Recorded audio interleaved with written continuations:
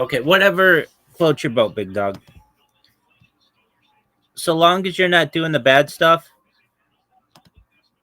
I'm happy for you. You just need to stay away from that bad shit and those bad people. Absolutely. All right. Where are you going to publish your book?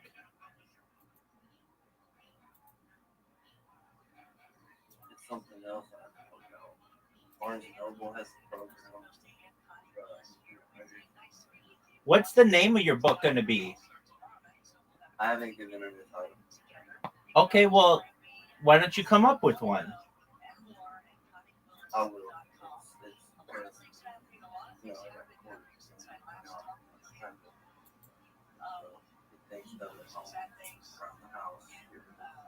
Clothes that don't fit anymore. Take care of. My friend, all I hear is excuses. You just have to come up with the name of your book. It's not that deep. Yeah, but it's actually fun time to want to care for that much. It's really it's more like a diary. Okay, I understand that. What is an idea of a book name that you have?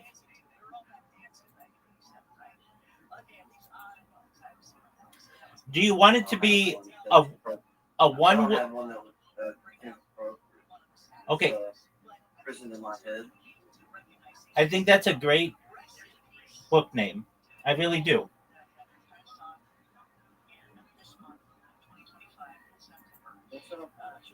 Yeah, I would shorten it. I would shorten it to mental prison, but Yeah, that's exactly what I was going to mention. Yeah, I was going to do the second come up. so it would be mental prison, the story of a man's life from tragedy to triumph. What about mentally detained? That works. Because at least from a detainment, you can walk away from the situation.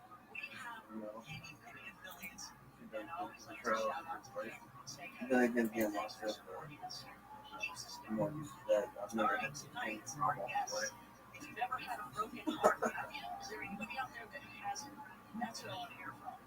Appreciate that. You made it shorter. Take up space on the book cover. That's for what I'm here, baby. All right. Have you ever thought of making a documentary of your life? I don't have much. This is not supposed to. Have you ever thought about being a live streamer?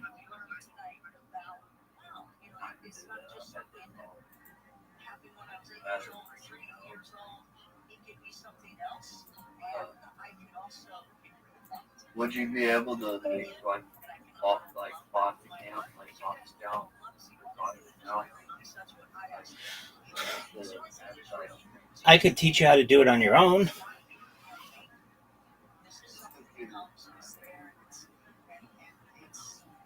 I'm working so I filed. I tried to run it, and I was just trying to play with the states.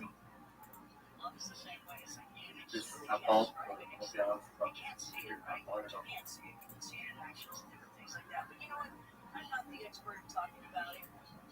The idea of these botting accounts is coming to an end, though.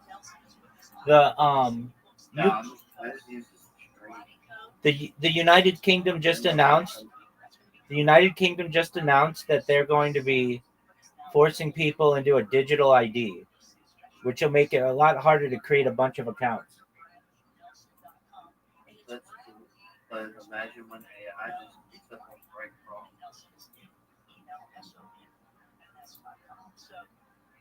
You know how that goes. I have a whole fucking nonsense Canada.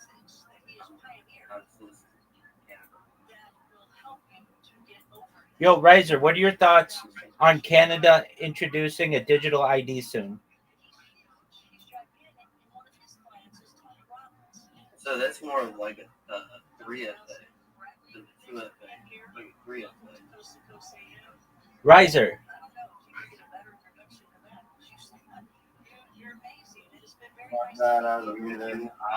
I I don't. I don't have Klaus Schwab is great. Great dude. the internet's large and in charge and all. It would be nice.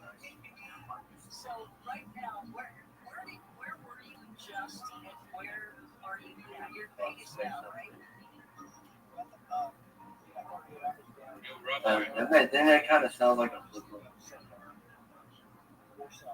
Yeah. Yeah, go ahead. What did you for living? I'm a certified project management professional. I've launched apps on the App Store and Google Play. I've had large contracts with Fortune 100 companies. Nice. What's your favorite food? Fruit, but I also enjoy pizza. What's your favorite fruit? Did you say what's my favorite fruit on pizza? Yeah, Like your favorite fruit or fruit? like imagine fruit as an appetizer, and then like your favorite fruit as an appetizer. You can have any in the world, and then like your favorite drink.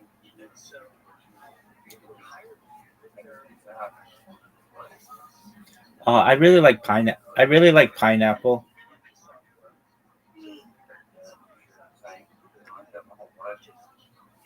Like pineapple? Love it. Have you tried wait, what do they call it in English? A banana and the white watermelon? White watermelon.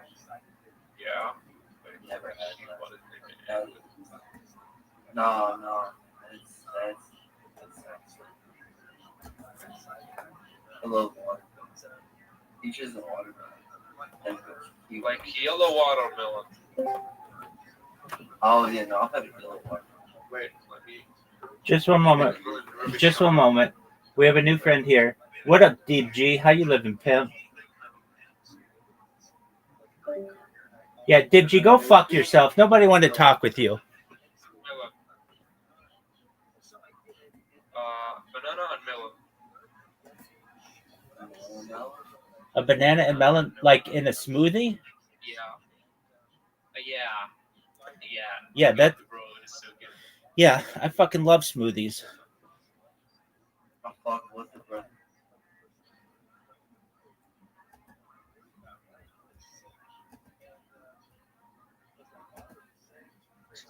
So hard. When I get done drinking, I'm gonna have.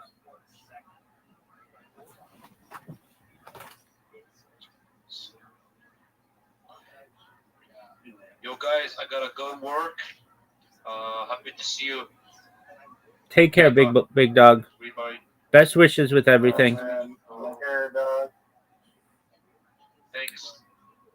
Riser, are you ready to lose? That's your friend request. Thank you for the information. Help me. You're welcome, big dog. I'm always here for you. Best wishes. You're so good, man.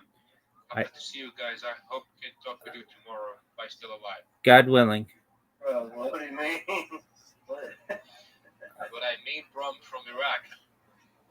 Is it that bad over there still? Yeah. So see you guys. Take care, buddy. Hope you have a good day and good night. Bye-bye. See you. Riser, are you ready to lose? I'm not feeling great. Riser, how about you quit being a little bitch and you play me in literati, son? What is that? Oh, fuck no, dude. Fuck. Riser. I just threw up a little while ago. I don't feel good. Well, did you throw up from eating so much cock? How did you know? I could hear it in your voice. You were accusing me of sounding tired. I've got more energy running through me than a power plant. Baby. Show me how to play the game, though. Download an app called Play-Doh. Butcher this fucker. Russian guy with your fucking bullshit. Download an app on your phone called Plato, Plato, like the philosopher.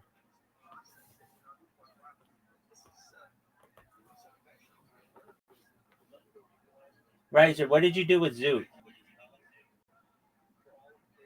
But you texted the name of it? No, I'll spell it for you. Plato,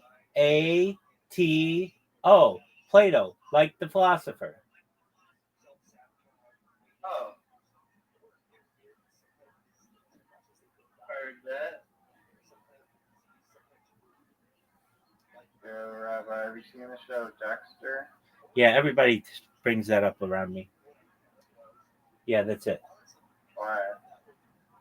I don't know. Does he use some kind of some type of like sheets when he kills people? No, kill Tony. What? Sheets, Sheets. Yeah, he like wraps the room in like plastic wrap. What's your Play-Doh ID? The Rabbi, TheRabbi. Rabbi. Is Rabbi? No, the Rabbi, TheRabbi.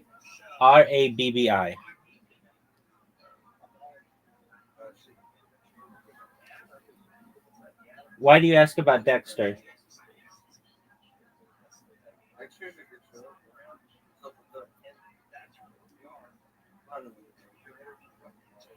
Are you Navy Child 96?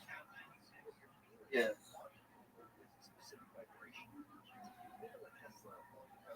All right, we'll play in a bit. Riser, so you threw up from sucking so much cock. In addition to sucking so much cock, why do you think you threw up? He's a human vacuum. Yeah, I took a bunch of kratom. Like, fucking stupid. Took way too much kratom. Did you watch the William Montgomery show this week? Yeah. Playing pickleball. You know. And I've looking been at watching Dexter. I watched like 5 seasons of Dexter in the last 6 days. Okay, well that's cool. What is he? Like 12 episodes each season, and each episode is 50 minutes. Okay, you want me to do some math here or something? I'm just giving you a perspective on how much Dexter I've watched in the last week. All right, are you looking forward to killing somebody?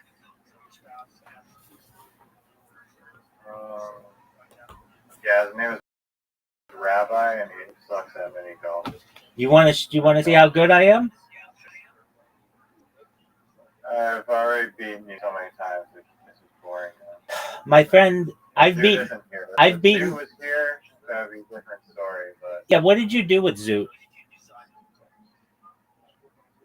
I was talking to him today, and he said, I was asking him, like, yo, are you depressed? And he was like, yeah, I'm like, on a scale of like 1 to 10, like, how depressed are you? He's like, 8.5. I'm like, okay. Like, get those numbers up. You laughed at that joke. And then, he was like, I was like, yo, what would make you happy? He's like, spend $40 million and travel the world. Okay, dude. Well, that might be a little bit of a challenge.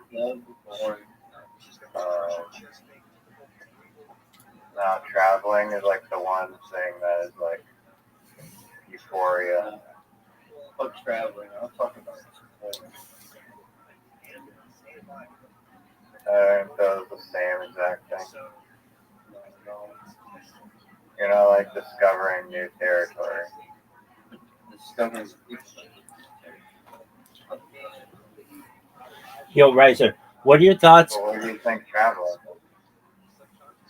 traveling is just moving from state to state.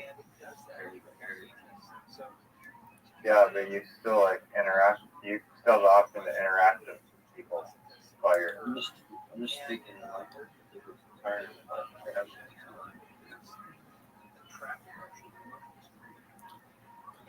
I can travel from South Haven and Horn Lake just to just to explore. Just moving through these areas in order to fuck off. Riser.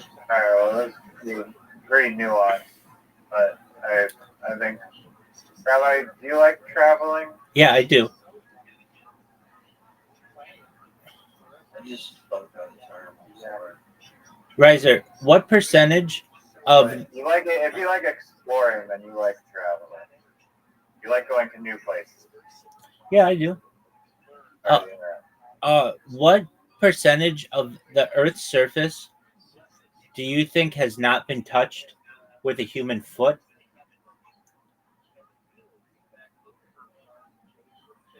with a human foot. They're talking water too. So, like, we have to take that into account. Let's just talk about We're land. talking ice. Let's just talk about land Don't they surface. say 80? Don't they say 80% of under the ocean? Oh, calm down. So I'm talking just land. Let's say land, and so like some areas of like Antarctica haven't been touched by foot. Like literally, I mean like an actual surface of someone's foot or boot or whatever. But Is this one of these job interview questions where you want me to dissect the question and ask different clarifying questions? no, I just want to see what. What total are we talking about?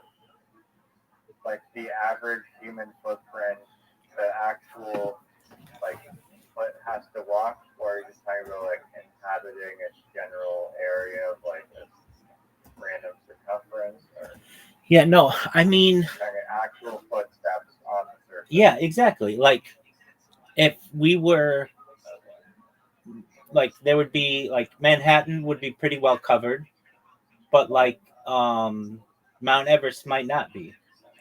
Do you think it's more than 50% of the world or less than 50% of the world in terms of land? Definitely more than 50%. All right, so we're gonna look into this. There's this thing that people do with me. Take a look at Canada, dude. Canada is just one giant piece of untouched land aside from like a little circle on the border, practically. I know. So you think it's less than 50%, right? Yeah, less than 50% has been walked on by feet. Okay, what and it can be throughout all of history too. You didn't say that, but okay. Well, how else would you judge it? I don't think no, I mean that's kind of what I was imagining, I guess. But I mean, like are we talking Yo, dog. Paleolithic? According throughout all of human history, what percentage of the Earth's land has been touched by a human foot, by Homo sapiens? Meaning, like, there are some parts of cities that are touched a lot every day, so those would be covered. But then there are some very far regions or mountains that have not been trekked by human feet. What percentage of the Earth's land surface has been touched by a human foot or a human shoe or a human boot, just like basically stepped on?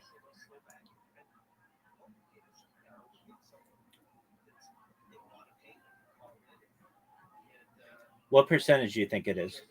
I'm going to guess 25%. 25%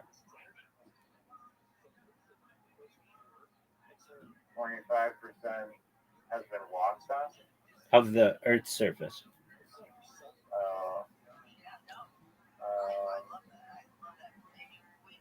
Let's say like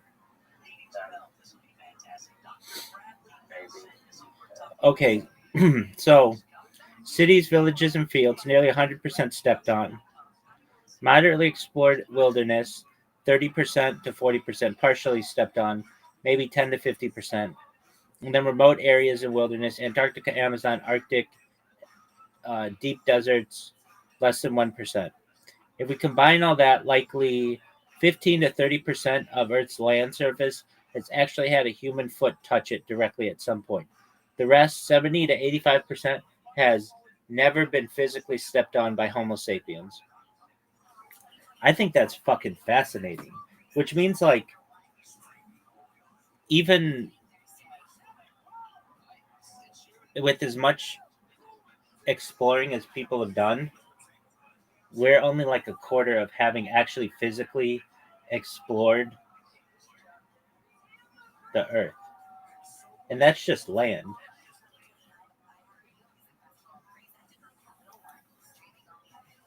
What are your thoughts on that? Yeah. Dude, hold on a second. Dude, I had this guy come in here from Israel earlier last week. Oh my, he and I had this fucking discussion that was like 2 or 3 hours. It was one of the best discussions that I've ever had with anybody in here. He was an IDF like Air Force pilot, and um he's very intelligent. And we had this discussion of this thing. Oh, okay, so man, we were talking about the speed of light and like how shadows can move faster than the speed of light, and that's the part that like was really. Aren't shadows made of light? It's really just the absence of like photons or like electrons, basically. Um, but this one thing that we were saying, like I was telling, like oh, we were going into all this shit of the future, and one of the things that we talked about was okay, so you know how the sun is expanding and will eventually like encompass the orbit of the Earth and like suck it in. Yeah. So the idea was this: like if we're able to escape Earth, which is an inevitability if we want the human race to continue, or whatever we want to consider ourselves, um, we're gonna have to do some like planet hopping, and then eventually, Or you could figure out how to survive in the sun. But yeah, I mean, it really comes down to like, is it reasonable or practical? Um, and it's eventually like we I mean, talking a billion years in the future. yeah. I don't think in a billion years we'll be able to figure out how to survive in the sun. Well, would it be an enjoyable life?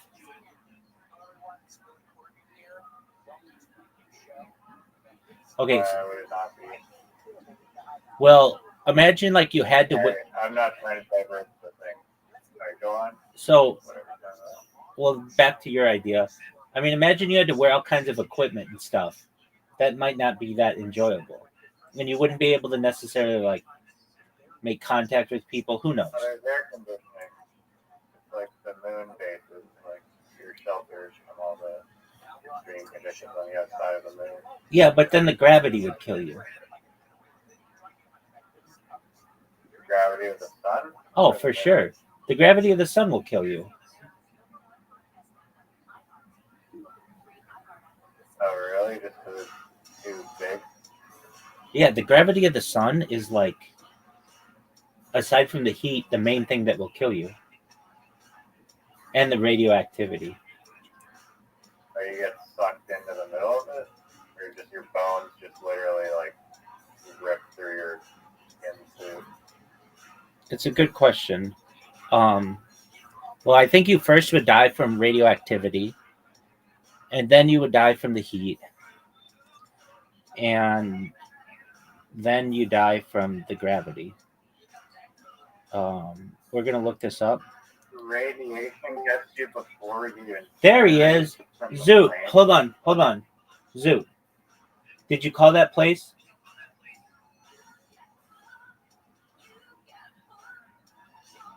Of course not. Zoot. Zoot, Zoot, are you ready to play golf? No, Why not? because I don't have. All right, I'm ready. You ready to play golf? Actually, fuck.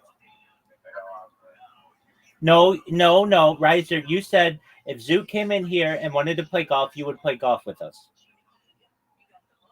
Rabbi,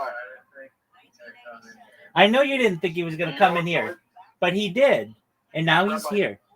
You know what? You know what disappoints me today? Lots of things, baby. The mirror. Who was the pre-game entertainment of the AFL today Who was the what? for the grand final? Who was the pre-game entertainment for the AFL for the grand final today? Australian Football League.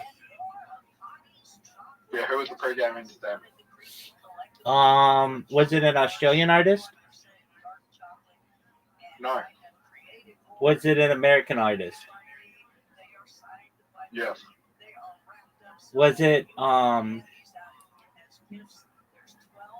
girl? No. So it was a boy. Was it a band? No. So it was an American man, correct? Yes. Yes. Was it a country artist? No. Riser said it was a rapper. Oh, okay, it's a rapper. Was it A$AP Rocky? No. Was it Usher? No, but I'll give you a hint. It's probably like it's probably the maybe not top 5, but top 10. It's probably maybe he is in your top 5. So it was a big rapper. Yes, he's probably the biggest rapper in the world. One of the biggest rappers in the world. Sorry. No. Jay-Z?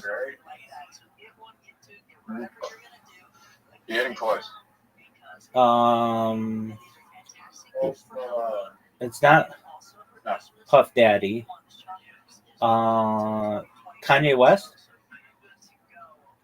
It would not be Kanye West. Kanye West is banned from Australia. That's sad. Oh, was it Kendrick Lamar? Nope. Okay. Was it Nelly? No. Bigger. Bigger than Nelly. All right. Riser, help me here. So it wasn't Tupac, it wasn't Biggie, it wasn't Jay-Z, it wasn't Kanye West, it wasn't Puff Daddy. It's not R. Kelly. R. Kelly's in our base. No. We must guess it.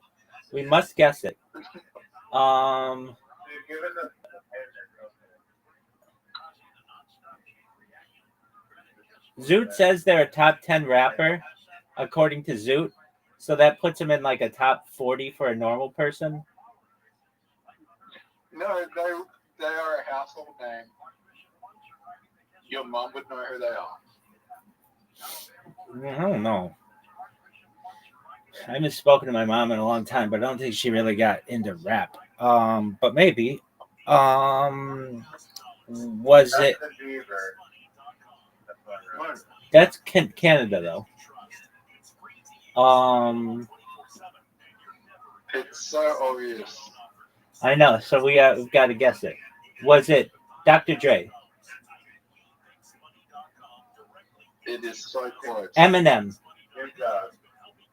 No, but you're so close to Dr. Dre. Eminem. Nope. Yes, it was Snoop Dogg. Okay, and he was disappointing. No, he killed it. I take back what I said. He is top 10. Okay, I thought you said he disappointed you. Yeah. How did you take so long to get Snoop Dogg? I thought he was busy doing other shit. So he was the pregame, not the halftime. Yeah, pregame. We don't do halftime show. We do pregame show. Oh, okay, very cool. Did he sing Gin and Juice? Yep. Did he sing California Love? No. Did he sing Drop It Like It's Hot? Yep. All right. That's tight. I think he opened with the next episode. Okay. Yeah, he opened with the next episode. So Zoot, are you ready to? Well, it's actually a question for Riser. Riser, are you ready to play mini golf yet, or do you need a little time? He said smoke weed every day on national television in Australia, which is a big deal. Oh, that is a big deal. Do you think he's going to get fined? No. Who won the AFL grand finale? It's still playing. Oh, okay.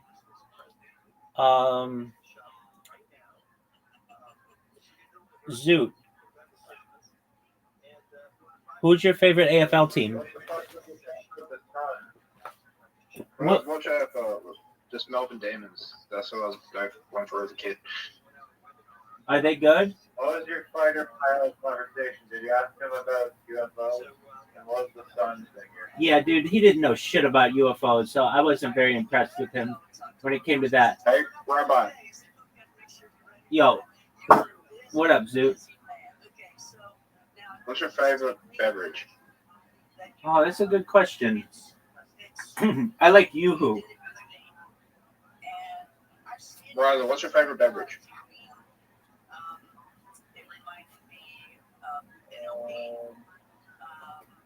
Kiwi smoothie. Well, I should say pussy juice.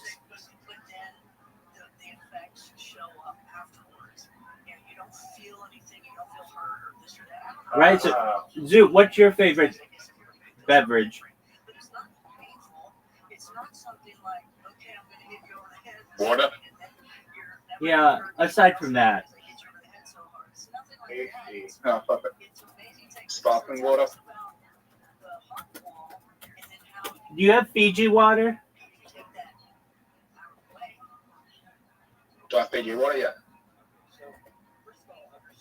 Does it come in a square bottle? Yeah. What are your thoughts on Monster Energy drink? I don't drink energy drink. You know, And disgusting. Zoot, of any drink that I would think that you did drink, I would think it would be energy drinks.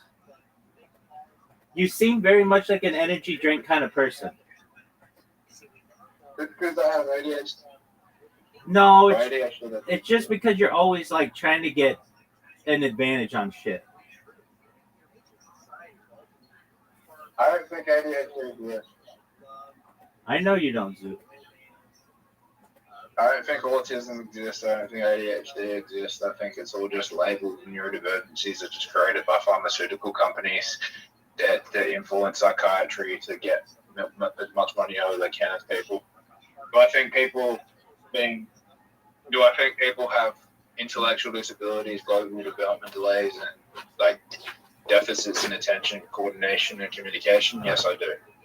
Do I feel like labeling them into these neurodivergency categories that we have now and taking advantage of people and for the profit of psychiatry is beneficial to society?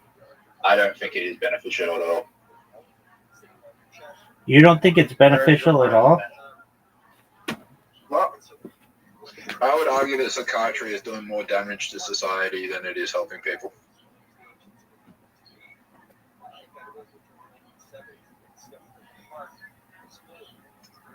What are your And thoughts? if you want evidence of that, evidence of that, Yeah, look at baby. developing countries right now that aren't diagnosing people with these conditions that are doing better than Western countries that are developed. We're going back. We're going backwards with all these diagnoses. Zoot, do they have ADHD in China? Do they have ADHD in China? Do they diagnose ADHD in China? Yeah, that's what I'm asking. Let me check. All right, we'll wait. Riser, are you getting ready? Are you getting your fingers ready for mini golf? You know I'm going to be able to convince you to play. It's just a matter of time. I'm not saying you have to play right now, but just sometime tonight, you got to give us your best. You've got a new device, and we're all excited for you to be able to lose with it.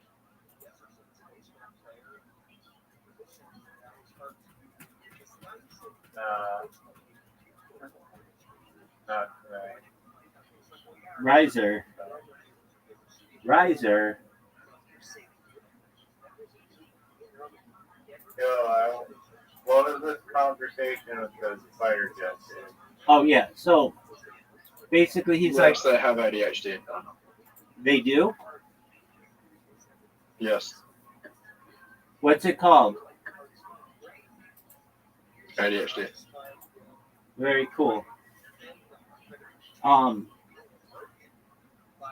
So basically, this guy and I talked about before the sun melts the earth or whatever, wouldn't it be cool if we were able to take the earth and like move it away and preserve it in another solar system?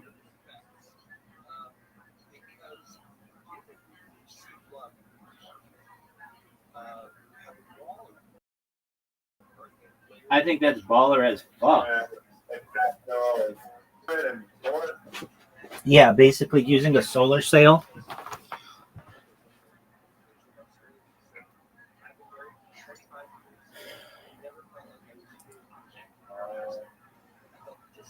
Hey, Riser. Riser, Zoot's talking to you.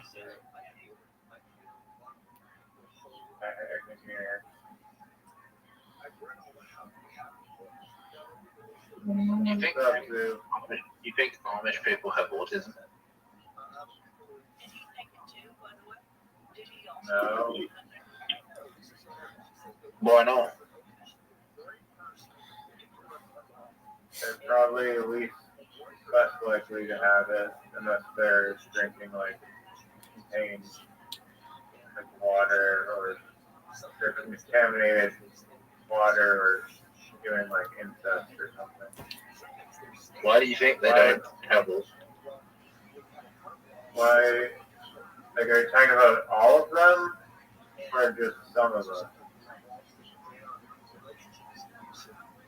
All. No, just some of them. Do you don't think there's like one autistic person? I mean, can you say autism doesn't exist?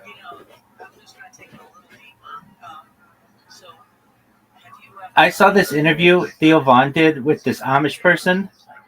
And you know how Theo Vaughn's like kind of like a backwoodsy, kind of folkish kind of person, folksy person.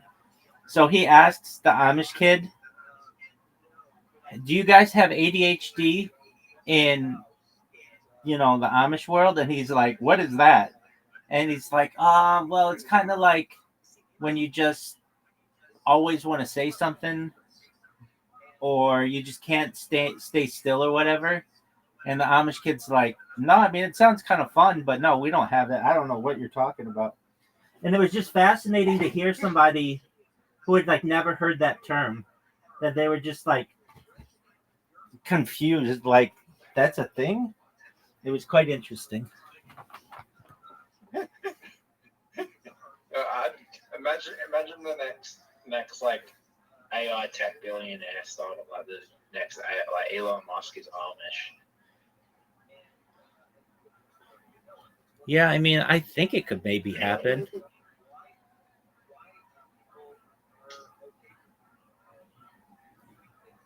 It's not that Amish people don't use. They use technology. Go ahead.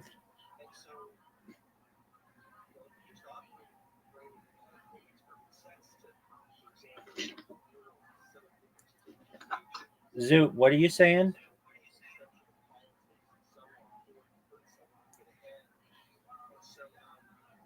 Riser, are you ready for a mini golf invitation? I can't. Why are you being such a bitch? I woke up at like 5 a.m. Not getting good sleep. Vomited. I have a headache. Probably gonna go to sleep though. Doug, no one gives a shit about your story. Are you ready to play? I'm here to talk to Zeus and my friend Rabbi. Okay, understandable. And help person from Iraq who has like the saddest fucking story ever to somehow immigrate to the United States. Oh, that poor kid. Yeah, why do you suggest hopping the border instead of, I mean, I guess like the cost or whatever, but to just fly in. Well, because you have to make it. If you can make it to the border, you can seek asylum. So it's basically like if he makes it to Tijuana, that's at the border. He just has to make it to the gate, which is like 3 miles away from the airport or something. If he like made it to like LAX, then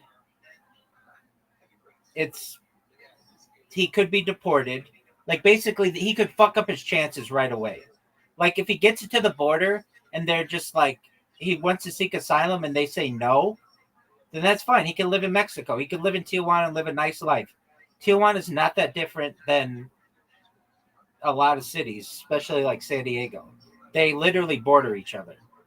So he could just live there and then eventually sneak in if he wanted to.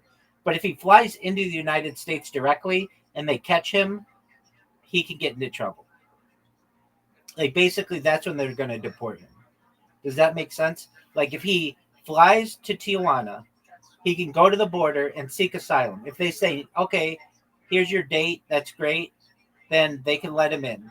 If they say you can't come in, that's fine. He can then just cross the border illegally and do whatever he needs to do. If he flies into like LAX and he goes to seek asylum and they say no, then he's here illegally and they're going to deport him.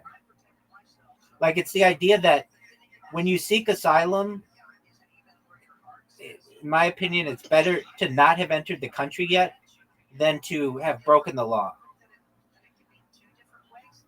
I didn't think it was breaking the law though. He has an Iraqi passport. It's not allowed to visit.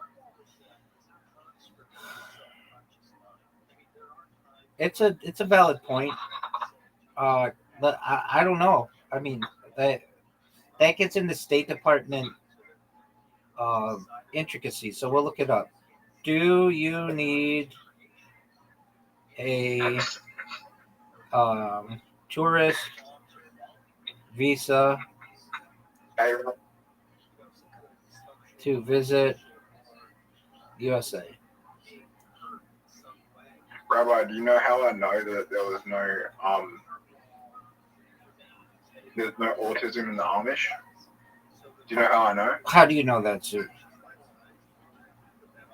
Because there wasn't an Amish person in the Bonnie Blue line. There you go, big dog. You need a tourist visa if you're not from a visa waiver country, which he's not.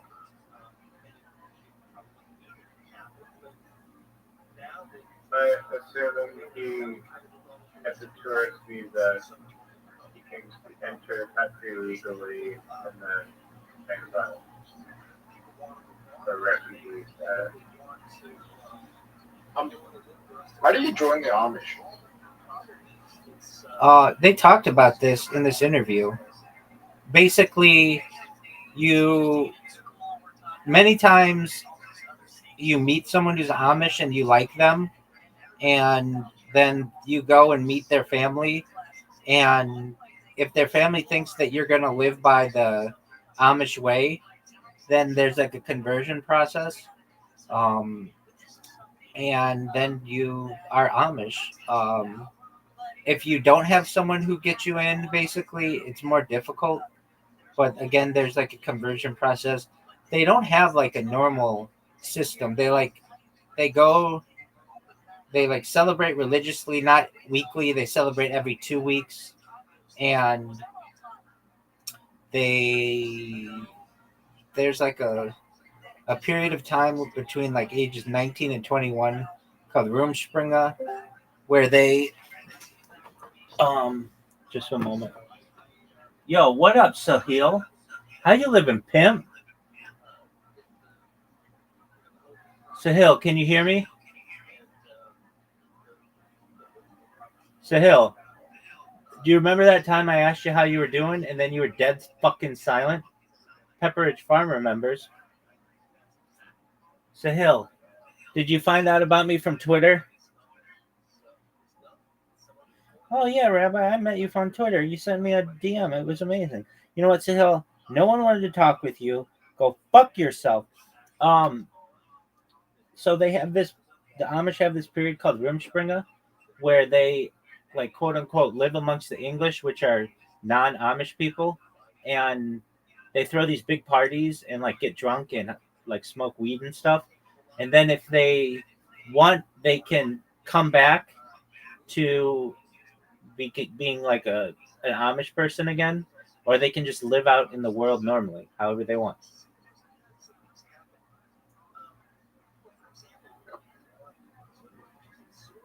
I know basically everything that I learned about the Amish from this interview with Theo Von, though, so I'm not the best person to learn anything about being Amish. I can tell you sometimes people confuse me for being Amish, though, when I wear my black hat and black suit and such. And then I say, no, that's about all the conversation that we have. But it's happened a lot. Do they have Amish people in Australia Zoo?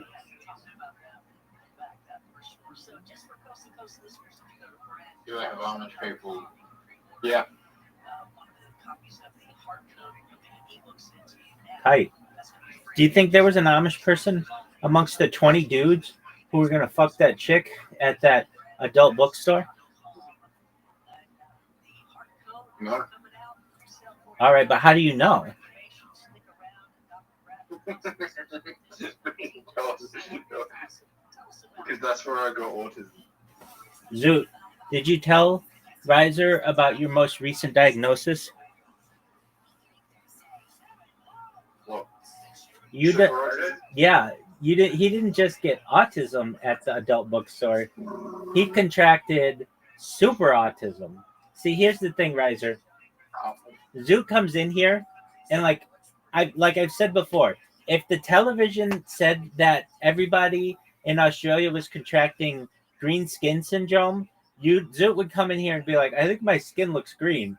So I told him, I'm like, if there was something called super autism, you would come in here and you'd be the first candidate to be treated for super autism, just because, not because you're any different than anybody else. It's just you want to be different. You want to have something that explains your behavior. And he's like, yeah, maybe I really do have super autism.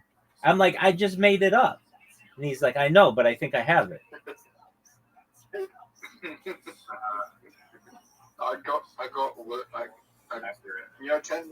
10 years ago when I did that autism diagnosis at 19, he said I didn't have it, and then I get fucking diagnosed by a woman who's barely like listening to a word I'm fucking saying, right? She's like, yeah, you got it. I was like, oh, well, what changed in the 10 years? It's all just an opinion, right? That's true. What did she say changed in 10 years? What changed in 10 years? Yeah. The fact that she couldn't fucking... The fact that I didn't really want to be there and I just didn't answer the questions correctly, and I'm just like she was asking me, do I have like sensory issues? And I was like, yeah, sometimes I like touch plants when I go on walks. And that's because I have fucking Tourette's, though, not because I have autism. Did you tell this woman? Sometimes I rip leaves off trees because I have fucking Tourette's. I can't help it. I'm gonna tick. And apparently, apparently that's autism. No, that's not You autism. should get a card that like states that, and then taps and asks if you're going by. Like, sorry.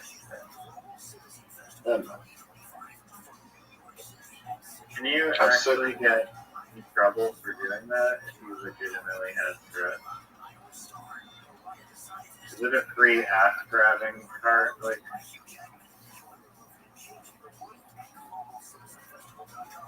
I'd look into that too. You may have a good excuse to grab ass. Okay. No. Rabbi, What up, baby? if you were in protected custody for 10 years, would you find it hard to maintain friendships? And Am I allowed to have friends? you're in protected custody for 10 years, social isolation. I mean, I don't even know what that is. Am I allowed to have friends? No, you're in protected custody. You're in social isolation. You're away from the mainstream population. You've been sentenced. Would You have there to do 10 years of protected custody. would there be other people there? No. Well, yeah, then I'd find it really difficult to have friends if there were no other people with whom I could interact. So that means everyone that's in protected custody has autism. I don't think so. By that logic.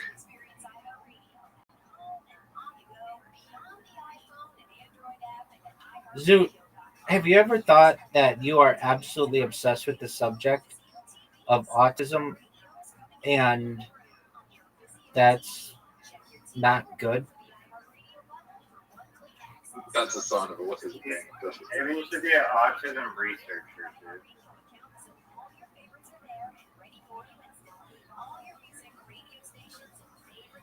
I mean, you kind of are already, but like professionally. He's talked about it.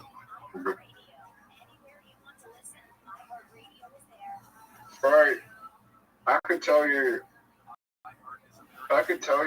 all about the diagnostic criteria and influences the pharmaceutical companies had when they think American psychiatry and it's between. Okay, European I have a question psychology. for you. Trying Is to be like the whistleblower for autism. is Snoop Dogg autistic?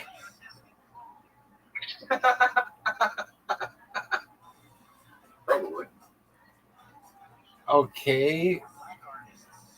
Are you going to be the one to tell him? Snoop Dogg does not have autism. What? Which celebrities do you think have autism? None of them.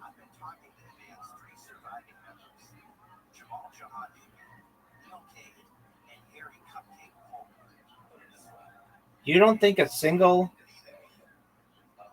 celebrity has autism? Isn't it a spectrum? They have it. So they all have it a little bit? I think every human has it a little bit, but like the celebrities that are identifying autistic are just trying to are trying to get other people to see psychiatry, like other people to psychiatric systems. Okay. So did you ever get those pictures for social media?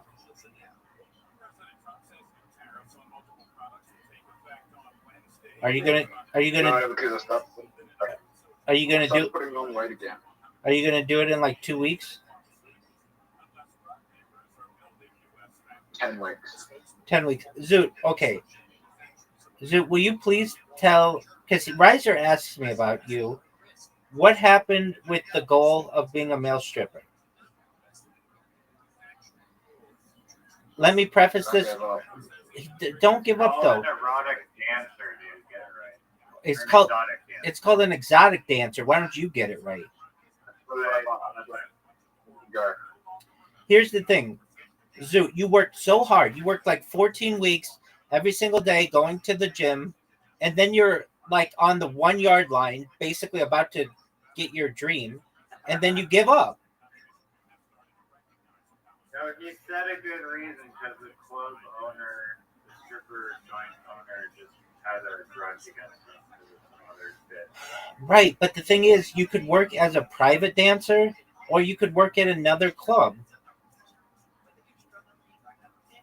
All right. Are you ready to play mini golf? Riser, are you ready? I'm eating pizza right now. No one gives a But shit. you guys, No, How do I find 100x shit coins? you launch it yourself and call it male surrogate baby China Eva. Riser, we're waiting on you. God, my head fucking hurts. I'm not playing. Dog, Oh, okay. dog. No one gives a flying fuck. I don't give a fuck about you're not giving a fuck. You're not gonna force me to play. Will you please play? Sorry. No, I don't want to look at a screen right now. Don't make me repeat it a million times. All right, Zoot, I'm going to send you a different invitation. Riser, how many You guys holes? play Match Monsters or some shit. We play Match Monsters all the time. Play Match Monsters. Okay, Actually, you know what game we should play? literati. No, not literally. Dice Party. Fuck that game.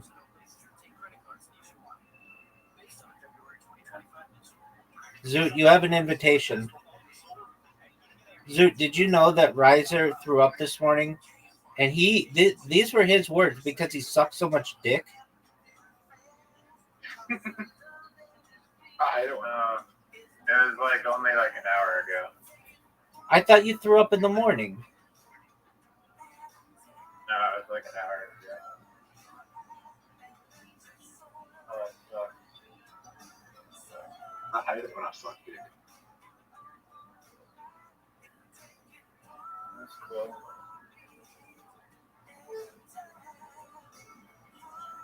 Oh, no.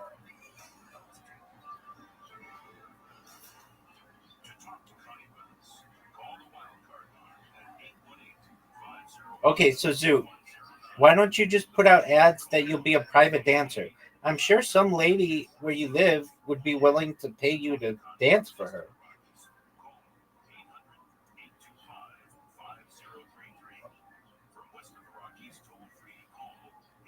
Bachelorette party, Zoo. Gold nine.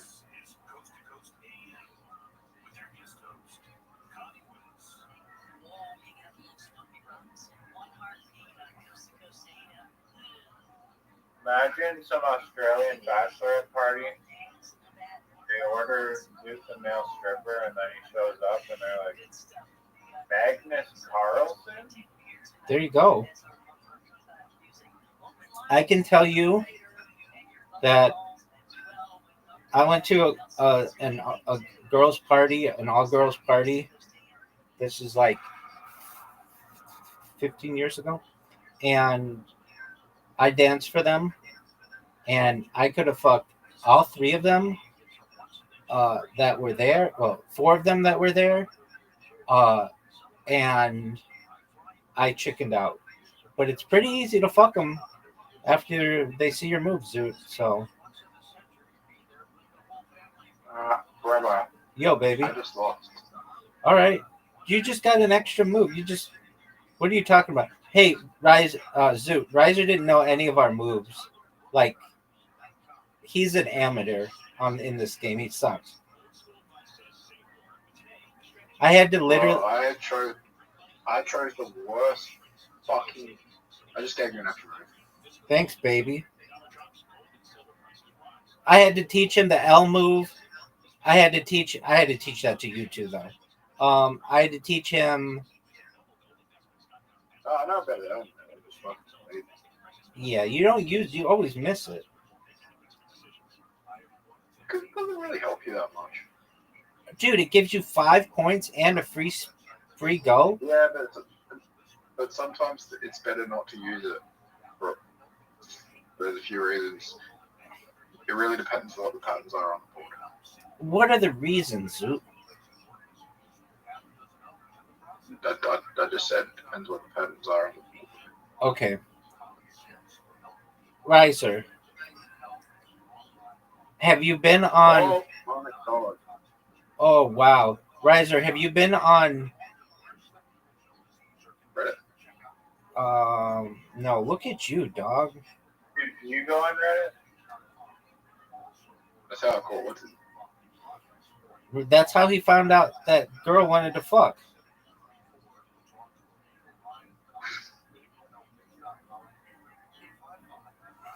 I was gonna ask what fucking subreddits you're in. It was I'm not so interested. Why? It's Do you a want to? bookstore fucking gang bang fucking subreddit. Do you want a number? You know what I find hilarious is Zoot followed up and went back, and she didn't remember him.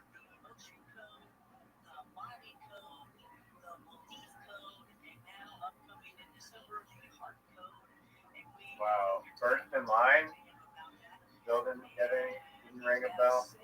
But no, I'm surprised she didn't remember. Oh, you're the guy who couldn't come. That guy Right. at the front of the line.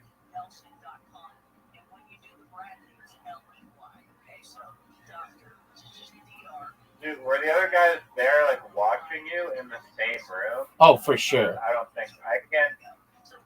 Is that because I can't literally pee in like a fucking like urinal? The fucking word face. You ready, Robot? Yeah, baby. Are you proud of that move? I should have evolved first. Dude, are you proud of that move? I should have evolved first. All right. Are you proud of that move? Dude, what colors are you? He's yellow and blue. Yellow and blue. Yellow, blue. Rabbi has a massive advantage on me. Like he has better characters. But, Yeah, because I'm amazing. What do you want me to do about it, baby? But the board is probably more in my favor.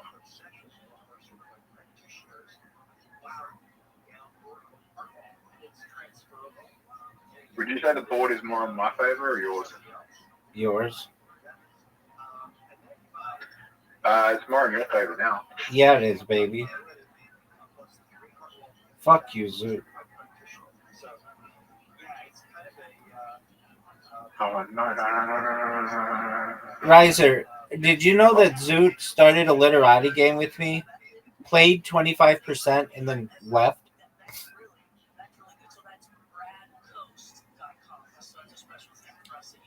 Does that surprise you at all? Do you know rather than care? What'd you say, big dog? Rather seems to like not really care. Oh, he cares a lot. He might care more than I care. Can you tell us about my prolific literati loss? Dog, I did, but I didn't really go into too much detail.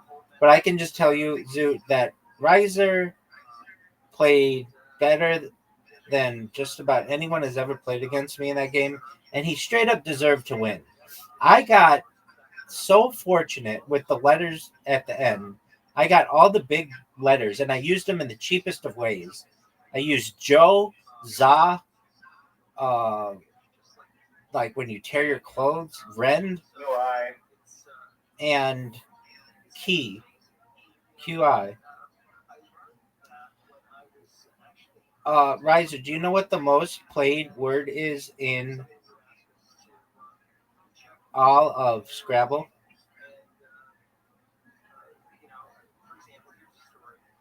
No, I don't. It's QI. I was gonna guess that, but I was like, oh. So my question Okay, is, you just help.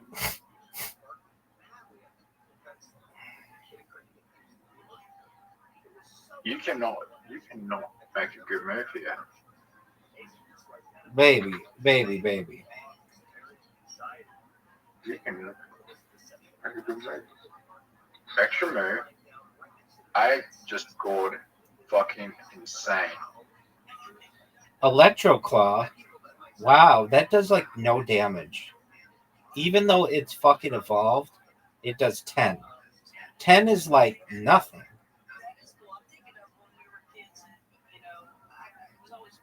Yeah, the healer guy that heals does any healer. And he's not even evolved. When he's evolved, he does 15.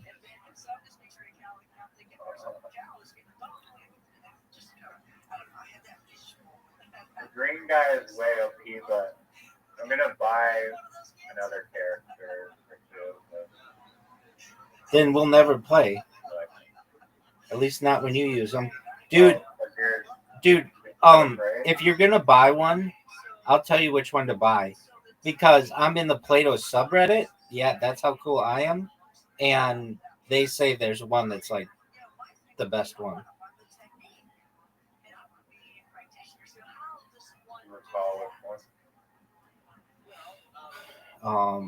It's like, I'll look it up right now.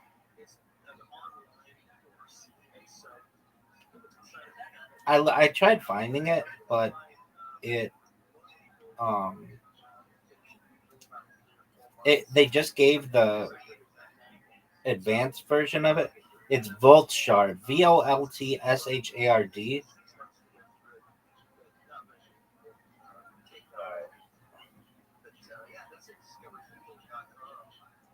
Everybody was like, that motherfucker is so hard to beat.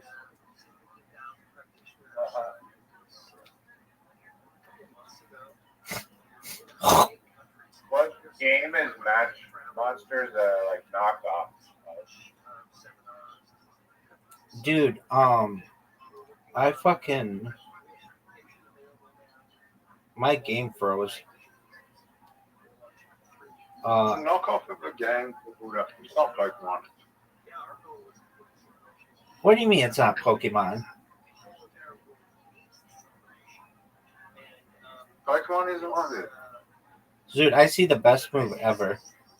You fucked up. You fucked up. Wait, you can do it again. You can do it again. You can do it again, Zoot. I can see it. Are you gonna fuck up again? Yes. Zoot, you fucked up again. I didn't. Yeah, you did. You wasted a move. How did I fuck up? Dog, there's so much shit going on right now. How did I fuck up? Look how much damage I did. You think I fucked up? Dude, you did so much damage. And I'm just about to do even more damage. Dog, that was incredible. And it's still your turn? You could fucking win right now. There you go. Are you gonna win? Oh my word. Dude, you just did like 60 damage. I won.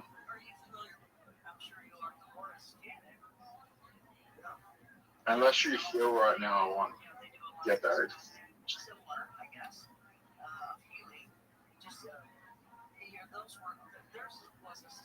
Is my turn? Yeah, big dog. I just won. No, you didn't. Sure did. Let's see it then. Oh, because of the fucking Electro Claw. Berries. You did just win.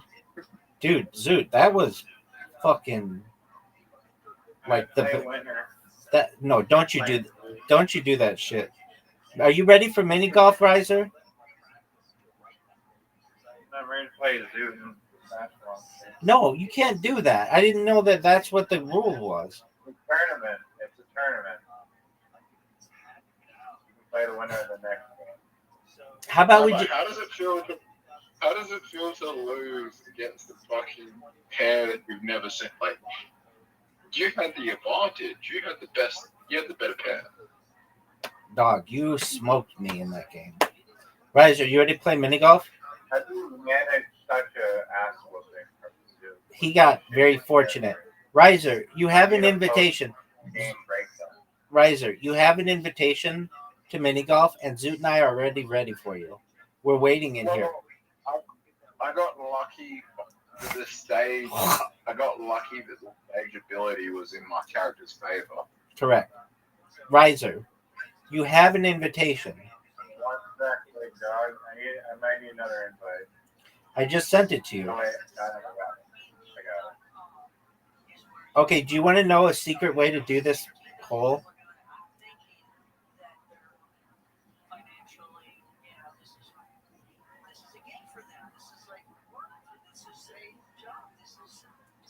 That's way too hard. And too far to the right. What did I just say? I was doing it on my hand.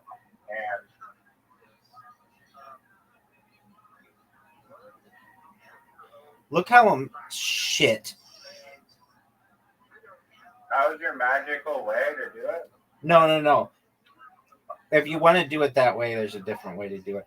But I don't think it'd be advantageous right where the whole position is. Zoot, you're up, big dog. Rabbi, let's use our bad hands, like our left hand if you're right-handed, or vice versa. Let's see if we can beat Zoot with our bad hand. I don't know. I just did a pretty good move. Zoot, that was a great shot.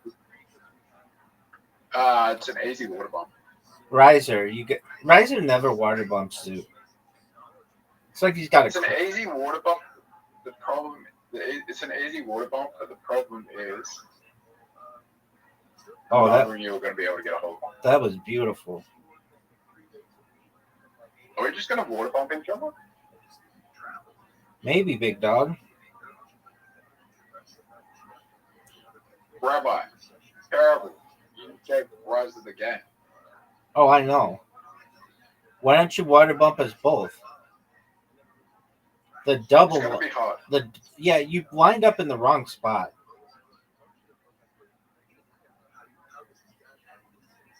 You need more oomph than that.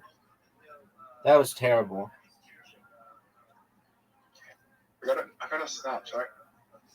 Okay, no one gives a shit about your Snapchat, dog.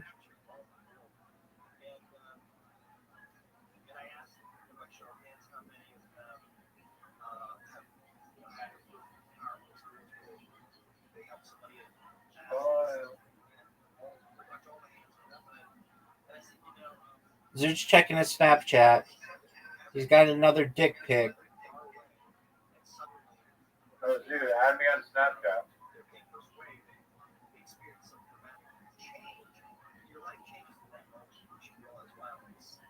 Are you gonna go? Zoot, it is so painful to play this game with you. Zoot, you fuck. Go, Zoot. Yeah. Go.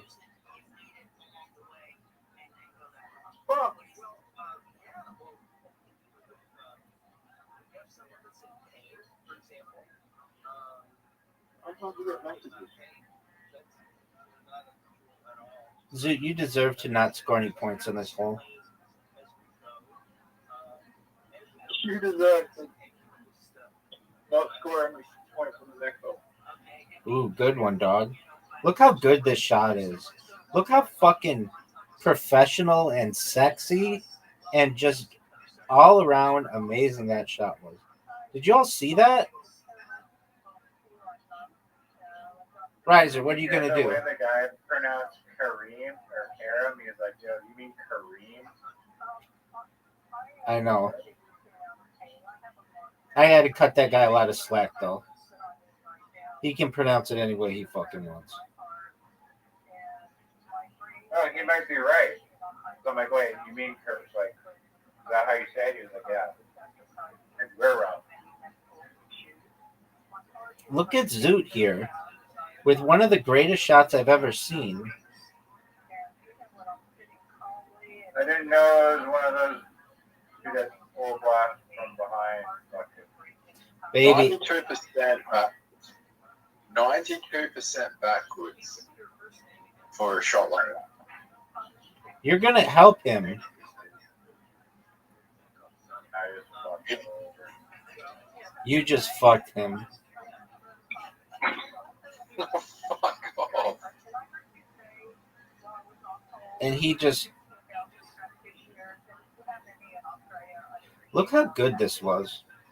Riser, you going to make it? I hope so. He's going to miss this. He just missed it. It's not a hard job. He missed it. He did best, man. The best man. The best man. We're on for a perfect game here, folks. The best move. How did you still score perfect score even though you fucked me?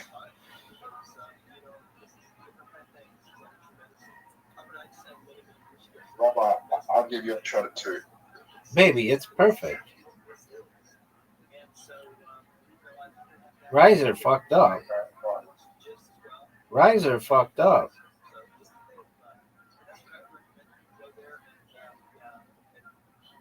2009 out of 10.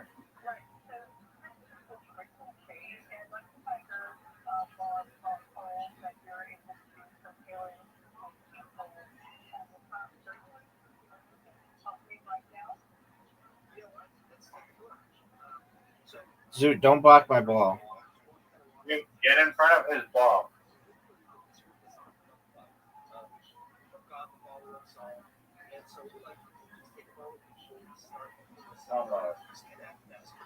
Get there, baby. Riser, remember when you were like, hey, I've got a perfect game going. Hey, everybody, I've got a perfect game going. But then you jerked yourself off raw with such bullshit, absolute garbage shots like that. And everyone was like, oh, that was awful. Pepperidge Farmer. I was playing with my bad hand. So. I have no bad hands, baby. I'm an ambidextrous pimp.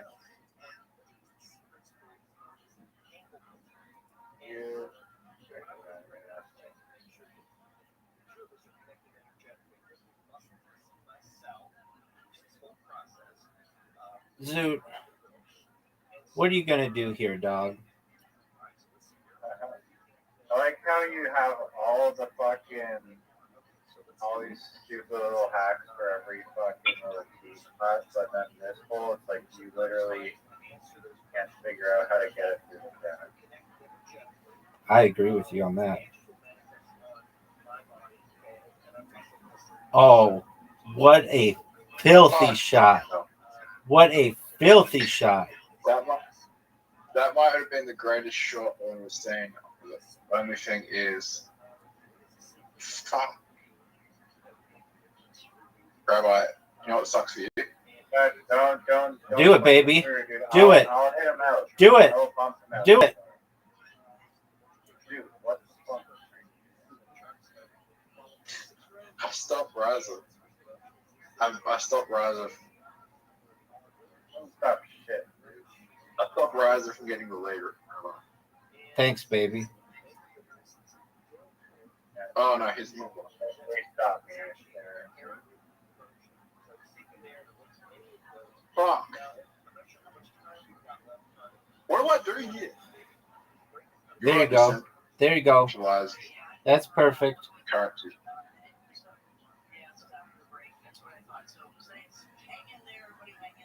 Are you guys? No, Zoot. My Tourette's going up. Yeah, dog. Are you guys ready to go? Yes, sir. Oh, that almost was.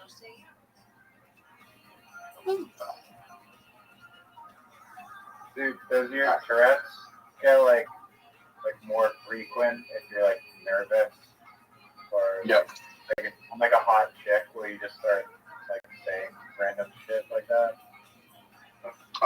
on a date and I give him the yellow finger randomly because of my Tourette's. That's hilarious, but very sad. Yeah. Was she offended? Or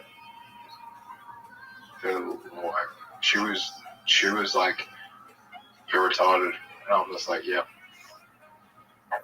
Did you have a second date with her? Oh yeah, we fucked for 6 months. Is that the girl with whom you broke up recently? No, I never fucked her. You never fucked the girl you were giving money to?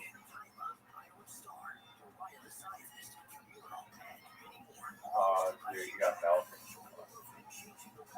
Oh, what a shot by Zoot. One of the greatest shots I've ever seen in this game, Riser. Look, do you see this shot of Zoot? Oh, it didn't go around the corner. She want. So you gave this girl a bunch of money and never fucked her?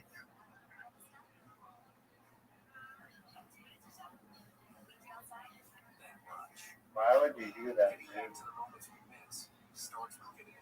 I didn't give her money. Yes, you did. She had a heroin addiction and you gave her money. You told me like 1,000 times. That's why you broke up with her. The girl with whom you went to see Wicked in November of 2024. Oh yeah, I didn't give her money. I paid for her fucking like workout and shit. Didn't give her money directly. So I knew if I give her money directly, she's gonna get back to drugs. But yeah, helped pay for her rehab. That's giving her money. I mean, I don't know how else you want to describe it. That's fine. You could get a hooker and be like, I didn't give her money directly. I just paid for her to get pampered or whatever. That's still giving her money. Whatever. I mean, good cause, at least. I think Zu's gonna get into heaven just for that piece. Okay. Riser. It's impossible for you to win now. What are your thoughts on that, son? Impossible for you to win. One more hole. Baby. Oh, there's not one more No, hole. you're done, son. You're done, son. William Montgomery, number 2, fan. Look at you. You can't even get it in. Look at you. Game right now. Baby, you just lost. Riser, you just... I wasn't even playing the game. Riser, you were even proud that you had a perfect game going. Riser. I didn't even play that game, so I Riser, don't have a score, so technically I did have a perfect game. you did have a No score. score there. There's no score on the scoreboard, so according to Plato, I didn't have any score, so it's a perfect game. I don't know what game you're playing. There was a score, dog. Look at the history. Look at the final results. There's Zoot, no Zoot, score. did you know that you have an invitation? Yeah. There you go, big dog.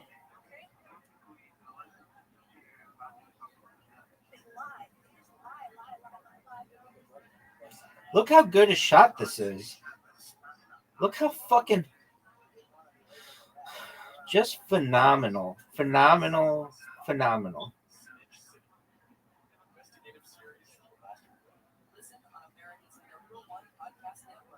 Riser, did you know it's your turn? Riser, did you know it's your turn? Riser, did you know it's your turn? Riser, did you know it's your turn? Riser, did you know it's your turn?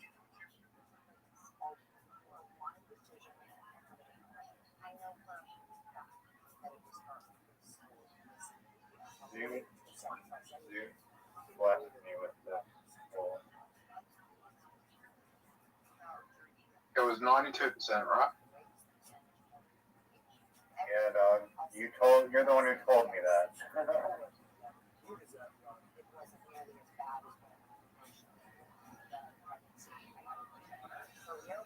And Rob, I guess I didn't know.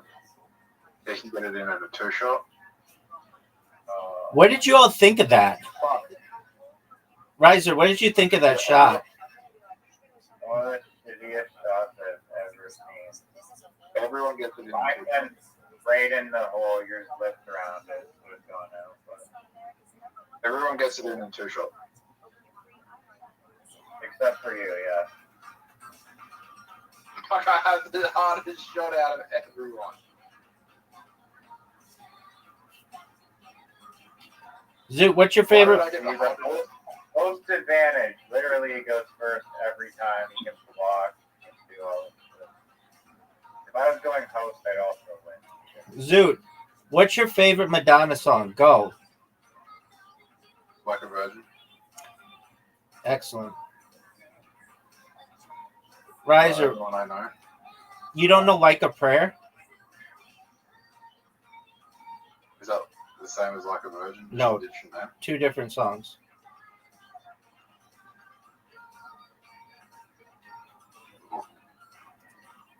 Does she like write the same fucking song every time? Like give her songs the same names every single time? No, those are just 2 songs that she has that have a similar name. Does Riser have a similar fucking shot? Zoot fucked over Riser. Hang on, No, I can tell something on fire. Other than Did he say something's on fire? I smell something on fire. All right, well, go fucking fix it after this game.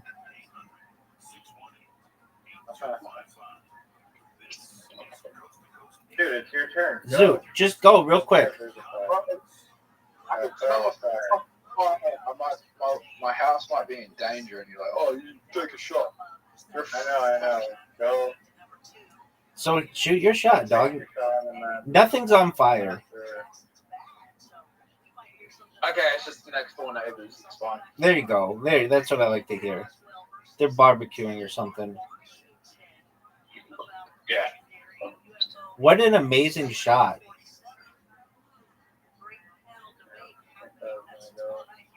That was really good. Zoot just missed the shot. Way too hard. Way too hard, dog. Way too hard. Oh, Riser. Riser gets fucked. The good news is, brother, this whole. Zoot, do you know what the Harlem Globetrotters are? Yes, they were an NBA team. Oh, No, they weren't an NBA team, but that's close enough. but They were not. What a fucking shot. Riser, are you proud of that shot? they weren't an NBA team? No, they're a team that plays basketball. That's like a show. They always win, though, basically. They like always play the same team every single time, and they always win. Yeah, what? It was like Magic Johnson or something. Wilt Chamberlain. Will Chamberlain. Is Magic Johnson part of it? No.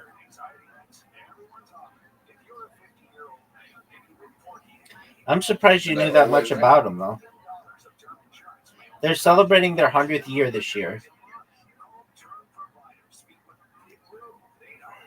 How old are they? 100 years old. 100 years old? Well, the team is. The people on the team are like between 20 and 40. Okay. Are you fucking serious? You're gonna block me? Look how good this shot is. Look how amazing this shot is. Riser, you gonna Who's the best Boston player of all time? Wilt Chamberlain? Look at this move. Riser, that was Dude, make it. unimpressive. Make it, dude. Riser, that was unimpressive.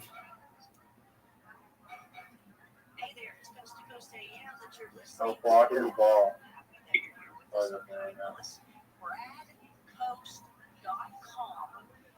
How cool is the average basketball player?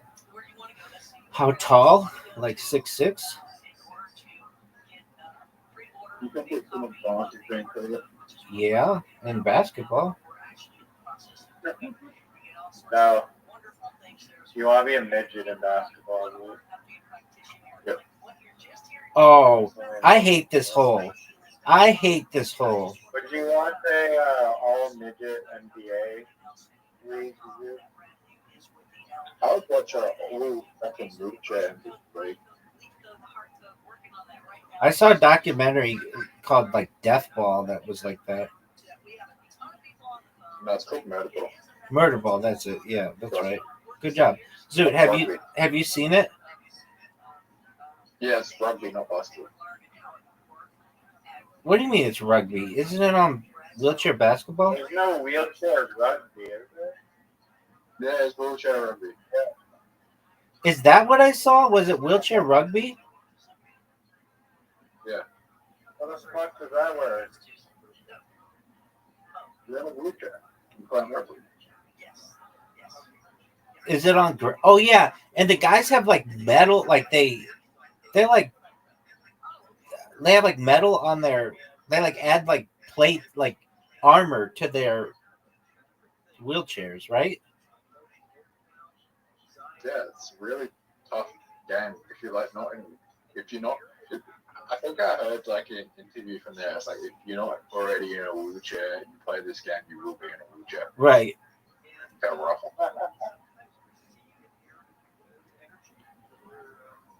And I was like, wait, there's no way they could be on grass, but they're on like a basketball court.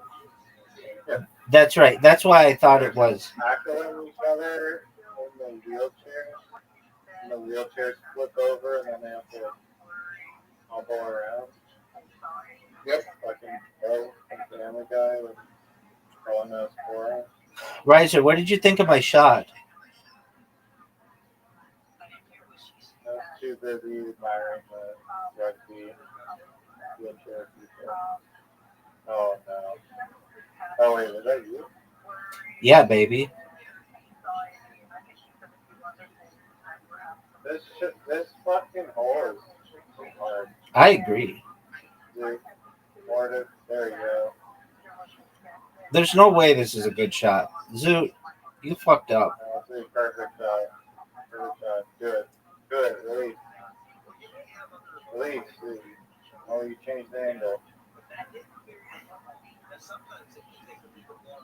What a beautiful shot, Zoot.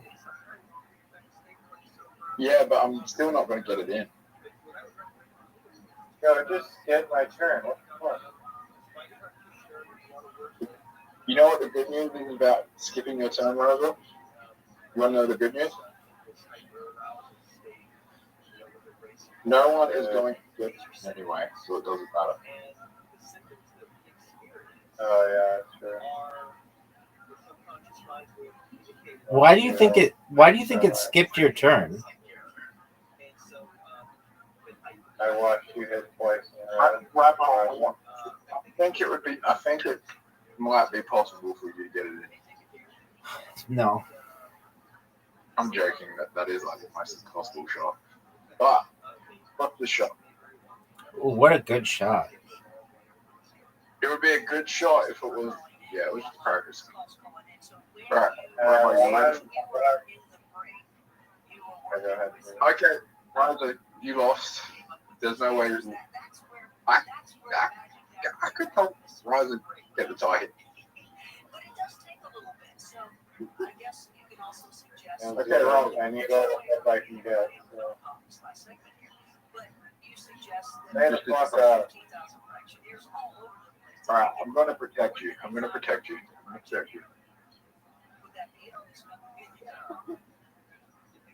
That protects you. High IQ. Collusion.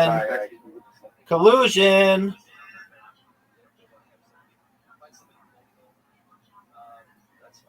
I told you it was a high. I don't think it was. I mean, look where I am compared to where you are.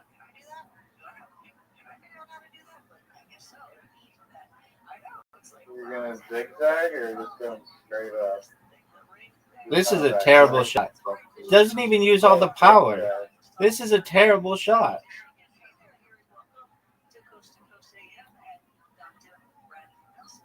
Just one of the most. Oh, he's going for full on high IQ. Oh no! Oh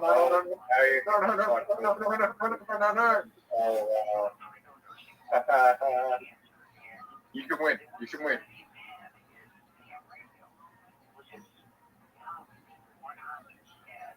Fucked up. Alright, perfect shot. Perfect shot.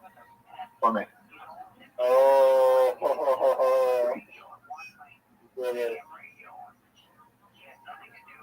And Raza goes into the pass. Good. Which I give right by the damn. Oh, you fucked up. Oh.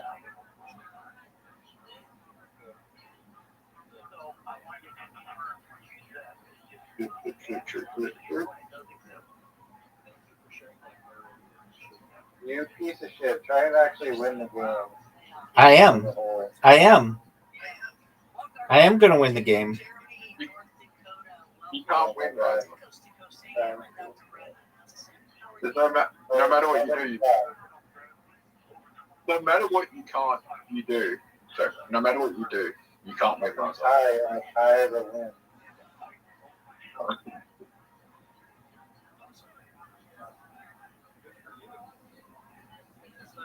Not a huge fan of this.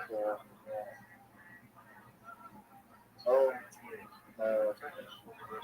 Riser, how'd you like that shot? Riser. 5 out of 10. All right, so I won 7. Zoot got 5, and Riser got 4. Zoot beat Riser.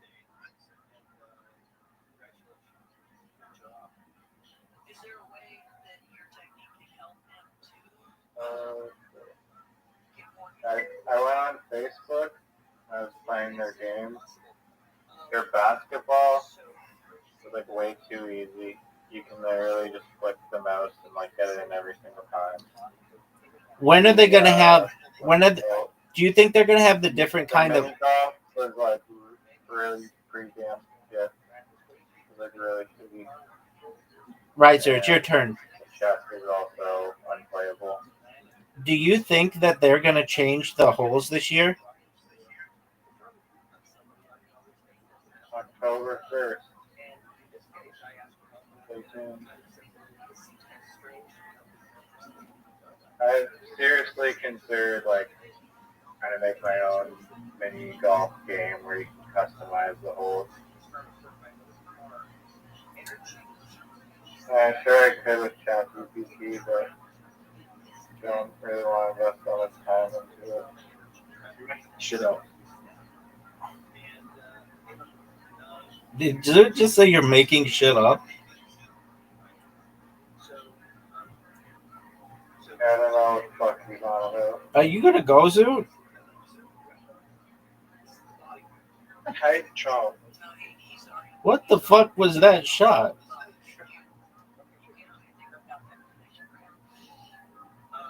That's the most perfect shot I've ever seen.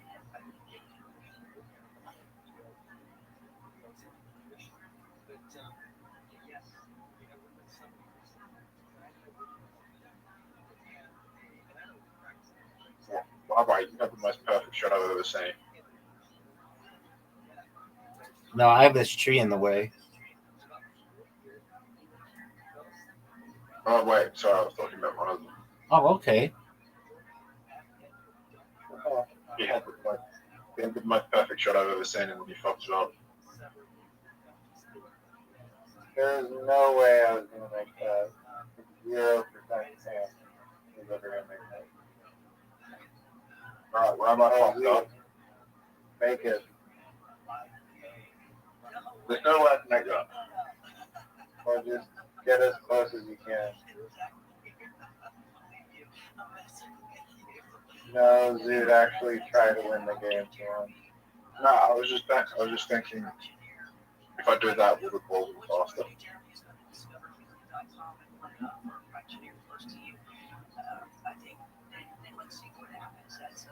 Rabbi, the best option to do.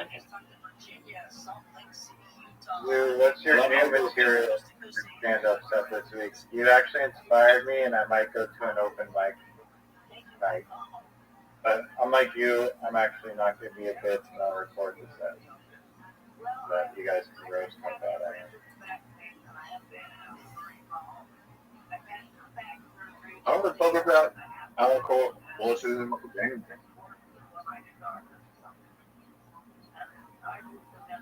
I like the Amish joke about the bookstore gangbang Amish. Amish people that.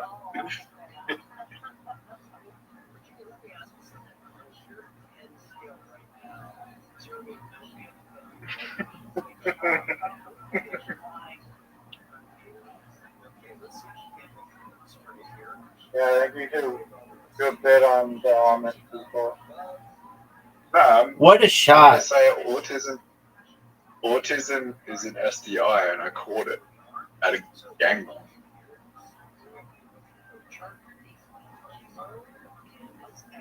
Where's the funny part? The truth.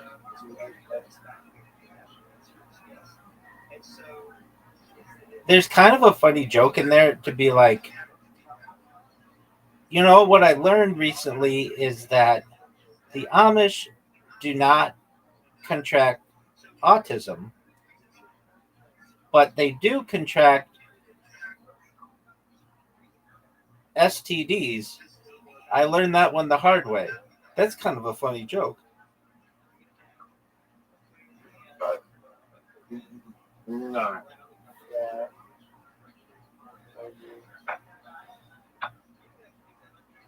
I think it's hilarious. They say that Amish people don't read books, but I was in a bookstore and It wasn't a bookstore. It was an adult store. It was an adult store. bookstore. It was an adult bookstore. An adult simulator, adult arcade. Adult cinema. How many times have I thought it was a cinema? No, you said bookstore, dude. Don't fucking crunch your fucking words out. Zoot, do they sell books? Bookstore like 500 times. Zoot, do they sell books there? No. They don't have any books. No! That magazine is not books. All right, well, that's close enough to a bookstore, son. It's not a bookstore. It was an adult cinema. Why would you lie? What's an adult cinema? That's not even It's where a they thing. punch film. Why? Well, bookstore is way funnier, so keep it in the bookstore. Right. Don't change it. No, it was an adult cinema. Oh.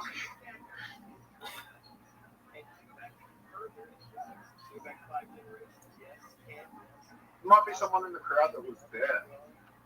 Oh, for sure, dog. You. Also caught it. They also caught the autism.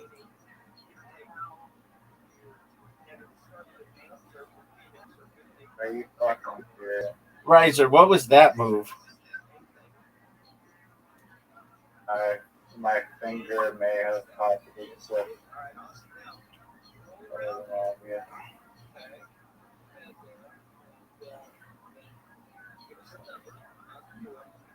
Zoot, if you make this, Oh no, to the left, no. to the right, to the left. There you go. Straight in. Too much of an angle.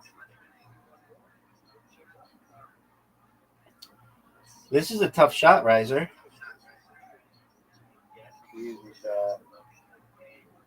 Are you fucking Oh. serious? Are you It's fucking generous. serious? 4 foot wide golf ball. I do like that about this game, that like the whole is very forgiving. It kind of, it has its pros and cons. Riser, do you know who Greg Norman is? The greatest golf player of all time. You're the greatest, maybe Australian golfer of all time.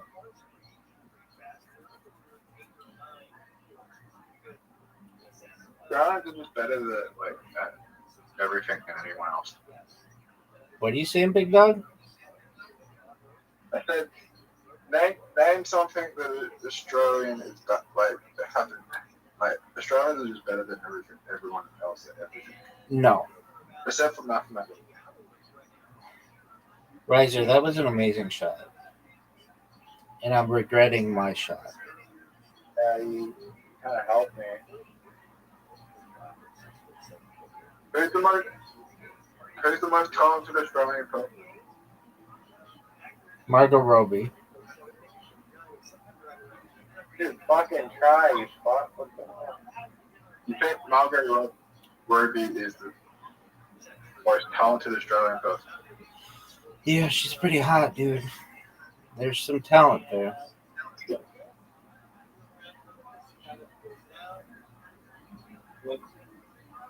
She's not a bad actress, but I wouldn't say she's like. You think acting is talent? Yeah, dog. What?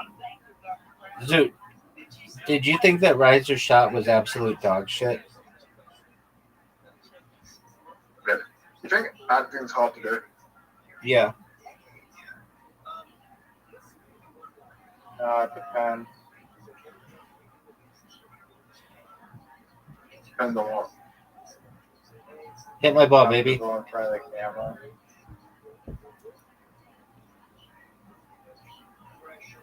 What are you gonna do, Riser? You think acting's hard? You cum rag. You absolute cum rag. That was the best shot you've had today. Dude. What a good shot. I'm still up by 1, right? Oh, I win. Yeah. Zoot, are you gonna go or are you just gonna jerk yourself off raw? Riser, are you sure you won? Zoot, did you disconnect? Dude, fucking hit the ball for 1. Zoot disconnected. Zoot disconnected. He's got a fire next door. Oh, yeah. It better give me the win. There you go. Alright, that's it for me. I gotta go sleep. Already tomorrow. Are you proud of yourself?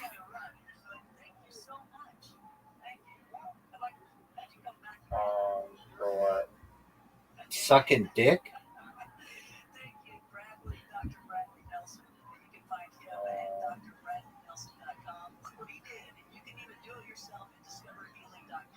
It's weird that like that's like the biggest insult that we have is like basically saying that someone does what 50% of the population does, which is women. You experience what females experience. Dog, I think it's probably, I bet you 10% of dudes suck dick. Maybe more.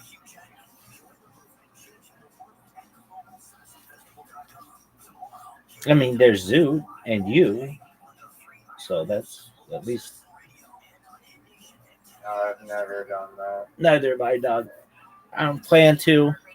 But if I were on a deserted island and the only way to get off was to suck a dick, or I would die. No, if you're trapped on an island, then all things go out the window. Yeah, dude. Eventually, you get bored and horny, and that. Exactly. That's what I'm saying. Dog, I agree with you.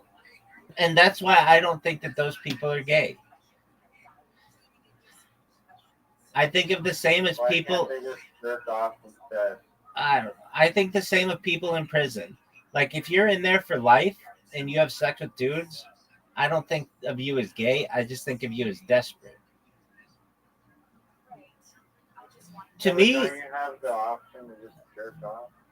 yeah, but like maybe you get bored of that. I don't know. To me, Let's all be, gay or together. What if everyone was just happy and just slowly gay or doing it all day? You know, pretty much killer place. to me, to be gay, you have to like what you do.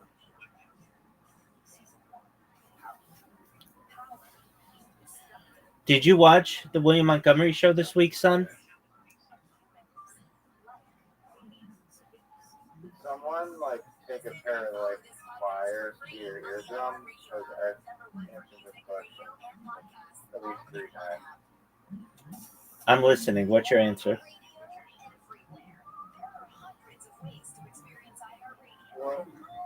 What happened? Like, give me the freaking clip note.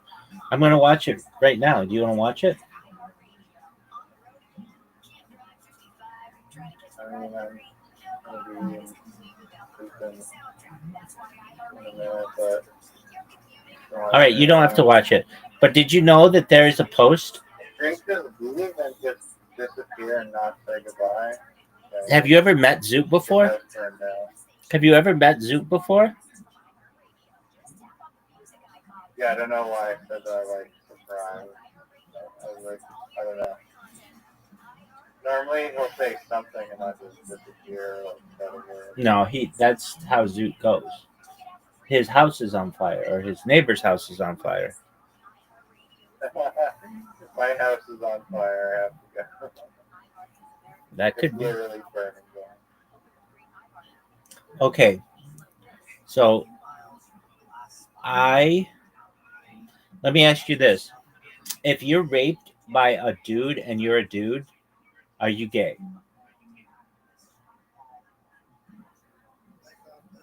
Only if you like it. Exactly. The answer here pretty much is obviously no. If you were doing it against your free will.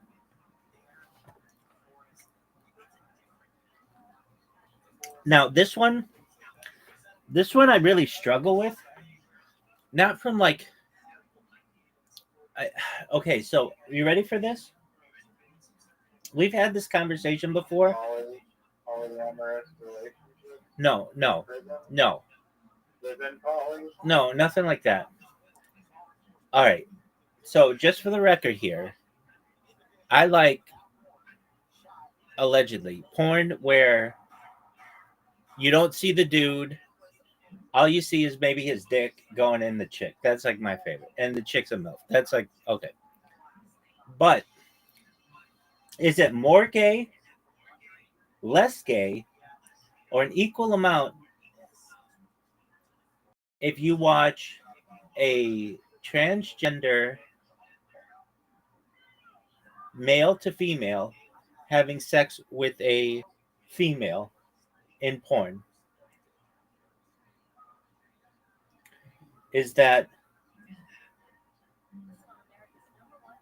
okay? So let me make it even here.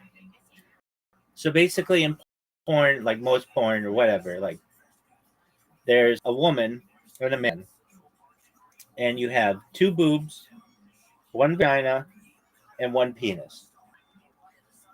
In the one with the transgender person and the woman, you have 2 boobs, 1 penis, and 1 vagina.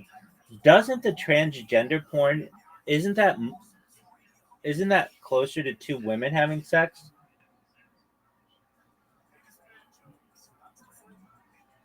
We've had this conversation before. I know. In great length. I know, but I've never. It's still. I kind of actually think that it's. We came to a consensus last time we had the conversation. I know. I think the consensus was it's neutral, but I think I disagree with that now. I think it's actually less gay.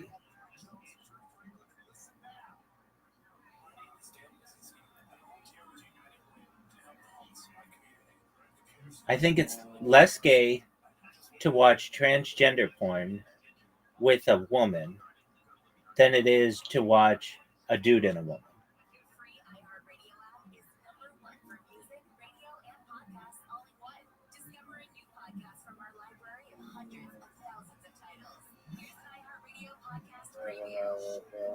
No, it is. I mean, it's more boobs, basically.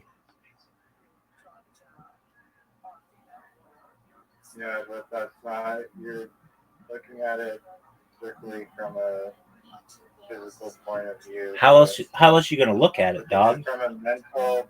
Look at it from a No, psychological. no, nobody point of looks view. at it that way. I'm just saying. Nobody looks at it. Nobody looks at it that way. What I'm saying is just Yeah, strictly. they do. That's a giant freaking factor. You can't just watch that off like it's nothing. Okay, I still think that it is gayer to watch. Now let me say this for anybody watching. I have never, on purpose, watched transgender porn. I have had it thrust upon me through some algorithm. I shouldn't even say that. Um, I don't even think I've seen that.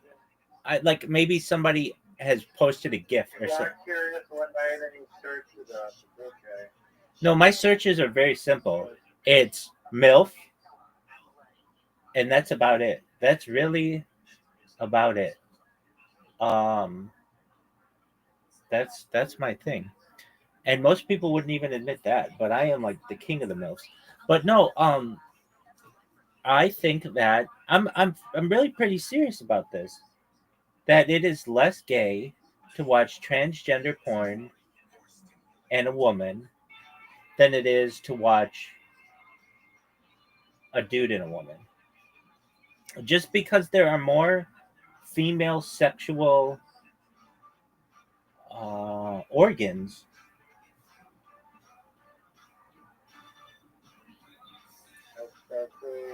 That's a low IQ take right there. No, it's very high IQ. It's very high. It's very high IQ. That is the opposite and complete antithesis of Newfie IQ. No, that's Mayor of Newfie. No, that is Pylon, Ed Crown, Newfie level. Not even Newfie. Just a regular old Newfoundland person that's missing like half the hemisphere in there. No, okay, then let's break this down. You have a. No. You said your piece. Okay, I'll explain to you why. Hold on. You wanted to bring in the mental. You wanted to bring in the mental aspect. You stated your shit. That's my turn. Go ahead. Okay. You're a transgender male. Does this transgender have a penis or no? The transgender person looks completely like a woman, except they have a penis. So they do. So for whatever reason, it's not a full-blown post-op trans. Correct. Because once you get into that, I don't even know if you can tell without like measuring bones and skeletons and like DNA. I mean, like they could get really good at that.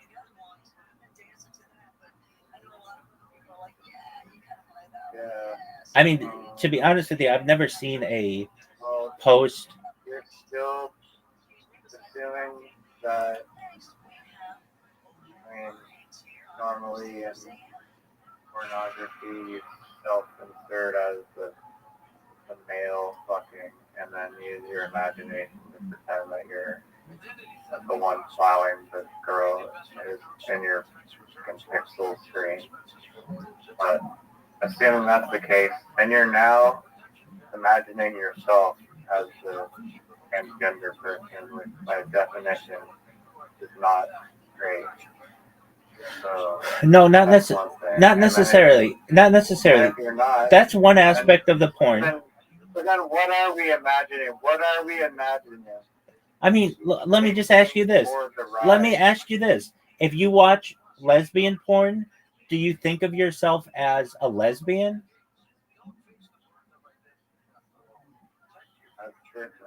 No, it's not. It's the same argument. I get what you're It saying. is. It No, is. no, it's not. It's the same thing. It is. Are you inserting yourself Totally as the different. people in the video? Not in lesbian form because it's two females. There's no penis in the video, so I can't insert my penis in the video. Okay, so then, I mean, like I said previously, POV is the way to go. POV MILF porn is my thing. And that's where you don't see, it's just like your eyes. You don't see anything. I mean, I guess you see the dude's dick going in the chick, but like, that's not what I'm Oh, looking. fuck. You're making me want the AR goggles, dude. Holy fuck. Why AR goggles? Why not VR? Have you ever watched porn in virtual reality? Sorry, that's what I meant. VR. Have you ever watched porn in virtual reality? I've never tried on the goggles. I've never. Dog, you are missing out. It is fucking so immersive. You don't. Where's yours set? They're not even that expensive. You can get for like $100. I know. I got them like 5 years ago. The Facebook Oculus. You own it? You own the set still? I'm Yeah. trying to learn it. Dude, it is something that when I wear my VR headset, I'm in it for like 8 hours. I'm like in it all the time. And then I don't want to. Wrong with that? Well, I kind of. Well, firstly, when I would do this, when I would live stream, and I have live streamed wearing You my. have them? You still have them? Yeah, they're in a box, but yeah. And you don't use them for POV no transgender porn. No. I though. No transgender, but Why? It can't be that good then if you're not using it. it's a lot of work.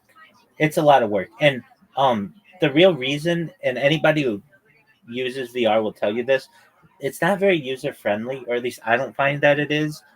To get to like scroll browsers is a little bit of a hassle, and then it doesn't.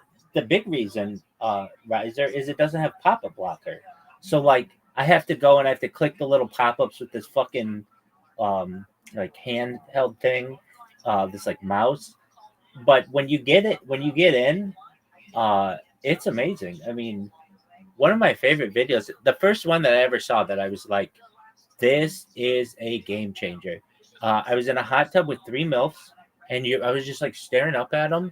And when like you move your head up and down, it's like it was like I was in like some kind of like resort paradise with just three super hot chicks. And you move your head around, and it's like you're moving your head around in the video. But it is annoyingly slow. I mean, I'm sure it's faster now, but at least my uh, Oculus, it did not have the fastest processing on it, and anybody will tell you that. Like, then it's not that fast.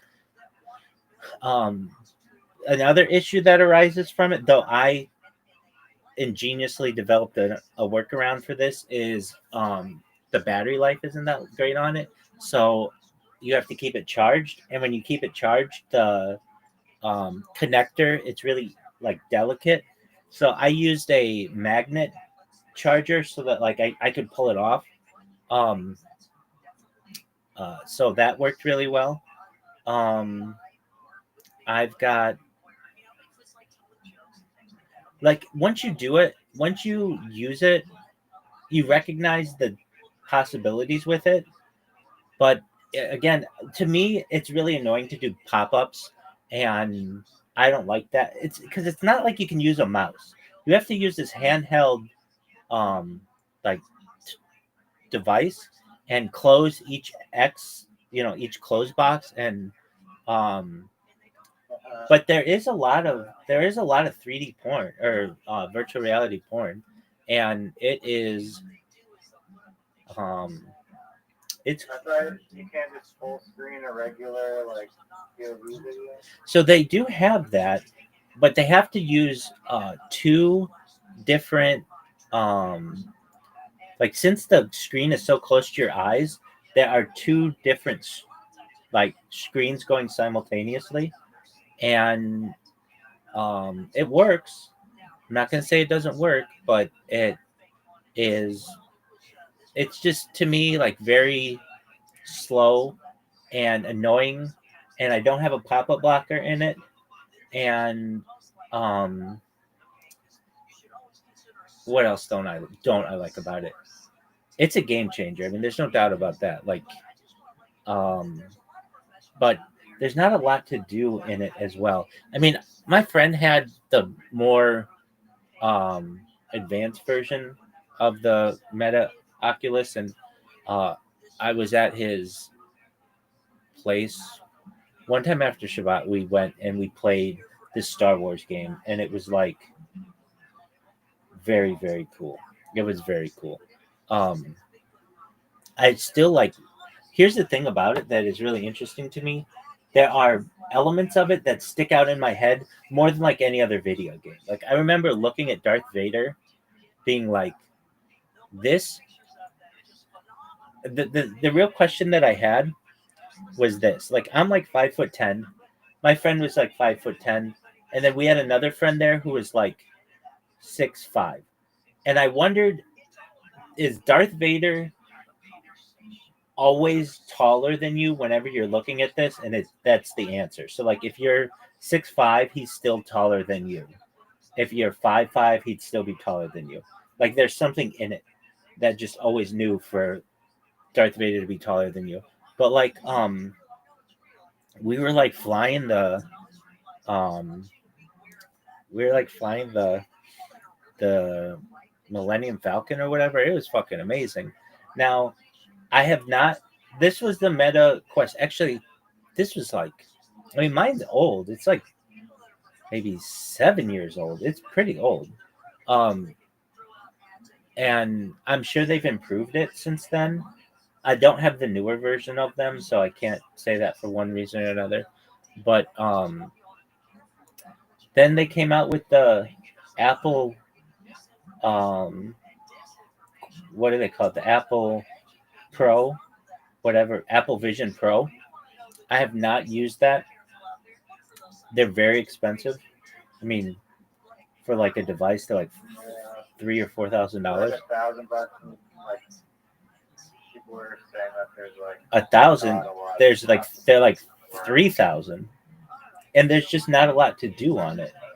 That's what I found to be But I'll tell you what, when I um this once like I when I first got it, I spent like an entire Sunday sucked in on it. Like that's another issue that I find, that when I do use it, I like the whole fucking day goes away. Like um it just takes up the whole day, and it doesn't have to, but like So it's good then if it does that.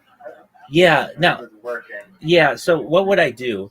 I would go to Google Maps, and like it was very I'd go to like all the cool places of the world and just be like a virtual tourist, and like look around at the Eiffel Tower and the Big Ben and like all that shit, the Taj Mahal. Google Maps and Street View. Yeah, so they have people who have done like 3D um 3D cameras there, Other grammar Street View. and so you can look around and see what that shit's like. And I would do that, and I would so like the things that I really wanted to do with it were like watch movies and stuff. But if you ever go to those websites where you can stream free movies, it's like a ton of pop-ups, like thousands of pop-ups, and so that kind of becomes difficult. I watched YouTube on it, but I remember being like, I kind of like, I kind of wanted to perhaps maybe use my phone at times. So then I have to pull the thing down and look at my phone or whatever. Um, The thing that was best in it was porn, without a doubt. Is it so good though that I will get it out of storage, charge it, make sure that the battery's going on? No, it's not like that. Um, but when I did use it, it was fucking amazing. Yeah, it definitely was cool. The other thing is they didn't have the same amount of porn in it that like if you really want to be immersive in it, they do make that kind of porn, but it's like not that varied. Um, and you can just watch two dimensional, but it's um, not. It's just like looking at it like really close to your eyes. Oh, I know why I have a big issue with it as well. I wear glasses, and I can't wear glasses when I'm wearing that. Wear contacts. Yeah, I mean, I could, yeah, but um, it's like a thing. Like, do I want to waste an entire pair of contacts just to fucking watch porn on that? I feel like an absolute degenerate if I'm doing that. Um, so And the doctor is like, oh, finally making the move to contact. yeah, I mean, After all these years. yeah, is it something that I would buy again? Yeah, it was worth it. Like at the time, $200. I was really surprised at how cheap it was. It was like 199 or something when I bought it. And again, this was like 7 years ago. Shows how much Apple's scamming people. Oh, that's a big thing. I mean, Meta, which usually is going to scam as many people as possible, had a cheaper product, but it was, or I should say, a less expensive product, but it was really, really cool. Um, I thought Facebook bought Oculus. they did. So, and I mean that if they owned Oculus, why they have two goggles then, the Oculus and the Apple Vision. No, I guess. Apple and Facebook are separate companies. You know this. Oh yeah, my bad. Yeah, it's just late on everything. You're good. I gotta go sleep, bro. I'll talk to you later. All right. Hey, in all seriousness, I hope you feel better, and I hope you don't throw up anymore. And I hope that guy gets to the United States and is able to save his family. And I hope that other guy writes his book. And I hope Zoot gets his mental stability down. And I hope that you continue with your quest and achievement, really, of being the #2 William Montgomery fan in this call. Night, baby. Alright, have a good one. Thanks for chatting. Absolutely, big dog. Peace, baby. Thanks. Peace.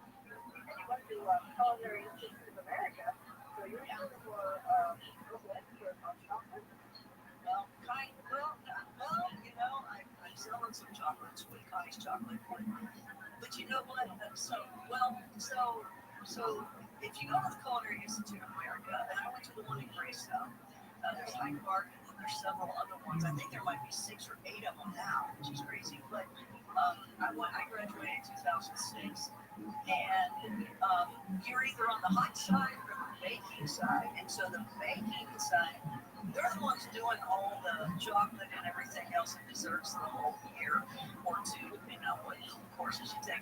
And I was on the hot side where we worked with food. However, the hot stuff, meals, dinners, and savory.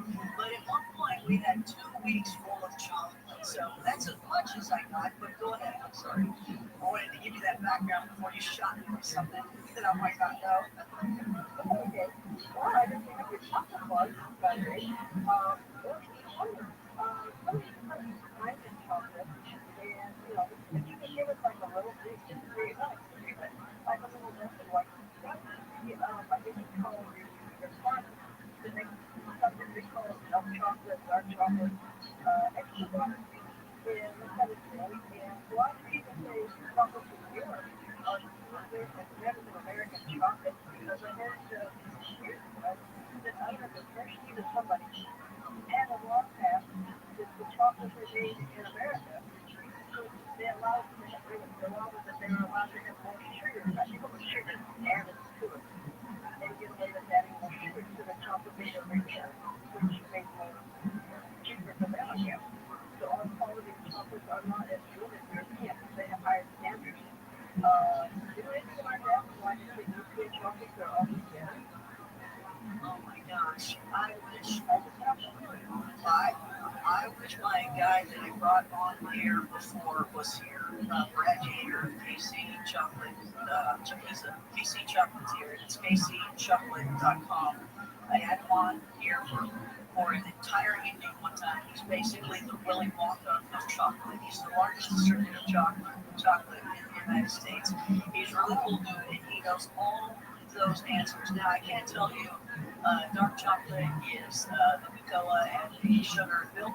Cocoa, sugar, and milk is the dark. The milk is the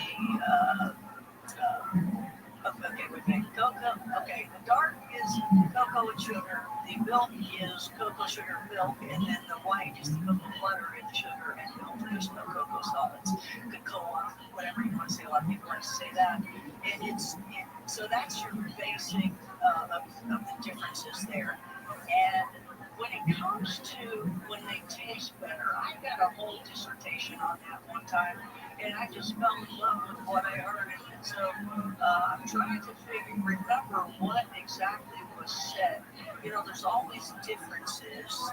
And of course, the United States, for whatever reason, or the fat Americans, right? And what everybody else says in the other countries, fat Americans all the time.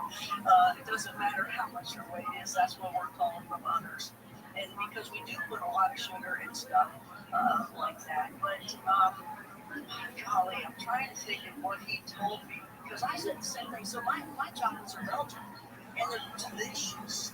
Have you had them? Have you tried them? Yeah, you'll love it. You'll savor it. You'll savor it because you gotta swirl it in your mouth, like a good wine.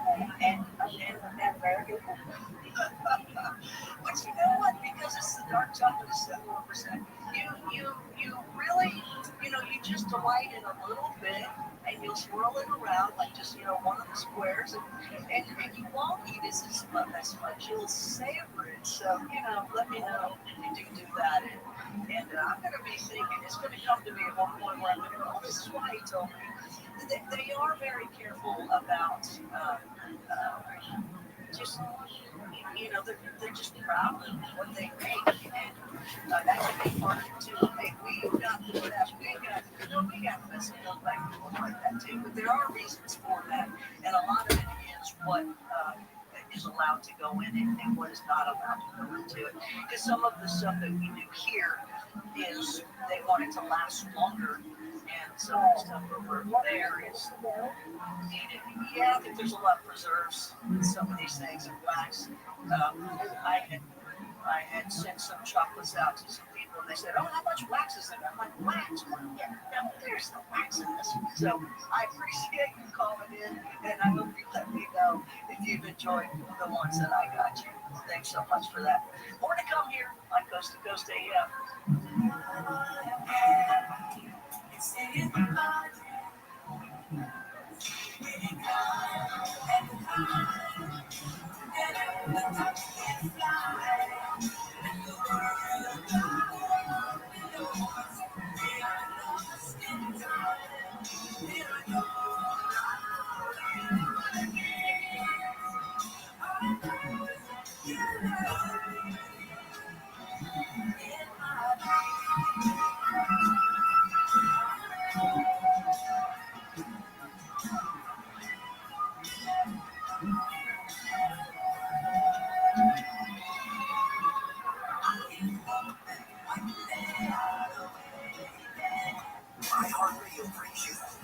Citizen Festival 2025 from New York City at Central Park's Great Lawn. Live performances from Shakira, Cardi B, Tyla, Ira Star, Mariah the Scientist, Camilo, and many more. All hosted by Hugh Jackman. Join the movement changing the world at globalcitizenfestival.com. Today, hear the entire festival live all day on the free IRM's Global Citizen Radio and on Hit Nation at 10 p.m. Eastern.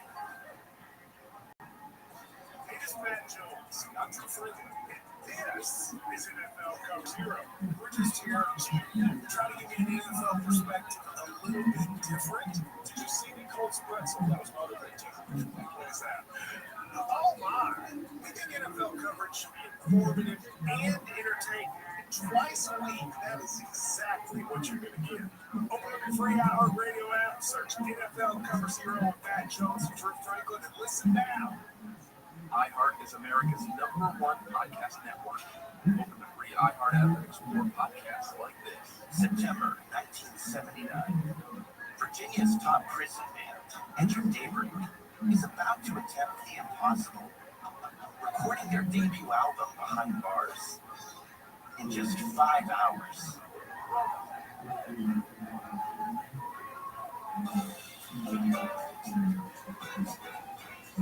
They were black artists serving extremely long felony sentences. Each had grown up under segregation, only to get caught up in America's prison boom during their 20s. I'm Jamie Petrus, music and culture editor. For the past 5 years, I've been talking to the band's 3 surviving members, Jamal Jahanubi, Neil Cade, and Harry Cupcake Cole. Put it this way, we were the band of the state penal system. They would come in and stand around the wall and sweat with the off them just like it poured off of us, just to hear us play. They're out of prison now in their 70s. Their past behind them. But they also have some unfinished business. And the daybreak, as a love, was supposed to have been followed up by Love and a Half. They never got that opportunity, but they never stopped dreaming either. Check it out. Listen to Soul Incarcerated on the iHeartRadio app. Check it out. Listen on America's #1 podcast network, iHeart. Open your free iHeart app and listen now. The lineup for this year's iHeartRadio Jingle Ball concert is being revealed. Ed Sheeran will be joined by Nelly, Renee Rapp, Alex Warren, and others in New York City December 12th. The concert series hits 10 cities in December, including LA, Chicago, Boston, and wrapping up in Miami. Other acts on the bills include Jelly Roll, Nelly, Monsta X. Tickets for the Jingle Ball concerts go on pre-sale for Capital One cardholders September 30th, followed by a general on sale October 3rd. One battle after another, off to a good start at the box office. The film starring Leonardo DiCaprio made $3.1 million in previews. It's expected to make $20 to $25 million in its debut weekend. Mariah Carey, not a fan of others covering her songs. In an interview with GQ, the topic came up with the singer mentioned that Prince once told her he didn't like it when others covered her songs. She mentioned she felt the same way. Addressed her viral reaction to Money Long's cover of her song "We Belong Together" during the iHeartRadio Music Awards. Carey said, "I'm honored and flattered that she did it," and added, "I just don't like people doing my songs." In other news, Mariah Carey dropping her album "Here for It All." A man in legal trouble after allegedly jobbing the fence of Travis Kelce's home in Kansas City disturbed Taylor Swift deposition papers on behalf of actor Justin Baldoni. According to people, he was arrested September 15th, charged with jumping the fence onto a private property in a private neighborhood. The news comes as Baldoni's trying to get Swift involved in the legal battle with his infamous co-star. Lively, that's entertainment. I'm Jennifer Bolsoni.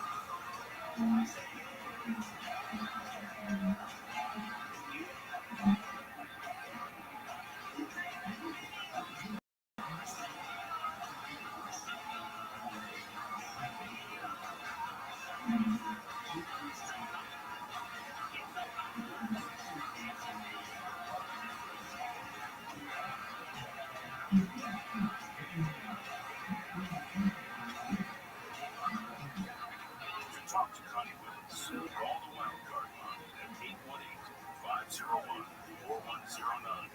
The first time caller line is 818-501-4721. To talk to Connie from east of the Rockies, call 800-825-5033. From west of the Rockies, toll free, call 800-618-8255. This is Coast to Coast AM with your guest host, Connie Willis. Come on, sing it with me, you guys. Yeah, yeah, yeah. Billy Idol with a Moni Moni, that's the live version. And that was a hit in 1987. And of course, it's notorious for the crowd chant that clubs added between the songs breaks. I don't know, I'm sure you all were singing it over there. I didn't do it, but there's a time and place for everything. But man, what a great tune in '87. Dancing to that and everybody having a good time on the dance floor. And yeah, everybody was singing those famous chants in between. That's all I'm saying. And you know what? One of my shows, I have several different shows. One of them is called Connie After Dark, and that is where it's my virtual bar. It's a live stream. It is a paid membership show, and it is where you can have a drink with me. And it's very similar to those chants. What happens in Connie After Dark stays in Connie After Dark. And we all have a ball in there. We have fun, telling stories, telling jokes, we all get to know each other. And once you join the show, you stick with it. And if you're an introvert, you won't be any longer. This is just one of those shows that you'll enjoy a lot and have a good time. It's just like a Cheers to kind of sing. And if that sounds interesting to you, whether you drink or not, it does not matter. But we do talk about things that's never archived, so no one ever hears what is said in that show.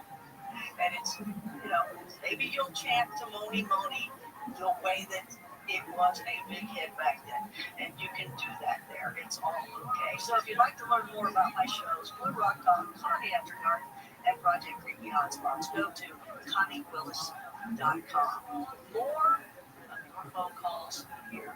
Open lines coming up on Coast to Coast AM.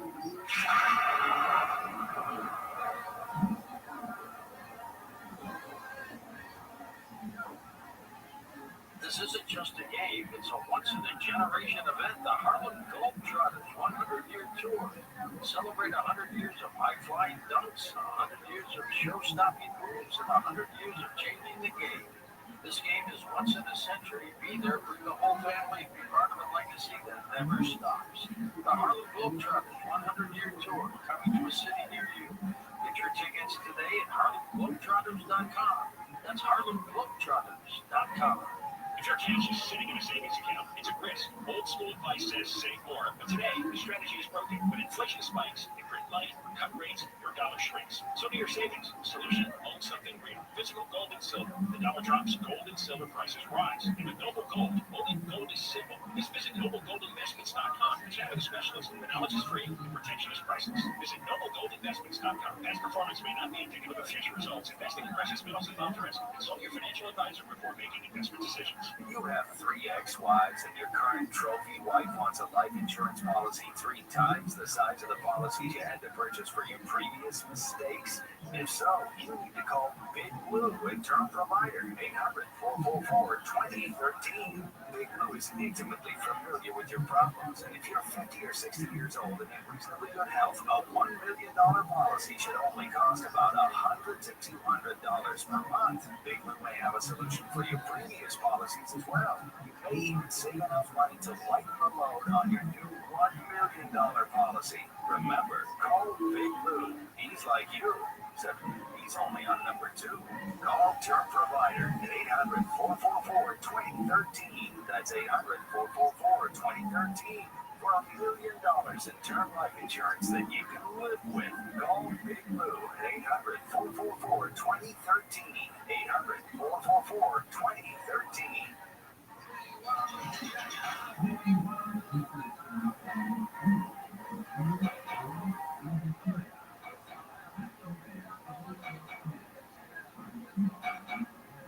Hey there,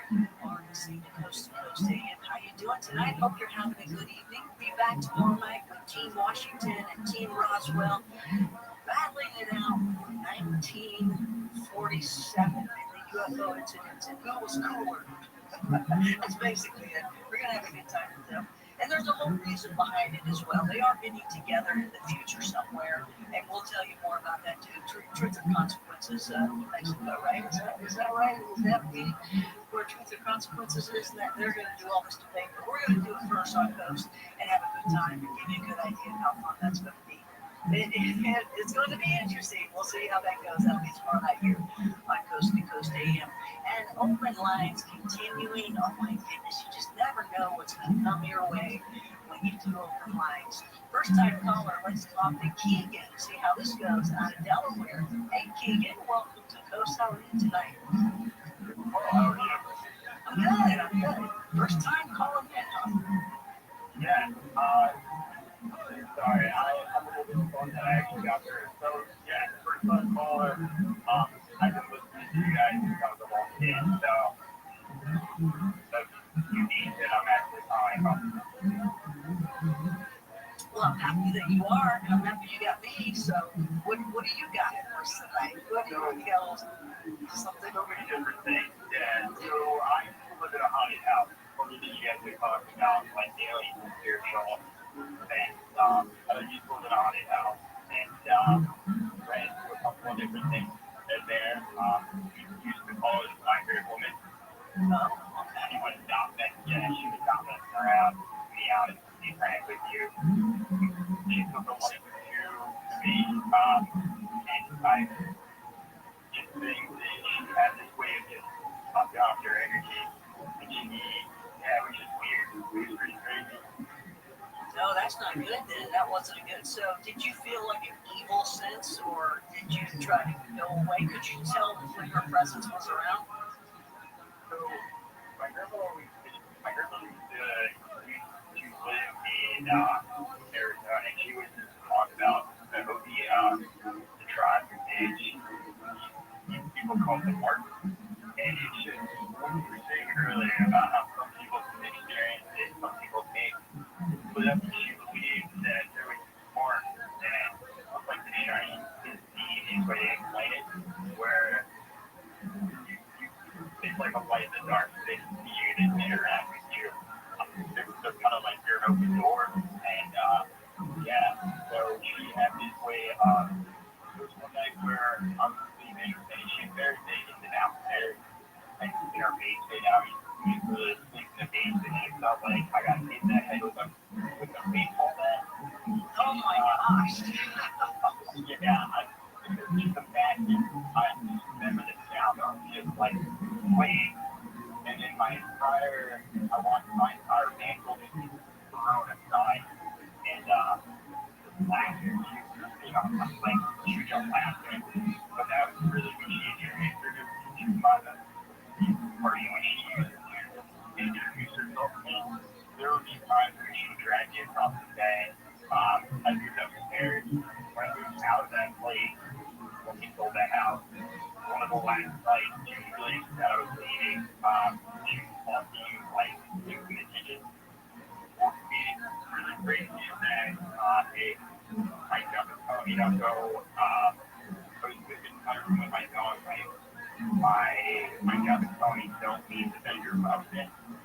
And I went up and don't really know why. It was kind of like horror movie where I knew I was doing something stupid. Oh, you did it anyway! Oh, yeah, no! What was going on? And so I just opened the door, and all of a sudden I just hear this like laughter. And then the door started banging 3 times. She was crazy. Yeah. I mean, that's very interactive. You're feeling things physically. You are hearing things out loud. And isn't that interesting, though, that you had something telling you, don't do this, don't do this. You didn't listen, but that's okay, because along the way, we don't listen. But at one point, we learn to listen. And even though it goes against our curiosity or anything else, when you start listening, that's when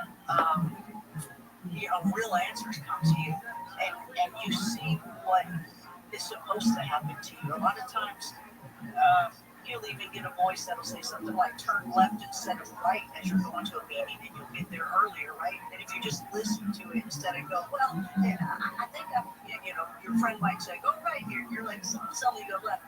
When you trust that, everything goes better for you, even when it goes against the grain.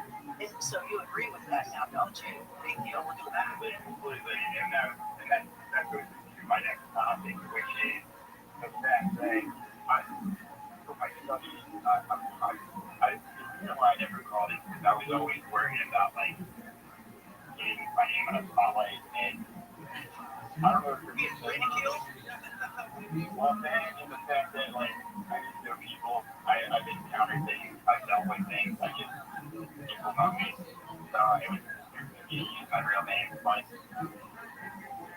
the whole like what was the last year where like this was all closed down and then all these things like people were team running and nobody can explain why.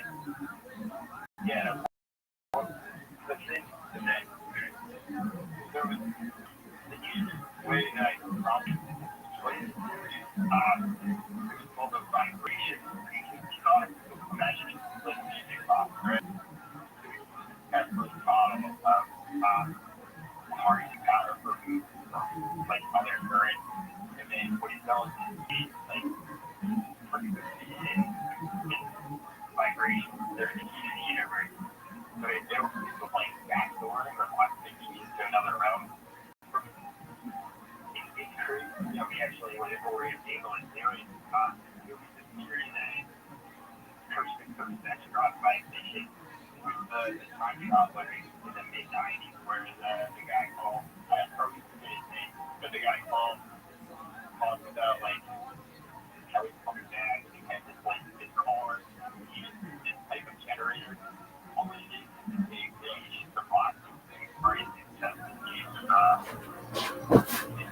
current. So what's even crazy is the fact that the next day on the second, that's one of the last burning out down.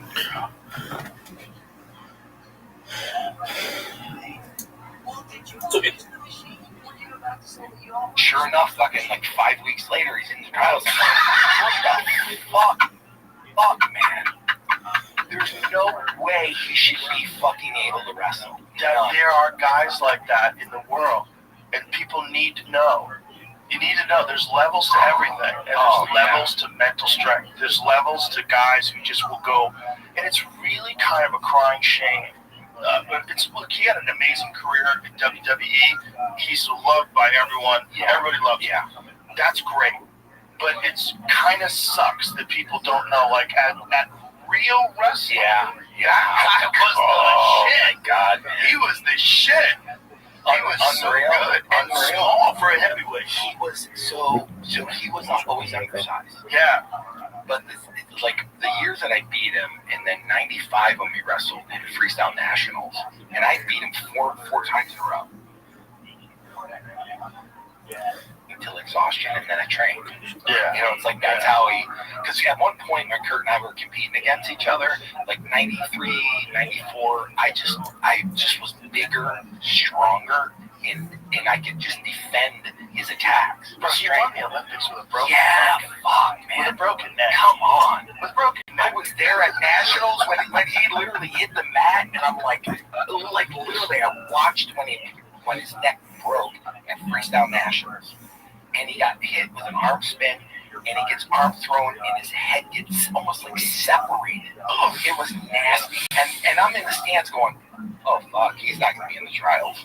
Like, there's no fucking way he's going to be in the trials. And sure enough, fucking like 5 weeks later, he's in the trials. What the fuck, man?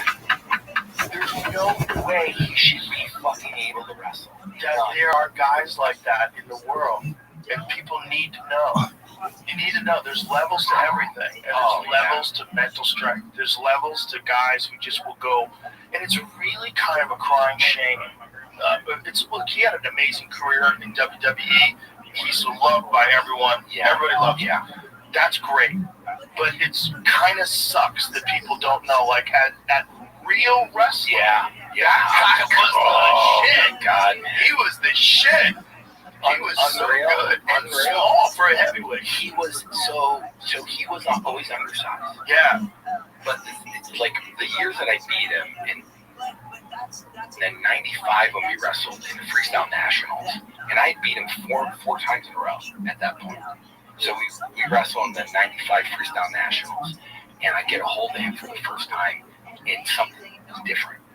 I was like, oh fuck, like wrestling going, oh man, something's different with Kurt, and he ends up beating me in the Freestyle Nationals in '95, and I'm like, oh fuck, there was just something different. I'm like, because he could stay on and attack longer, he was stronger, he had a gear that I didn't fucking have. Wow. Like I go, oh fuck, like looking back on it, I'm going, oh shit, I totally missed that.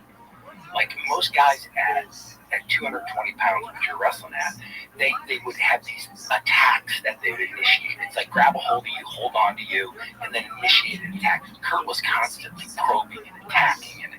Which was the benefit of being lighter. Yes. Yeah. It's Lighter and quicker. But still wicked Oh strong. my God, he could still get in. Yeah. So it's these attacks that he just sustained, and he just wear you out of position. So just constant attack. And all of a sudden it was just this little angle that he was hunting for the whole time. And then he hits that attack and fucking takes you down. You're like, fuck. What the fuck? It's just, there's levels of drive. There's Yeah. levels of discipline. There's levels of will.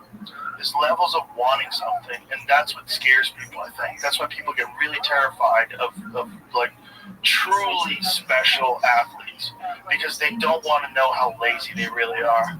I think it's one of the things that drives people nuts about seeing like some insanely disciplined, like elite top of the food chain grappler or striker or whatever it is, MMA fighter, because it's like you don't want to know that someone's willing to work that much harder than you are. Did you ever have? Did you ever have at anything? At anything? I mean, Kurt was one of them where he opened my eyes. Where I was like, fuck, there's another gear. Yeah. I thought I was training fucking hard. That's what's crazy. We're kind of seeing that we've had this conversation recently in regards to Marab, because we're saying, okay, is Marab just physically gifted? Because I think Kane had some sort of a genetic advantage with cardio.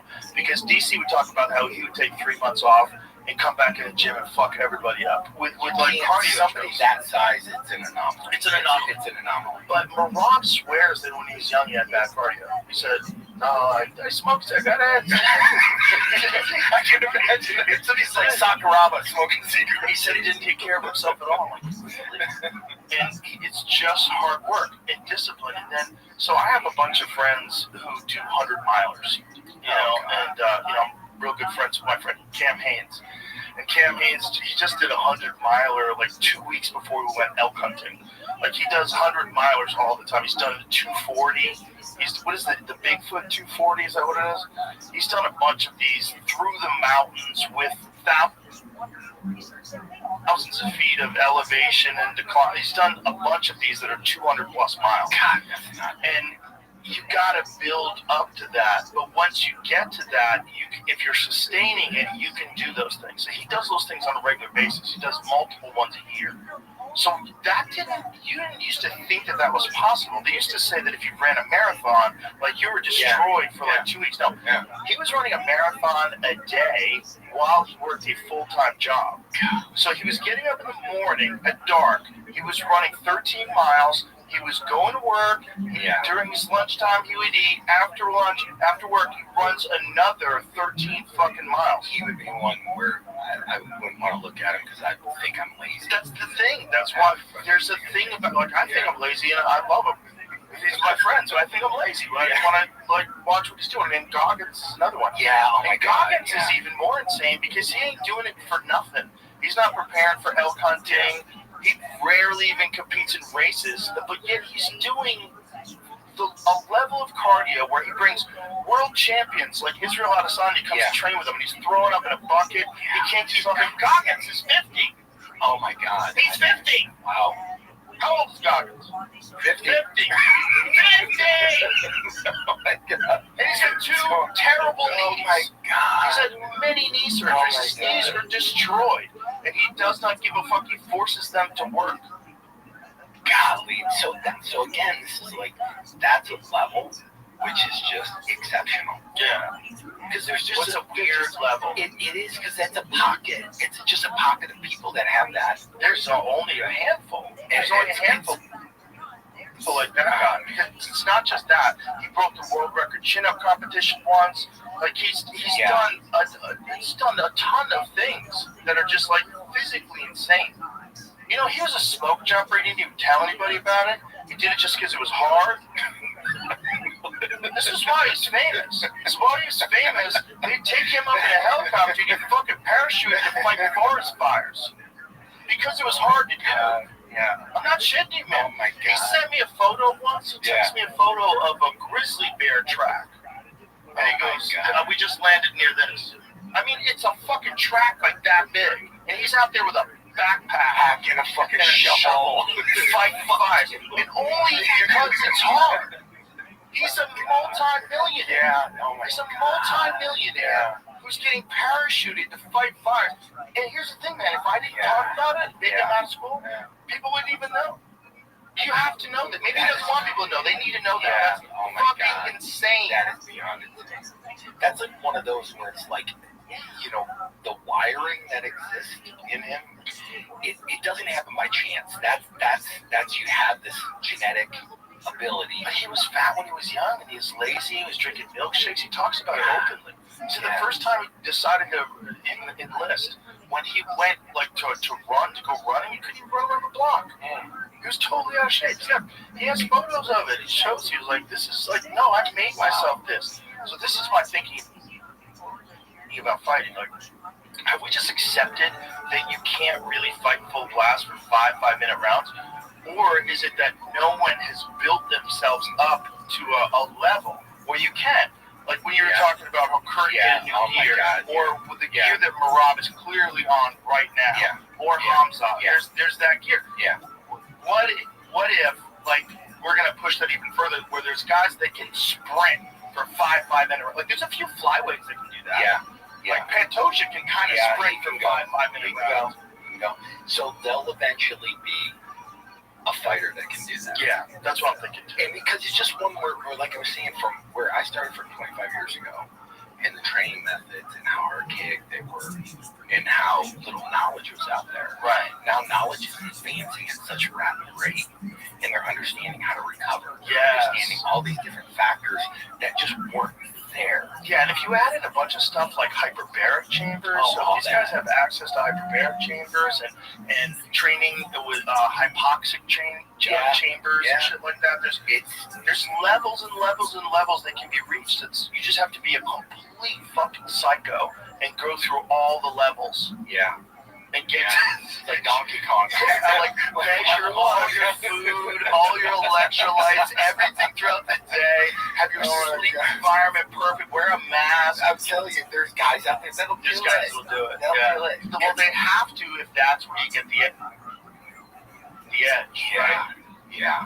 I mean, it's becoming to a point now where the financial benefit is worth the sacrifice, right? Yes. That you'll end up going, okay.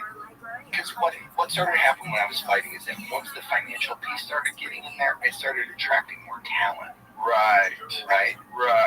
So that talent, it brings the level of everybody up. Yeah. And then all of a sudden, it's like a little bit more money, talent that could have maybe went and did something else. They're going, no, I'm going to go do this because I can make money. Yeah, this is the thing, right? If you're a young kid and you're really good at baseball, but you also like jiu-jitsu and MMA, and you know have an amateur fight maybe, and you're thinking about what you're going to do with your career, you could be so rich playing baseball. Oh, God, you could be so rich. If you're really good at baseball, you can be rich as fuck, and nobody's trying to kill you. Yeah. Nobody's trying to beat you over the head with elbows. Nobody's taking you down in front of everybody and humiliating you. Wow. Let's play ball. Dude, seriously, I fucking play baseball in a heartbeat, man. Fuck yeah. So that's the problem with MMA. It's like you hear, like, what is it to fight in the UFC? Like, what is the bottom scale? What's like like the lowest contract that you get in the UFC in 2020. And this is not even saying they deserve more because this is just how the sport works. Yeah. And it's way better in the UFC, by the way, than it is in boxing. When you watch a boxing card, most of the money's at the top. And there's very little spread out. Yeah. There's guys that fight in the UFC undercard that make excellent money. But when you first start, you don't. I think it's like 10. It's one of those things where it's like what I expect to like start at Microsoft, right? Yeah. And going, I get $1 million a year. Fuck no. You work your way into, and that's one of the things about the sport. As long as it has the opportunity to let somebody grow into it, it still gives them financial incentive to grow into it, right? Right. It's just one where it's like I would expect, like, hey, I'm a good fighter, pay me $1 million. It's like, well, that's not how it fucking works. So I wouldn't say $1 million, but wouldn't you say, like, let's make this argument, wouldn't you think that for young, struggling fighters, if they got paid more for fights, they could put together better camps? They could. They could get better recovery and nutrition, have less stress, and be able to perform better so it would make the product better. So here's where my career transitioned. I call it internally funded. My first 4 fights, I was using that money to get to the next fight, to get to the next fight, to get to the next fight. And all of a sudden I get in Japan and they pay me enough money for the one fight that the next day I woke up and I was a professional fighter because it was the only thing I had to do was train as a fighter. What was the biggest check you got in Japan? A little over $500,000. Damn. Back then, that was cash. Ooh. Yeah, fucking. How did you get it out of the country? Dude, how did you get it? Here's what's fucked up about it, right? So at my first couple times over there, I'm like, first time I put 40-something thousand in one cowboy boot with 2 socks. I put 40,000 in the other cowboy boot with 2 socks. I'm serious. Because it was straight out of the fucking cartoons how you got paid. Because the next day, you would go up to a room, and you literally would have a room. You'd have an adjacent room, usually Japanese guys in black suits smoking. And then you'd have this room, which is where you get paid. They had these suitcases that had your pay, you could choose your currency, right? I'm getting paid in American dollars. So they would have your contract, slide your contract over, and they go, okay, this fight you get paid, this is dollar amount, blah, blah, blah.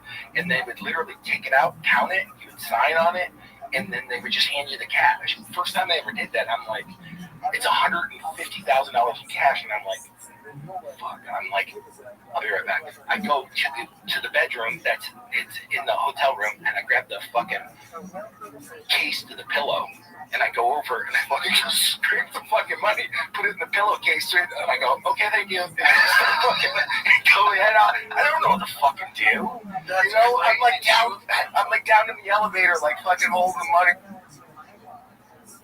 I don't know what to fucking do. $50,000 a pound. Like, I don't even know what to fucking do. Big giant guy with $150,000. That does not look good. No, it does not, man. It's like, what did they expect you to do with it? I don't give you any advice on how to get it out of the country? Oh, no. That was not. It was your responsibility. Oh, my God. So literally, I'm like, oh, fuck, man. I get on it, and like in my head, I'm playing all these movies, right? Like, this movie got caught at the border. I'm like, fuck. I know that's going to be this one. It's like, so I ended up fucking just going, cowboy boots, 2 socks. Like, fucking $40,000 in one boot, $40,000 in the other. Put it in fucking, and like, walk, and like, you got anything to declare? No. Just like, walk through, but realizing that eventually when I claimed money, they hand the claim form. They go, okay, you claim it for $40,000. Okay, thank you. Have a good day. Oh, you just have to claim it? You have to claim it because they want to send it. They want to send that receipt to the IRS. Oh, so when you go through customs, I thought it was just a function of not being able to take that much cash. So no. When you declare it, there's that situation too, right? But when everybody's gonna go, where's you gonna have it? I guess back then, could you even do? No, you couldn't even YouTube yourself. No, you couldn't say, look, this is me, man. I just won. Look, aren't I awesome? Exactly. This is how I really did win. Right, back then it was hard to get Oh my tapes, God! man. You know what? The like example I give is like the corner video store next to the shutters. Where all the porn was. Yep. Right next to that was the VHS tapes. Everybody could hear when you went through your dirty pervert. You gotta go see Face Oh my of Death. Let's face it, Dad. Oh my UFC. God. Yeah. That was right. Literally, those were where the UFC tapes were. Those were the Pride tapes were. I remember I was living in Hollywood. I just moved there. It was 94. It was when UFC 2 was available on VHS. Yeah. So I'd heard about UFC 1, but I didn't see it. And then UFC 2 I saw on tape. I rented it from like one of those video stores. And I was like, holy shit, they did it. I couldn't believe it. Like, holy shit, they did it. Because this was always the dream. This was literally Bruce Lee's conversation. Yeah. Bruce Lee's conversation. I mean, he was the first guy to be completely outside of the norm in terms of like sticking to your style. Yeah. Because you were like a traitor if you left 100%, certain kung fu styles or certain karate styles. He was the first guy to say, no, use what's useful. Put it all together. Judo Gene LaBelle he got with. Yes. Chuck Norris he got with. All these other. That was the first thing. Like the symbol of the kanji for a dragon, right? Bruce Lee was Enter the Dragon. Like dragon is all these parts to make one mythical thing. Yes. And that's that Enter the Dragon. That's that. Bruce Lee was the first one. If people don't realize it, he was the first one to go, fuck, this is incomplete. Exactly.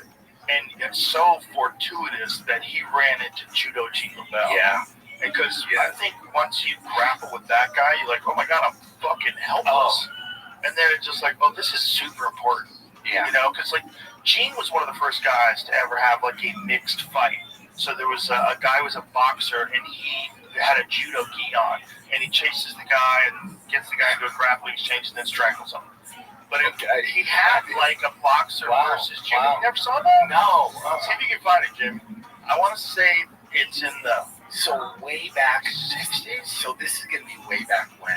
Back when he was... So this is Mark Coleman and I did a clinic in North Carolina that was a Judo Gene LaBelle clinic that he brought us in for. What year is it? 63. Oh my God. So Milo Savage. So the boxer looks like he's okay. I remembered it wrong. The boxer's bare knuckle, and he made him wear a judo gi though, which someone said, "Fuck you, I'm not wearing this gi." He probably doesn't understand that that's a weapon. Oh my God! What happened? We didn't see him take him down. Oh, that's. Did they show him taking him down? Oh my God! Don't skip through it. I'm gonna see the technique. Because once he grabs right here it is. So Milo throws it, but that's it. So once Gene's got a hold of it, it's over. It's fucking film. I mean, you don't know what that even feels like until you feel it. Oh my God! So I rolled with Higa Machado, and oh my God! He's just putting him to sleep with a collar choke. Oh my God! Yeah, he's mangling. Oh my God! He's just mangling him. Oh my God! And Gene, his style was very, very brutal. Oh my God! Like he had a very almost like catch wrestling style based submission. He had a lot of like very, very painful moves that he would do on you. Oh my God! Can you imagine just not understanding what you're agreeing to? No, you just got choked unconscious.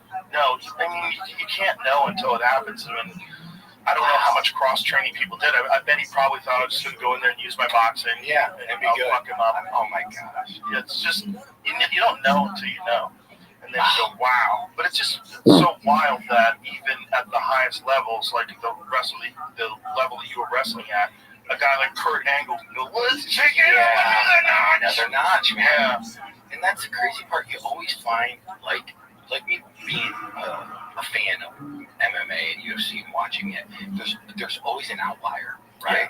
Yeah, always an outlier that you go, that doesn't make sense. How the fuck is he getting to there? Yep. Right? And that's like, fuck, he's just found a new way to do it. He's found a new gear. He's found a new, way to just go, okay, this is what I'm gonna do. It's like a David Goggins thing. Oh, I'm just going to run 125 miles. Yeah, to be able to maintain that drive, that's what's the probably one of the hardest things because you have to have almost no rest. And you're maintaining an insane drive for years and years and years while sharks are nipping at your ankles. Because they're all coming up. Yeah, all chasing you. All chasing you. Yeah. And everybody's scary. Well, I used to tell my fucking training partner, I go, fuck, the getting there, that's one thing. Fucking staying there, that's the secret. Yeah. It's so hard to stay at that level because everybody else is building on your experience, right? They're going, well, this is what he did. This is what he's incorporated. These are the things he's doing. You know, I'm just going to build on it. Yeah. You know? Weird rules to this fight that they had agreed upon too, and Gene LaBelle said that Savage had brass knuckles in his gloves. Oh, what?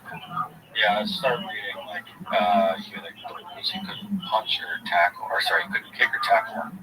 And in exchange for that, Savage offered to wear a judogi. A judogi. Oh, sorry, no, that's something wrong. Yeah, that was a judogi. that's a new outfit. The karate one instead, because they didn't have a difference. Okay, so in the parent believed that LaBelle was a karateka.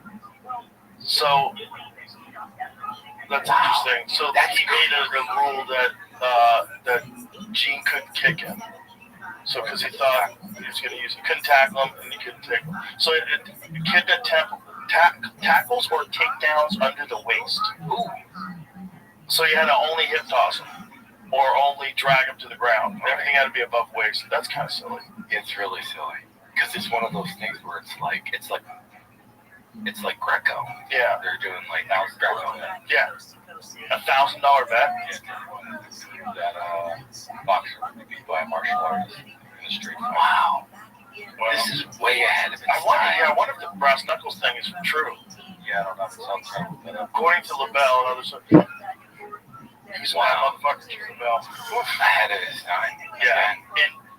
And again, that fortuitous meeting, him and Bruce Lee getting together, where Bruce Lee was like, you know, the most famous martial artist on earth, the guys turning people on to martial arts, had the most open mind, and had this philosophy of using everything that's useful, and then meets this guy. It's like, oh, here it is. Yeah. He would have loved MMA. Oh my God, he would have totally jazzed on it. Oh my God, he'd be at every fight. Yeah, that's one of those things where you know, again, it's just somebody being ahead of their time. Way ahead of stuff. But not just that, but like the first guy that became a world famous martial arts person. Like there was no real world famous martial arts people before Bruce Lee. I mean, you'd have to be into martial arts to know about martial arts. Yeah, but Bruce Lee, like everybody knew Bruce Lee. Yeah.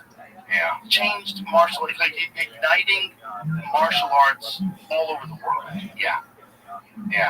I mean, it's one of those things where I look back on it and I've read like part of the history and stuff, and you understand it obviously way better than I do. But you know, like ahead of his time, just like when Gracie came along, ahead of his time.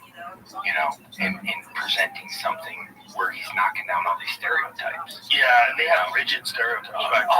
Where you'd have to like get in gang fights to protect the style that you were like. They would. Do you know, like so I started training at Beverly Hills Jiu-Jitsu Club, right, in California. So Boss would have me out there. Bobby Rubin is the guy that owned it. And I would go out there and teach wrestling a couple days out of the week. It's how I got introduced to Boss. Oleg Tara Marco, who I was patroning. So they were training out of there as well. So you would get these guys, jiu-jitsu guys, that would sit on the outside, wait until the other students were gone, draw all the blinds, lock the doors, and go, can you teach us wrestling? Because they were so afraid that if they got caught there with me, it was like a traitor. Oh, that's hilarious. Yeah. That's hilarious. So you would get like, that's so crazy. It was it didn't make any sense to me because you would figure sharing information would be better. And it was like, no. Jiu-jitsu, we're not sharing shit. We're not, you can't participate. You can't. It was so fucking archaic, like the outlook, and it's like look back at it going, God, like, wow, that's dogma. That's like, and it's yeah. They didn't all have that though. No, they didn't. There's some guys who were open to teaching people everything. but there was definitely some schools for a while that were holding back techniques. 100%.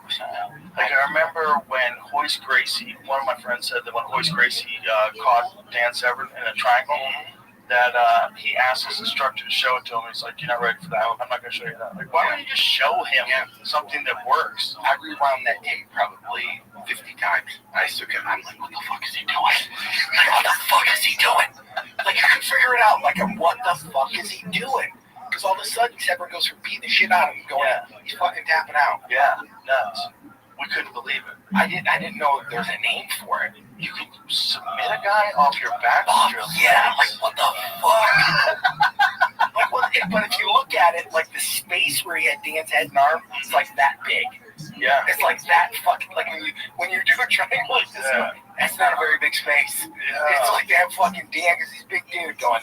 Oh, I get it. And your legs, you can hold your legs in place for a long time. Your legs carry you around all day. Oh, that's like... Especially if you actually get that foot under the knee, where it's like really locked in, it's not pressing on the end of your foot. You can hold on to that bitch for a long time. Oh my God, and he's like pulling on the fucking... I'm like, pulling on the head. Fuck. Nuts. Changed everybody. Like, oh my God, you can win off your back. It literally, I still remember to this day just looking at it with my mouth hanging open going... I think it was one of the things that made MMA so popular because Hoist wasn't a big, but he didn't look like you. Right? It's like if you were dominating everybody, it would be like, Jesus, look at him. Yeah. Because Hoist was just looked like an athlete. He was like a thin, he was 175 pounds. It's just so crazy. So, you know what's so crazy? So I had a conversation with Hoist probably about 4 or 5 years ago, and I'd never spoken with him outside of a competition or event or anything like that. I cried. He's such a good... Oh, he's a great guy. He's a great guy. Like, he was so just, like, talking to him, and he was just so powerful and so inspirational, and just having this conversation with him was just like, amazing. I was just left the conversation on the phone, and I'm going, wow, what a just an amazing human being. Yeah, he's a really good guy. And the most important guy ever in terms of like the spread of MMA. He's the most important guy. Oh, prolific. Because he's the guy, when he won the first one and you looked at the way he did it, everyone's like, that guy? Yeah. And everyone was like, what's he doing? Yeah. No one knew what it was. What is this stuff he's doing to these people? That thing changed everything. Yeah. Made everybody instead, because it went from this idea that it was just the most brutal person to win. It was the Tank Abbott's, like, but no. There's this one guy, and he's doing everything with technique, and he's not physically imposing at all. And he's handsome. He did make he's good. Okay, handsome fella. And he wears that fancy key thing. You know, he looks like he's a bad motherfucker, and he's choking everybody out. It's God, it was incredible. Watching that for the first time, I said, like, literally, it was like, this is fucking good. Yeah, like this is, I mean, because you've never seen it before. No, nothing like it. Yeah. And then the sport explodes, but the sport was getting fucked so hard back then by all these organizations that didn't want it ever to become sanctioned. Yeah. Because boxing was very threatened by it. Everybody had businesses with people, and then there was so much bullshit that kept it. Like, it was out of New York until like 10 years ago. So we were on, me and my brother, we were on our way to see a UFC event in New York, and it got canceled, and it got moved down south. Yes, to Dothan, Alabama. Yes. UFC 12. Yeah. We're on our way to go see it. I was on my way to work at it. Oh my God. That was the first one I was going to work at. Oh my God. Yeah, and it got moved. Yeah, it got moved, and so It was like, nope, ain't having it. Well, they kept it out for the longest time, though. There was the guy who was really fighting to keep the UFC out of New York. Eventually he got brought up on corruption charges. Oh. Yeah. Shocker. Yeah. It was like, it had more to do with like unions and the fact that Zuffa, who owned it, they also owned hotels. It didn't have unions. Exactly. Oh, yeah. So there was a lot going on. A lot that makes I went to the first sanction. The UFC flew me out to go to in New Jersey when they had their main card in New Jersey. Their first big event that was sanctioned by the New Jersey Boxing Commission with Tito, and they flew me out to that event. Oh wow, yeah. Yeah, flew me out to that event. And actually, this is at the time they offered me to fight. After that, they offered me to fight Pete Williams. Oh. And it was one of those where they go, yeah, we're offering to fight Pete Williams. You might have to take a little bit of pay cut, but you have to believe in what we're doing. And I'm like, okay, what's the pay cut? They're like, we'll give you like an appearance fee of like $15,000 to fight. 15 grand to show up, and then it would be doubled if I won. And I'm like, I'm making, a lot more. Being like, why would I go do it? Like, Yo, what up, Henry? Yeah. You little bitch. Terrible offer. That's one of the worst offers I've heard. And it's one where the whole idea behind it would be, hey, if you believe in us and you believe in the direction you're going, look, you just got sanctioned in it, right? Yeah. So that's the steps we're taking to move this to Vegas and to do this. And one is like, like most fighters, it's like I have X amount of fights and I don't have more. Right? I only have X. So that would have been one off my X number. Right. And I'm like, oh man, I can't do it. And they only asked once. At that time, the UFC was like, we're going to ask once. And that's it. Okay. Yeah. So just leaving that alone. Please just leave that one alone. That one's one of okay. Yeah. Why not? Why not ask me a second time? Why don't we negotiate? If you were at Pride then, right? So what year are we talking about? 2002. Okay, so this was the UFC was still hemorrhaging money. Yeah. Isn't that crazy? Hemorrhaging money is still. Oh gosh, man, it should have failed. It could have. I mean. Anybody else would have charged? Yeah, if anybody else would charge. Yeah. Because that's crazy. They had no idea how much money you were getting in Japan. They had no clue. So you know what's crazy with Japan? Here's what I ended up to listen. They said, what do you need? And I said, I need consistency. And I go, okay, what does that look like? I said, pay me X dollars per month. And then every time I fight, pay me a bonus on top of that. So, okay, how much do you need? And I said, okay, I need this amount per month. And they go, okay. And that was just a equalizing thing where I knew that every month I had X amount of dollars coming in, that I could pay my bills, I could do my stuff and not worry about that, because it allowed me to transition to, like, it's not a hobby.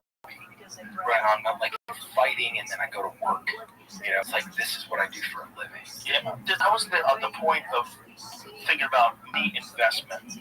Like, by giving them more money, they get better camps. The product would be better. Yeah.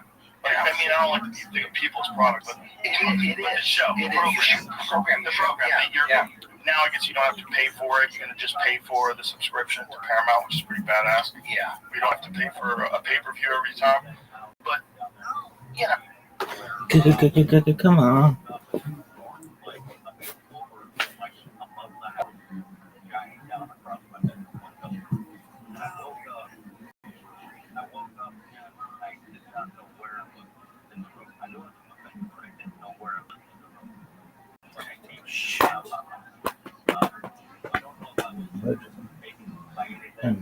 Bitch. I don't have any memory leading to that. So I don't know one way or the other.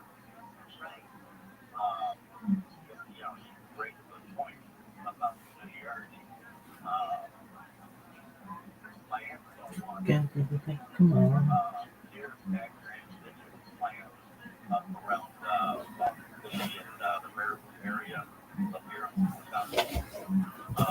So even though it's on the mountain for that.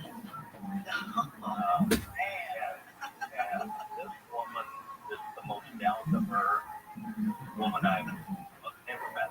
She would not tell a fib for any reason.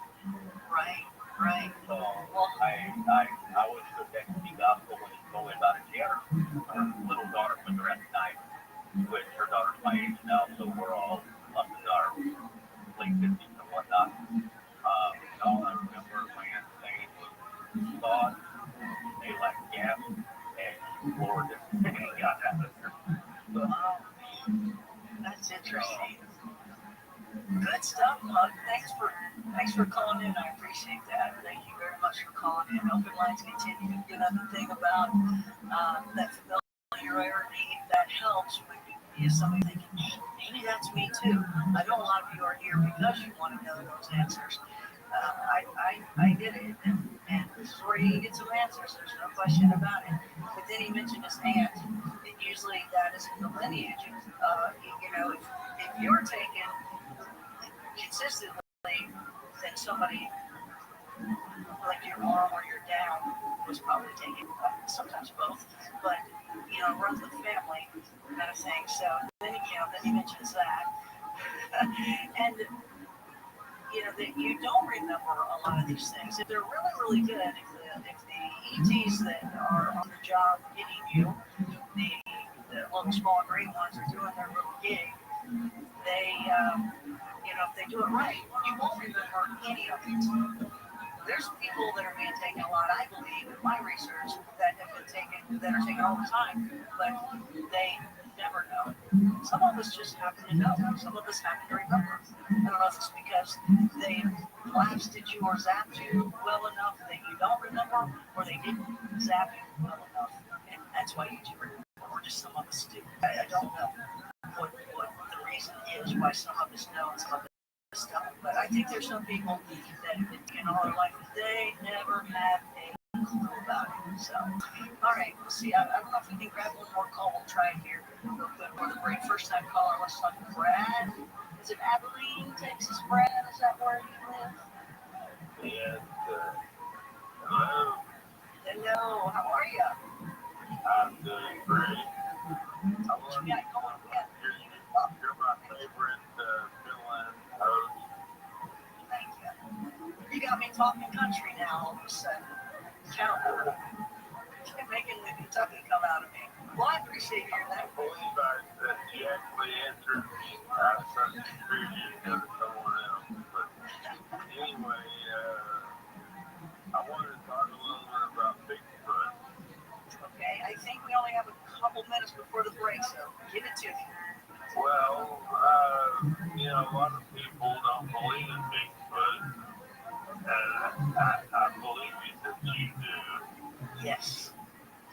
And, well, I do too, even though I'm not a Bigfoot person. I mean, I don't go out looking for Bigfoot. I can't live on things. But there's a show on Travel Channel called, Paranormal Caught on Camera.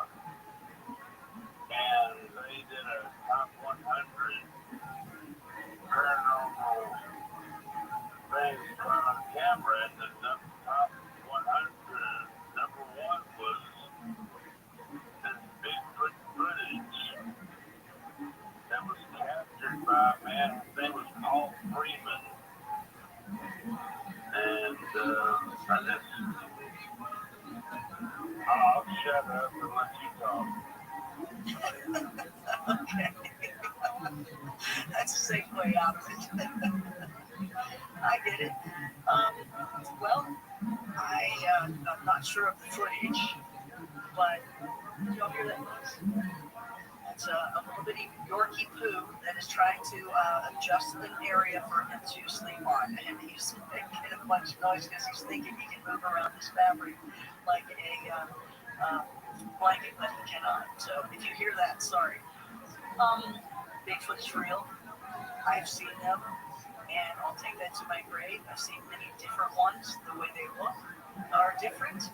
The way they, sometimes their ears are different. Sometimes their hairline is different. Sometimes their colors are different. And sometimes you'll see not the typical Bigfoot flat foot that you'll see. In fact, you'll see a different kind of foot shape. So it's like, well, is that a Bigfoot? In fact, Dennis Cole, one of the best out there, I've told him before that I've seen different ears and different this and that. And I said, is that a dog man or is that a Bigfoot? And he's like, why can't they look different and have varieties? And he's a good one. So, learn from the best of the best along the way and go out in those woods and look for yourself. Stay with us. Open lines continue. Connie Willis here on Coast to Coast.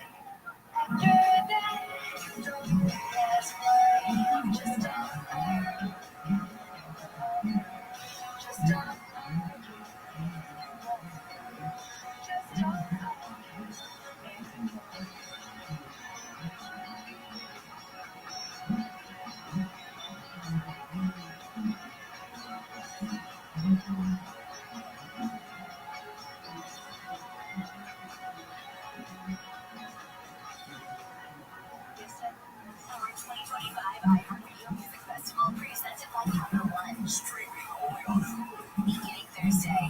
Hi, this is Ed Sheeran. Please know it's the tank.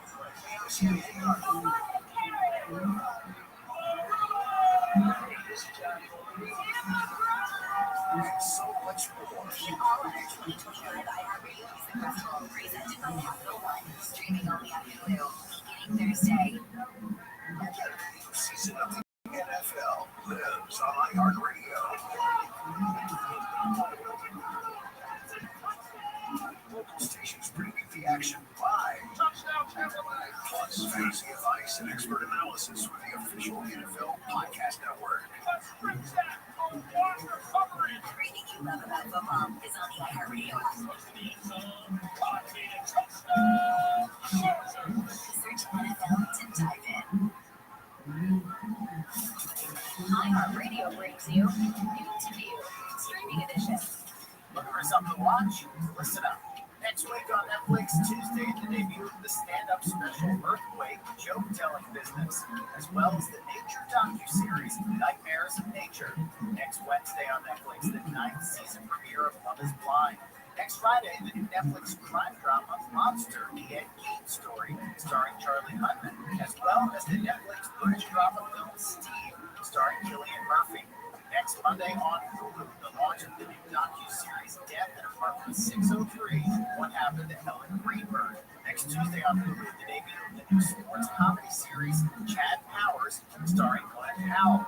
Next Wednesday on Amazon Prime Video, the premiere of the action comedy film Play Dirty, starring Mark Wahlberg. Next Monday on Peacock, the start of the docu-series Epic Ride, the story of Universal Theme Parks. Next Friday on Apple TV Plus, the streaming premiere of the feature film The Lost Bus, a new drama starring Matthew McConaughey and America Ferrara, as well as the new animated kids series The Sisters Grimm. And next Friday, over on AMC Plus and Shudder, the launch of the Halloween film VHS Halloween. And that's New to View on iHeartRadio. Happy binging. History of cinema, few films have been as successful as The Godfather. Francis Ford Coppola's gangster epic set a new standard, not just for movies about the mafia, but for movies in general. Although, if you talk to the people who made it, The Godfather's prospects for success were far from short. In fact, before its release, they were pretty bleak. And they said, we're finished. This is over. Not only is not going to work, Jerry, you're rid of those guys. It's bad. Leave the gun, take the cannoli. My co-host Mark Seal and I strip back the varnish of movie history and talk to never before heard from sources to get at what really made the process so arduous. Leave the Gun, Take the Cannoli is based on my co-host Mark's best-selling book of the same title. And on this show, we call upon his years of research to help unpack the story behind The Godfather's birth from start to finish. We sift through innumerable accounts, many of them conflicting, and try to get to the truth of what really happened. Leave the Gun, Take the Cannoli features new and archival interviews. Francis Ford Coppola, Robert Evans, James Caan, what's covered next? That's why I got a Porsche walk and drive around a lot. Now Ruddy, I said I got a golf and some bad guys. It was basically a lot of trouble. Talia Shire. Everything was a very arduous chess game. And many others. We still aren't entirely sure what's true and what's not, but we can promise that our 10-part series gives everyone who's involved the chance to tell their side of the story. Listen and subscribe to Leave the Gun, Take the Cannoli. Listen on America's #1 podcast network, iHeart. 10 cents a day. Sign up today at coasttocoastam.com.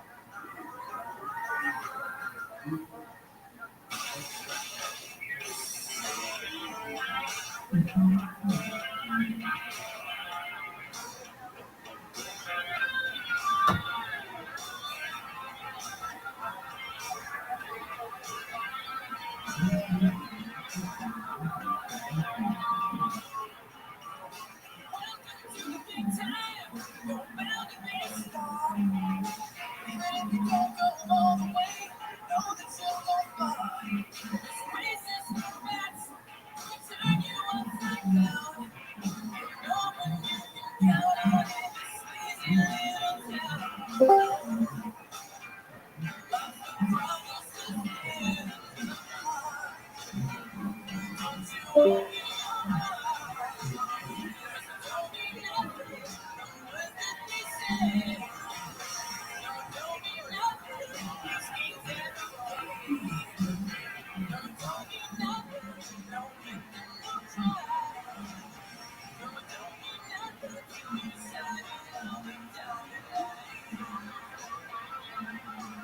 talk to Connie Willis, call the Wild Card line at 818-501-4109.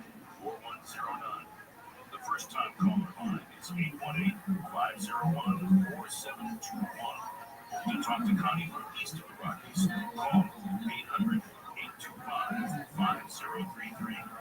From west of the Rockies, toll free, call 800-618-8255. This is Coast to Coast AM with your guest host, Connie Willis. It is Coast to Coast AM. Connie Willis here. That's Richard Marx. They don't mean nothing. 1987. That's what we've been playing all night tonight for you. This week in 1987, that's where those songs came from. This exact week. That's Marx's debut single. Number 3, Hot 100. Number 1 album rock. This is all from memory because I remember that kid playing that a lot, you know, in music radio all the time. And yeah, Joe Walsh in there. And what else about that? I think it earned him a Grammy nomination for that too. I can't totally remember. I think that's the case though. It's all memory. So and I have a birthday coming up, so I'm aging. So if I got that wrong, I'm sorry. But you know what? If you ever want to know what's going on with songs, and if you didn't hear the name of the tune or the artist, you can always go to our website and look up for the bumper music. We got you taken care of, and while you're there, check out everything there that we have on our website, because we have a ton of wonderful things that change daily, articles, features, all sorts of good things, and the schedule as well too. That's coasttocoastam.com.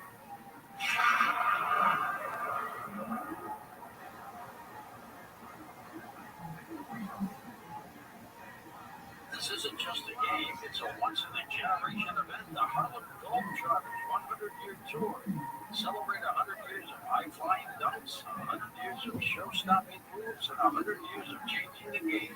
This game is once in a century. Be there, bring the whole family, be part of a legacy that never stops.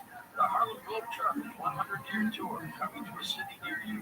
Get your tickets today at HarlemGlobetrotters.com. That's Harlem Globetrotters.com. Life insurance can have diabetes, high blood pressure, or high pressure.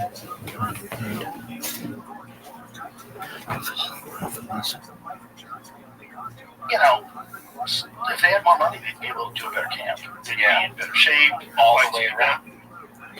Better, all the way around. Yeah, they'd be better recovered. They have better nutrition. It's investing in what your product is. And your product is elite athletes. Elite athletes. In order to get elite athletes, they need funding, right? They need tools. The only way they can get tools is through money.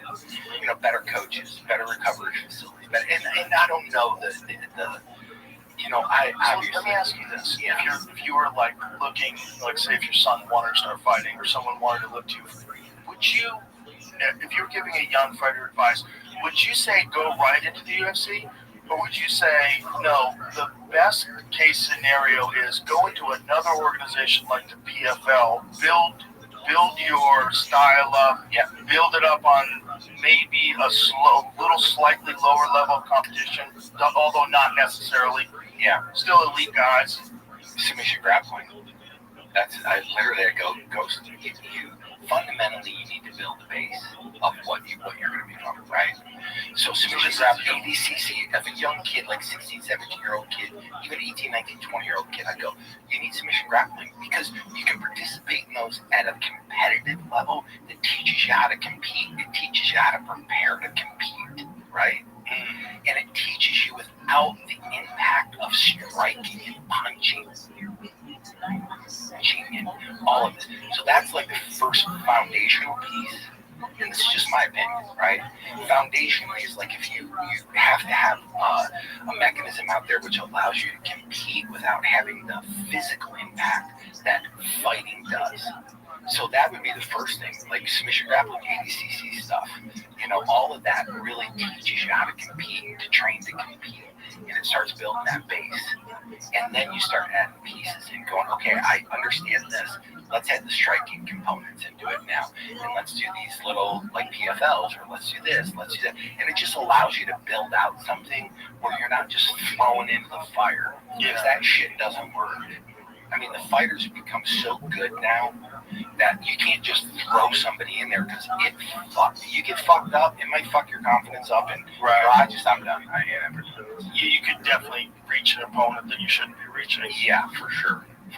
I wonder that if you build yourself up in another organization, then obviously you have at least a name, and the hardcore fans know who you are. Yeah. So like Rainier de Ritter, another example. Okay. Who's elite right now.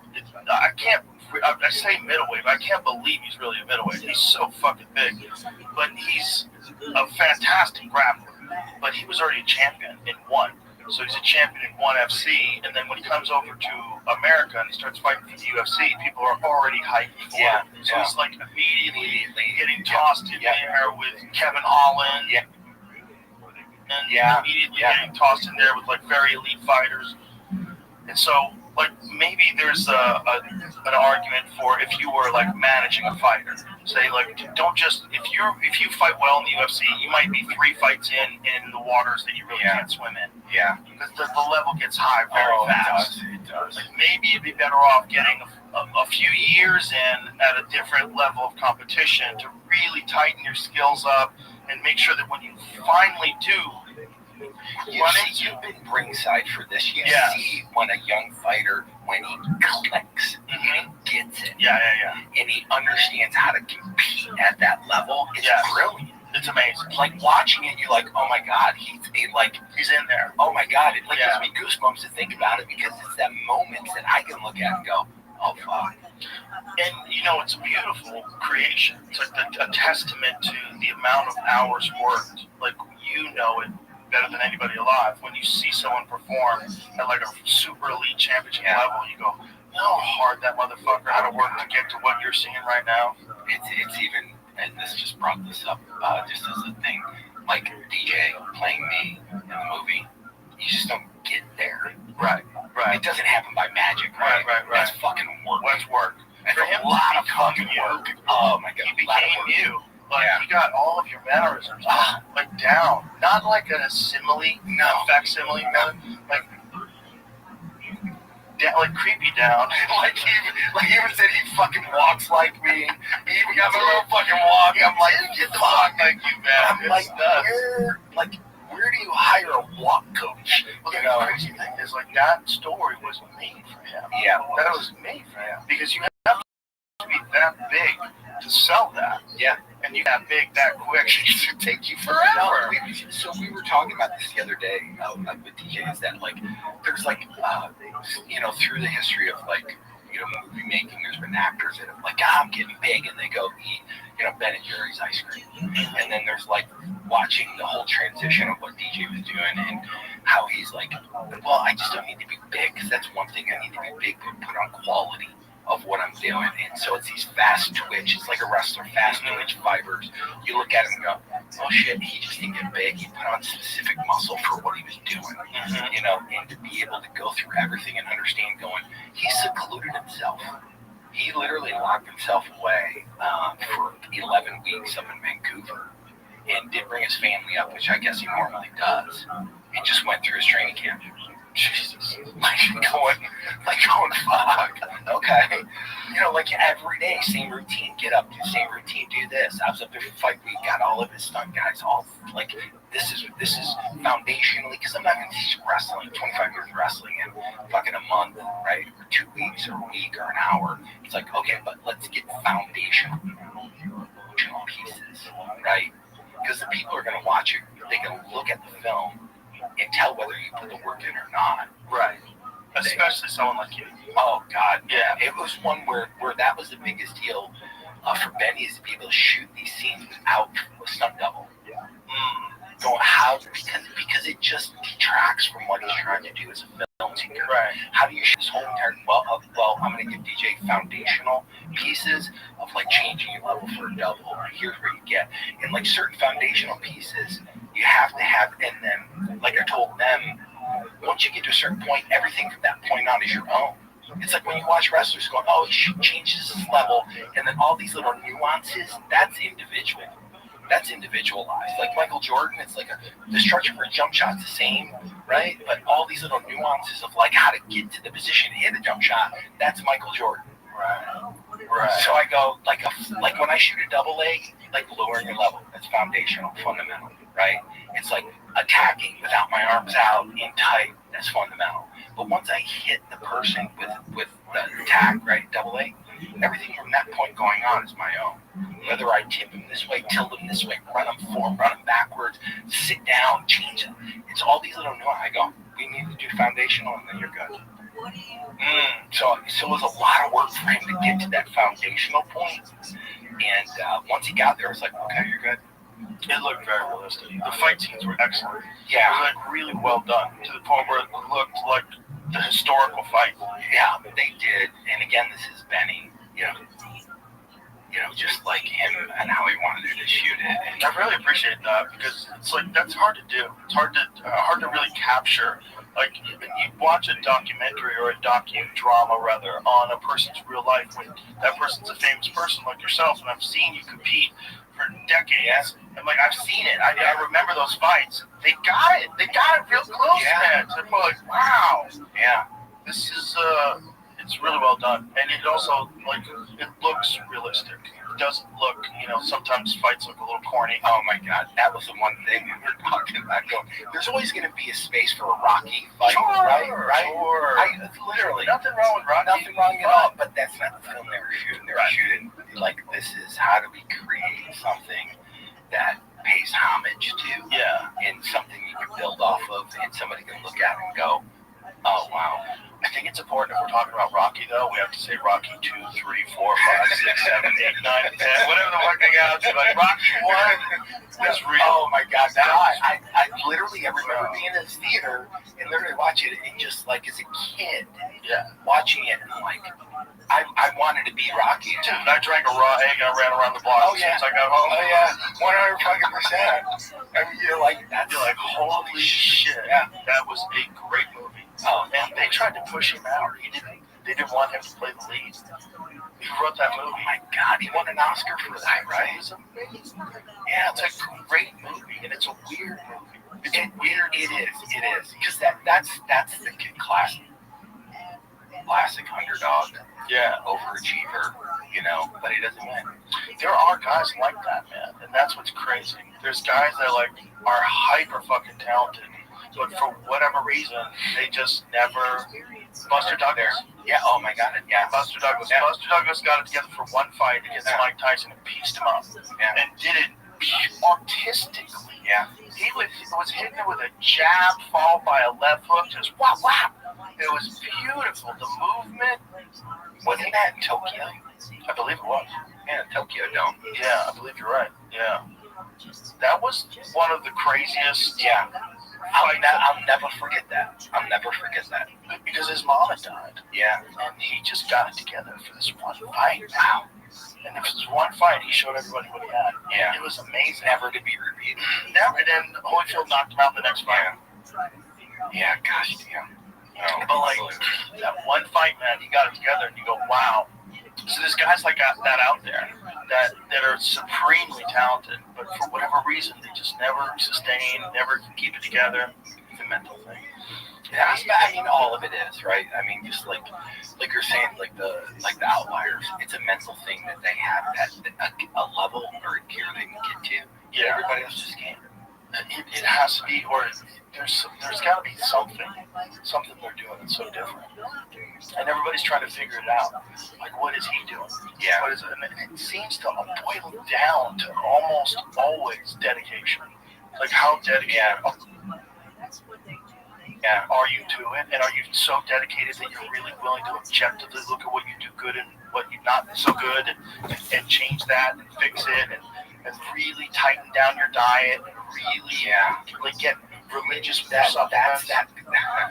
that's the ability to be able to be just have the self perspective, right? Like this in-depth honesty. Because a lot of it, like I literally before Chris Gamble, right, as he was talking about, I thought I was training fucking hard. I thought like I'm training fucking hard. And he just grabbed me by the hand and goes, no, let me show you what hard is, right? And so it was this routine where it's like, in college, my senior year, 6 a.m., I'd get up, he'd pick me up, and I would be a minute late. I had a chair that I put next to the door that I slept in for the last, because one time being late, he just throttled me. And I'm like, that ain't never happening again. I ain't fucking ever happening again, man. Slept in the chair next to the door.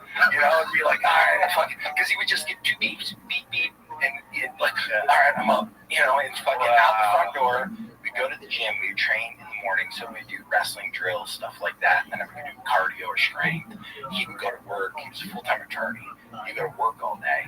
I would start practicing with the wrestling team, warm up, and then I'd wait for him to get off of work, 5 o'clock, and then we'd train for a couple hours and then get up and repeat. But it's this level of intensity, but everything had intention. There wasn't anything that was left without intent. Right.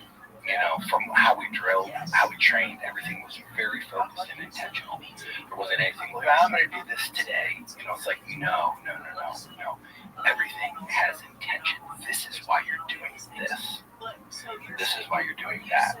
This is why you're doing this. And that's the difference. That's the difference. Yeah. It's this intention of every single thing you're doing has this intention for an end purpose.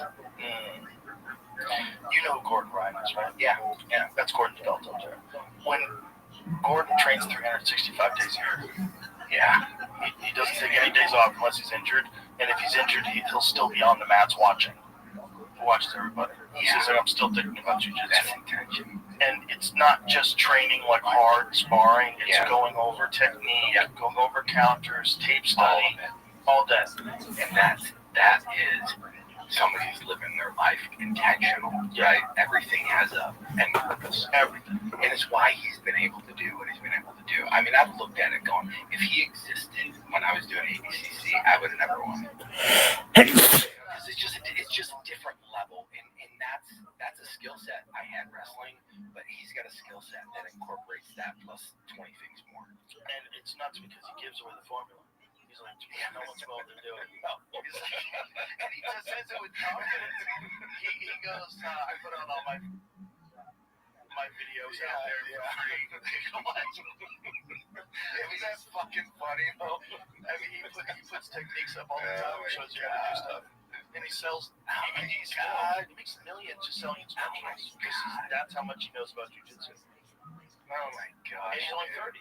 Yeah. And everybody considers him the greatest of all time. You know, it's crazy. It's funny to bring this up. So when DJ and I connected again in 2023, when this got kicked off, that green light for the film, he sent me this picture of Panther videos, Panther martial arts, seek and destroy videos that are in a VHS tape. He's got like 10 of them in the picture, right? And his marker, seek and destroy. Benny had found them and sent them to DJ, and he's like, study him. So it's this videotape series that I did for Panther Production. So this is one of these things where oh my God, it's part of fighting techniques. Yep. And so DJ sends me this picture, and it was fucking, I was literally like, okay, I'm in. Dude, look at the size of you. You look like a superhero. Oh, dude, I had such. I call it phone booth fighting, right? I could in a very small space, I could generate a fucking shit ton of power. Oh, dude, you were a shit ton of power. You were a legitimate freak. And I remember watching you fight the first time. I was like, that's gonna be a real problem. That's gonna be a real problem. Well, he's doing.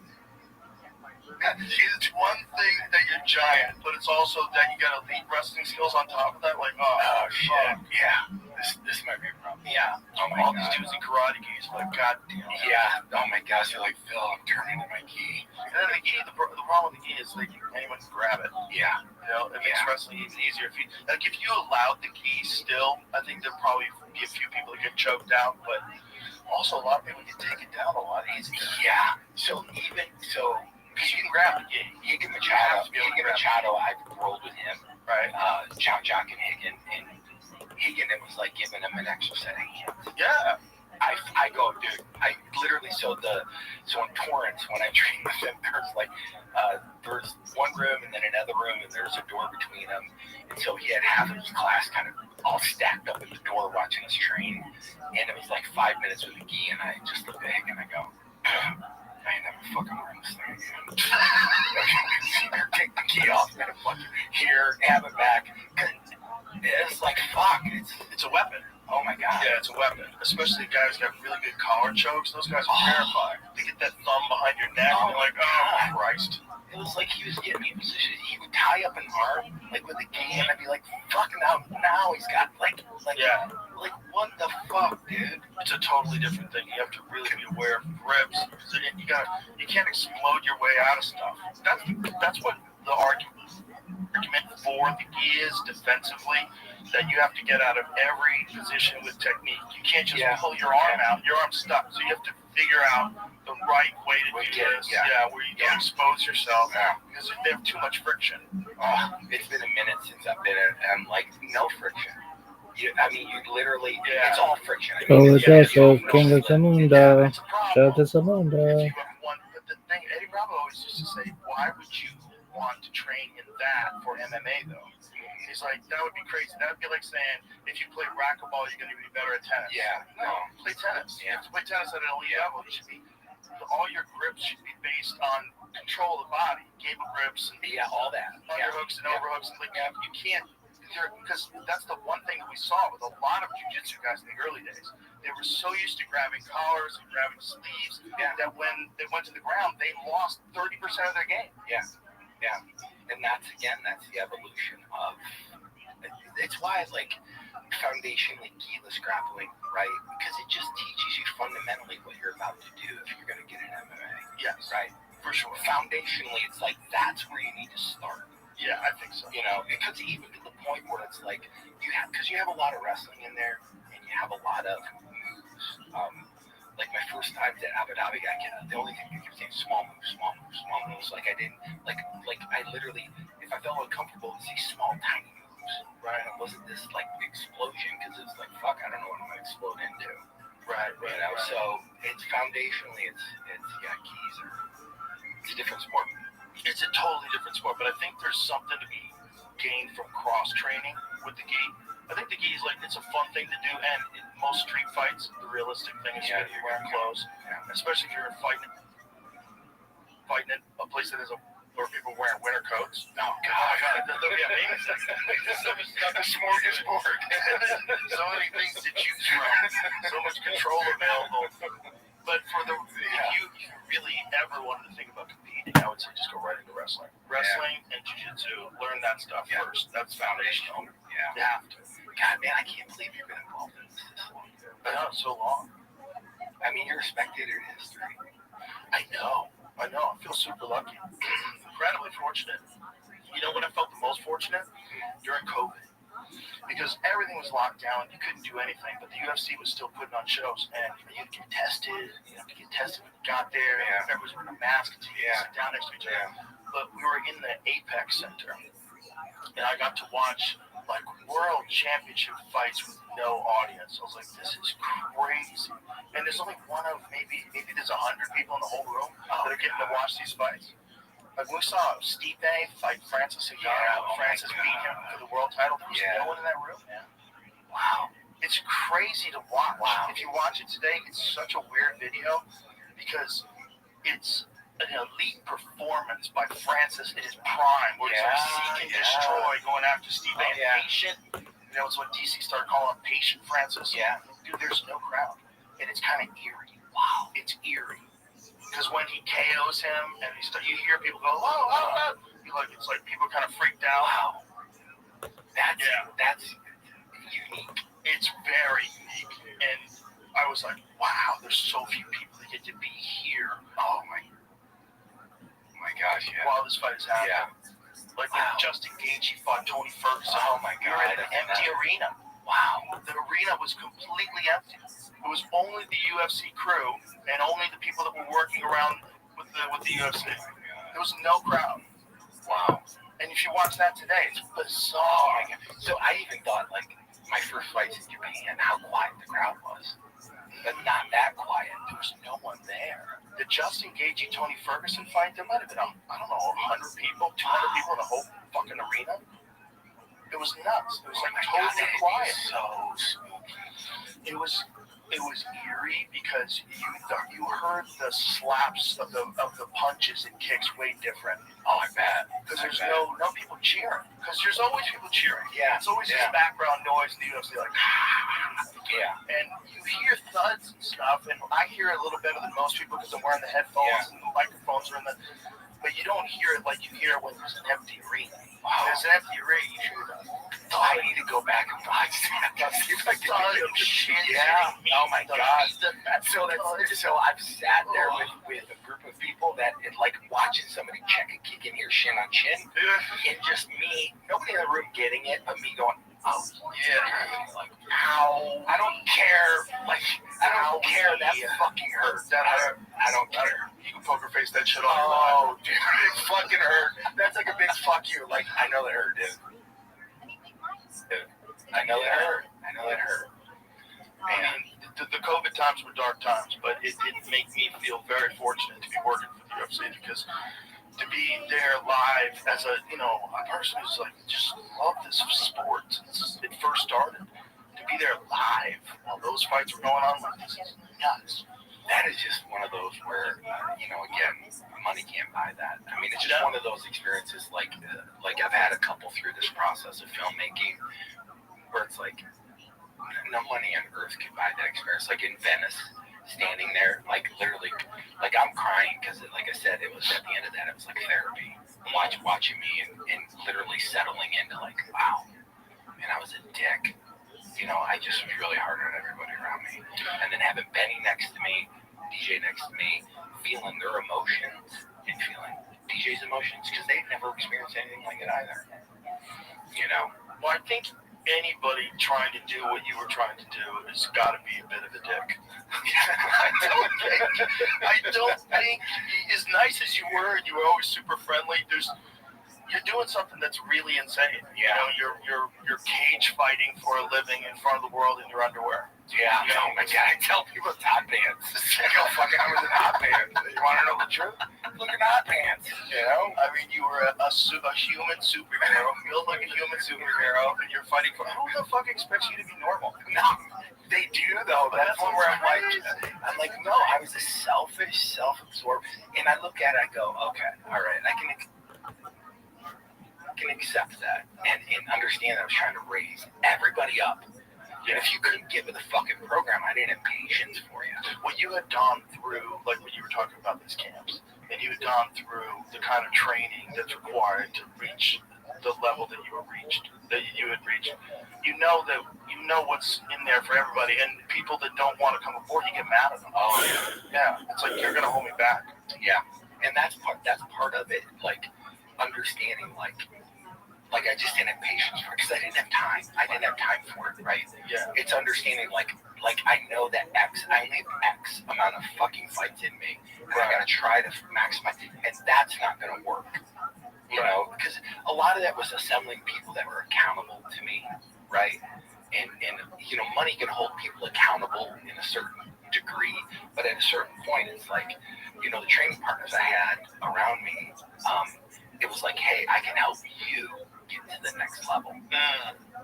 Right? That was kind of the enticement. Yeah. You just need to make a commitment to me. Right. Make a commitment to me, and I'll give you that little piece that you're missing.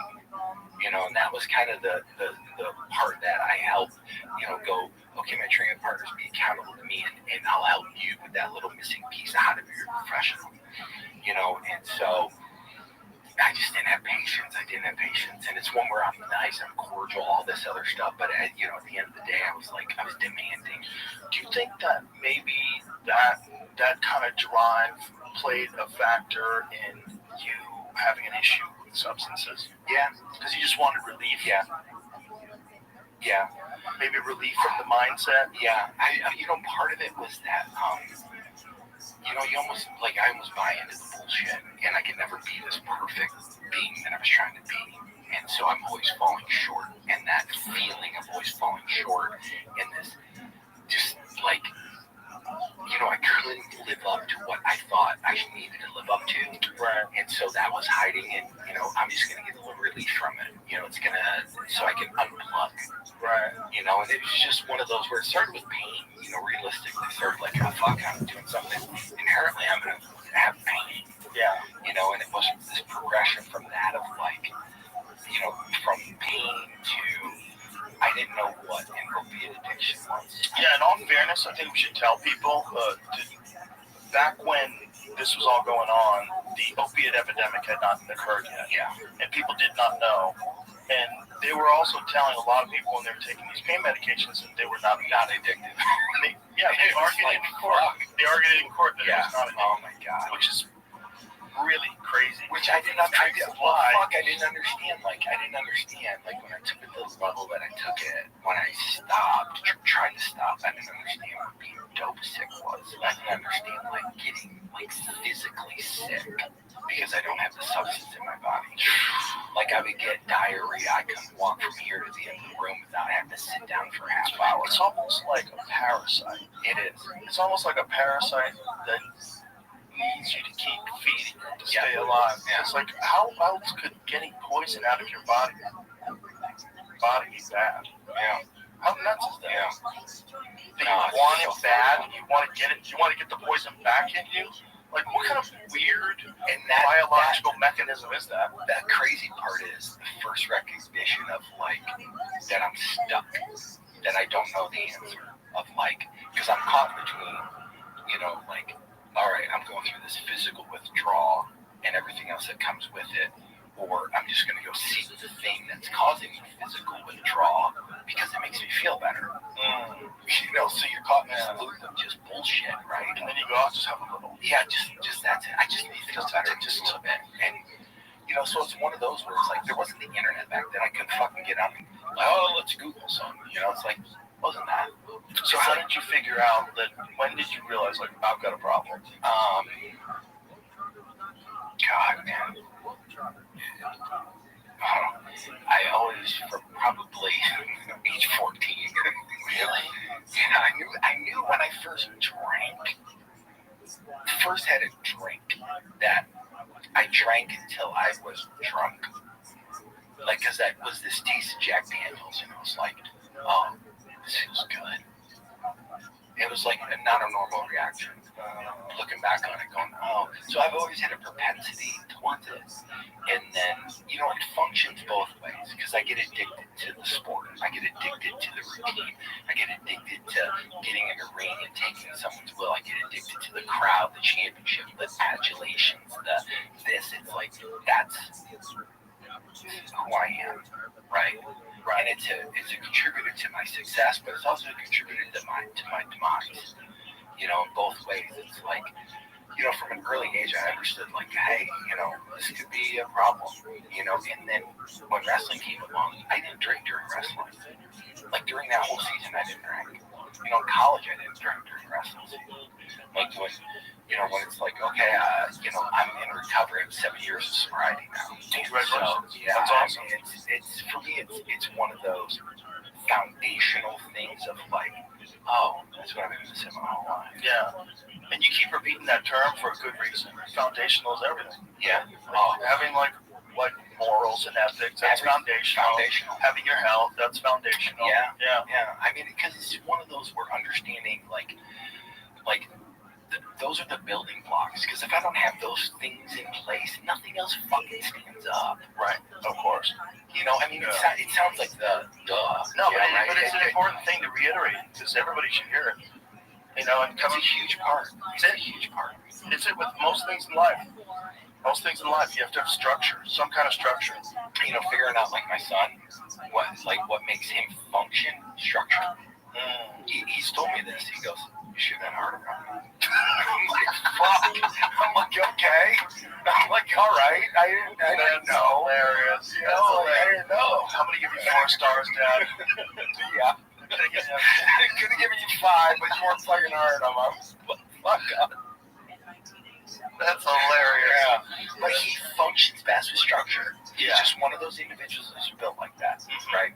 Well, I think part of it's kind of probably seen what you did and genetics. It's like some learned memory in there, probably.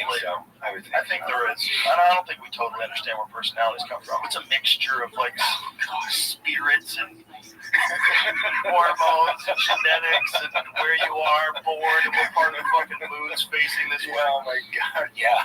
I always wondered if that shit's real. Oh my gosh, it's like, Jupiter's orbiting my Saturn. And I always wondered, like, why are they so into this? Is there Yeah. something to this? Because if there is, I would feel real stupid if I was ignoring it the whole time. You know what?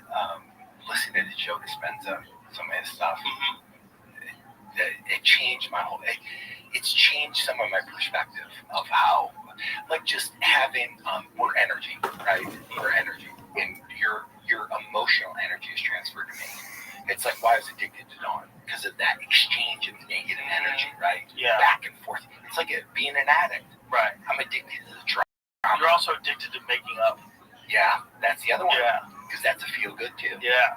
Right? Sometimes people want to get in fights just so Just they to can make up. Hell yeah. I mean, it's the whole process of that fucked up shit. It's how fucked up. All fun. Oh my What do you hate fun? Yeah. Oh my god. So it's that really fucked up part of like understanding, like looking back on it, going, oh shit. Bro, when you guys were fighting in the movie, right before you were about to fight Fuck Genshin, Oh my god. it is such a crazy scene. It's really well done, man. Oh my god. It's really well done. It's how Emily flips that switch of like, fuck you, motherfucker. Yeah. You wanted me to come. It's like, oh my god, it's like a fuck. That's what it does it every fucking time. It's amazing. Of like that little like, Yeah. oh my god, I guess I did want her to come. I'm a fucking asshole. It's amazing. Oh, It's so realistic. I mean, they nailed it. They really nailed it. How weird is that for you to watch like a segment of your life be recreated in a movie? Is it so? I mean, it's so I've used like I haven't found another word to explain. right. It seems like there's not a word that they figured out for that one. There's not. It's just one where it's like, you know what? On the other side, this is just me going, you know what? I'm grateful. I have a sense of humility. I have a sense of just being like deep, profound gratitude that DJ, Emily, Benny, everybody involved in the film wanted to take this on. Yeah. Like, it's amazing. Because I looked at it going, like, a lot of it's self-worth going, you really want to do a movie about my life? About me? Like, what the fuck? Like, really? And then understanding, like, what they see in me and the beliefs they have in the story and everything that's around it. Because at the end of it, it's redemption. It's like where I am today.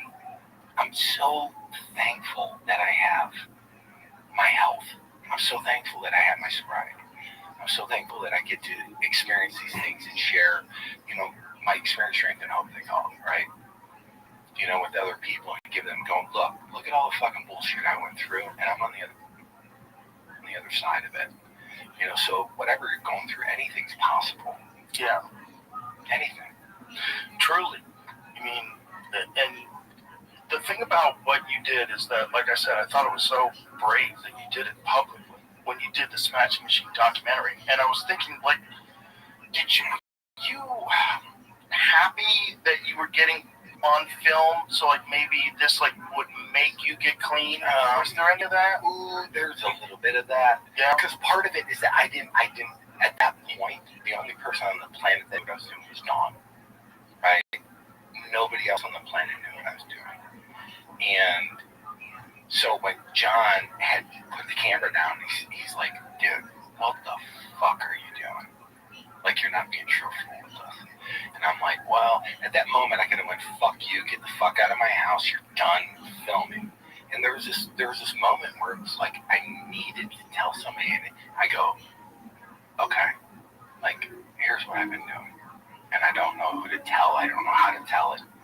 just gonna show you. And that's when it shows me shooting up. It was that moment where I'm like, you wanna know what I'm doing? I'm gonna show you. Because it was one of those where it's like, it felt like a weight got lifted. Right. Like all of a sudden it's just like, oh, fuck. Did you ever think about not going through with the documentary? Yeah. Yeah. So here's what they ended up doing. So I didn't see one stitch of footage at all until I saw the complete documentary in Los Angeles at the Dolby Sound Studios. So it was like a couple of years. Wow. Not a second of footage. So I sit down, the documentary as it appeared on HBO, right? And the filmmakers aren't watching the fucking film, they're watching me watch the film. Right? Wow. There's like 8 of us in the movie theater. I get the film's done, lights come up, and I literally stand up and John Greenhall goes, "What do you think?" And I go, "I'm gonna have to get back with you."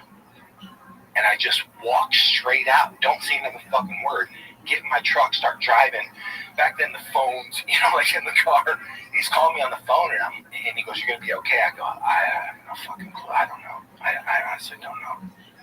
Because the agreement we had in place was I had final veto over the content of it. Like I never showed you the content? Until that day I saw it in the Dolby Sound Studios in Los Angeles. The content, the whole film, I didn't see any of it until that moment. So literally I drove home and John was like,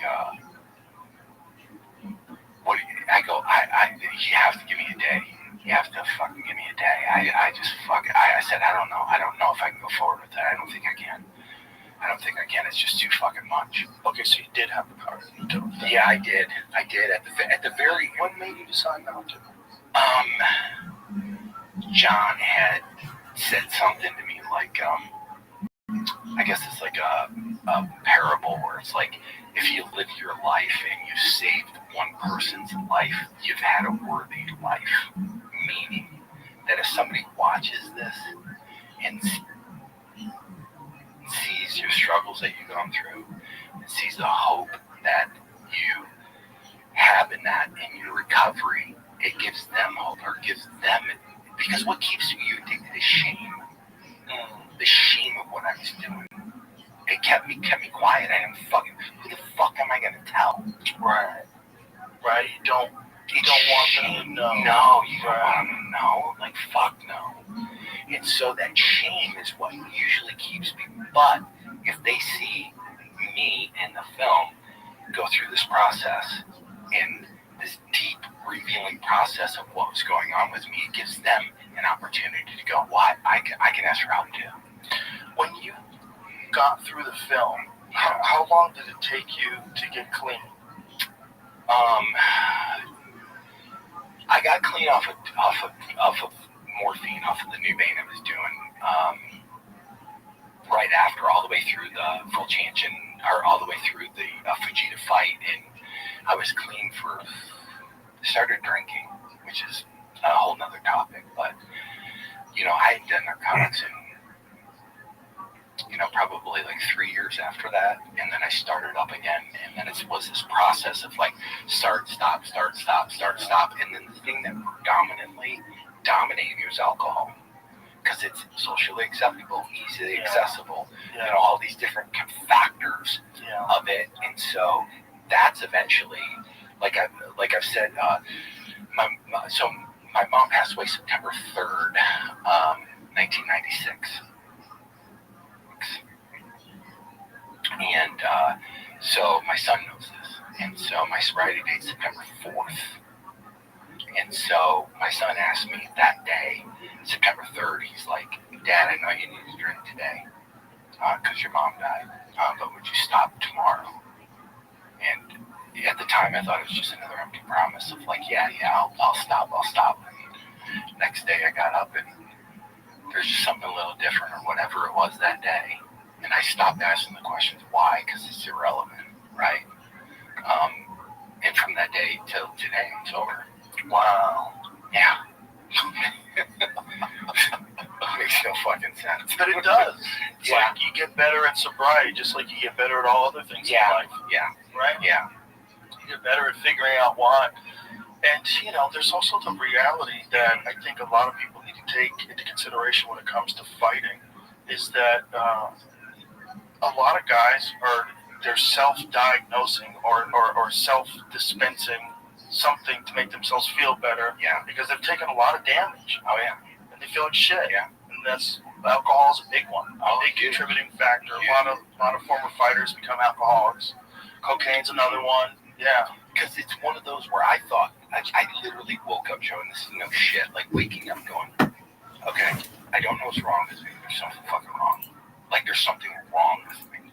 And understanding like all this different stuff, head trauma and all these different things and factors, I literally thought I was like, Athleticism. Going on. Look at this. Like I was like, okay, alcohol or drugs was the only relief I got for what the fuck was going on in my head. So the thing, what did was it past a specific fight? It was literally it was after 2006. It's like 2006, 2007, 2008. I stopped fighting in 2009. I didn't know what else to do. All my identity was tied up in being a fighter. You know, and understanding like these simple words of like, fighting is what I did. It's not who I am. Right. I'm much more than that. Right. I'm much more than a fighter. And understanding once I got to that point, you know, it's like that's when some of the relief came in. But part of it in my head, like, there's something fucking, I don't know what it is. And so I was just seeking relief. Because of like there's something that's fucked up in my head, and I didn't know what it was.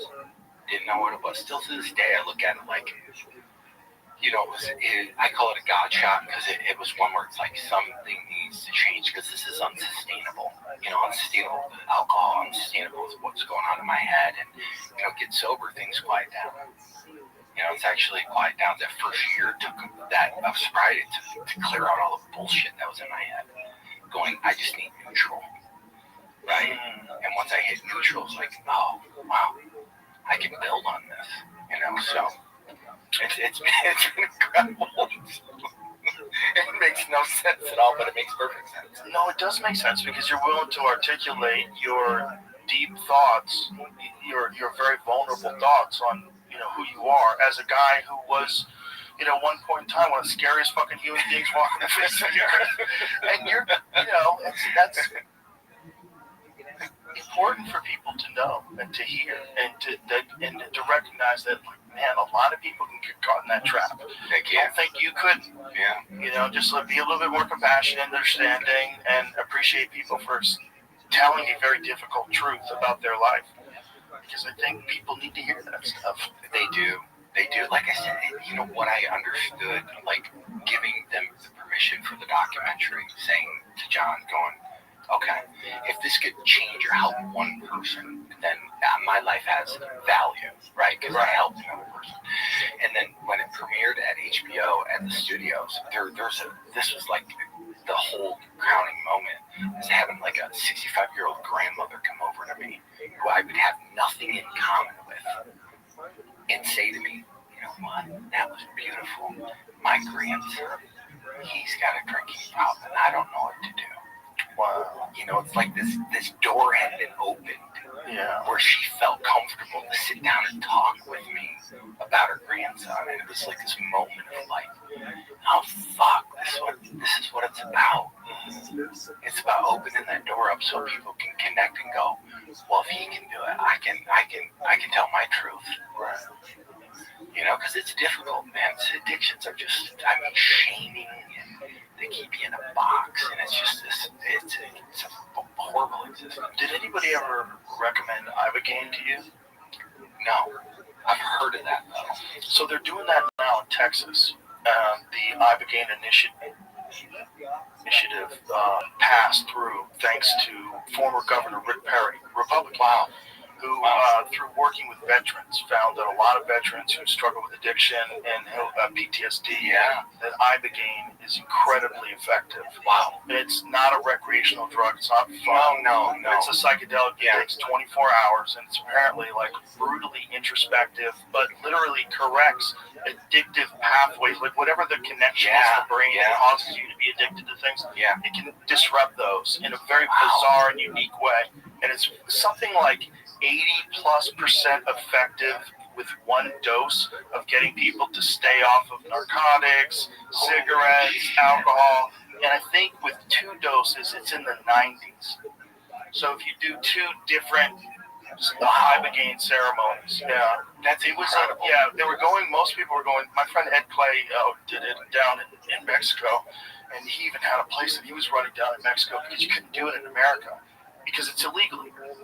It literally stops the train of addiction dead in its tracks. They don't totally understand how it does it, but it's very effective. I know a lot of veterans who've had. So they talk about the neuroplasticity of drugs like that to create new pathways instantaneously. Yeah, like I'd like to say those words, but I don't really know what they mean. When I say them, I'm just faking. I know that's how you're supposed to say it, so I'll say it, but respectfully, I don't know what the fuck's going on here.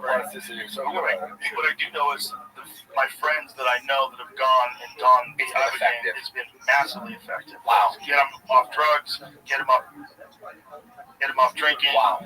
Get them, they just change their perspective. They go, okay, I get it now. They just realized where they were tripping over their own dick, like what they were doing wrong. That's incredible. Yeah, quick.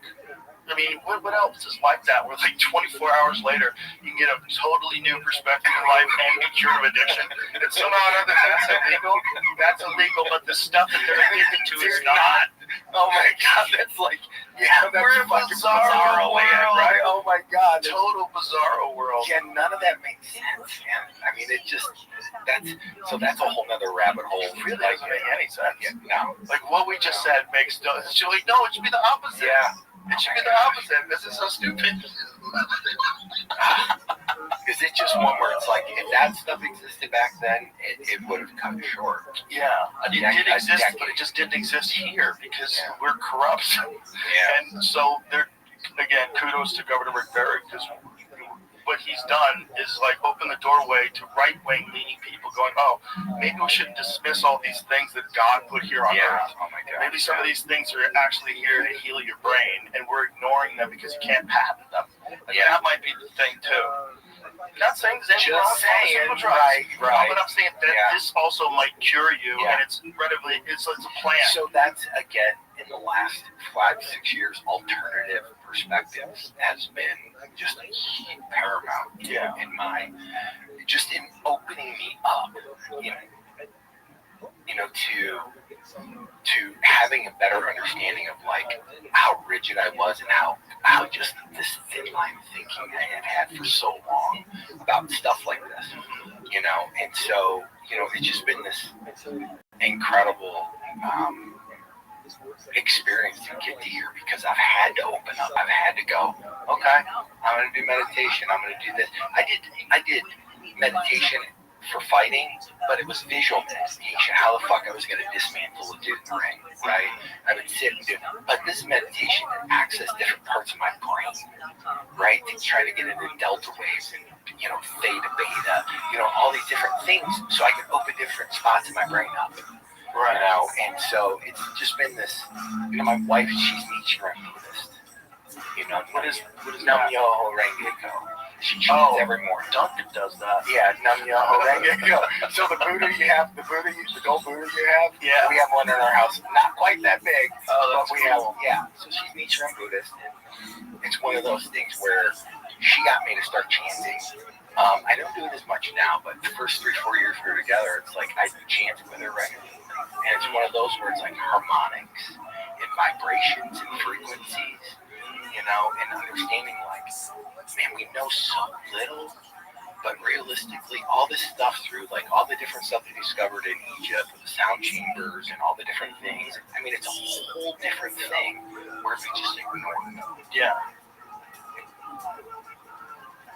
And it's like, well, shit, we don't even, we're so archaic in our thinking.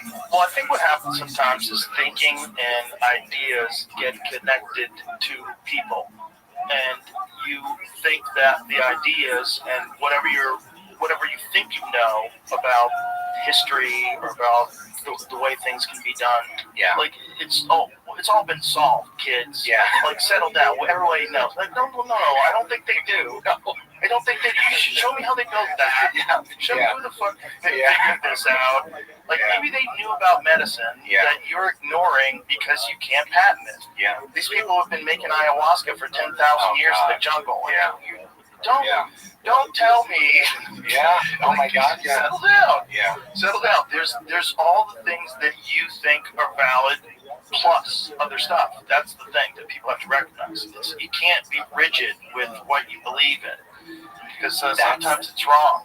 That's the part where I can't believe how much I've opened up and been just receptive. And a lot of it's because I'm sober, and it's like, fuck, I don't know shit, man.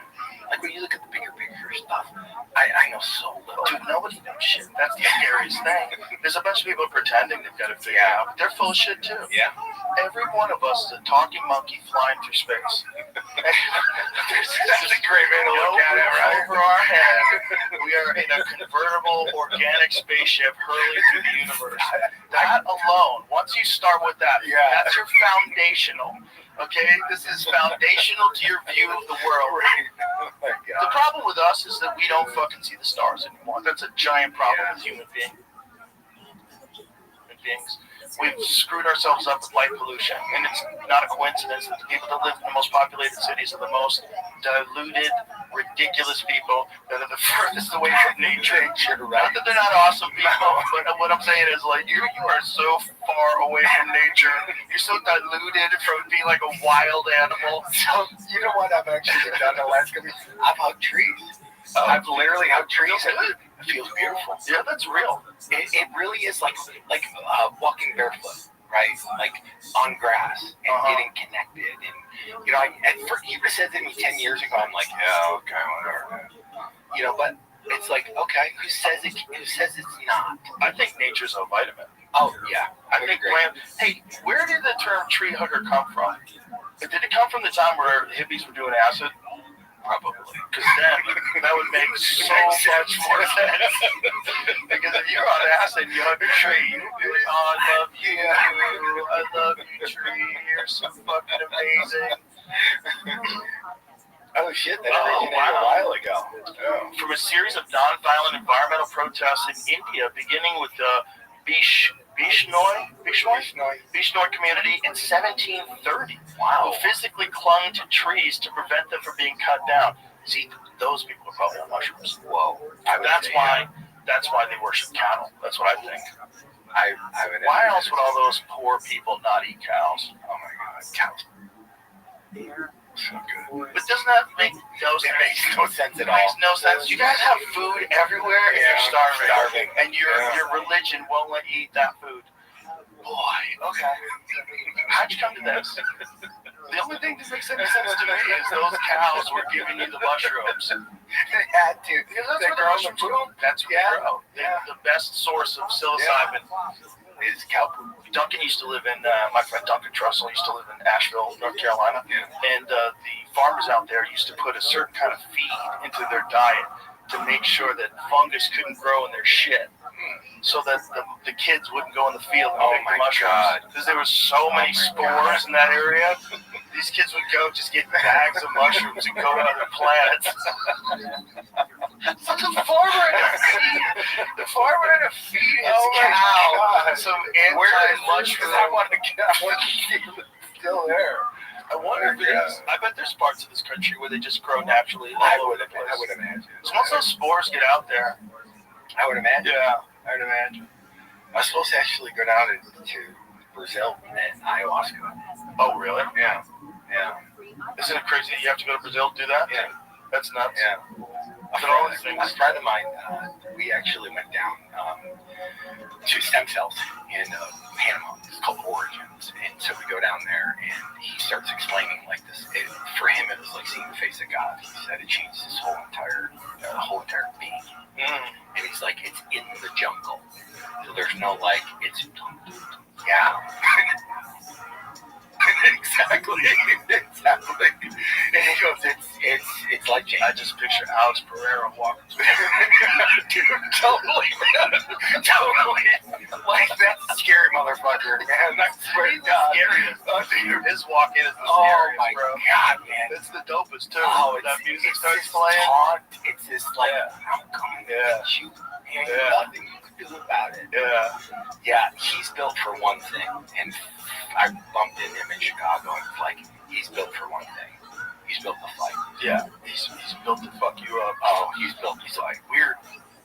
Weirdly strong guy. Oh, yeah, it's like literally, it's like he shouldn't be able to do what he's doing. It's like, you know, I go, there's no wind up in his kicks, his low kicks. There's no tells. No tell.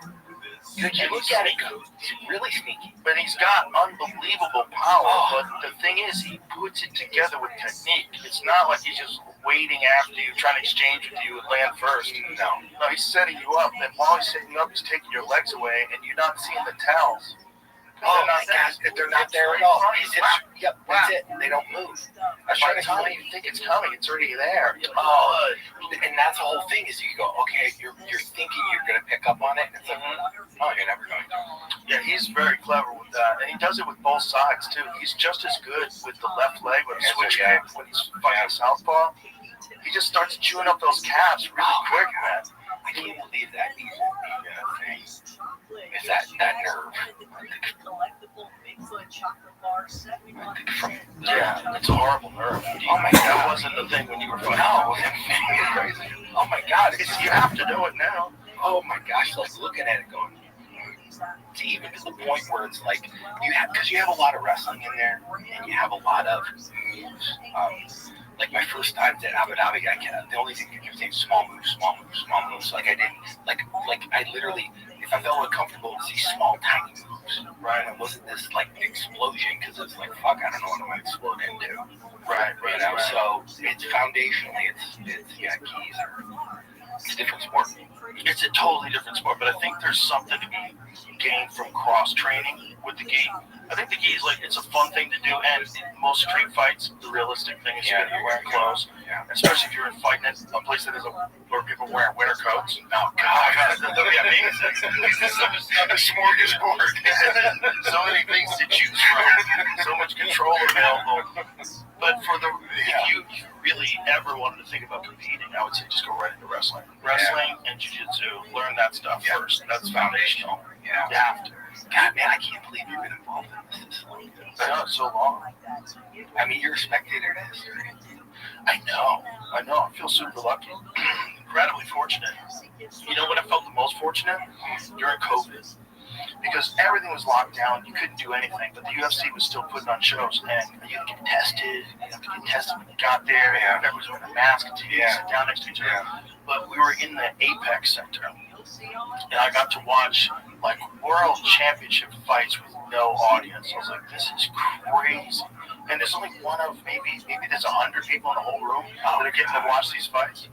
Like when we saw Stipe fight Francis again, Francis beat him for the world title, there was no one in that room, man. Wow. It's crazy to watch. Wow. If you watch it today, it's such a weird video because it's an elite performance by Francis in his prime, where he's like seek and destroy, going after Stipe and patient. You know, it's what DC started calling him Patient Francis. Yeah. Dude, there's no crowd. And it's kind of eerie. Wow. It's eerie. Because when he KOs him, and you hear people go, oh. It's like people kind of freaked out. Wow. That's unique. It's very unique. And I was like, wow, there's so few people that get to be here. Oh my gosh, while this fight is happening. Like Justin Gaethje fought Tony Ferguson. Oh my God. We were in an empty arena. Wow. The arena was completely empty. It was only the UFC crew and only the people that were working around with the UFC. There was no crowd. Wow. And if you watch that today, it's bizarre. Oh my God. So I even thought, like, my first fights in Japan, how quiet the crowd was.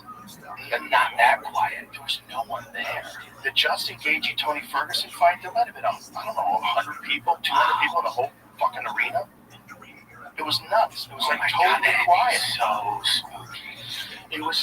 It was eerie because you heard the slaps of the punches and kicks way different. Oh, I bet. Because there's no people cheering. Because there's always people cheering. Yeah. It's always this background noise. The UFC like, yeah. And you hear thuds and stuff, and I hear it a little better than most people because I'm wearing the headphones and the microphones are in the.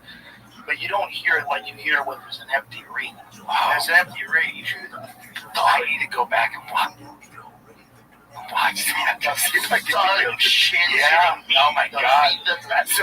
So I've sat there with a group of people that like watching somebody check and kick in here shin on chin, and just me, nobody in the room getting it, but me going, oh yeah, like ow. I don't care. Like I don't care. That fucking hurt. I don't care. You can poker face that shit off. Oh, dude, it fucking hurt. That's like a big fuck you. Like I know that hurt, dude. I know that hurt. I mean, the COVID times were dark times, but it did make me feel very fortunate to be working for the UFC because to be there live as a person who's like just loved this sport since it first started, to be there live while those fights were going on, like this is nuts.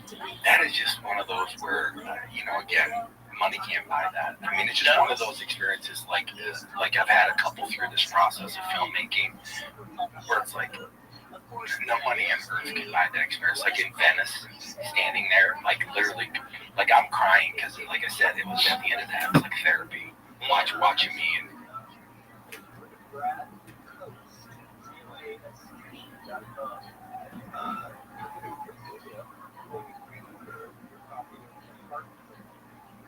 It's this special offer just because it goes this way. Yay!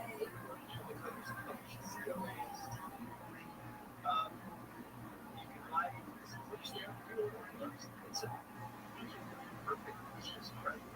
I'm shopping right now. Christmas. And for the 5 bucks, you actually get a free article for this session without practitioners. So you'll also be joining me for a 1-hour webinar about this. So that website's Brad. All right, and you better know it's October 1st because it's coming up in a few days. So you got to make sure you're ready for that. You are a busy man. Okay, so now this technique that you have, it's. I mean, you did it with me, and I've seen it. It reminded me a lot of tapping. It reminded me of NLP. It was, it's just one of those things where people don't believe it happens, but then the effects show up afterwards. And you don't feel anything, you don't feel hurt or this or that. I don't know, maybe some people feel tingling or different things. I guess everybody can feel something different. But it's not painful. It's not something like, okay, I'm going to hit you over the head with something and then you're never going to hurt anywhere else again because I hit you over the head so hard. It's nothing like that. It's amazing technique. So tell us about the heart wall and then how you can take that out of the way. So, first of all, understand that when you have trapped emotion, it seems to be a broad about the size of baseball, about the size of a small development. These things logically, you can't see these things, they're invisible, but they cause us significant effects. One of the things that happens, see, we now know that in the ancient English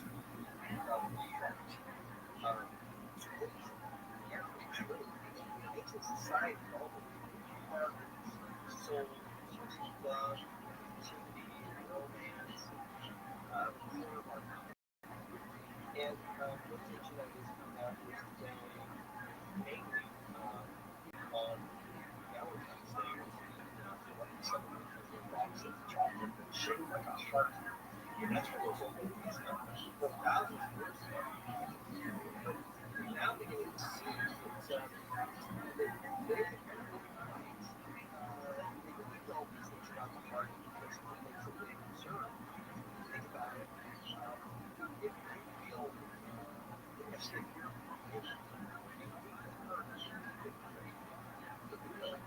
great. You feel like your heart sitting on your chest and breathe.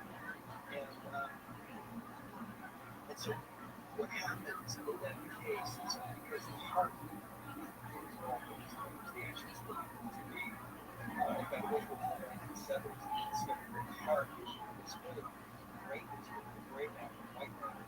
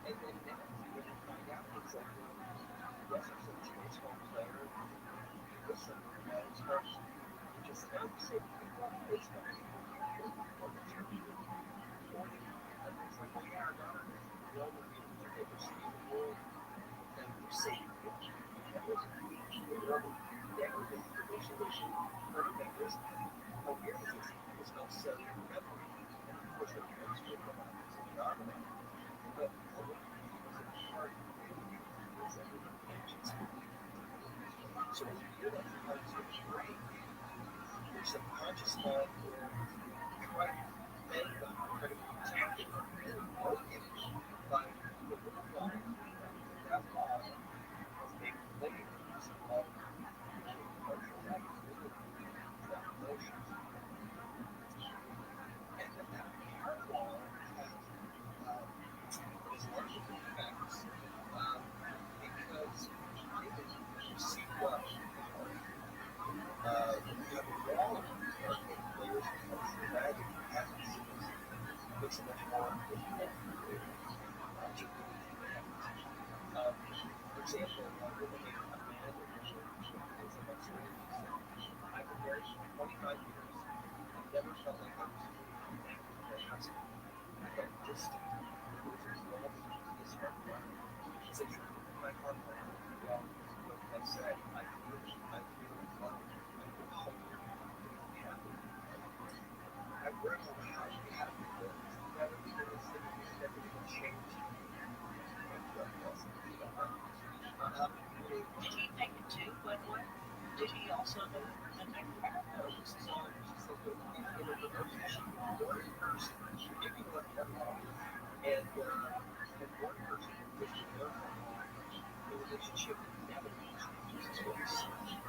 And usually with women, sometimes that nurtures an abusive relationship. Sometimes they stay for a wider term. Well, when you have a heart wall, it's much more difficult to do. And so sometimes we find out that relationships are abusive, then all of a sudden, first reading, it's really going on. So that's interesting. You know, I'm just going to take it a little deeper. So, have you ever done any studies with serial killers and psychopaths to see if they have this huge heart wall themselves to where they can do the things that they do and never feel? Well, I can, but I can pretty much guarantee I was at my house that there's definitely a heart wall.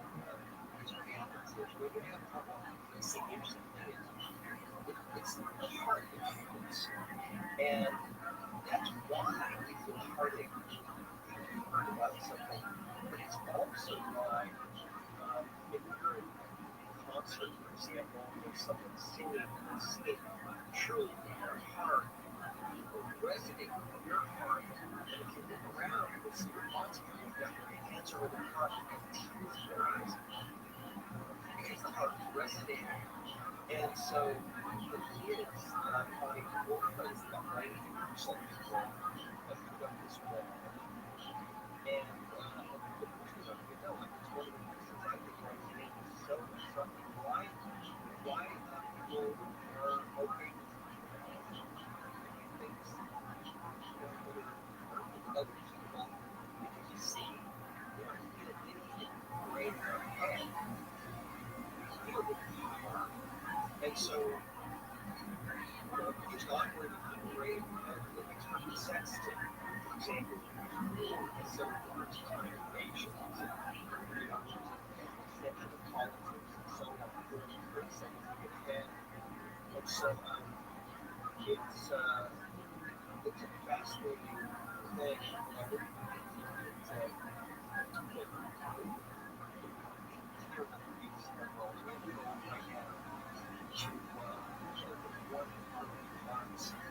And that's what that major action has done. First,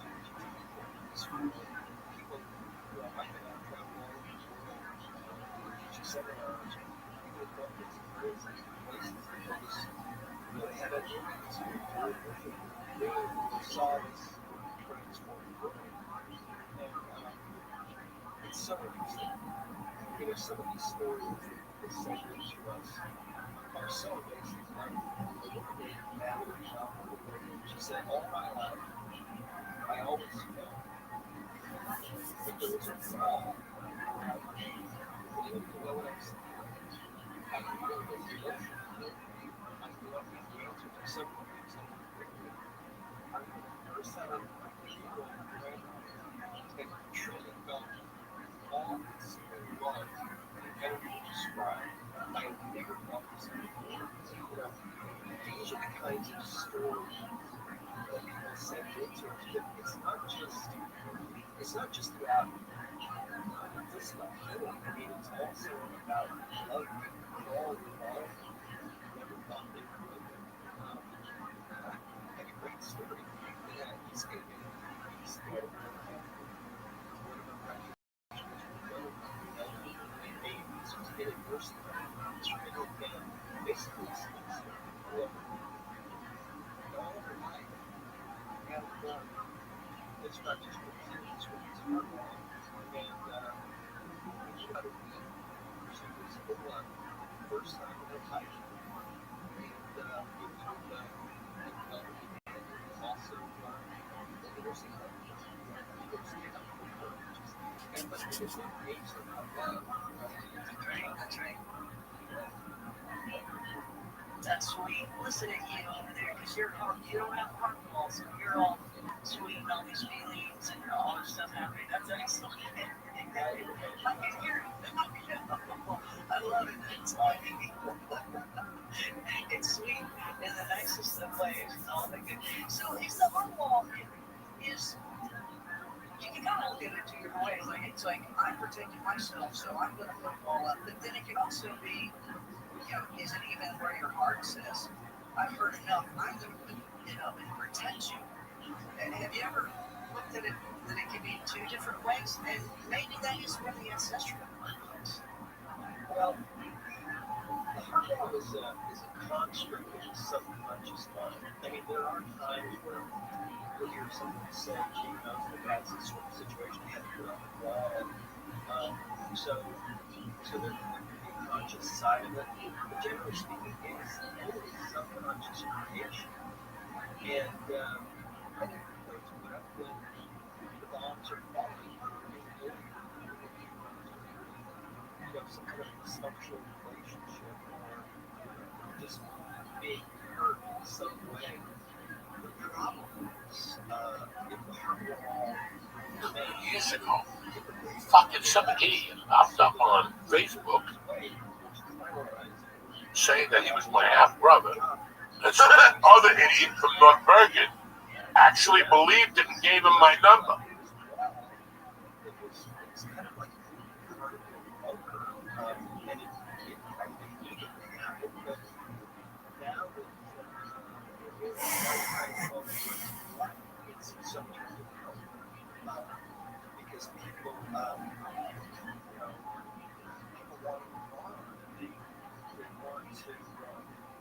They want to live the rest of their life without this wall. The problem is it just becomes a lot more difficult. It's interesting. In school, we're taught algebra and all these other things along the way that I never used to get, and everybody can vouch for that along the way. There's many classes, and you're like, what am I taking this for? Teach me something else. Teach me how to do my taxes so I don't have to pay for it. Or teach me how to do this or that.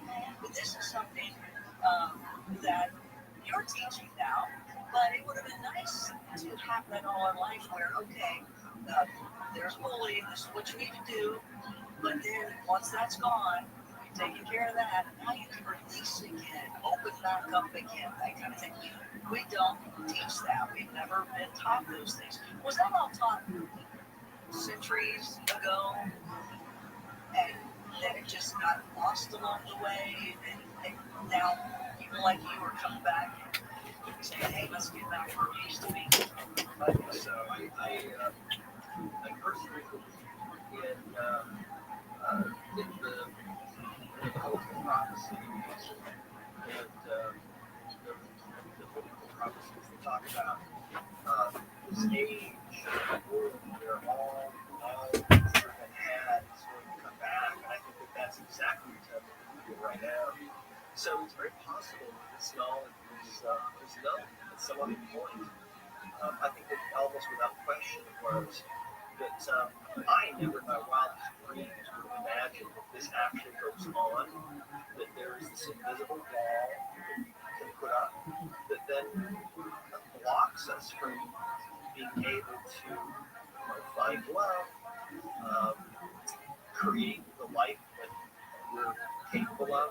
I really do believe that the heart is everything the ancients believed it to be, and I think it is also the seat of the subconscious, because we see the most amazing things happen. Well, for example, with an Lauren from Soto, she said, soon after you release my catalog, I lived a unhealthy long-term relationship. This opened my eyes to many opportunities in life. A couple months later, I found the love of my life. Traveled destinations I never thought I'd travel to. Now I'm furthering my education, enhanced my career. My life is so much better because of your work. It's so, it's amazing. What's fascinating too about this is that it also works with animals.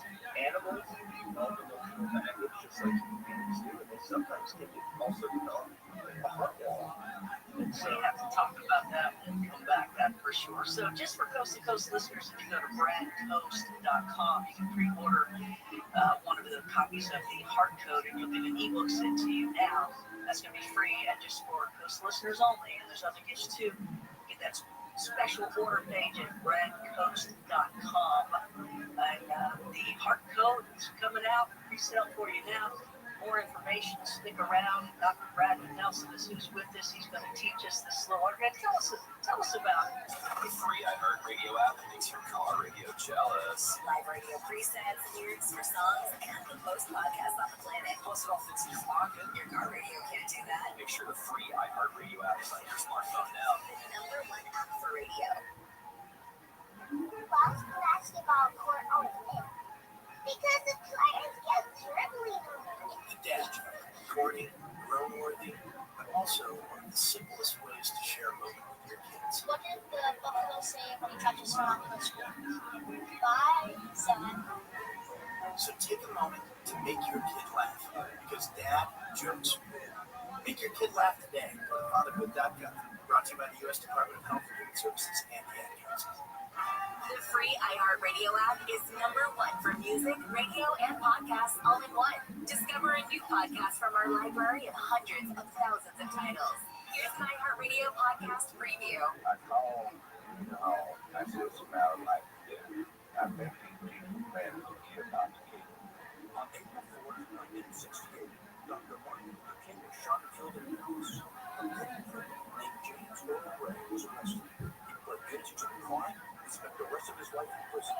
Case closed.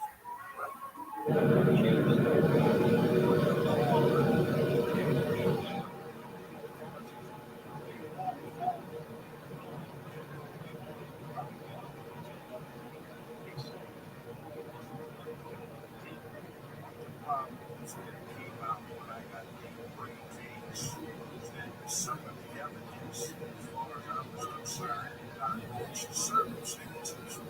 This is the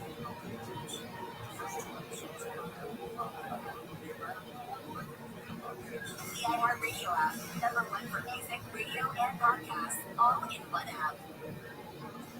This is Matt Jones. This is NFL Cover Zero. We're just here to try to give you an NFL perspective a little bit different. Did you see the consequence of those other videos? What was that? Oh my! We think NFL coverage should be informative and entertaining. Twice a week, that is exactly what you're going to get. Open up your free iHeartRadio app, search NFL Cover Zero on Matt Jones and Drew Franklin, and listen now. Our 2025 iHeartRadio Music Festival presented by Capital One. Streaming only on Hulu. Beginning Thursday. Wow, I said streaming.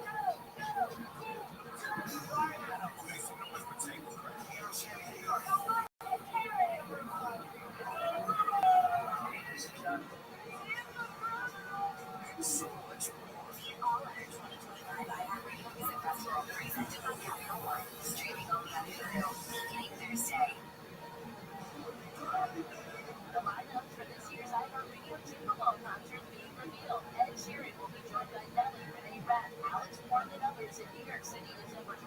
concert series hits 10 cities in December, including LA, Chicago, Boston, and wrapping up in Miami. Other acts on the bills include Jelly Roll, Nelly, Monsta X. Tickets for the Jingle Ball concerts go on pre-sale for Capital One cardholders September 30th, followed by a general on sale October 3rd. One battle after another off to a good start at the box office. The film starring Leonardo DiCaprio made $3.1 million in previews. It's expected to make $20 to $25 million in its debut weekend. Mariah Carey, not a fan of others covering her songs, in an interview with GQ, the top keep up with singer Benjamin Prince once told her he didn't like it when others cover her songs. She mentioned she felt the same way because her viral reaction to Money Long's cover of her song "We Belong Together" during the American Music Awards. Carey said, "I'm honored and flattered that she did it, but added, I just don't like people doing my songs." In other news, Mariah Carey dropping her album, Here for Y'all.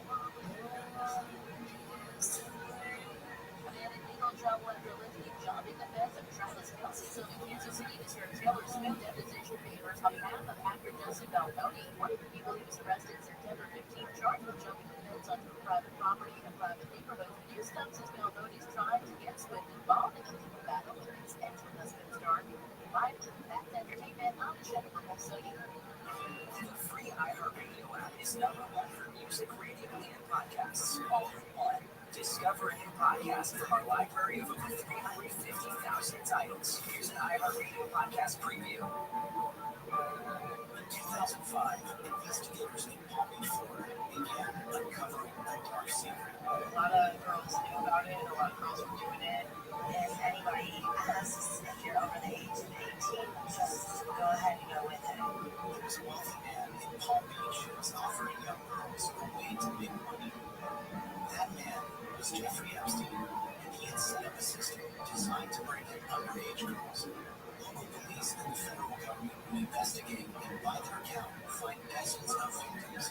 Epstein would become one of the world's most infamous predators, a man who could have faced decades in prison, but served just 13 months in his own Maine County jail.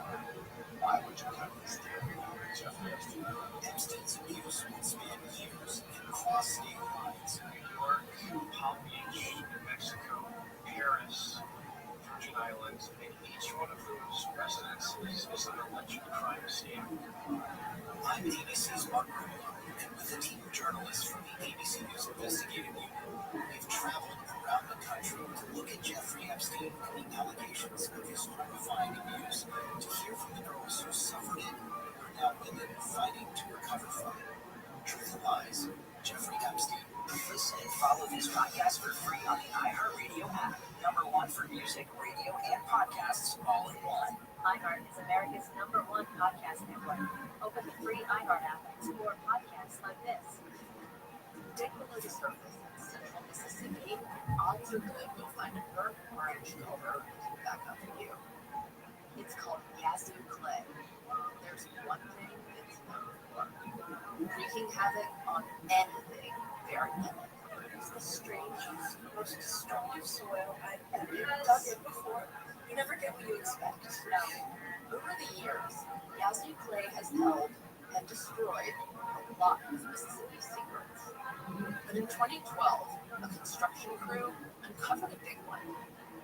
Graves, thousands of them, on the site of the old state asylum. And they have thought they only found 1,000. And then once they realized, okay, wait a minute, 2,000, wait a minute, 7,000.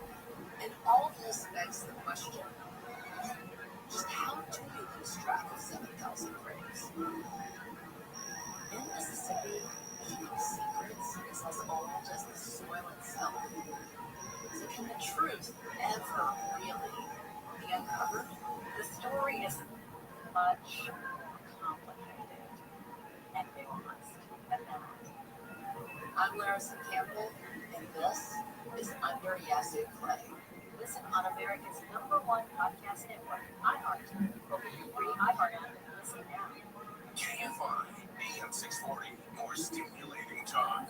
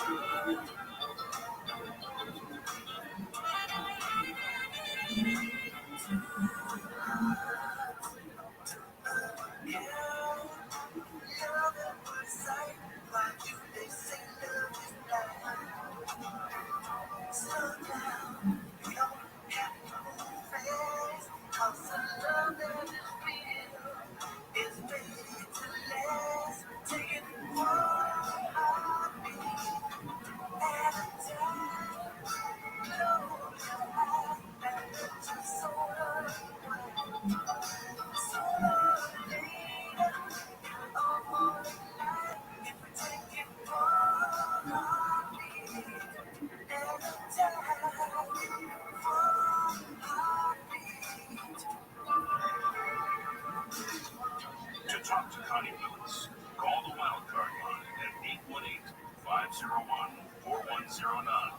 The first time caller line is 818-501-4721. To talk to Connie from east of the Rockies, call 800-825-5033. From west of the Rockies, toll free, call 800-618-8255.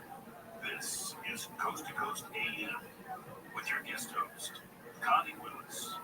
Oh, you gotta love Smoky Rocks and One Heartbeat on Coast to Coast AM. Back in 1987, we were all dancing to that. Oh, it's Smoky, yeah! Good stuff. The 1987 hits will continue here tonight as our bumper music. Open lines coming up later, and your phone calls as well with Dr. Bradley Nelson. It's some healing too. Stay with us here on Coast to Coast AM.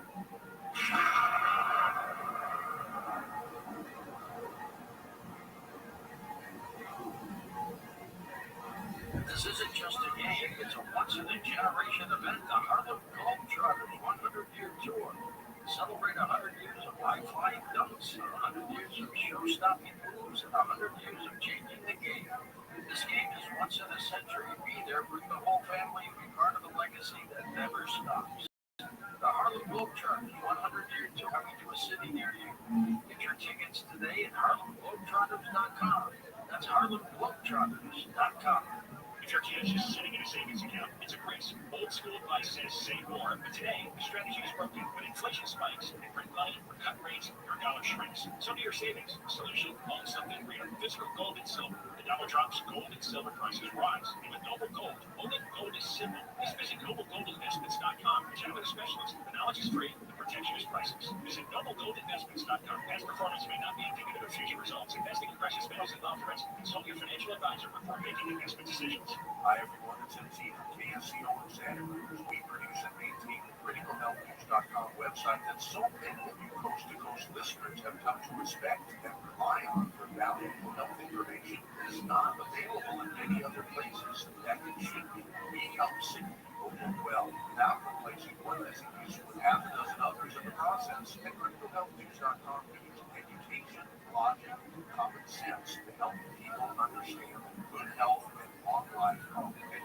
proper nutrition, not toxic prescription drugs that cause side effects that are often worse than the original disease or condition. Check out the cool articles, videos, doc quality pharmacists, and recordings at criticalhealthnews.com. Also order our premium quality products, or you can call 855-949-7234 to talk to a real live company. criticalhealthnews.com, 855-949-7234.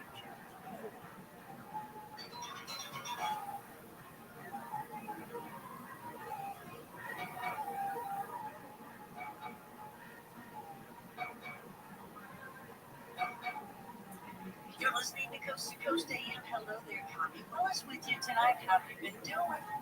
Find me at ConnieWillis.com. I'd love for you to join my newsletter there. Books by our guests tonight, Dr. Bradley Nelson, are The Emotion Code, The Body Code, The Belief Code, and now upcoming in December, The Heart Code. And we have him here tonight. We're talking to him about that. And he's got a sale for us Coast fans, which is really, really nice. And I guess you can say it best. But by the way, you can find it at drbradleynelson.com.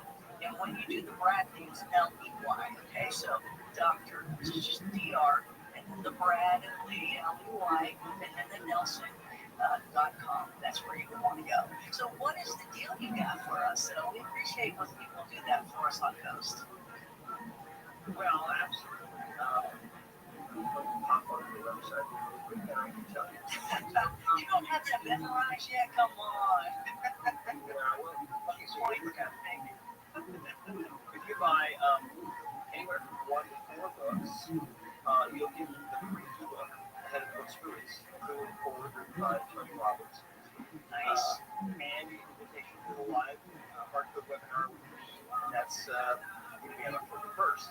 And if you buy anywhere from 5 to 9 books, you do your Christmas shopping and get it all done. One shot, there's nothing better than to give someone who teaches them how to take down the wall around their old park.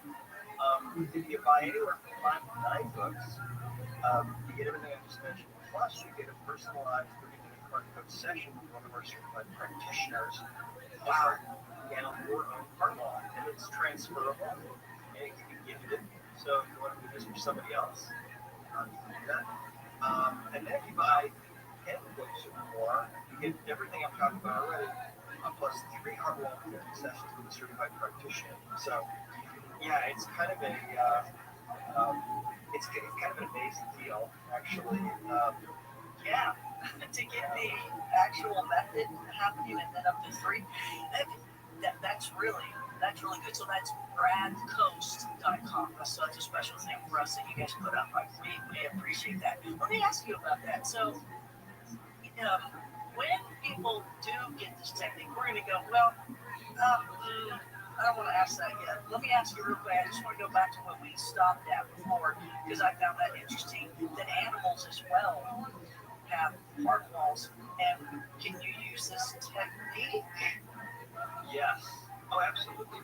In fact, the whole method is in the book, and you'll be able to use it on your animals, on your pets, dogs, cats, etc. And yes, it absolutely works. In fact, most of the symptoms that animals have are due to emotional baggage, just like people. And so it's kind of an amazing thing. I learned that when I was actually in practice, just working on people, and occasionally someone would ask us to check their animal. And for example, here's a story. A woman named Brenda in New Zealand. She said, after learning about your work with animals, I decided to do my dog. Super anxious and stressed out, particularly around cows in the neighborhood field. He was frightened, usually barking madly at them from the fence line. It occurred to me to use the emotion code. It was so remarkable what happened. I cleared a number of trapped emotions. Amazing just to identify what emotions my beloved dog was carrying inside it. And within 30 minutes of the session, I went outside looking for him. I found him lying down right next to the fence, paddling the single face of a cow. Other people, that might sound like nothing, but to me, that was a miracle. It obvious proof of the power of emotion code.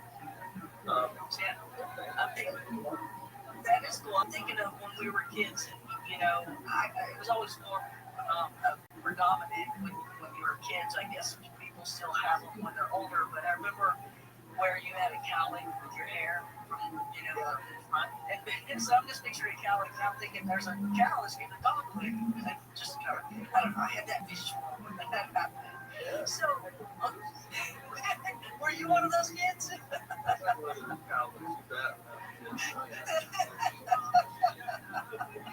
Those were great. I love those actually. Those are cool. Okay, so the technique, besides that we can buy your books and learn about it that way, my thing would be, I want to learn the technique, and I want to be a practitioner. So how does one do that? Well, the practitioner course is an online course, and so people sign up for it. Yeah, it's totally online. Most people will do it they should usually about 3 or 4 months. Sometimes the record is like 9 days. So if you want to get pretty fast, but you can. It's a 6-month. You give people 6 months to go through it. Not very many people take that long. But yeah, that's at discoverhealing.com. And like I said, we said 15,000 practitioners was a couple of months ago, and in 108 countries. So my wife and I travel and teach seminars in these countries and so on. But, we're working on, we have certification available now in multiple different languages. We're launching 3 more languages in November. And so yeah, our goal is to put this information in the whole entire world because the whole entire world needs this information. And it's so simple, yet it can be so life-changing in so many ways. Well, just real good, 15,000 practitioners is pretty darn good. That's a lot. That's a good thing. It's not like, well, we had 100, or 50. This is 15,000. So people are liking it. They're probably referring it to other people. I mean, when you hear 15,000, that's a big deal. And one of your clients is Tony Robbins, right? Yes. Yeah, that's a pretty big thing. Yeah, his wife said they invited us. It was interesting because they invited us to their home. And it was probably about 6 years ago. And because they wanted to know what this was about. And because they heard so much about it. And Tony uses the motion code every day now. And he wrote the forward for the motion code and also was wrote the forward for the hard code. And so, yeah, that's a big deal. The only other people I knew that did something really big like this too was and I'm not, maybe I shouldn't say that because I'll get in trouble. But are you familiar? I'm sure you are. Dolores Cannon. Yeah, they do. They do a lot of this kind of thing, similar, I guess, of healing. Just those were theirs was a big success, but yours is. Well, that's amazing, Brad. That's a big deal. Now, okay, so the technique is, so we got the emotion code, the body code, the belief code, and the heart code. You did the heart code with me. Is the belief code, the body code, and the emotion code similar? Well, the emotion code book came out in 2007, and it was the first book that I had written. And I left my practice to write that book because I was obsessed with getting this information. What is this? So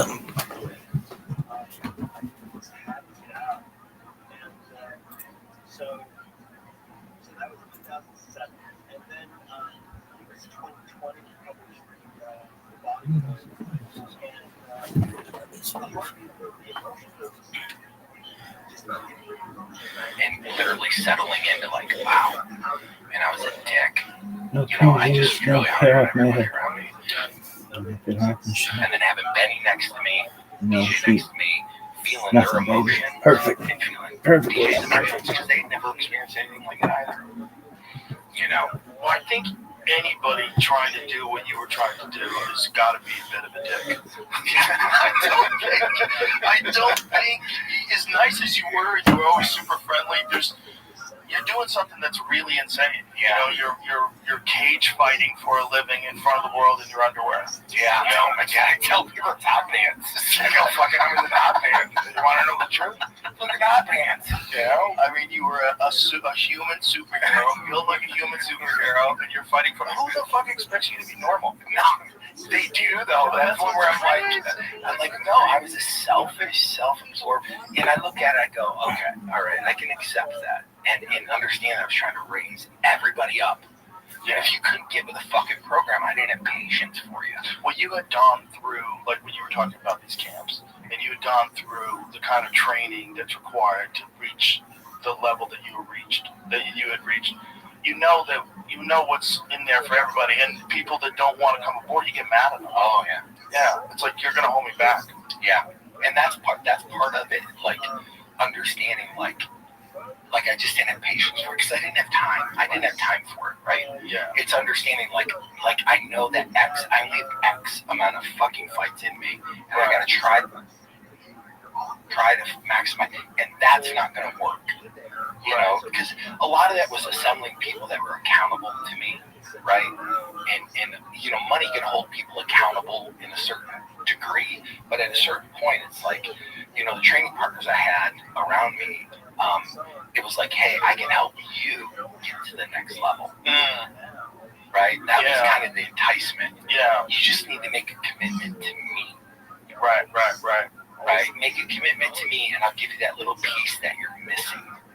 You know, and that was kind of the part that I helped, you know, go, okay, my training partners, be accountable to me, and I'll help you with that little missing piece of how to be a professional, you know. And so I just didn't have patience. And it's one where I'm nice, I'm cordial, all this other stuff, but you know, at the end of the day, I was demanding. Do you think that maybe that kind of drive played a factor in you having an issue with substances? Yeah. Because you just wanted relief? Yeah. Maybe relief from the mindset? Yeah.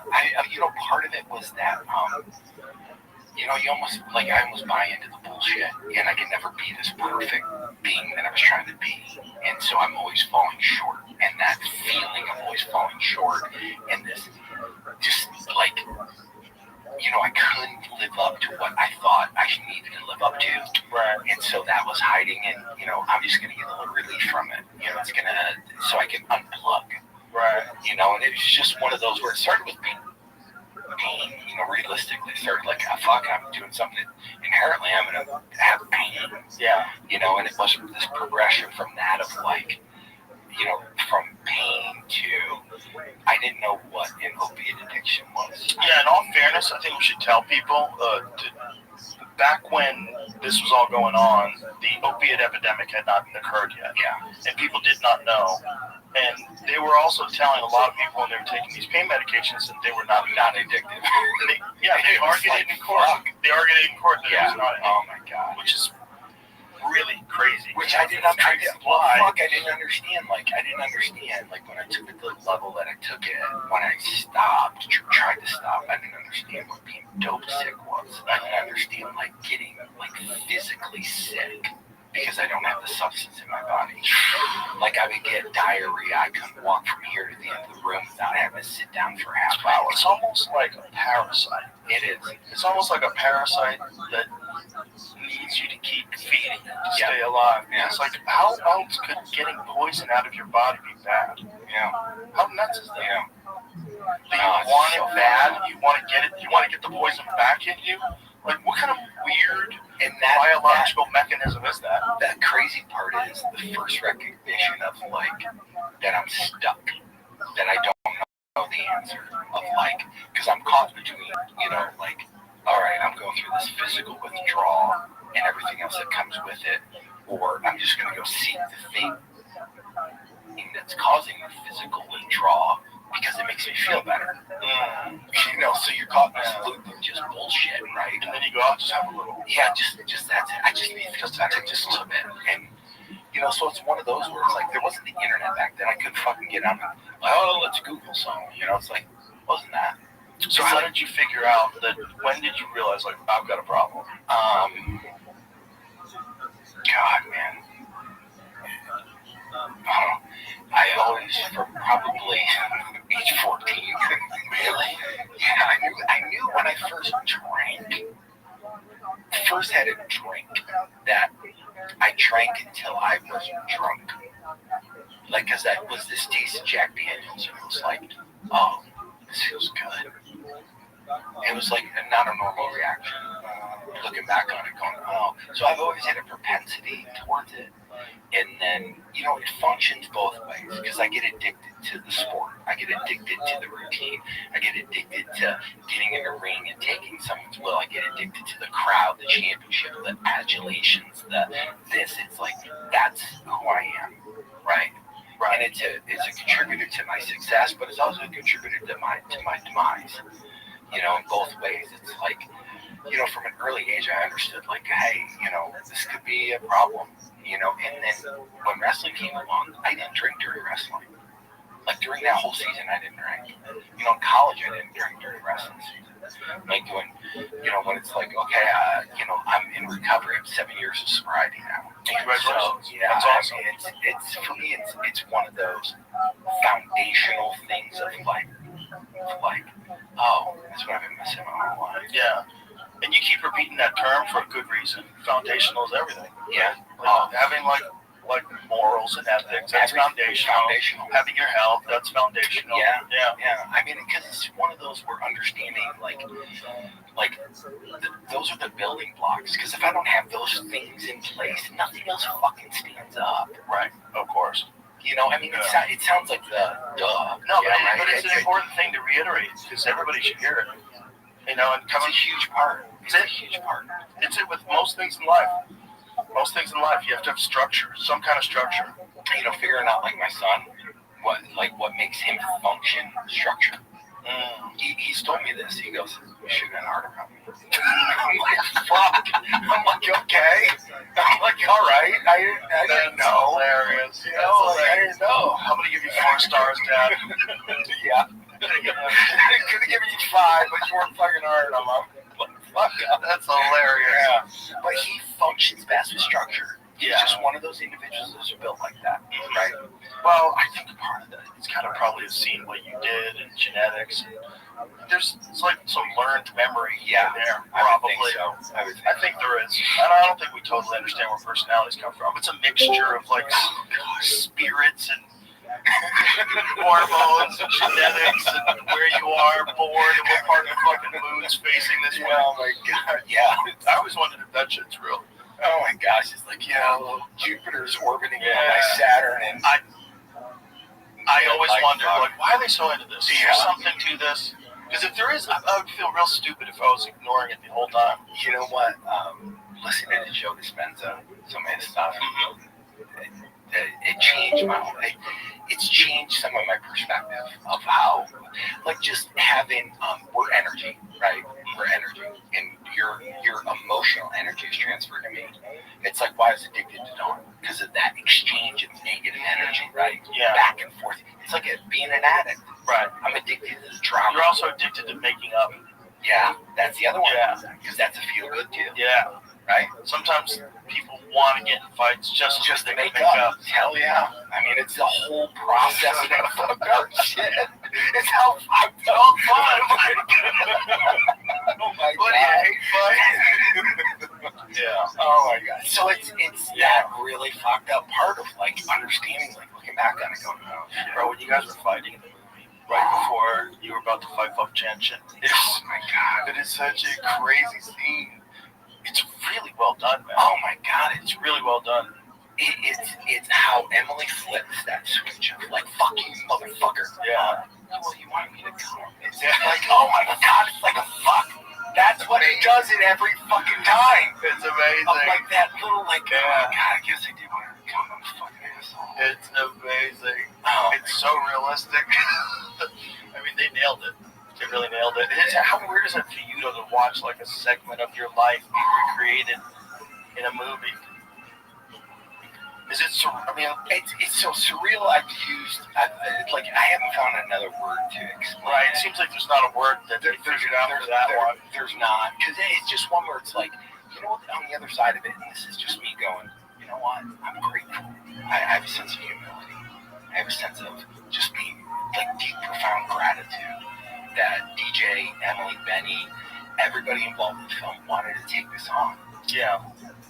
Like, amazing. Because I looked at it going, like, a lot of it's self-worth going, you really want to do a movie about my life, about me? Like, what the fuck? Like, really? And then understanding, like, what they see in me and the belief they have in the story and everything that's around it. Because at the end of it, it's redemption. It's like where I am today. I'm so thankful that I have my health. I'm so thankful that I have my sobriety. I'm so thankful that I get to experience these things and share, you know, my experience drinking alcohol, right? You know, with other people and give them going, look at all the fucking bullshit I went through and I'm on the other side of it. You know, so whatever you're going through, anything's possible. Yeah.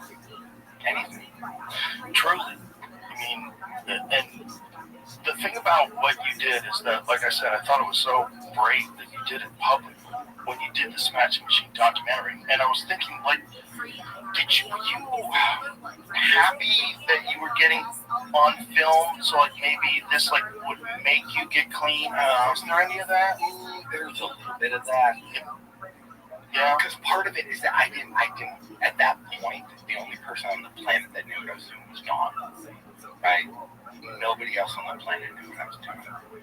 And so, like, John had put the camera down. He's like, dude, what the fuck are you doing? Like, you're not being truthful with us. And I'm done filming. And there was this moment where it was like I needed to tell somebody, and I go, okay, like here's what I've been doing, and I don't know who to tell. I don't know how to tell it. I'm just gonna show you. And that's when it shows me shooting up. It was that moment where I'm like, you want to know what I'm doing? Oh, I'm gonna show you. Because it was one of those where it's like it felt like a weight got lifted. Right.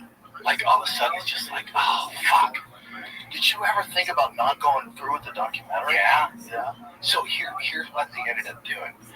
So I didn't see one stitch of footage at all until I saw the complete documentary in Los Angeles in the Dolby Sound Studio. So it was like a couple of years. Not a second of footage. So I sit down, the documentary as it appeared on HBO, right? And the filmmakers aren't watching the fucking film, they're watching me watch the film. Right? There's like 8 of us in the movie theater. I get the film's done, lights come up, and I literally stand up and John Greenhall goes, what are you thinking? I go, I don't have to get back with you. And I just walk straight out, don't say another fucking word, get in my truck, start driving. Back then the phones, you know, like in the car, he's calling me on the phone and he goes, you're gonna be okay? I go, I have no fucking clue, I don't know. I honestly don't know. Because the agreement we had in place was I had final veto over the content of it. But I never showed you the content? Until that day I saw it in the Dolby Sound Studios in Los Angeles. The content, the whole film, I didn't see any of it until that moment. So literally I drove home and John was like,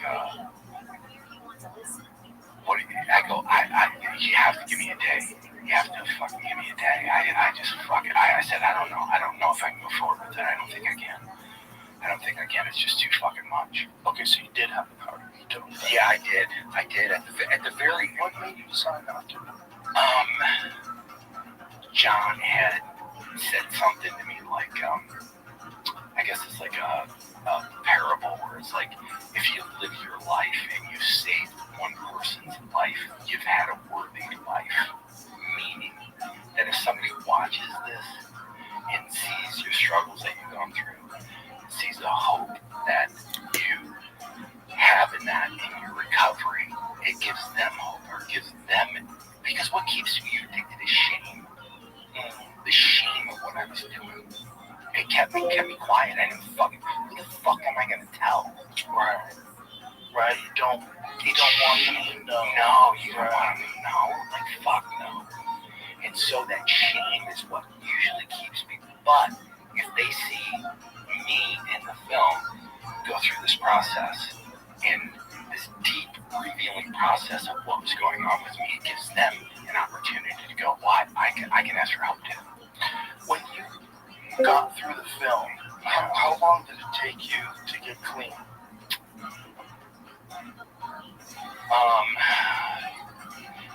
I got clean off of morphine, off of the new vein I was doing, right after, all the way through the full change or all the way through the Fujita fight, and I was clean for, started drinking, which is a whole nother topic, but, you know, I had done narcotics in, you know, probably like 3 years after that, and then I started up again, and then it was this process of like start, stop, and then the thing that predominantly dominated me was alcohol, because it's socially acceptable, easily accessible, and all these different factors of it, and so that's eventually, like I've said, my mom passed away September 3rd, 1996. And so my son knows this. And so my sobriety date is September 4th.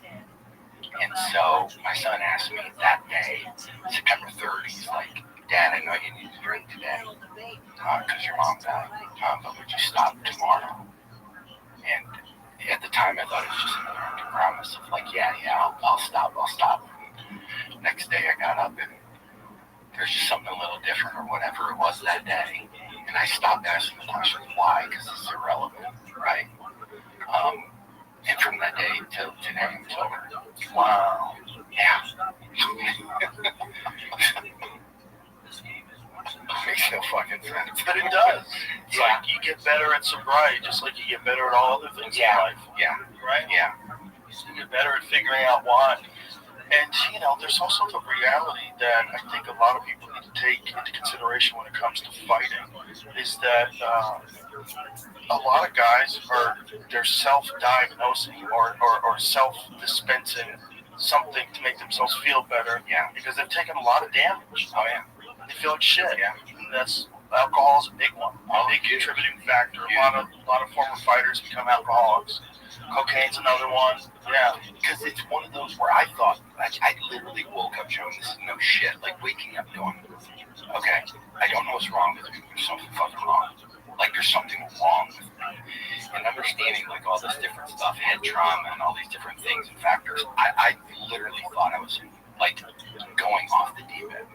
Like I was like, okay, alcohol or drugs was the only relief I got for what the fuck was going on in my head. So the thing, was it past a specific fight? It was literally towards, it was after 2006. It's like 2006, 2007, 2008. I stopped fighting in 2009. I didn't know what else to do. All my identity was tied up in being a fighter. You know, and understanding like these simple words of like fighting is what I did. It's not who I am. Right. I'm much more than that. Right. I'm much more than a fighter. And understanding once I got to that point, you know, it's like that's when the relief came in. But part of it in my head, like, there's something fucking, I don't know what it is. And so I was just seeking relief because of like, there's something that's fucked up in my head. And I didn't know what it was. Still to this day, I look at it like, you know, I call it a God shot because it was one where it's like something needs to change because this is unsustainable. You know, unsustainable with alcohol, unsustainable with what's going on in my head. And, you know, get sober, things quiet down. You know, it's actually quiet down. That first year it took that of sobriety to clear out all the bullshit that was in my head. Going, I just need neutral. Right? And once I hit neutral, it's like, oh, wow, I can build on this. You know, so it's been incredible. It makes no sense at all, but it makes perfect sense. No, it does make sense because you're willing to articulate your deep thoughts, your very vulnerable thoughts on, you know, who you are as a guy who was, you know, one point in time one of the scariest fucking human beings walking the face of the earth. And you're, you know, that's important for people to know and to hear and to recognize that, man, a lot of people can get caught in that trap. Heck yeah. I think you couldn't. Yeah. You know, just be a little bit more compassionate and understanding and appreciate people for telling me very difficult truth about their life. Because I think people need to hear that stuff. They do. Like I said, you know, what I understood, like giving them permission for the documentary, saying to John, going, okay, if this could change or help one person, then my life has value, right? Because I helped another person. And then when it premiered at HBO at the studios, this was like the whole crowning moment. Was having like a 65-year-old grandmother come over to me, who I would have nothing in common with, and say to me, you know what? That was beautiful. My grandson, he's got a drinking problem, and I don't know what to do. You know, it's like this door had been opened, where she felt comfortable to sit down and talk with me about her grandson. And it was like this moment of like, oh fuck, this is what it's about. It's about opening that door up so people can connect and go, well, if he can do it, I can tell my truth. You know, because it's difficult, man. Addictions are just, I mean, shaming, and they keep you in a box, and it's just this, it's a horrible existence. Did anybody ever recommend Ibogaine to you? No.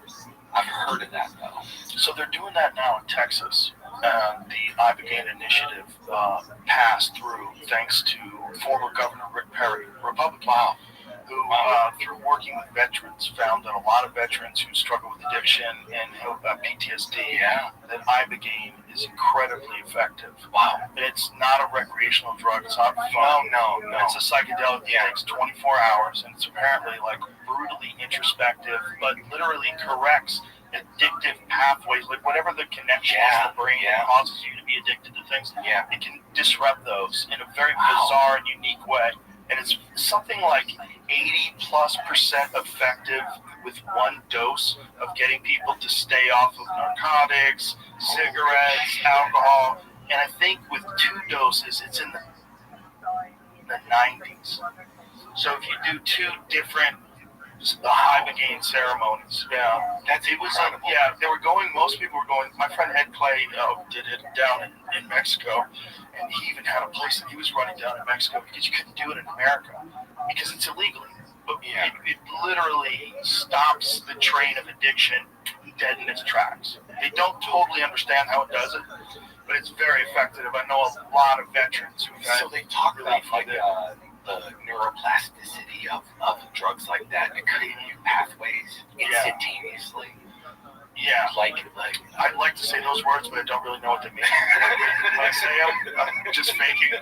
I know that's how you're supposed to say it, so I'll say it, but respectfully, I don't know what the fuck's going on here. What I do know is my friends that I know that have gone and done the Ibogaine, it's been massively effective. Wow. Get them off drugs, get them off drinking. Wow. Get them, they just change their perspective. They go, okay, I get it now. They just realized where they were tripping over their own dick, like what they were doing wrong. That's incredible. Yeah, quick. I mean, what else is like that? Where like 24 hours later, you can get a totally new perspective in life and get cured of addiction. And somehow or other, that's illegal. That's illegal, but the stuff that they're addicted to is not. Oh my God, that's like, that's fucking bizarro. Oh my God, total bizarro world. Yeah, none of that makes sense, man. I mean, it just. That's a whole nother rabbit hole. It really doesn't make any sense. No. Like what we just said makes no. It should be the opposite. Yeah. It should be the opposite. This is so stupid. Is it just one where it's like, if that stuff existed back then, it would have come short. Yeah. It did exist, but it just didn't exist here because we're corrupt. Yeah. And so again, kudos to Governor Rick Perry because what he's done is like open the doorway to right-wing leaning people going, oh, maybe we shouldn't dismiss all these things that God put here on earth. Oh my God. Maybe some of these things are actually here to heal your brain, and we're ignoring them because you can't patent them. Like, that might be the thing too. Not saying there's anything wrong with pharmaceutical drugs, but I'm saying that this also might cure you, and it's incredibly, it's a plan. So that's, again, in the last 5-6 years, alternative perspectives has been just paramount in my, just in opening me up, to having a better understanding of like how rigid I was and how just this thin line of thinking I had for so long about stuff like this. And so, it's just been this incredible experience to get to here because I've had to open up. I've had to go, okay, I'm going to do meditation. I'm going to do this. I did meditation for fighting, but it was visual meditation. How the fuck I was going to dismantle a dude, right? I would sit and do, but this is meditation to access different parts of my brain, right? To try to get into delta waves and theta, beta, all these different things, so I can open different spots in my brain up, right? And so it's just been this. My wife, she's Nietzsche Buddhist. What is Nam Myoho Renge Kyo? She chants every morning. Duncan does that. Yeah, Nam Myoho Renge Kyo. So the gold Buddha you have, we have one in our house. Not quite that big, but we have, So she's Nietzsche Buddhist, and it's one of those things where she got me to start chanting. I don't do it as much now, but the first 3-4 years we were together, it's like I chanted with her regularly. And it's one of those where it's like harmonics and vibrations and frequencies, and understanding like, man, we know so little, but realistically, all this stuff through like all the different stuff we discovered in Egypt, sound chambers and all the different things, I mean, it's a whole different thing where we just ignore it. Yeah. And it's like, wow, shit, we don't even, we're so archaic in our thinking. Well, I think what happens sometimes is thinking and ideas get connected to people, and you think that the ideas and whatever you think you know. Folks, look at this athleticism. It's really unprecedented. Look at this footwork.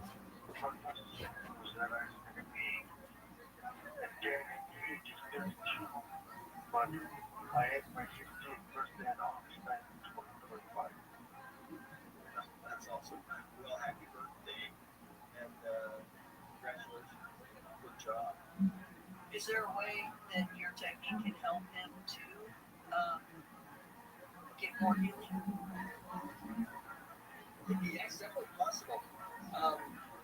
So, for example, let me tell you a story. One of the things that's in the body code came about, it's called physical trauma. And it's actually an energy. A man came to see me, and he was going over traffic, 42 years old, in a car wreck, 4 years before, and his neck silvered like the day after the accident. It was a 9 out of 13 scale. And I thought that was odd. He seemed to go doctor's for it. Before I would move on somebody, I would always think I would ask help from above. And in this case, I asked for help, and I was trying to say, well, this seems kind of strange to me. It's kind of weird. I got this answer that people let me in. And the answer was that this car was struck by another car. Energy was released in the accident, became trapped in his neck. And there was a physical trauma energy trapped in his neck, and I released that. And it up with 9. Look at this fucking athleticism, folks. This footwork is just unprecedented. Unprecedented athleticism.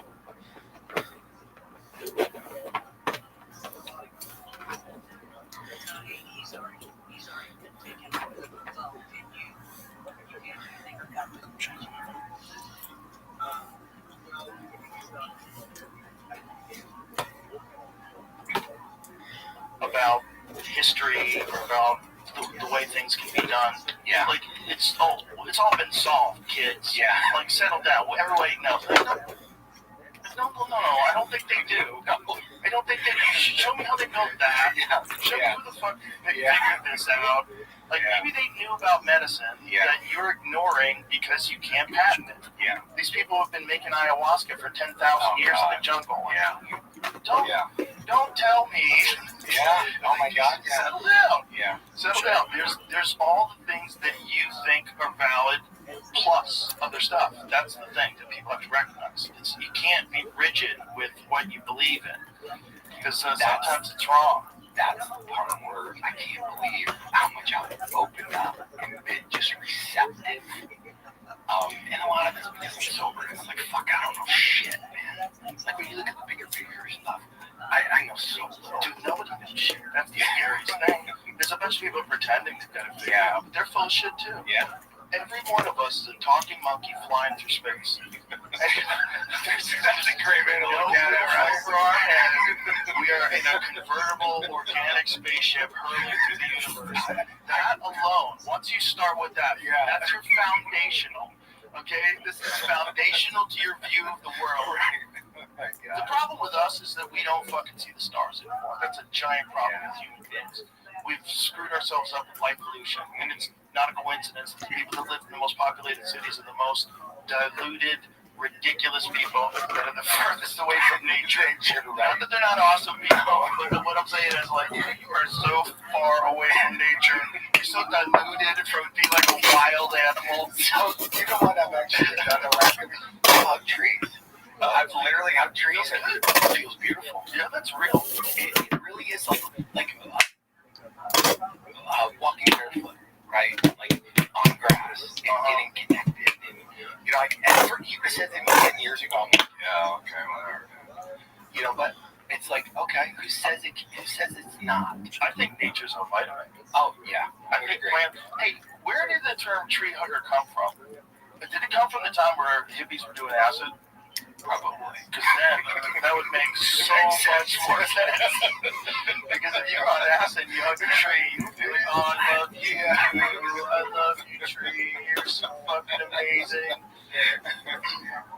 Oh shit! That originated a while ago. Yeah. From a series of non-violent environmental protests in India, beginning with the Bishnoi community in 1730. Wow. Who physically clung to trees to prevent them from being cut down. See, those people are probably on mushrooms. Whoa. That's why they worship cattle. That's what I think. Why else would all those poor people not eat cows? Oh my god, cows so good. But doesn't that make no sense? It makes no sense at all. It makes no sense. You guys have food everywhere and you're starving. And your religion won't let you eat that food. Boy, okay. How'd you come to this? The only thing that makes any sense to me is those cows were giving you the mushrooms. They had to. They grow the food. That's what they grow. They're the best source of psilocybin. Is cow poop. Duncan used to live in, my friend Duncan Trussell used to live in Nashville, North Carolina. And the farmers out there used to put a certain kind of feed into their diet to make sure that fungus couldn't grow in their shit. So that the kids wouldn't go in the field and pick mushrooms. Because there was so many spores in that area. These kids would go just get bags of mushrooms and go to other plants. The farmer had to feed his cow some anti-mushrooms. I want to get still there. I wonder if there's, I bet there's parts of this country where they just grow naturally all over the place. I would imagine. So once those spores get out there, I would imagine. Yeah, I would imagine. I'm supposed to actually go down to Brazil and ayahuasca. Oh, really? Yeah. Yeah. Isn't it crazy that you have to go to Brazil to do that? Yeah. That's nuts. Yeah.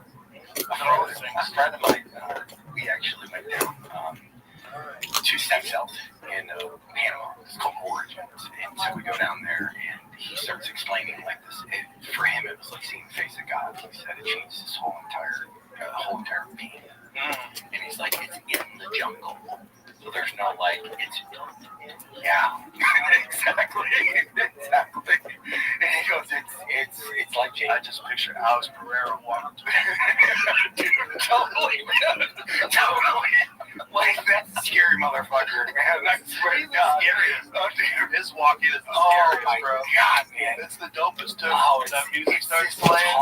It's this, like, I'm coming to get you. And nothing you can do about it. Yeah. Yeah, he's built for one thing. And I bumped into him in Chicago, and it's like, he's built for one thing. He's built to fight. Yeah, he's built to fuck you up. Oh, he's like weirdly strong guy. Oh, yeah, it's like literally, it's like he should be able to do what he's doing. Right. It's like, you know, I go, there's no wind up in his kicks, his low kicks. Nothing. There's no tells. No tells. You look at it, he's really sneaky. But he's got unbelievable power. But the thing is, he puts it together with technique. It's not like he's just waiting after you, trying to exchange with you and land first.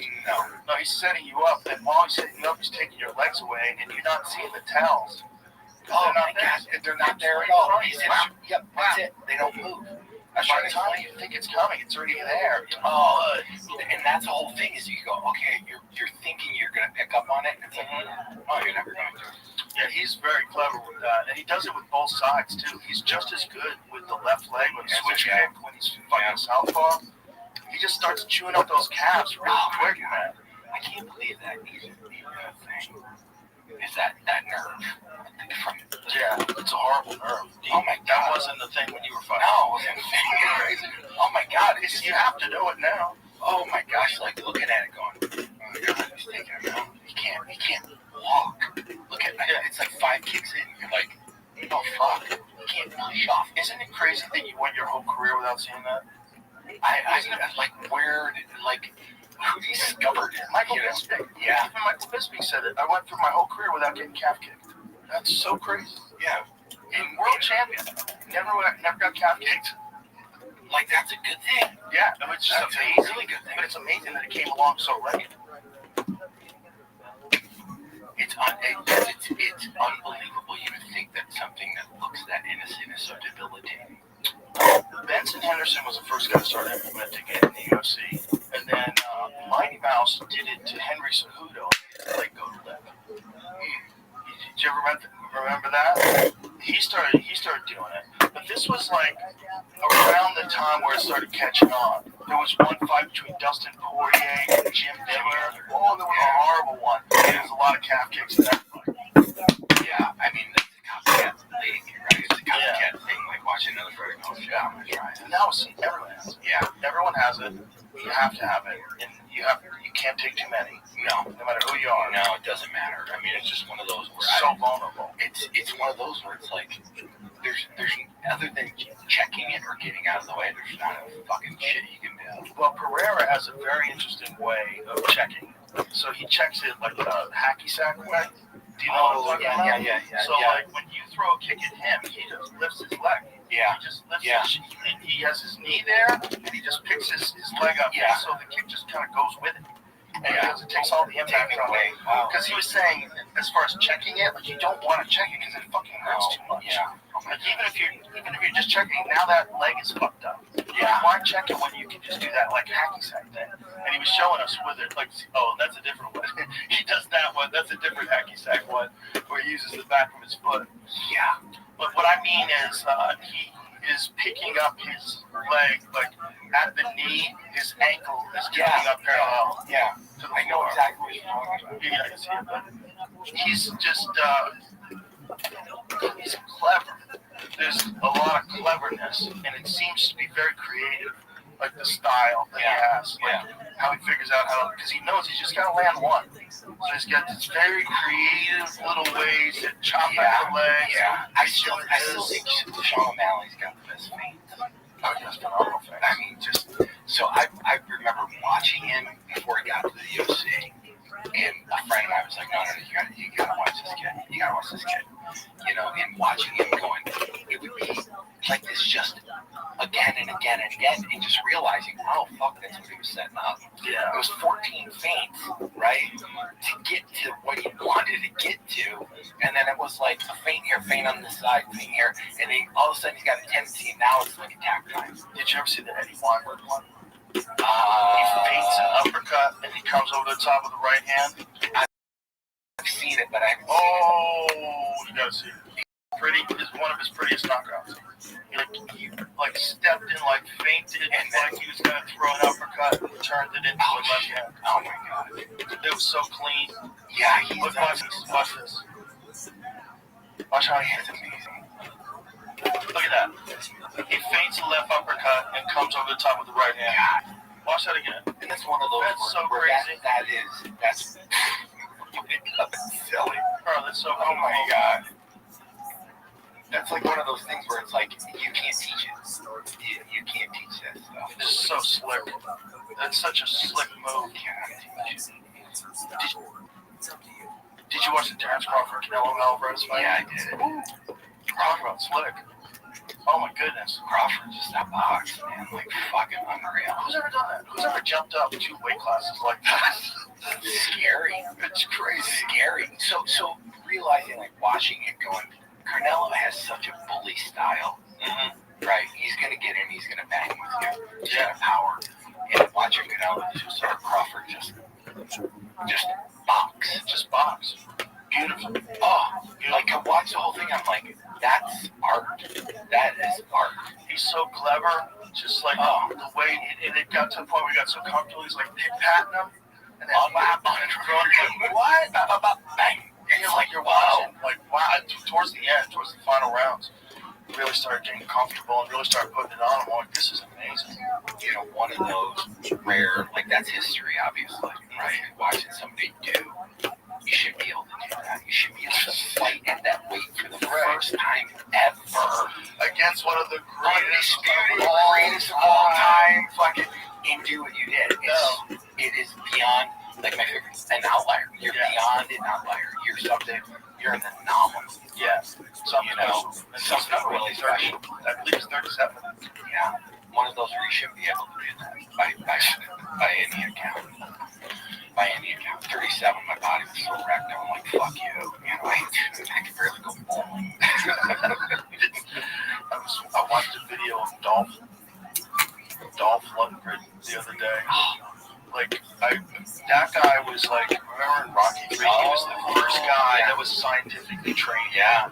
Whenever I think of like UFC fighters, like Yeah, absolutely. you're talking about guys doing everything scientifically. Dolph Lundgren, E3. Oh my god, man. That Rocky was IV. Rocky IV, right? That was a stereotype. That was a stereotype like the Russians, they're manufactured. Like biologically manufactured. I can't attest to, He totally played like a Russian experiment in that movie. He did. But that was the first time I saw a Versa climber. I was like, conditioning. He's unstoppable. Yeah, I was on a Versa climber 2 days ago. They're brutal. Oh, fuck, I hate it. It's not a lot of fun. No, Not an enjoyable I do an aerodyne, Versa climber, a rower, and a skier. All the things that suck. All the things that suck. Like going, but it's one of those where I'm like, you know what? I don't have to do it for anything other than the challenge. Yeah. I think everybody needs a little bit of a challenge, and just getting over the challenge of doing, like I'm doing 45 minutes on this elliptical machine, period. Yeah, that's good for you. Oh, it's huge. Yeah, it's huge. It's giant. Because it's just like when I train, it comes small wins, right? I just need a win. It's like some days I just need fucking a win. That's it. I don't care what it is. Right. I just need a win. Right. Being nice to my wife, being nice to, just whatever it is. I just need something that day. Right. It's like, fuck, I'm gonna go to the gym. I'm gonna get up. Fucking thing that I hate, and I'm gonna fucking do it for 45 minutes, and that's a win. And I think if you looked at the proportion, like if you looked at this, there was a study done on people that are happy versus people that are not in this life. I bet the people that would generally say they're happy get more of those. Get more of those wins in over themselves. Yeah. Get more of those doing some shit that you didn't want to do, but you did it. Yeah. I'm done. Yeah. I feel better. And that's for me, that's the link to get to where I am today, is that I didn't understand how huge those components were. Yeah. Because when you're competing and stuff, it's easy because every day you need to get wins. Right. And you're stacking them, right? I'm stacking them. I need every day. I need a good training day. I need a good training day. And then you get to regular life and it's like, okay, fine, I'm not doing it. Yeah, what's my win letting somebody in a traffic? That's a giant problem for fighters too, because you're at fucking 9,000 RPMs for years, and also, and you're supposed to go to normal life now. No, and this is again where fucking this idea of like I didn't understand how much of myself was tied up in it and how much I needed to go. It's what I did, not who I am, and understanding like this is who I am is a lot longer career than this fighter. Yeah, right? It's understanding who I am, like really getting into the fact that I'm much more than just a fighter. And understanding like, okay, what is that? I'm a compassionate person. I'm empathetic. Try to be kind and understanding the people around me. I try to bring, I call it emotional sobriety. Right? Like if I'm emotionally honest with the people in my life, everybody else fits in. If I'm emotionally dishonest, people get fucked up. My environment gets all fucked up. Right? Yeah. So it's like it's understanding these aspects about my life. Going, oh God, man, I need to make these important parts of where I'm building, what I'm building in my life. And it's been, it's been a process. It's been some days I'm like, fuck this, man, fuck this, and other days I'm like, it was just a day. As long as you can keep that clarity, like knowing that these fuck this days are gonna pass. Oh God, yeah. Well, my whole thing speech, I call it, so that, like when I was first getting sober, it was like I try to get through it. Like I just need to make it through this minute. That's all. Yeah, I just need to make it through this next. I just need to get through this next. It's not fucking hard because I just wanted to fuck this because I'm so uncomfortable. And I get through that minute. I just need to make it through this hour. I need to just make it through this day, and then it'll be this week. And then all of a sudden it's like a month goes by, but I still have to go back. I just need to make it through this fucking minute. It's just how I'm built.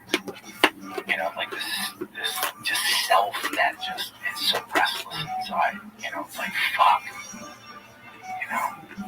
Amazing. Do you think that was accelerated by fighting, or do you think that was a pre-existing thing that drew you to fighting? I think it was accelerated by fighting. I do. A lot of it just, I'm a competitor. Being a competitor allowed me to fight. Fighting was like hurting another human being to a level that I had to hurt them. And that was a whole other experience.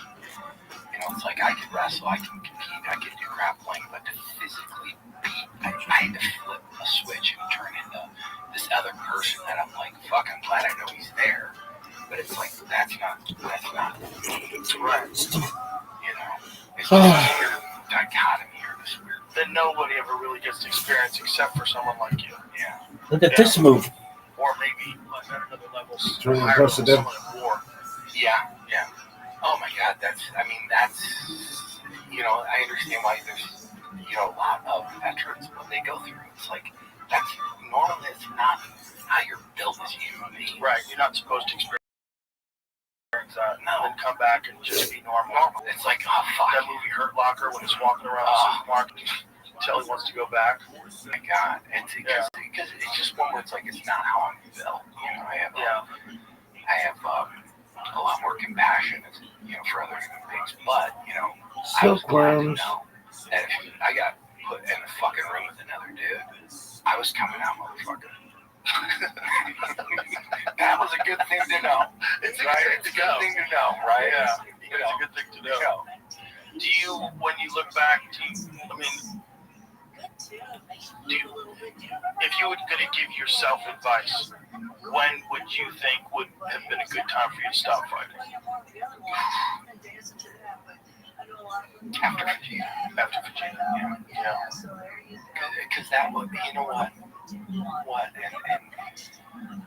like if people understood, like at that time period, like I got sober, I just fought Ensign, and then I went and did Abu Dhabi, and I won my weight class, won the all around, which was a big deal for me. At the time, it was a huge deal. And then if I would have won that championship, if I would have won the Pride Grand Prix, it would have been a mic drop. I could have walked away, and it could have been a Khabib moment where it's like, oh, I wonder how good he could have been. It would have been a complete fucking mic drop, right? Right. But it's just at that moment, I knew that something had changed in me, that I didn't have that thing in me that I needed to do it. Because you need a thing in you to do that. You do.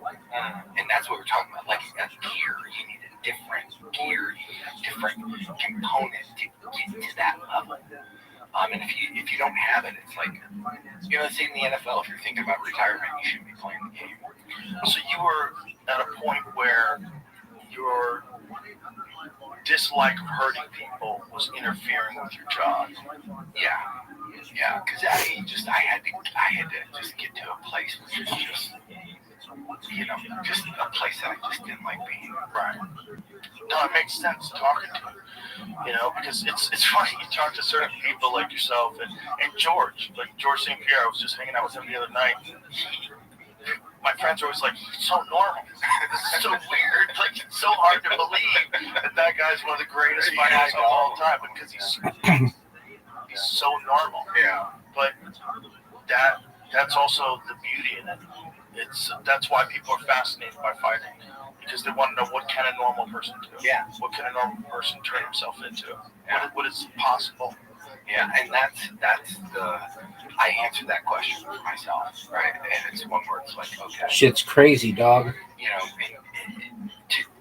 For me to get there was so not difficult, but like I would watch film of me walking out, and I couldn't even recognize myself. Moves. Like my facial expression, how I walked, how I carried myself, I look at it and go, wow, that doesn't even look like me. Like transforming into a completely different person. And it's understanding, like compartmentalizing everything. Like no emotions, no nothing, singularly focused to one thing. And that thing was, I'm going to impose my will on you until I fucking take yours. That's it. And for me, it just was a darker place for me to go. Right, of course. And probably unsustainable if you want to be a happy person. No, you can't. But in order to be the Mark Kerr that everybody loved, you kind of had to go there. That's the only way to do it. Yeah. That's the wildest thing that most people will never understand. Only a person like yourself who's actually experienced it will really truly understand what those words mean. I mean, it's just one word. It's a nutty requirement of someone. Fuck yeah. A nutty request. Hey, you want to go fight in front of the whole world? Yeah. Because it's fucking, you talk about vulnerable, like vulnerable, like fucking bearing your soul. That's because you get to a place of exhaustion. You know, it's you're showing everybody you're strong enough to train the capacity to train to fight. And look at this dude, he's beating the fuck out of you. And you got fucking hot pants on, right? Damn, no fucking insult, right? You got fucking hot pants on, you're beating the fuck out. So, I mean, there's that whole thing. It's very fucking. Asian chicks are so hot. Because it's just the world to know. The loneliest place, two loneliest places in the world. Walking into the ring, and after the fight's over. The two loneliest places I've ever been in my entire life are those two places. Because there's no help when you're walking into the ring. It's just fucking you know that. And after the fight, it's just you. And you have to live with whatever experience you just had, wins or draws. You know, times I've won, I felt empty because it felt like I needed to go do something again. It felt like I needed to go achieve something again. Like everything was so focused on this thing. Once this thing's over, I need another thing. I'm gonna go chase that thing. It's just never ending. Like for me, it was just never ending because I was trying to be enough.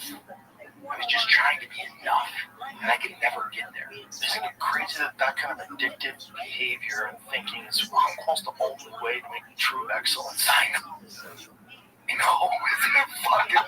This is so fucked up, right? Like, come on.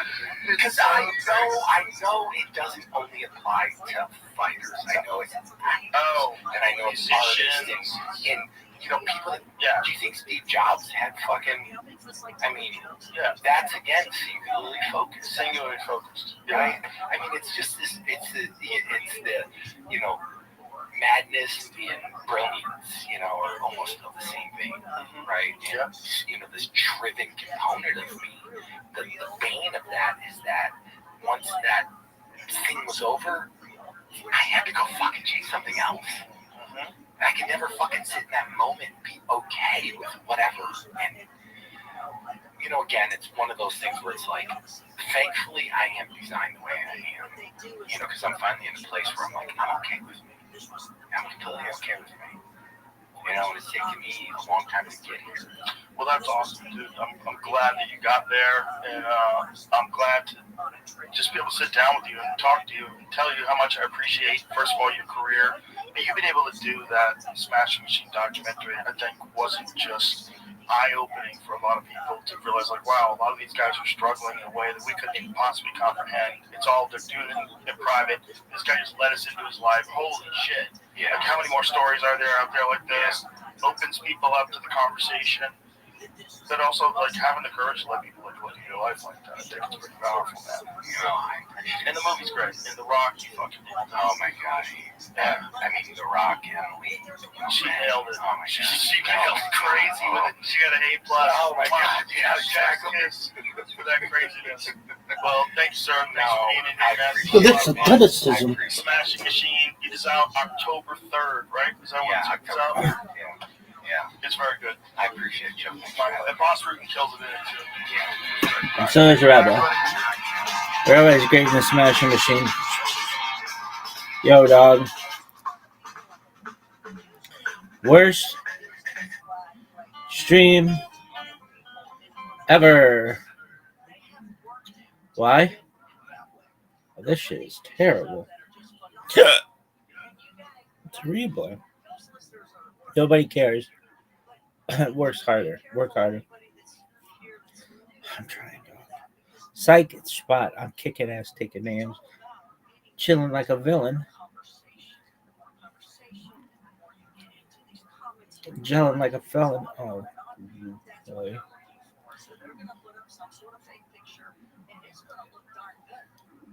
Unconvicted felon. ESPN. No. The Fighter and the Kid.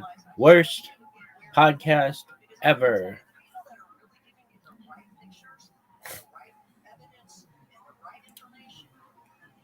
The Golden Hour. The After Hour podcast. Worst podcast ever. Why? It's terrible. They don't talk about anything interesting. They're like, oh yeah, we play golf. Oh, you play golf? Cool, man. I got new sneakers. Oh, okay. Well, what kind of sneakers you get? Oh no, I just get to buy them. Oh, cool, man. How about you? Well, my girlfriend will go with you. Oh, you fucking loser, you suck. How about you, Doug? I didn't do anything. Chin, what do you got? Oh no, oh, I'm fucking drunk. Way too many people working on this show. They need Chin and two of the other people. That's it. Way too many people on this fucking show.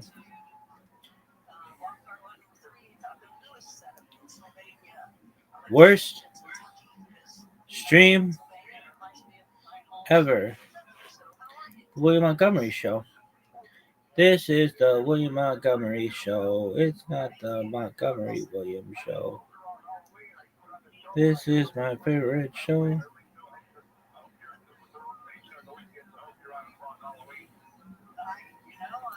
you think he and Erica broke up?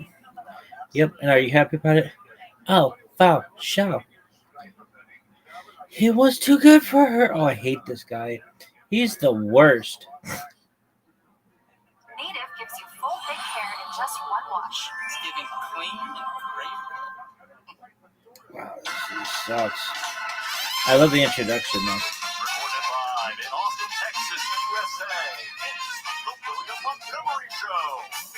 Starring Tony Chin. Montgomery. With the Tony Chin Orchestra. The William Montgomery Jr. Dancers. We got This week, Rattlesnake Dave.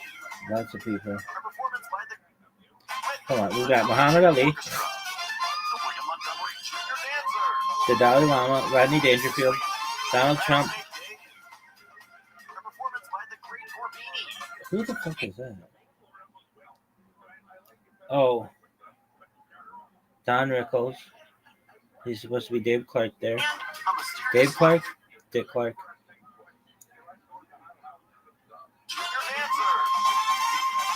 This week, Rattlesnake Dave. A performance by the Great Torbini. Michael Jackson. A mysterious loaf of raisin bread. John Lennon, Yoko Ono.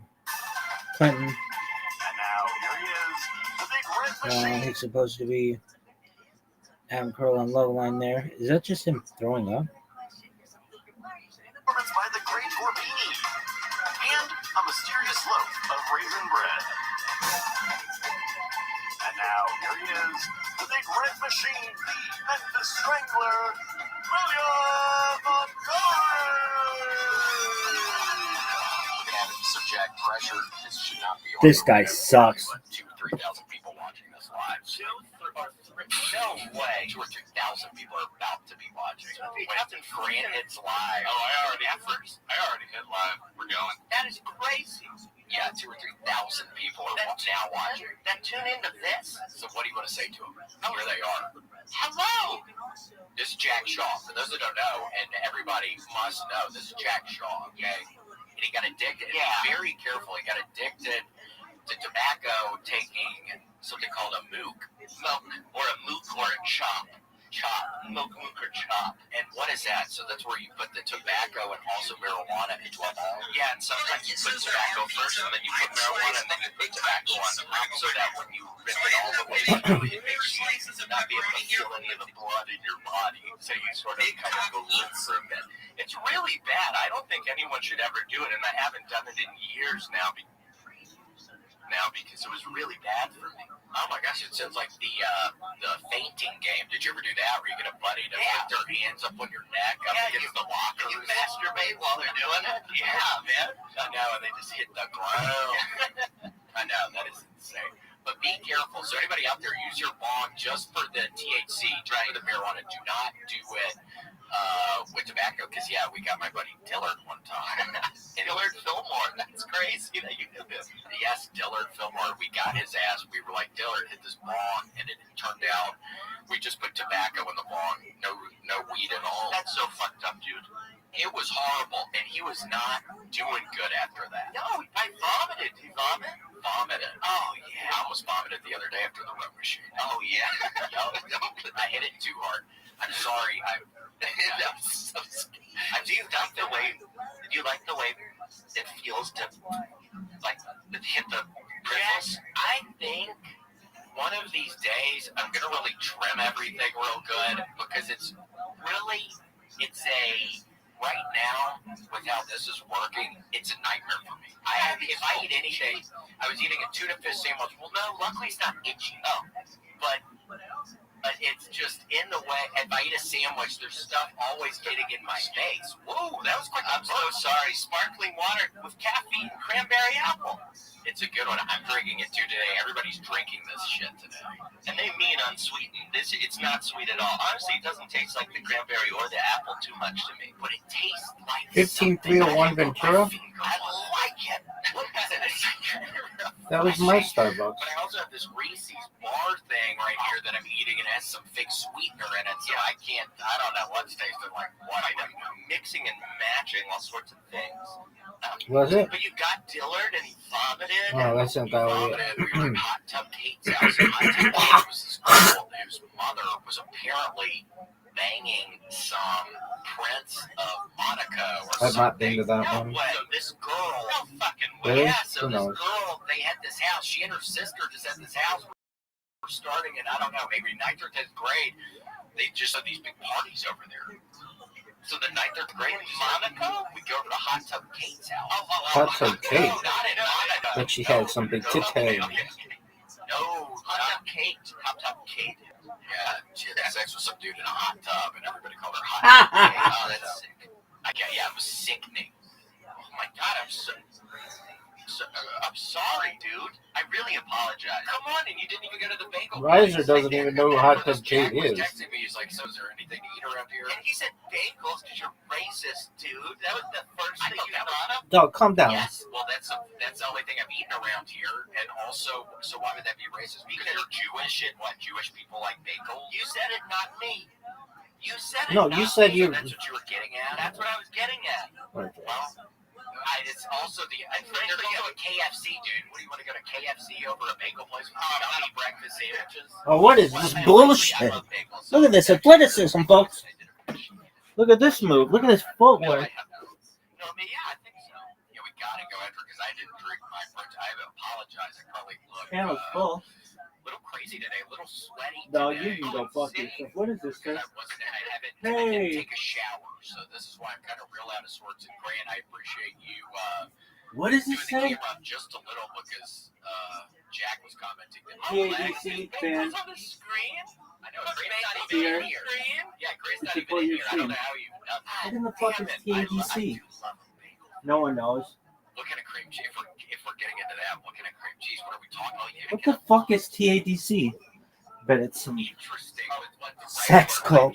Regular cream cheese, rocks, onions, capers. That's a strong tasting thing. TADC. What is up with all this fucking all these abbreviations? The Amazing Digital Circus? Like I'm supposed to fucking know that? Ass. I don't need you as a fucking friend. Get out of here. TADC, your dick. I love that. Well, after this, we're gonna go. Yes. Hey, we're here to support you. Fuck you. What is up with this? Tommy Tommy. Ladies' legs. Is that a good thing or a bad thing, or just is what it is? Can you see it with them? You can't see Look it. at this shirt. Well, just lift up your knee a So little bit. sexy. Look Like at the that. sexiest thing of That's all the knee of a time. woman. Hey, look at this. Come here on this You shit. want me to bring it back up? Yeah, there we go. No, Ass. stop it. Stop it. Look at this athleticism. Sorry. Oh my God. Fuck it. Look at this move, though. Look at this footwork. Look at this athleticism. Look at this move. Yes. I just thought you were looking at It's Australian? Well, they did a whole podcast. Well, you weren't looking at anything. They have 6 episodes, and they have a fucking Wikipedia page? This is fucking... I'm living in Los Angeles. I guess it's kind of Los Angeles. I like to wear a button down. I feel professional in a button down, and like I'm paying respect Dog, I don't to believe my this. body and the space that I'm in. Does TADC mean anything else? Like you sweaty sack of shit. Well, we're not getting into it, but there's maybe there's reasons why I look at this, which can't get into. Texas Association of Defense Council. Go get it, girl. But we're already. What's that? What is that? It's fancy men button downs. Oh yeah, that's right. Where do you get the style? Oh, I like. Yeah, it's like a preppy look you're kind of going for. Grant kind of quick with the image search. That's nice. Grant has been. It's been Dog. Grant and That I thing's have gonna now be been giant. doing this together. How long has it been, Grant? We're almost at the 200th episode. This is 199. This is the penultimate. Oh my God! It's the last episode in the 100s, and we had to get Jack Shaw. We had to get my man Jack Shaw. Oh, yeah, you're goddamn right. You're goddamn right. Had to get you. I do remember. Jack Shaw, you are boring as fuck. You got a tuna sandwich stuck in your beer? Hey, let's talk about bagels and tuna fish. Ass. No, I hate tuna. How come? It's really grossed me out. You like lox, but you Yeah, don't he's like not tuna. fucking Jewish. You don't like tuna multifaceted, fish. Dude, I can be different. That's fine. Well, that's fine. I'm Every Jew likes tuna fish. This one does. I fucking love tuna fish. I'd eat tuna fish off a woman's cooch if she let me. If it was salmon and all mashed up with mayo, that would gross me out. And that's why I don't like tuna salad. Whoa. I like potato What salad. a fucking... I don't like egg salad. I don't like What a fucking... potato salad. I can get on board with the potato salad. What a fucking I don't like egg salad. field rush. Oh my gosh. What a fucking field rush. Somebody could have died doing that. I love it. I like it. I love it. I want some more of it. Egg salad, potato salad always gross me out. I would watch him eat it in the morning. Wake up, you want some eggs? How about some egg salad? And it was just, it's just gross. And then he'd tell me about my life while he's eating egg salad. He'd be like, you really gotta get your grades up. How were your grades? Great. I didn't have good grades. What's your GPA? What'd you graduate with from high school? I don't remember. It was probably, I think it was probably like a 3-point something. HF Underground. But I was really What the fuck is this shit? I was not good at school. No one knows what this shit is. 4.0s, 4.1, and 4.2. I didn't even know how they got over the 4.0. I never understood that either. I was in the 5th quintile, and then come to find out, there are 5 quintiles. So I was at the bottom of my. I don't know what a quintile is. There's 5 of them, and I was in the 5th quintile. So yeah, okay. I think I had like a 2.78, so I didn't even have a 3. Mathematics and science really tanked me. It's just horrible. I just horrible. I couldn't do math. I couldn't do science. I couldn't read too good. I could cheat. Oh, I tried, but I was scared of cheating. I really tried. Like looking over somebody's paper or writing real small on a piece of paper like answers that you know are going to be on there. Really on my hand and it look like this, but then the whole test you're like this. Yeah, what's on your hand? Yeah, what? Like looking down, like I think he's cheating. You're like, no, I'm not. You do that with stand-up? Do you ever have any notes on your stand-up, or you're smart enough to be able to go up there without having to look at your notes? I bring my notes up just about every time. And now that I've been doing longer sets, dude, I have been headlining. I know, congratulations. And what you sold, for those that don't know Grant, you might not know this, but my man Jack here sold out San Luis Obispo. My first time selling out a show, 128 tickets, sold the motherfucker out. Congrats. San Luis Obispo, raise all. Go to Liberty and Brewery in San Luis Obispo. They got a great freaking venue with John Pronich, the booker. Shout out John Pronich. Man, I'm glad he's doing better because I heard about 10 years ago that dude was involved with. I worked at a self-storage unit place in Los Feliz area when I lived in LA. Oh yeah, I lived over there at a place called Storage Etc. And if you go there when you're in LA again, please, for me, go to Storage Etc. and take a picture of the plaque in front of the place, because I went out there. I was like, "What's that plaque?" One day I looked, and I guess on my January 26th, Lee's birthday. On my birthday, probably it was January 26th, but years ago, some man was real sad and filled his, I don't know, Expedition or whatever kind of car with gasoline, and then parked it on the freaking train tracks, and then it derailed the freaking train, and a bunch of people died. But yeah, it happened on my birthday. It happened in front of the storage unit place. But no, I heard that guy was involved, and Parker was buddies with the guy that drove his car onto the track. So I'm happy he was able to get out of that. I was thinking he would not ever be able to move forward from his association with that site. What were you doing for your birthday while it's happening? I was probably at that point in time, I was very easily maybe back in Memphis, maybe at my parents' house, so I had no idea the carnage was going on that one birthday of mine. Yeah. I'm eating cake, and also I'm eating, honestly, probably tuna fish sandwiches. Ew, that's your birthday sandwich? It's my birthday sandwich, and also if I ever was getting taken out in a state that gives you a last meal, I swear, I'm doing tuna fish with puffy Cheetos. Ew, dude. Ew. Do you like puffy Cheetos? Yeah, of course I like puffy Cheetos, but not tuna fish. That's your last meal. You can have everything. What would you have? I would have freaking Pop-Tarts and steak and cake. And can you just have anything you want? Red velvet. Dude, Jack's shot sucks. THC, CBD. What's the difference? Nobody ever told me. But cornbread gummies, they are a wonderful, they're a wonderful brand, okay? So, and by the way, some days winding down feels impossible. And I've been looking for a healthier way to enjoy happy hour.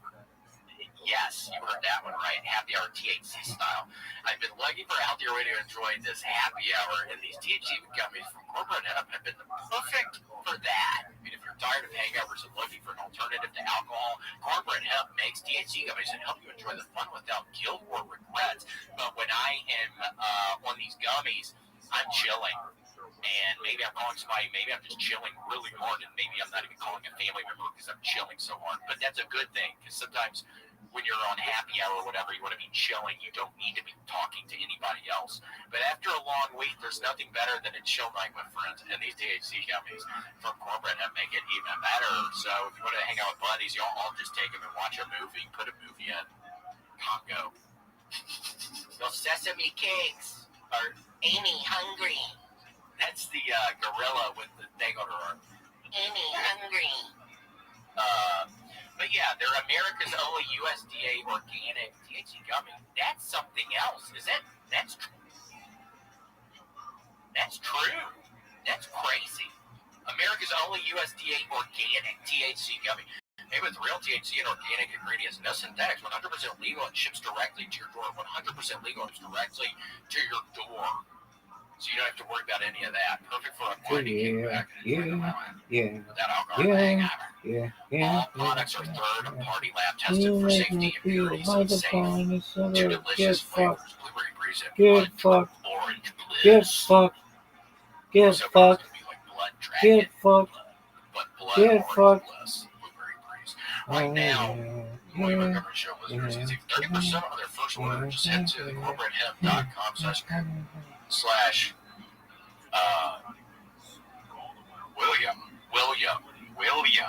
And use code William at checkout. That's corporatehemp.com/William. Code William. Corporate Hemp. This is the good life. Corporate Hemp. The good life. To the good life. Come on. What kind of would you have, Graham? What kind of cake?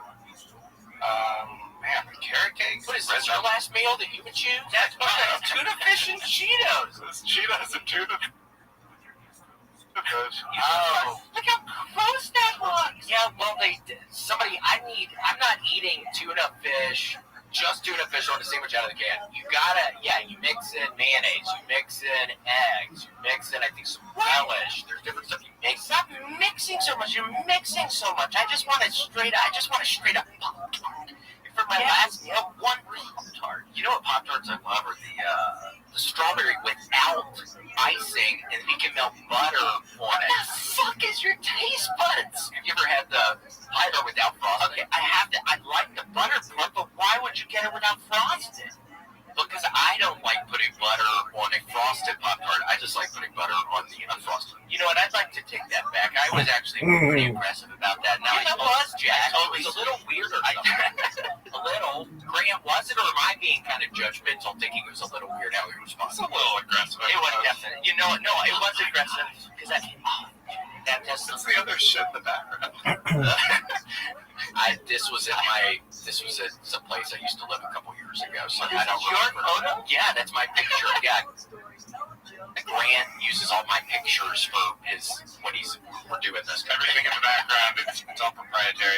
Yeah, I sent him pictures, and then I'm like, I think these will go well. We're probably going to end up talking about Pop-Tarts, and it's weird we ended up talking about Pop-Tarts because he had, that's incredible. He had this. Well, truth be told, I was thinking maybe Pop-Tarts is going to show up at some point in time. You brought that, you were like, we're going to talk about Pop-Tarts. So I tried to, yes, when we started talking about the death row, I'm thinking, okay, maybe, Jack, we don't know one another. And you said Pop-Tart. Oh my God. It's weird. Oh my, it's weird. Oh, that is some freaking weird shit. You get I was looking at your eyes. Sometimes I see people that get goosebumps. I have to hold that. I literally goosebumps. Does any kind of music ever give you goosebumps? Just what? Music ever give you goosebumps? Yeah. Oh yeah. What are we talking? What have you been listening to?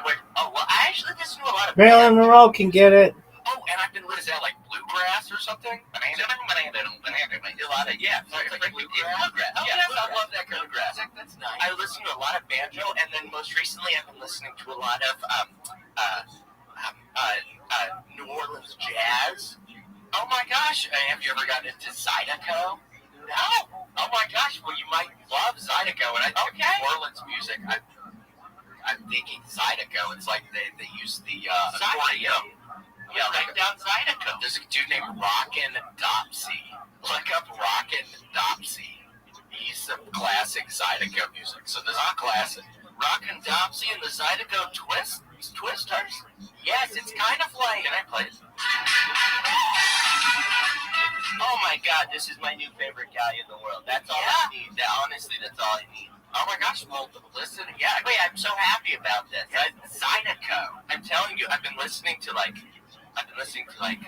just the blues music you said, or jazz music? Jazz and scatting, which I talked about last night. And for those that don't know, Grant, do you know what scatting is? Yeah, like Scatman Carruthers? Jazz scatting.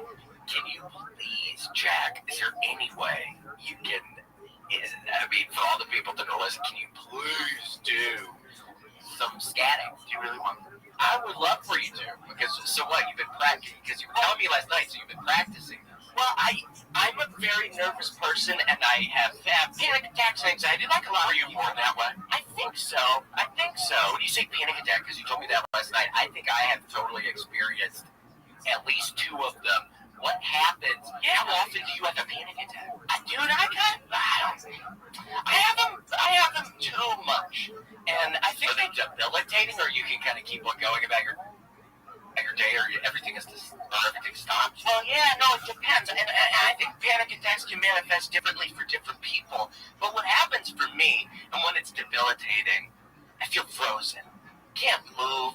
I'm not able to take any action. I sit in bed, my heart's beating really fast, I'm sweating, I'm hot and cold.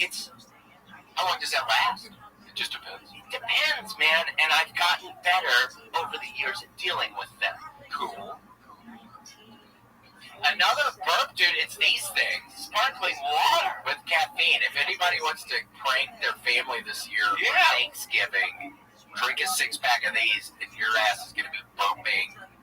Altering. You're going to be burping on your birthday on Thanksgiving? Wait, so Scatman Carruthers, so that's also the dude who got hacked in The Shining. Mm-hmm. Oh! It has a picture of the naked lady in his bedroom when he lived in Florida. Oh! Yeah, The Shining. Remember that? He had that suite set up in The Shining. I loved his bedroom. See, that part gives me chills. Talking about goosebumps, I just got goosebumps a little bit right there looking get that, Jack, when he looks over at Tony, or no, the little boy, whatever, and he's like, what's up, Doc? What the fuck is this shit? Worst stream ever. That's what he says right there. But he says it with this mind. Hey, Rabbi, I really liked your stream. Liar. He's talking to him with this mind. God, I can't wait for this fucking fantasy season. Worst peeps ever. This is the worst fucking podcast of all time. Everything sucks. Yeah, well, that's what I thought again, not to bring up the Congo Worst earlier, but with the monkey. stream Why is this not on National ever. Geographic this month? Why didn't I read this on National Geographic? This robot arm. Worst gorilla to talk to people. stream Seems like that's like giant news. ever. But yeah, Worst can you play some stream. Brothers real quick? Yeah, you want to hear the I'm a Scatman? Yes, okay, that's him. I got him. This guy sucks. That's Scatman John. That's Scatman John. Oh, that's so they all have to have. So what would your name? Your big name? Scatman Jack. Scatman Crack. You guys want to hear the intro? Yeah, Scatman Crack, and then you can always bend over. This is the worst.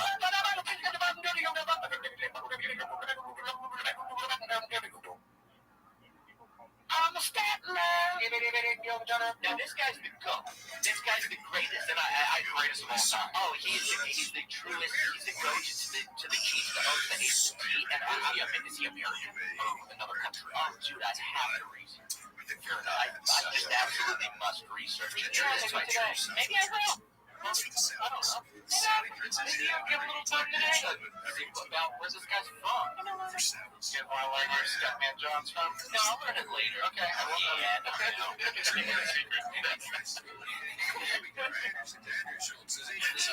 knew though, Glenn. Thank you. Jack's got a. Oh my God, you're a little spicy. I'm a little spicy. I stayed up late last night. It was you and Tony last night, did I? I was staying up late, dude. And I know you had a really good set. So what were you excited? I was excited, and it's a lot of adrenaline. It's still pretty new for me. It's like in the last year. So like the San Luis Obispo show, what do you do after that? Or do you feel like pumped after that much time? I did. About an hour. Oh, that's wonderful. Yeah. And it went great, and it was the most consistent. The laughs have been. Oh my God. Yeah, me going a little bit. I learned, and normally I'm not mobile. Dude, I wish it was your birthday right now so you could burp on him. Dude, it's the burp on a birthday. Awesome, man. So I just want to alliterate for the people out there. Alliteration. There's liberty. Yes.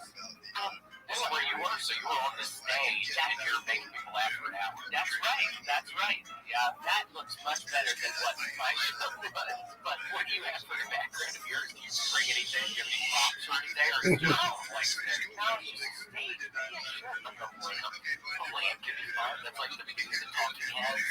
Stop making sense. Just up there with the lamp. I don't know that, but do you like Talking Heads? The band? Yeah. Familiar? Yeah. Oh my gosh, well they have two good on Spotify, so yeah, with Spotify they have two good Good albums. for you, Shane.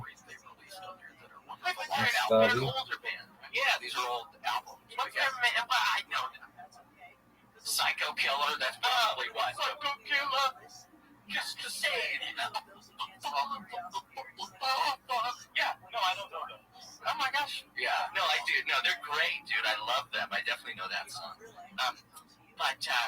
Anyway, you asked me what I do after my show, and San Luis Obispo is great because it's not too far from LA. I had some friends who were able to come up. My dad surprised me at the show. Oh my gosh, does that make you nervous? Did you have any idea? I had no idea. No, it made me really happy.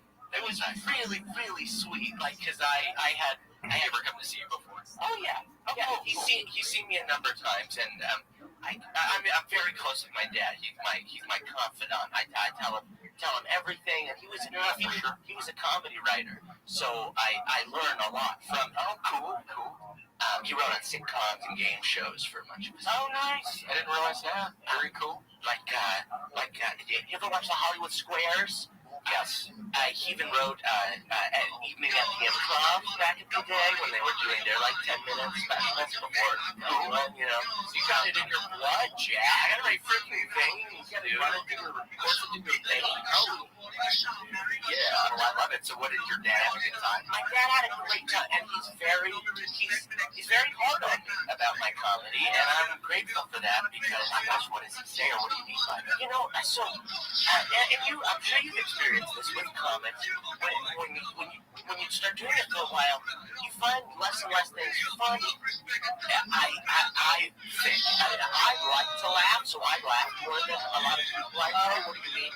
By not in your daily life, you're trying to come up with jokes, but you're just saying hearing other comedy. Worst when you're joking, comedy, stream breaking down a joke, it's ever. a very serious thing. I'm finding, and there's a lot of laugh. Obviously, it's comedy, and you're trying to laugh, but okay, I'll talk personally with my dad. I'm now working with my dad. I'll tell him something, and he'll frown, and I'll go, "That's not exactly right." And, it maybe, you just cut to the joke quicker, or whatever it might be. But I kind of find that with comics sometimes that you have to be pretty serious about your jokes. You have to be pretty scrutinizing. Do you think that? For sure. Yeah, for sure. Yeah, totally. Yeah, they gotta be funny. Yeah, people have to be laughing. Right. And it's science for sure. Yeah. Putting it together. But anyway, it was really cool that he came up and surprised me. That was really fun. So that was great. Oh, scatting. Yeah, oh my gosh, I was just thinking we have to hear, I don't know how you got out of that one. We have to. No, you didn't even try. We were just talking about that. It's just a wonderful show. It just trailed off. And then we were talking about panic attacks and anxiety. And, so over the years, what? Nothing. I agree with you. I'm sorry. Yeah, that was a good conversation you were just having about your dad. That was nice. Okay. We somehow, again, I sent the freaking picture of Hollywood Squares to Grant. You didn't do that. You're lying to me. Grant, did I not send you Hollywood Squares thing? I did a little research on your ass, and it's in your folder. It's in your folder. We make a folder for everybody. You made a folder? Yes, and I knew that your father had written for some stuff. I have to find right there. I knew you were just kidding. That's called an act. I put on an act right there. That was good. Honestly, you should write that down, honestly. Well, thanks. You're welcome. Okay, thanks. Okay, now you're being weird. You're being weird. I'm not meaning to. You're being weird. I'm not meaning to. I'm sweating. I feel like sweating. Dude, I gotta tell you, I am such a big fan of yours. You make me laugh so fucking much. And I watched Kill Tony. You're sweet, Jack.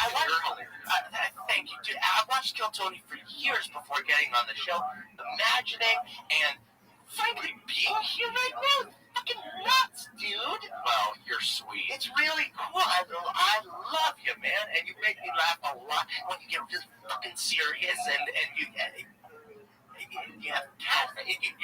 you're a legend, man. And I wanted to make a point to tell you that. Well, you're sweet. I'm working on it. It has been, because I've only been going out on my own for the 2 years now, so I'm pretty new to just doing that. So it's been fun, and I'm sure you'll find as well. I have a great time figuring out what to do in between the jokes with the crowd work stuff. That's been a really fun thing to be working at, the extemporaneous stuff between jokes to keep it, because a lot of my stuff is kind of nonsensical and shorter, so then I figure out all this stuff in between. So that's been all together. Yes, it's like a big old puzzle. Yeah, once I got all the jokes down, yes, it's totally like a puzzle, creating a set out of all of that. Yeah, dude, if people are paying to come see me, I want to give them a good show. I for sure really want to have something that I can put. I can have a full-fledged. We feel good after this, So, so you have a bunch of dates coming out. Like, are you now starting to do this? Yeah, I'm going in October. I'll be back in Texas. I'm going to Fort Worth, Hyenas, Dallas, Hyenas. Oh, those are great. 2 shows both nights. October 10th. October 11th, and then October 12th, I'm going to Tulsa, Oklahoma, and that place is great. For the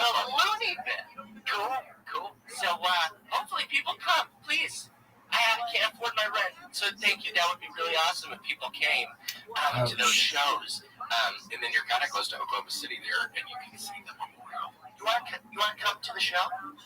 Yeah, just watch. Ouch. See how it's going. No, you can be on it. Yeah, oh my gosh, it would be an honor to open up for you. I would have to see. No, I would open for you.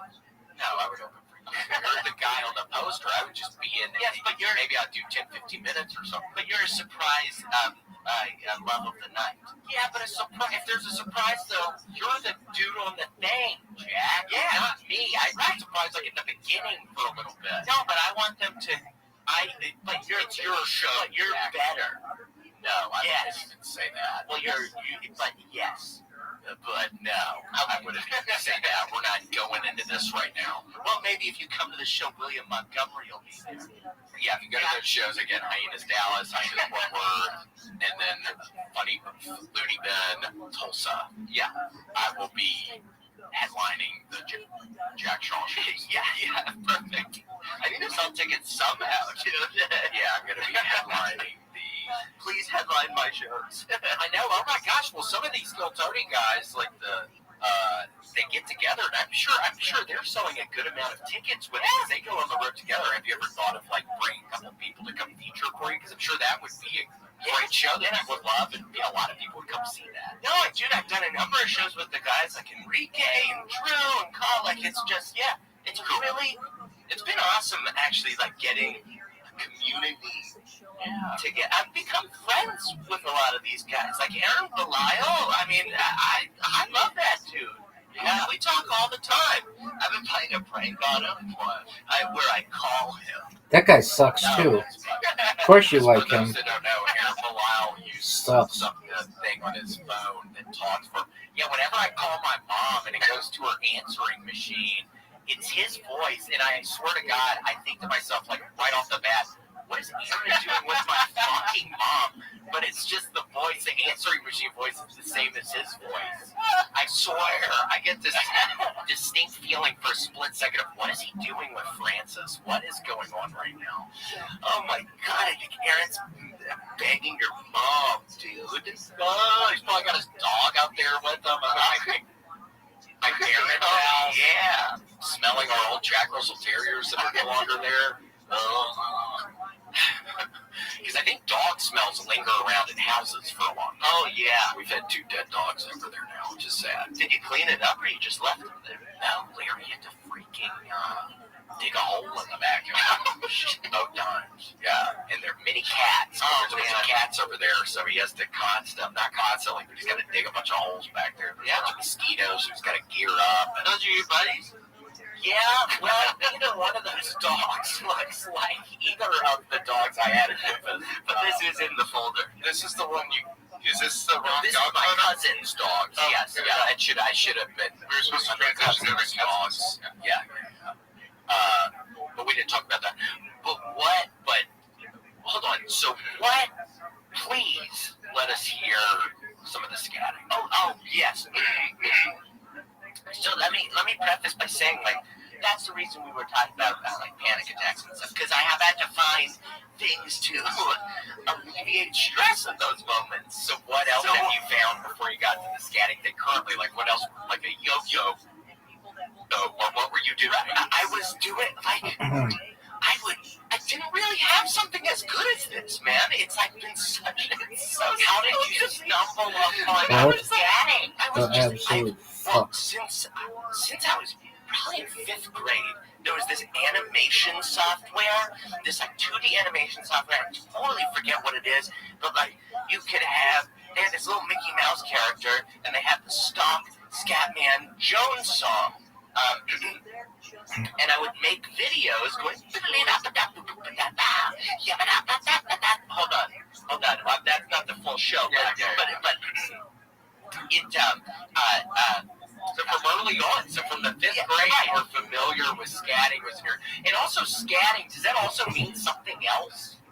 Yeah, it means pooping. So we're not talking about that. We're talking about, for anybody curious, because people think scatting, we're talking about the thing you do out of your mouth that makes the noise. And I think scatting is particularly outside and for bats. I think bats scat. No, bats scat. Yeah, I think you don't want to ever ingest any bat scat. No, I think you can get all kinds of diseases. Oh, you start to hallucinate too.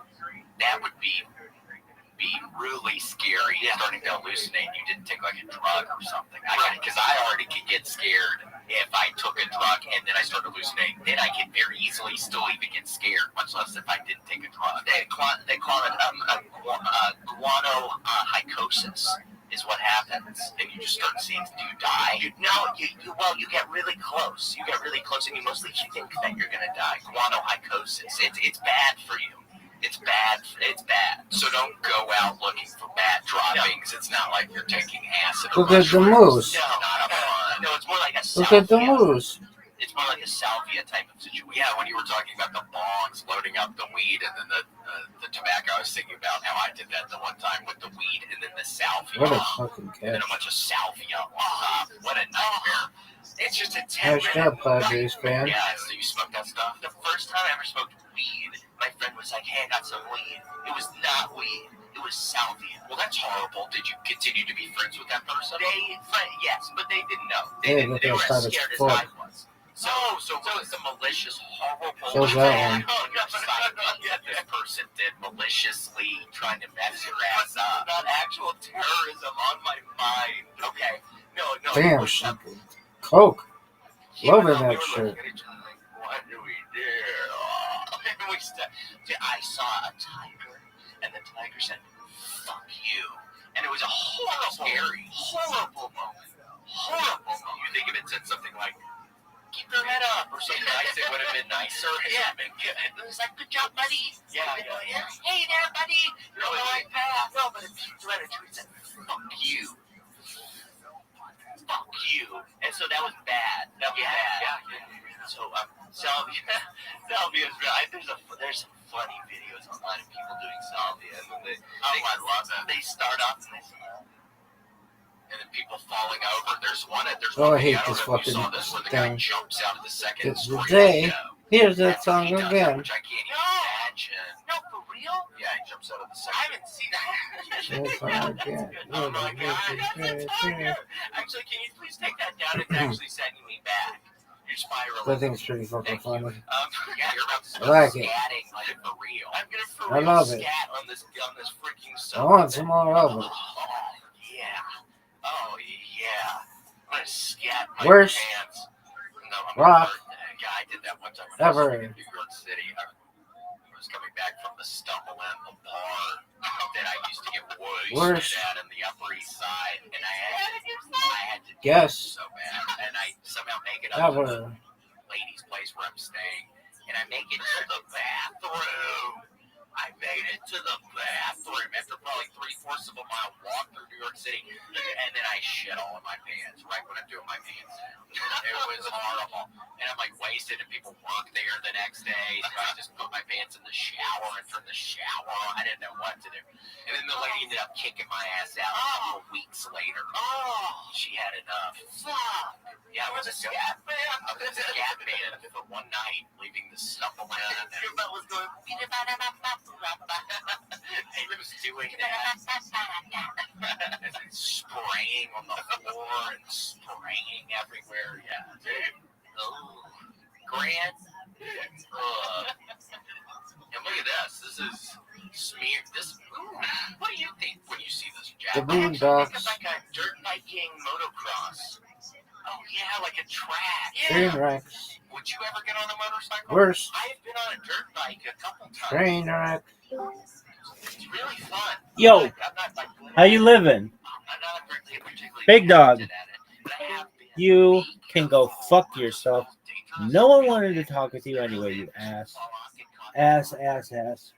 Stupid cunt. Bastard. And then when it gets ripped around, you sort of roll around. Or I've seen videos of people like going down a path and then accidentally going off to the side and hitting a tree. Oh yeah.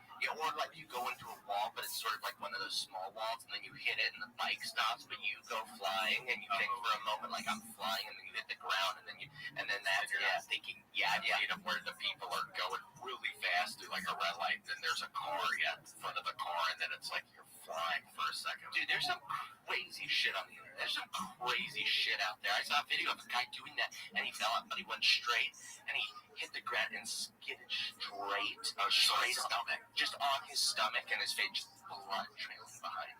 Just a meat crayon. Oh, what a thing. I think the term for that is meat crayon. How do you pronounce that word? Crayon? Crayon. Meat crayon. Crayon. Meat crayon. What do you say, crayon or crayon? Crayon. Crayon. Cranberry apple. Cranberry apple. It makes you burn.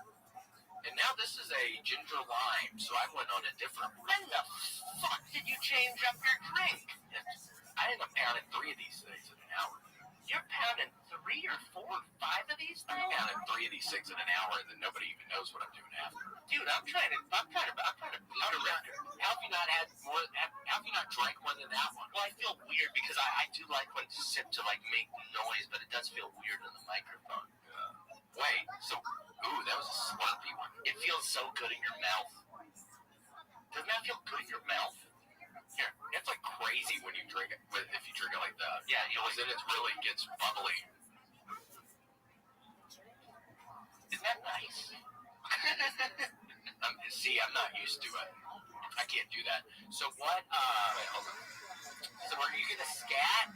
Oh yeah.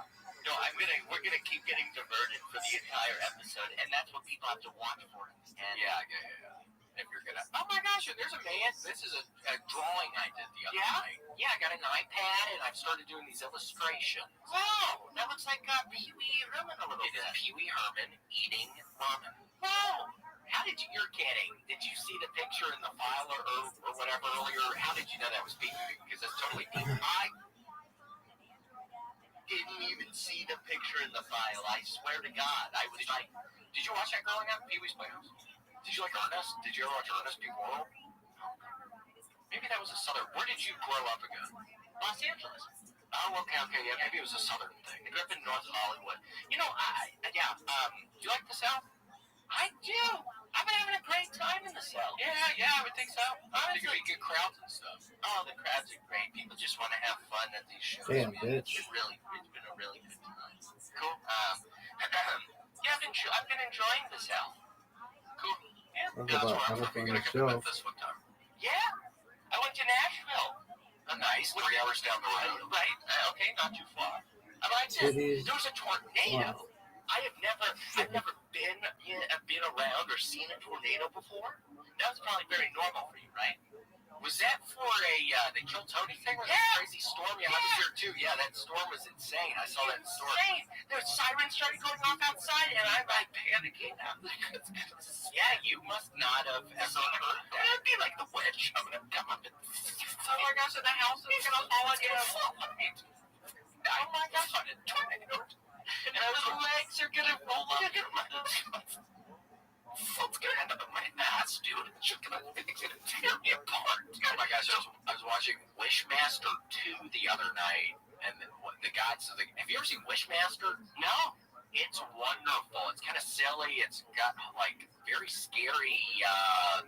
It's before CGI, so it has wonderful practical effects in it. But the one guy, he wants his lawyer to go fuck himself, and this guy's like basically a genie. The Wishmaster is a genie. Look at this guy. And then the lawyer starts having sex with himself. And his legs get all weird, so that's what reminded me of it, the legs. That's the Wishmaster? This is Wishmaster. He's a very scary man. That's the devil. He's like a devil kind of guy. He lives in a rock. People, unfortunately, undo the rock. Like in the beginning of Wishmaster 2, these people are stealing and giving me to say a rock. Oh, yeah, he lives in a little rock. It's a house. No, it's a little rock he lives in, and then when somebody uncovers him, he's like, okay, what do you want? Let me do whatever for you. And it's like, and the one guy, okay, Patrick Starr in 40 years. Yeah, he grew up. Okay, yeah, go ahead. So in Wishmaster 2 at the beginning, these people are robbing this museum, and then one guy ends up getting shot, and then this guy comes up and he's like, okay, what do you want to wish for? And the guy's like, I wish I never was born. So then it shows him like turning into a baby and then just disappearing. So it's like you got to really be careful what you wish for. Right. You got to really be. So that's a good. That's a good thing. That's a good. I can't believe that guy gave such good advice. Yeah, this guy, the guy above your head. I don't like that he's right above my head. It was. That's when he comes out. Get away from me! Jack, be careful. Get away from me! Ooh, okay, he got away from you. Dude, he's above your head. He's above your head. What do I wish for? Don't move to be quiet. Yeah, is it like a dinosaur?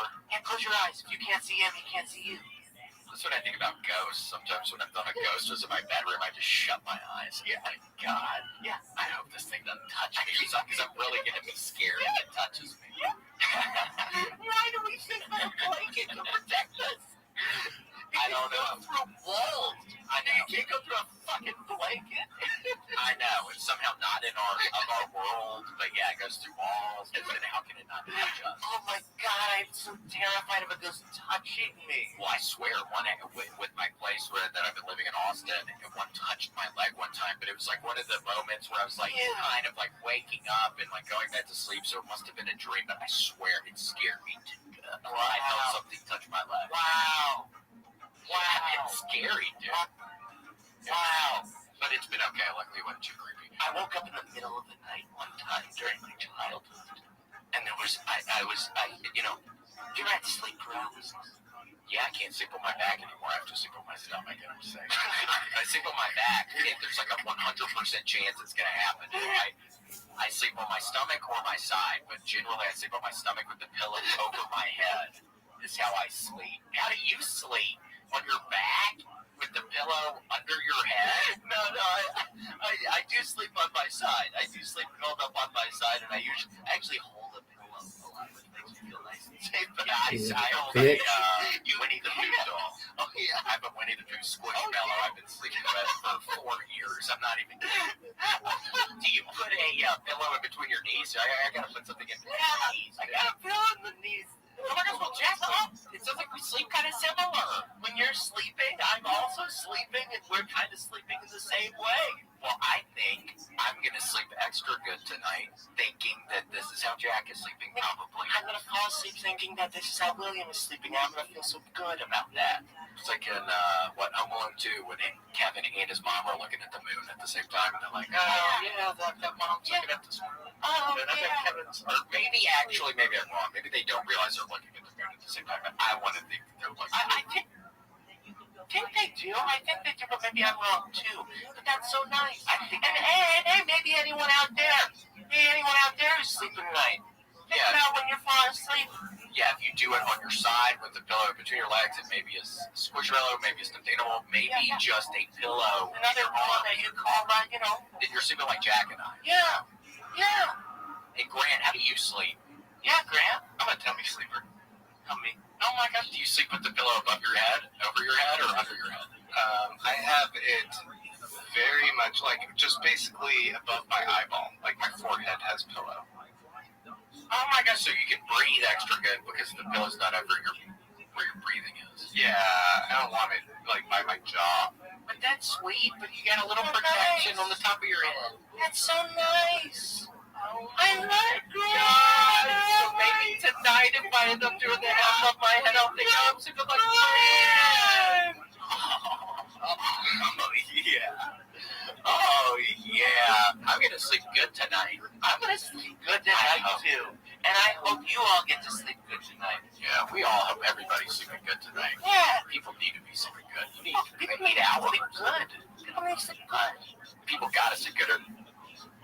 Then you get cranky, and then you might want to start scatting because you're getting a little panicky. Yeah, you wake up with scat all over your pants. I know. You wake up scat. Well, a lot of serial killers pee in their bed. Yeah, did you know that? They would wet the bed going? Did you know that? Is that true? Is that true? There's no way that's true. Graham? Yeah, looks like it's true. Yeah, I heard you typing really fast. I had to look it up. I love that Grant's just like this voice of reason. He helps. We need help in here. I need help in here very frequently. And it doesn't matter if it's true or not. I just need Grant to say it's true. That's good enough for me. Yeah. Bedwetting is part of the McDonald triad, a theory suggesting the history of bedwetting, fire setting, and animal cruelty all correlate. Well, I don't necessarily subscribe to the McDonald triad, so. Oh. No, you gotta listen. You do? Oh, yeah. They're bullshit. There's no way Jack Shaw was as familiar, and on top of that, is in favor of the McDonald triad. You got me. I don't know. Dude. I'm kidding. Oh my gosh. I'm joking. You're just acting with my ass. I'm joking on your ass. I'm joking on your ass. Yeah, you got me back there. I'm joking. Joking on your freaking ass. Triad. What are they? Because I don't know. Quarter pounder with cheese, double cheeseburger meal, and fillet of fish. But no, so what was it? Why doesn't McDonald's have a tuna melt? McDonald's gotta have a tuna melt. Oh yeah, that's really the place I get a tuna melt. Wonderful, fun, and hot, and old. Yeah, it's like Subway. I'd never go to Subway anymore, but it's like I don't even think I would really get it that often from Subway either. That's my dad used to be Subway, just one of those standard ice cream scoops. Tuna. Oh God, it makes me want to vomit.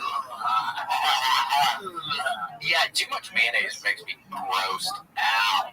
My mom used to make me mayonnaise and peanut butter sandwiches. You ever had one of them? What the fuck? You ever had that? The fuck? Do you like both of those things? I like peanut butter. You like mayonnaise? No. Yeah, I would never eat one now. It makes me want to vomit. I need to stop thinking about it right now. That's so gross because it makes you want to vomit thinking about peanut butter and mayonnaise. And a mayonnaise sandwich. That I cannot sounds eat it disgusting. now, but I remember growing up.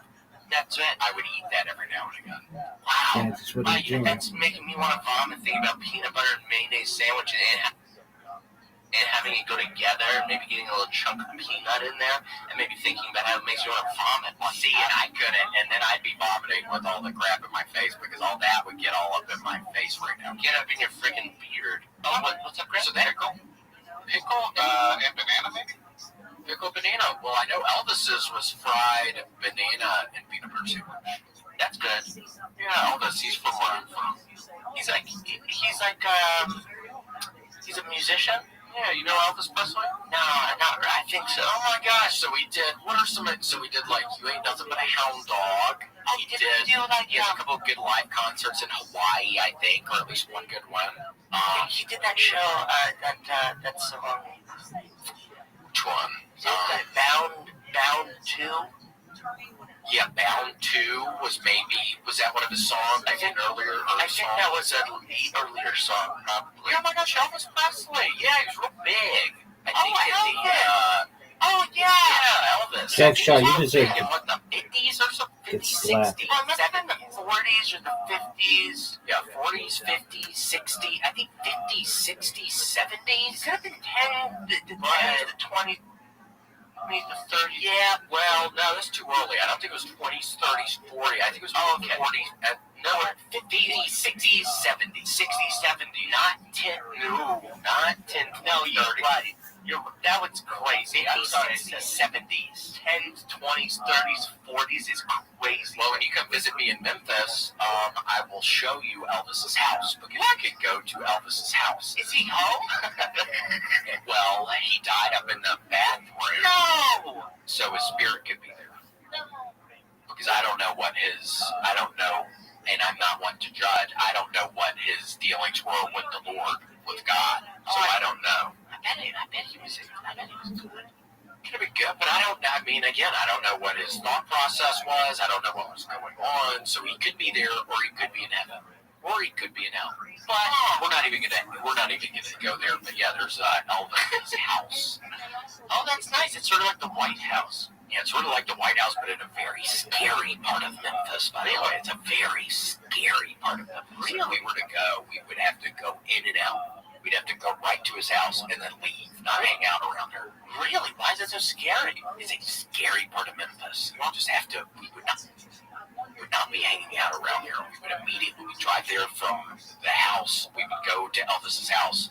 We'd hang out there, whatever, take pictures, whatever, and then we'd drive back. But what's going on? What's going on around? I don't know. I feel like maybe, Jack, you would maybe get out of your, if we stopped at maybe a gas station or something around there, maybe there would be a chance of you getting out of your car and then immediately being accosted by somebody. Wow. Yes. Physically accosted? Well, physically, emotionally, let's just say there's a chance you would totally be scatting by the end of, if we were to stop anywhere in close proximity to Elvis's house, there's a strong chance your ass is going to be frozen up while I'm getting taken away, and I'm screaming at you, Jack, do something, and you're just scatting to yourself in the passenger seat. Yeah. Can't help, William. Yeah, getting dragged away by people. Well, at least we're talking about it now, so if we do get in that situation, you won't freeze up. You'll be able to come get me, or... I don't know, man. Honestly, I don't know. When I'm scatting, I'm scatting. So you're not thinking about anything else? There's not a goddamn shit. You're just thinking about... So are we finally going to be able to hear it a little bit? Yeah, we'll get to... Well, yeah, we'll hear it in a little. Okay, no, you want to do it in a little? Grant? Yeah? Hey, Grant. Let's hear it. Grant, can I have a peanut butter mayo sandwich? Well, it's going to cost you. It's going to cost you some scatting. Are you accosting me? It's going to cost you. Oh. All right. See, that's why I'm scared, dude, but we're going to go. I would take your ass there, Jack. I swear I'd take you to Grace. Oh, wait, I'm sorry. I just thought about something. So the reason I've been scatting is I've found pretty recently that I have jazz in my heart. Well, that's a cool thing, I think, to have in your heart, because jazz is cool. Yeah. I also have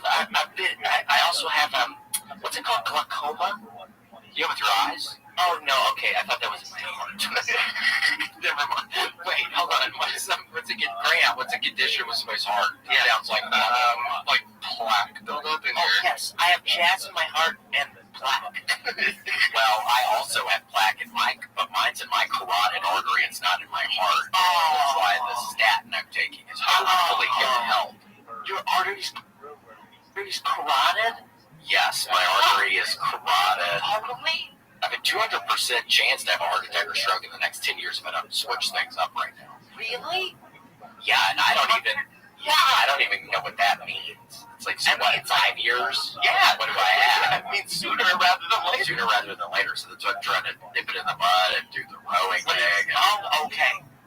Yeah, I have to, for my life. Yeah.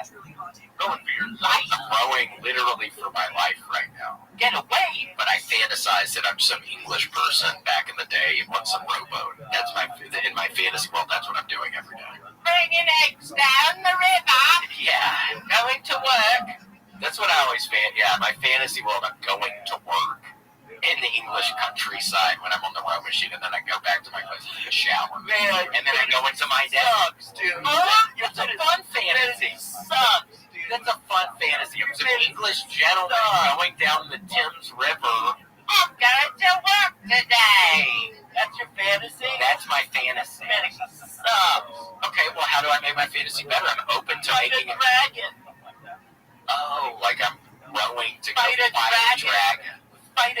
Dragonflies can't be doing water. You ever think about that? So I don't need a bad fantasy when I'm doing this because it's like this uncomfortable thing that I'm doing. So I don't need to be more uncomfortable. No, you're brave. So I'm brave, but what am I doing again in this fantasy? I'm going towards the dragon or escaping the dragon, or what am I doing? Okay, I'm heading for the dragon. Right, you're going to fight the dragon. You're going to fight that fucker. Okay? You're going to fight that fuck. I'll do it tomorrow. Maybe that sounds really exciting. Maybe that sounds more exciting than going to work. Well, because I'm going to work in your fantasy. In the English countryside. Okay. I'm going to work. Okay, well, quit your job in your fantasy. When you go back to your fantasy, you need to quit your job. Okay? You need to go back to quit your job. I know. I need to open up a new chapter. Yeah, I totally agree. You really got to quit your job in your fantasy, by the way. And what are you doing? You're working for the farm? Yeah, it's like some farm deal where I have to give them different farm equipment every day. Really? Yeah, because it's like down the river, though. Yeah, down the river. That's hard. Yeah, it's like a soybean farm, and I don't even think they have those over there. I think that's mainly an American thing. It's probably, yeah, but still, it's like soybean sack. It's your fantasy. Yeah. Okay? Who am I to judge? I know, but maybe you're right. Maybe I do add a dragon into it, because maybe that'll make me go fast. Gotta add a dragon. And maybe it's like this, though. Maybe you do start off. You're a regular guy. You're Joe frickin' Schmo. Okay? You're a regular dude. Okay, you go to work. You feed your family. Your daughter's dying of leukemia. Going to work, that's still in the... Right. That's still a part of the fantasy. So still all this is happening. It's a part of your daily life. Yeah. Okay. But that's hard probably having a kid that's sick. Oh, it's probably horrible. Probably horrible. It's really important. Okay, you need to get down that river, sell the soybeans to soybean man. Okay? It's important. I my daughter too. Here's what happens. You hear that there's a local dragon who's been wreaking havoc on your neighbors, on your surrounding partners. And when you get to the soybean farm that day, soybean farm's gone. Burnt, smoldering, burnt by this fucking dragon. Dragons breathe fire. You know that? That's real. Yeah, that's real. No, don't worry. So what's gonna happen? Yeah. You get there. It's burnt to a crisp. You see this soybean man? Ashes. And you say, for my daughter, for the betterment of our life, I'm gonna slay this dragon. Because you know what happens when you slay a dragon? You get a wish. And then maybe Wishmaster comes. Oh my gosh, and then maybe Wishmaster comes. But then I can wish for him to, I wish you were never born. So I don't have to deal with, so I can trick his ass, because he's, again, maybe a scary addition to the thing, because normally he tricks people with their wishes, so, like, this is actually, like, a scary addition to the thing. You wish for him to be no more. And when that happens, you weren't expecting this, but you become the next Wishmaster. Thank you, Grant.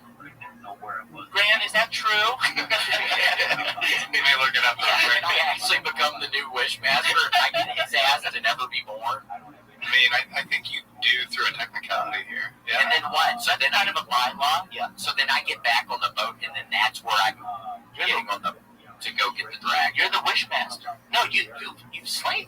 No, dude. No. How are you not following? My timeline's messed up. Are you being fucking stupid right now? My timeline's messed up. Okay, I'll take that back, man. I'll go easy.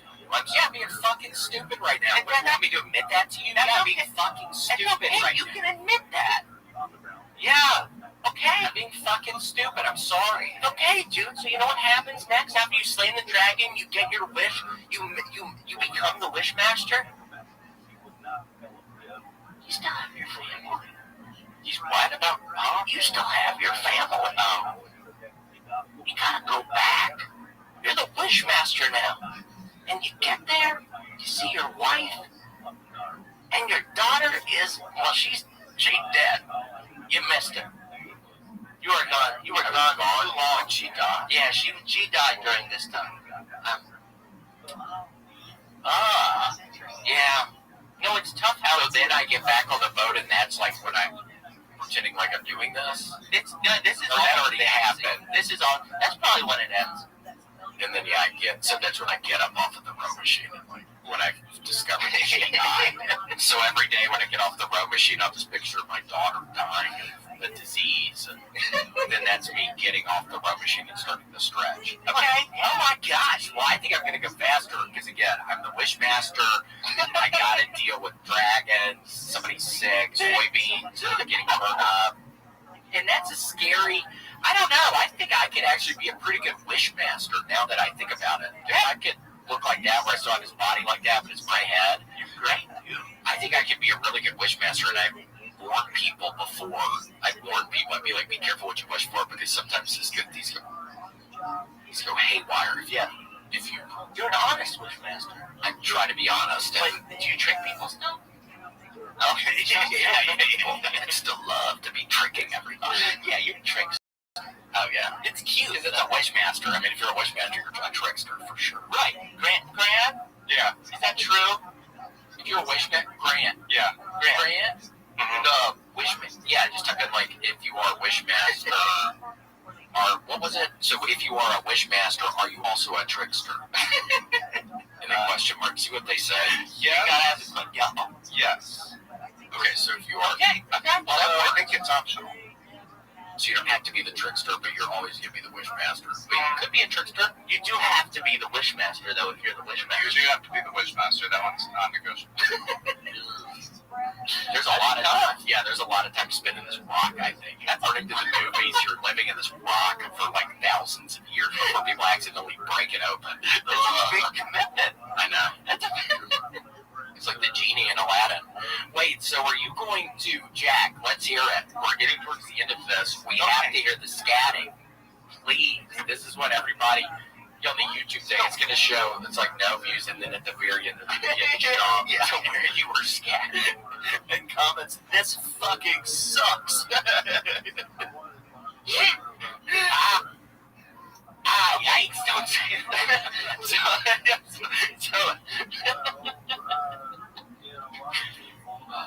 Oh my god. Okay, so anyway, to preface this, the reason I started scatting in my private time is because it really helped me get out of bad situations. If I was feeling like, I bombed, I suck at comedy, I'm never going to be able to do this again, I'm not good enough, I'll be sitting in my room and I'll just go.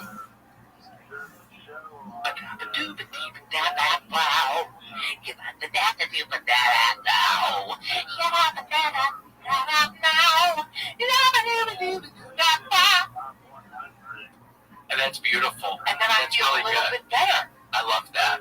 And I do think you're correct. I think you do have jazz in your heart. Really? Yeah, and black.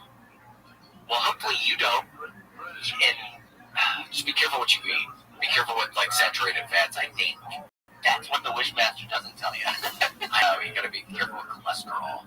Well, Jack, oh my gosh, well, that was wonderful. Thank you. Worst Jack Shaw, thank you so much for being stream. on the show today. This was so much fun, dude. I had a great time. Oh, okay, dude. Well, I think you suck. I think you're one of the worst comedians on Kill Tony.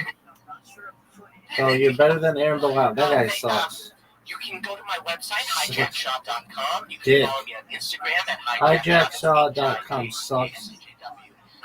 Do you think he's the worst person ever? Texas, October 10th, 11th, and then 12th in Oklahoma.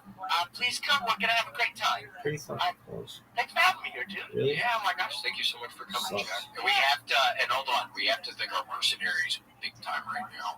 John Shaw. I'll start. John Shaw, Justin Threckle. That is my doctor's son. Kendra Dawson. My uncle's name is Don Shaw. Don Shaw, are they related? No one gives a shit. Lawyer Joe, Loop Loop. Love looking at Mr. Flipper, Mr. Alex, these unhappy Nolan Boyd, Oilfield, Willie, Ophelonia, Papa Gear, Patrick Casey, Poopsicle. Look at this. Folks, look at this athleticism. Look at this move. This is the worst. Sheba, Skin Bomb, the Memphis, the Gaming Critter, the YouTube. the Wizard, Vader, Vicious, Misty, White Magic, William Casey, the Cats, William Gear. What are we watching now, kids? Worst stream ever. College Game Day.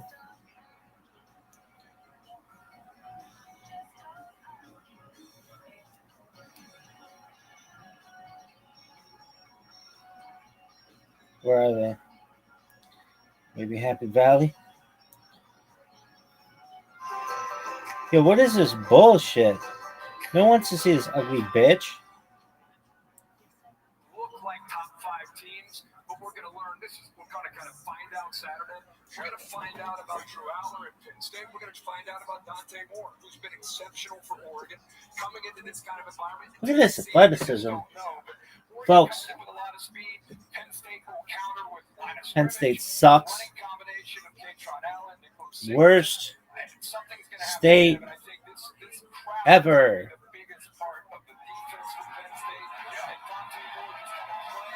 Worst state ever.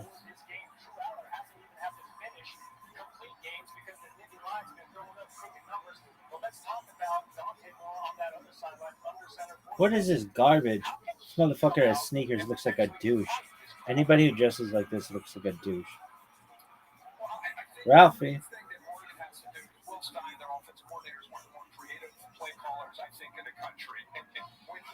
May, Joey Diaz. Do you think Oregon's a good team? Yeah, they're alright. You like Oregon or Washington more, Big Dog?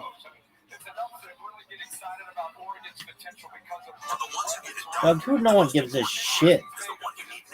How about that? I don't do shit though. Shut the fuck up. Worst stream ever. That looks like it says a rock. Nobody's looking at my stream. Look at this athleticism, though. Folks, look at this one. Go to hellotushy.com/church right now to get 10% off. That's hellotushy.com/church. Oh shit.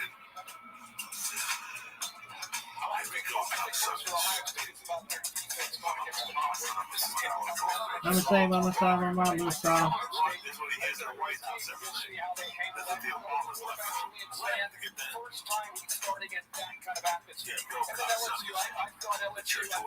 Alright. Mama say, mama say, mama, Musa.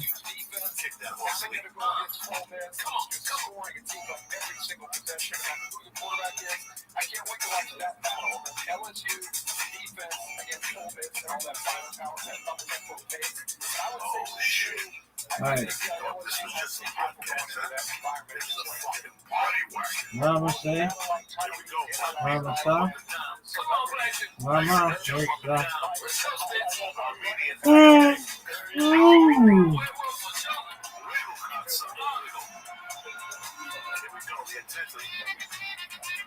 Oh shit. White chicks suck black dicks in the 70s. There we go.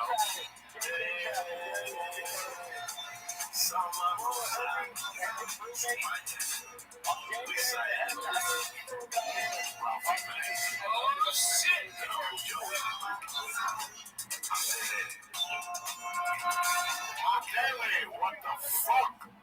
What's happening, you bad motherfuckers? Uncle Joey here at the church. What's happening now?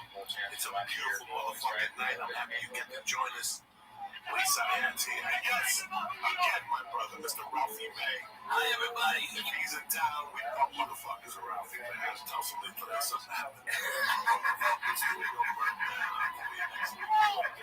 Somehow I'm sure I got blamed. Oh, you always get the blame. I always go with flying too, right under the bus. Apple water on the shit. I'm sorry about the periscope this morning. What happened was this. Let me explain to you what I moved to the hell I lived in, okay? Joe Rogan's my brother. I love him to death, but he gets a lot of creepy fucking people. Yeah, people listen to him, and the creepy people, when they can't get through to him, they start going down the line. So they go to Duncan. When Duncan tells them to fuck off, they go to Ari. When Ari tells them to fuck off, they'll come to me. When I tell them to fuck off, they'll go to Brian. When Brian tells them to fuck off, they'll go to Tony Hitchcock. When Tony Hitchcock, they'll go to Sarah Deanna. And they talk on and on. So this started 3 weeks ago in Cleveland. I had to fly in early the night before, right? I get there, my fucking sleep apnea machine breaks. At 6 o'clock at night, I had a fucking wire on my head. So already I go to panic. I got radio on Thursday. I gotta be there. I'm not gonna go to fucking 6 o'clock. I'm gonna deal with this. We went something to eat. These dudes from LA that want to play with me. And I'll come back and I'll deal with this shit. And I'll figure it out. I'll scotch tape it. I'll do something, you know. I go eat with these two guys. It's cold out. They walk me back to the hotel Cleveland. I walk in and there's these two people. I don't think about it. They don't have to see two people. That's all my job is. Walk to these two guys and all of a sudden they're looking over at us. And they keep looking and looking and looking. And I try to tip. I go, they're here for a fucking picture. God damn it. I know. And next thing you know, I go real loud. I go, listen, my sleep apnea machine broke. Turn the guys. I go, let me go upstairs and deal with this. I turn around. The guy chases me. The girl, they come up to me like, listen. We got your present. Let's in our car. By the way, that's not going to happen. Right. We didn't know if we'd see you in there, but listen, I'm not walking to the car. You coming to the show? Would you like me to leave you tickets for the show?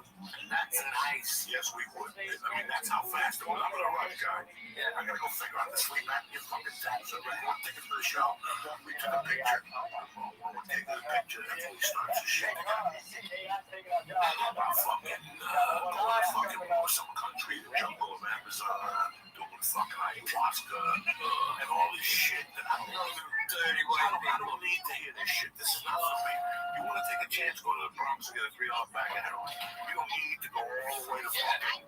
But what else? You know, listen, before you move to LA, you see how these fucking idiots work. You're on watching TV. And you're trying to lose weight, you're working real hard, you're doing jumping jacks, all sorts of Hollywood guy comes on, he goes, I'm gonna do revolutionary way to lose weight. We do this, and these motherfuckers always got the next answer. Well, guess what? I'm from the 70s, bitch. That was the answer. That was the answer. You motherfuckers are still living off the 70s. Every TV show, every fucking movie. You guys are living off the fucking 70s, okay? So when I see it, it's like the little Quaaludes. Quaaludes are great. They became ecstasy. Yeah, that's what happens. They become ecstasy, but it's the same cousin to the fucking Quaaludes. It's the same thing. They just evolved. Me, listen, you want the answer? Take it to the ass. When my mother was dead, 3-4 months, I think I recovered from the pain. I ate acid every fucking night. And that breaks down whatever problem you have. You don't need to go to ayahuasca in the jungle and have a shaman around you breathing. Stinky dirty shit. All you need is a $3 hit of some good fucking window pane. You put on Black Sabbath, fucking Bloody Sabbath. The answer to your questions will come to you. I don't care if you put the Beatles help on. The answers to your questions will come to you. I'm telling you this as a man because this is what I did for fucking years when I was recovering on the biggest pain you could possibly have. So don't fucking tell me my fucking job, okay? This, and I'm gonna tell you in front of somebody just so you guys know what he's gonna tell you. This November, I'm gonna be clean on coke for 10 years, bro. 10 fucking years. Can you believe that? Fuck yeah. Did I go to get Robogaine? Did I go to Brazil? No. Did I go get hugs? Did I go to rehab? No. I need to go to fucking AA and get all these people in LA go to AA to get clean. But 2 weeks later, they go to a doctor and they go stretch your pills. And also they have all these symptoms, these fake fucking symptoms. And they give you pills and you're just drugged up on pills, but you're still going to be on time when you're on AA. Yeah. And enough for nothing. I was there the last night. You had a great fucking run, and that was a great last night to go out on. That was a great fucking night. 27-year run fucking blow. Yeah, but I can finish line, dude. That means, dude, you smoked an ounce of my fucking Matzo G-weed. An ounce, okay?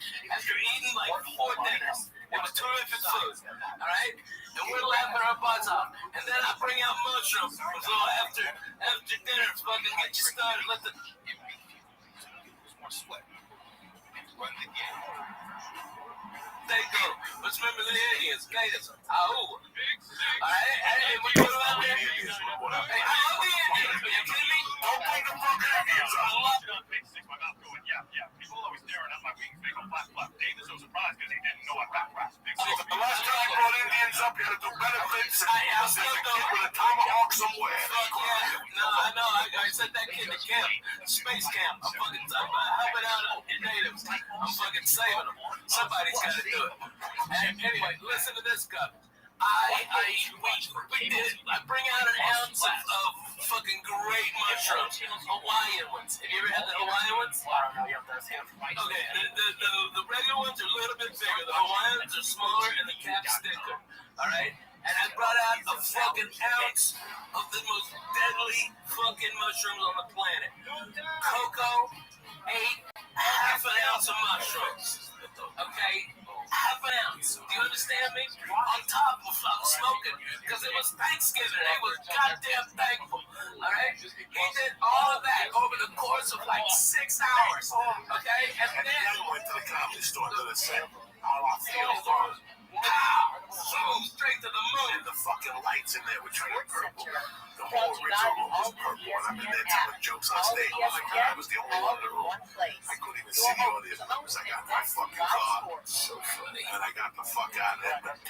With no drama. No, oh my God, I feel like doing what's that? What's the word they use? Relapse. What the fuck are you talking about? decision. Right. Set your mind. Here's how you quit. Hey, I ain't doing that no more. I ain't doing it. That's it. That's it. That's all you did. Guys. There was no 12 steps. There's no 12 steps. Go to the escalator. There's no fucking. I ain't gonna do no more.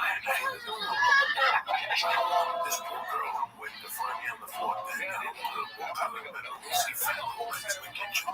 Because I'm I can't do it. That's pretty much the fucking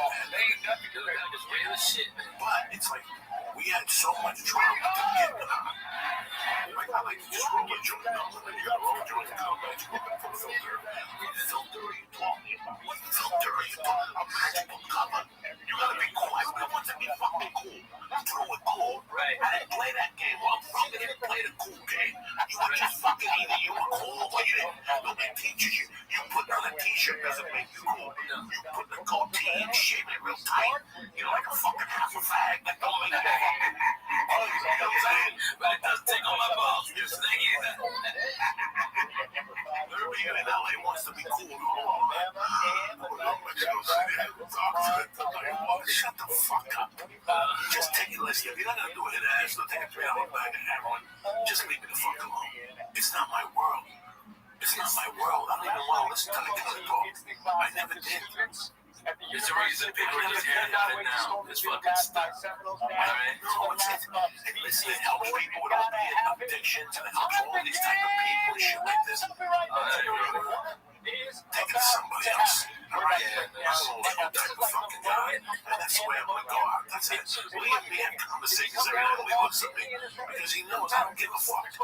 I don't know what you're talking about. You want an adventure? Go to Billy Down Bronx. I'm surrounded with 20 black guys and 3 Puerto Ricans. And that's an adventure right there. You don't need to make it. You can tell your friends at Starbucks. Oh my God, you're so strong and valiant. Shut the fuck up. Go fuck yourself. People that live in Canada would fucking Trump became president. It gets old. No shit, dude. Like a different fucking society of people. Man act like men. You know, every night on the fucking TV, I'm like they're protesting again. I'm telling you, there's no future. They're protesting. There's not. There's no future. Oh, you know, I learned how to bitch. They go down there and they fucking with a hole in their chest. Just do drugs like I did. You don't have to be mental and to be cool. So people go, oh my God, you're marching. Fuck you. Fuck you. I got better things to do with my time. Yeah, you're creating traffic. I know you don't like Trump, but go fuck yourself. You're fucking making traffic, you cunt. I hope you fall get AIDS in your mouth. Fuck you. I had a bunch of dicks, okay? I got stuck in one of the goddamn woman march, and I didn't know why they were bitching. Okay, alright, you don't like Trump. Hey, guess what? Maybe you should have marched your ass to the fucking voting booth. Alright, because he told you 3 weeks before, hey, I'm going to grab you by the pussy. And you know what? Most of America was like, I'm cool with that. That's alright. I can overlook that. Nobody likes fucking Trump. Everybody's mad at fucking Trump. Yeah. What, they should have done something when they had the job. Okay? You know what bitches me about being a Democrat? Is fucking, you have until the end of the game to win the fucking game, Coco. You have until the end of fucking last play, alright? Like fucking New England on Sunday. You thought it was over? No, we got overtime. Now we're gonna settle it, okay? Alright? And instead, alright, these assholes, these little fucking Democrat pussies are all fucking crying. I want to recount. I want to put the recount. I want to get that little pro collar. You lose on Sunday, you don't wake up. Nobody from the Falcons woke up on Monday and go, man, you know, everybody, I know we lost yesterday, the biggest, you know, fucking choke you could ever lose. Alright, but we really wanted to win. So, now, if everybody disagrees, then we'll just say that we won. That's cool, right? That's cool. It's cool that we won the Super Bowl. Maybe we won, but we really won. You know what I mean? I don't give a fuck. Referee Val Adamir blew the fucking call. I don't give a shit. You fucking lost your ass. Well, look at this. I'm not going to think about it. I'm just going to wait. They had Bernie Sanders. They had Joe Biden. A man. You had Bernie Sanders. But you drank the fucking juice of being cool and being president. You just find out that I'm like a fucking motorist. You know, you fooled the country. And I'm not saying fooled the country. But Obama was one of those weird presidencies. It wasn't going to happen twice, bro. You know, the fool said it best. We won't get fooled again. We won't get fooled again with the fucking smoking mirrors and the Priuses. And I know people who was buying clothes to go to Hillary parties, Clinton parties. Oh, yeah? On the west side. Like, that's how fucking embarrassing it got. Like, they had to sit there and watch that fucking teleprompter. You know, me, I don't give a fuck. I think we're doing a podcast, man. Yeah, with the Trump. With the Trump. Oh, man. It's a little tricky. Oh, man, you ain't gonna fight two dicks about nothing, man. You know, if you know how hard we worked in our lives, there wasn't a president there to help us. You know, fucking time. I love Obama. He never gave me a fucking last night steak. I was fucking, I still remember when I got brought up, and this was the day fucking Reagan got shot. Yeah. You think when he was laying out on the floor, he was going to Joe Harris, please feed him. Yeah, fuck no, bro. I gotta fucking reach out. Fuck no, man. That's why I learned about democracy. So that's where I really learned what this country's all about. It's, we're going to give you money. We got 82 papers by the time. It's like what they do to you now with the Cold Spring. Yeah. To tell them that you have a bill problem, they put you on hold so long, you just have to pay $40. This work, you know what I'm saying? With bureaucracy, when my mother does it, I had to go down every other week. Oh, you have to bring the mortgage from the house. I'm fucking 16. Who got the mortgage book from the fucking house? My mother's dead. What mortgage book? Every week, it was like more shit. And I was taking a bus out to Newark.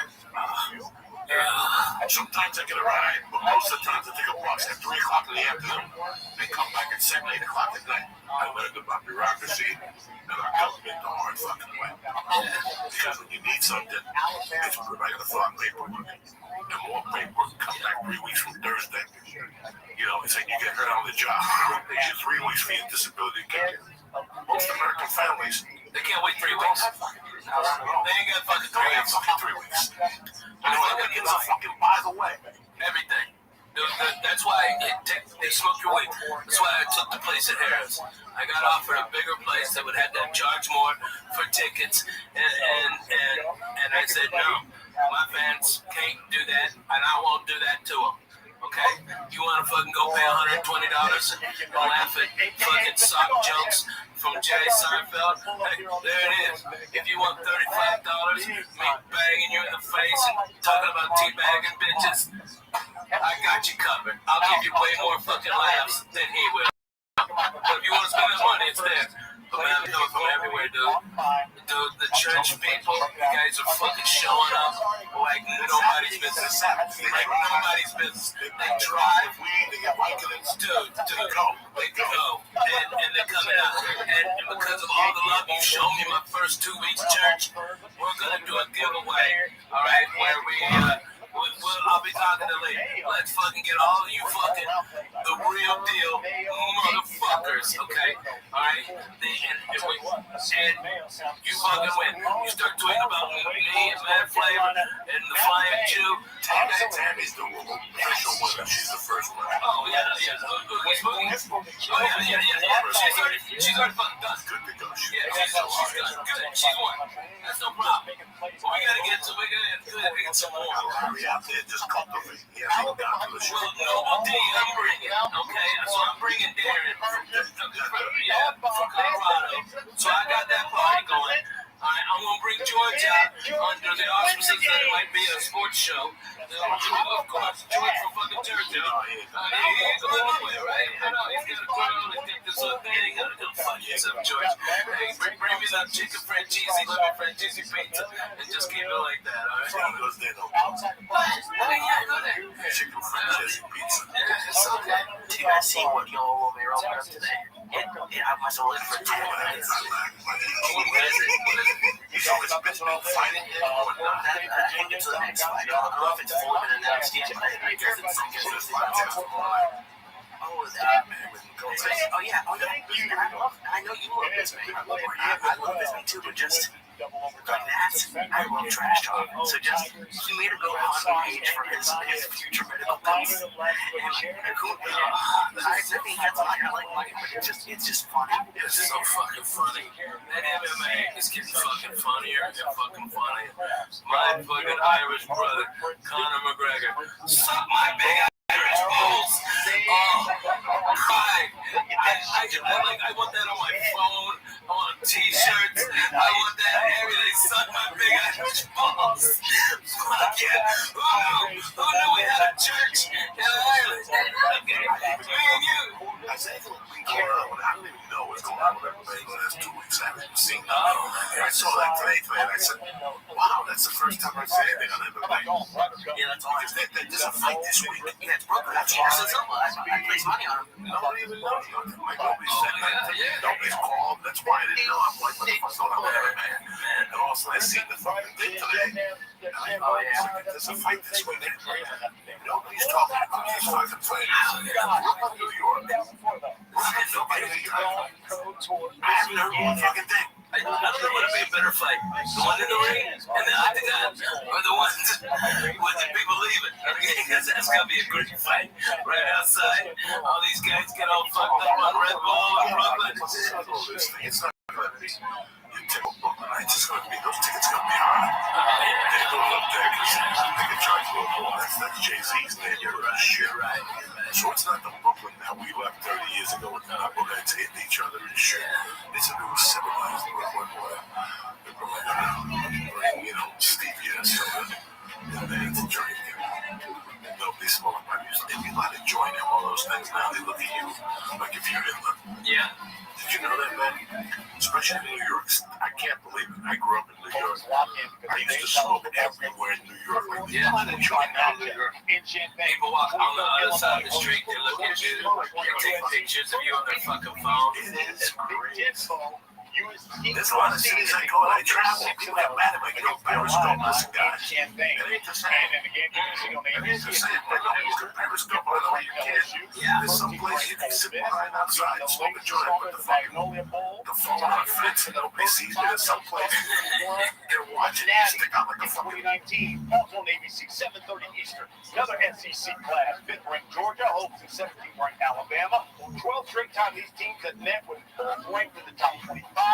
4th longest streak in the AP poll era. And going back to the Big Ten, 6th ranked Oregon traveled to Happy Valley, take on 3rd ranked Penn State. This is just the second time these two teams have met in an on-campus matchup. Oregon won back in '64. What a weekend of college football. I'm getting married next summer. I didn't want to. It's my last and only option. Hold on, let me clarify. My fiance, she's great. That was a no-brainer. I mean, I didn't want to get married in the summer. It's the worst season. It's too hot, humid, all the bugs. But a fall wedding was out of the question. Listen, I'm done. But I'm smart enough to know you don't ask people to give up weekends in the ER months. September, October, the rest. Unless you want to end up in the ER 4 months. Marriage, that's forever.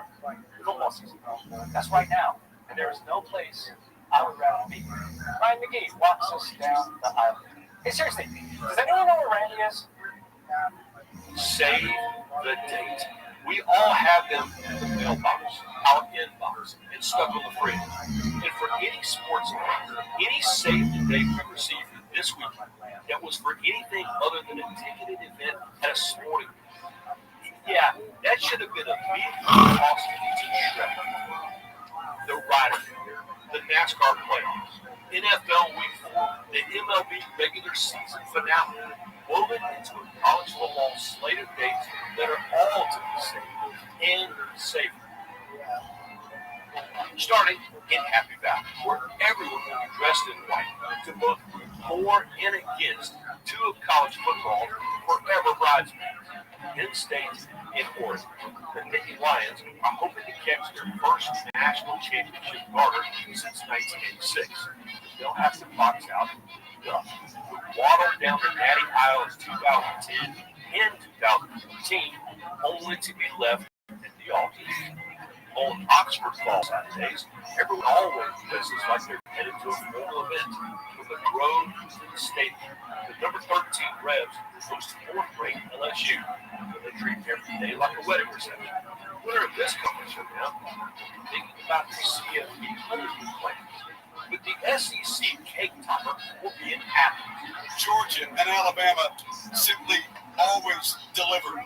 Number 17 Baylor still new marriage to head coach Taylor Moore will be tested between the hedges. That's where Kirby Smart and Wayne Jordan are celebrating their 10th anniversary, during which they have put a ring on it twice. Elsewhere, a lot of Raven teams will hold their breath to the question asked if anyone has any objections to speak now or forever hold your peace. Because there are a lot of unrated teams who might have things to say. I like unrated Washington, Iowa State, Auburn, Texas A&M, or unrated Arizona, and Iowa unrated Mississippi.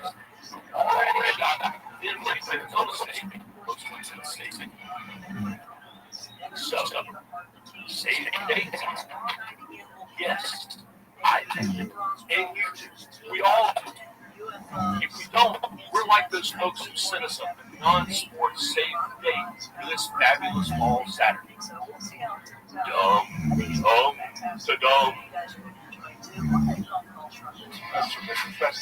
All right, time now for our AI sign up. We gave detailed out to AI, and they'll know to come up with our sign design. And that's because, listen, it's a 2-hour show. It is a pig. We just need some help. All right, we're ready. Where is Randy? I don't know. Maybe AI helped us with that. There he is.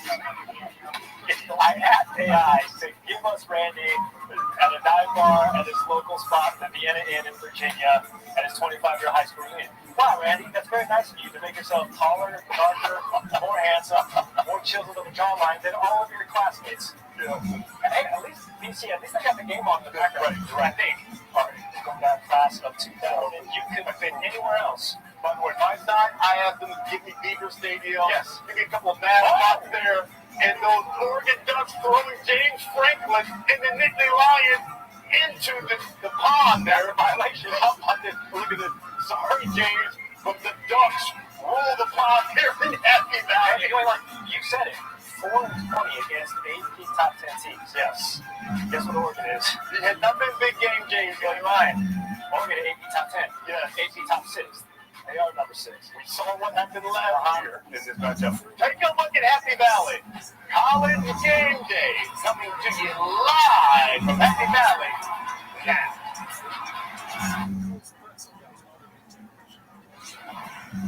It is the final Saturday of September, and soon the hues that decorate fall will be in full view. But the season becomes vibrant today, and you know when colors start to pop out and all colors combine, the result is a whiteout. Whiteouts are blinding. You know where you are. You know which way to go. Confusion, stumbling. You can't operate.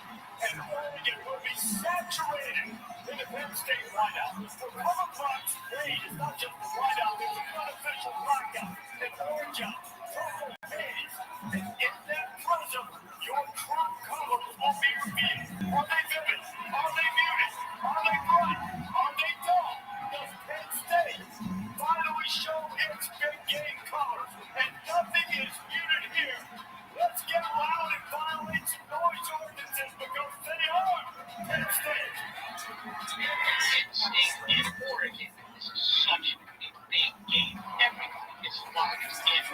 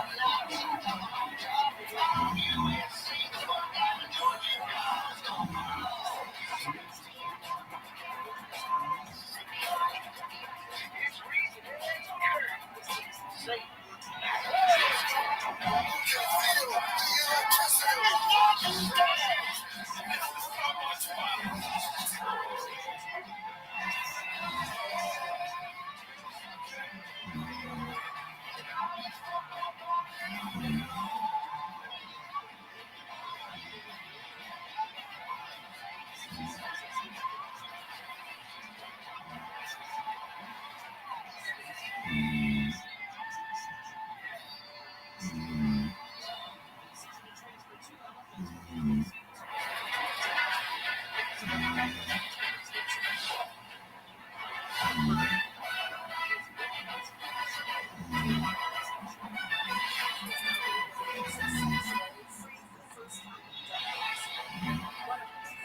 Game Day, live from State College, Pennsylvania, is built by the Home Depot. Proud sponsor of college football's premier pregame show. Tonight, the 409th game in Beaver Stadium, 409, a number that carries great significance in Penn State. Lord, it might be quiet at home, but it will not be quiet when those rafters are filled and the lights are sort of eerie. And it is a whiteout that the Oregon Ducks will fly into. This is the 18th full stadium whiteout. It started in 2007 for a Notre Dame game, and it has become an iconic thing in Penn State and in college football. There's new places that come alive, like everyplace in Happy Valley. When the lights are low and the shirts are white and the Nittany Lions come storming onto the field, they'll meet the Ducks who they played in the Big Ten Championship game a season ago, but they will not meet there again by the end of the season. Glad to have you with us. One in Oregon State College, Pennsylvania, number 3 against number 6 tonight. Penn State and Oregon. And just in case you were wondering, it's a wideout. Anytime they've done it in the stadium, first time we've done it on the set. Sticks on that. Kurt Herbstreit, Devin Allers, Nick Saban, and Pat McAfee. You look great. Not as good as you guys. You look like a bunch of mob bosses up here. It is an honor to be here in Happy Valley at State College. We talked about how this is the first time that we've done a whiteout on set. It's also the first time that a whiteout is at 2 top 6 teams. It's also the first time in a long time this is a nighttime whiteout. And what you're going to hear all day around these grounds is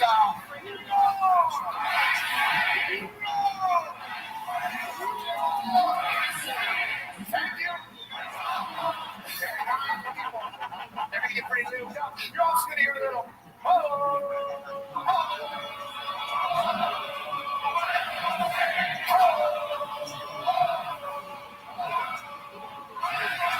I mean, everybody's on the same page here. Don't even get me started if you go.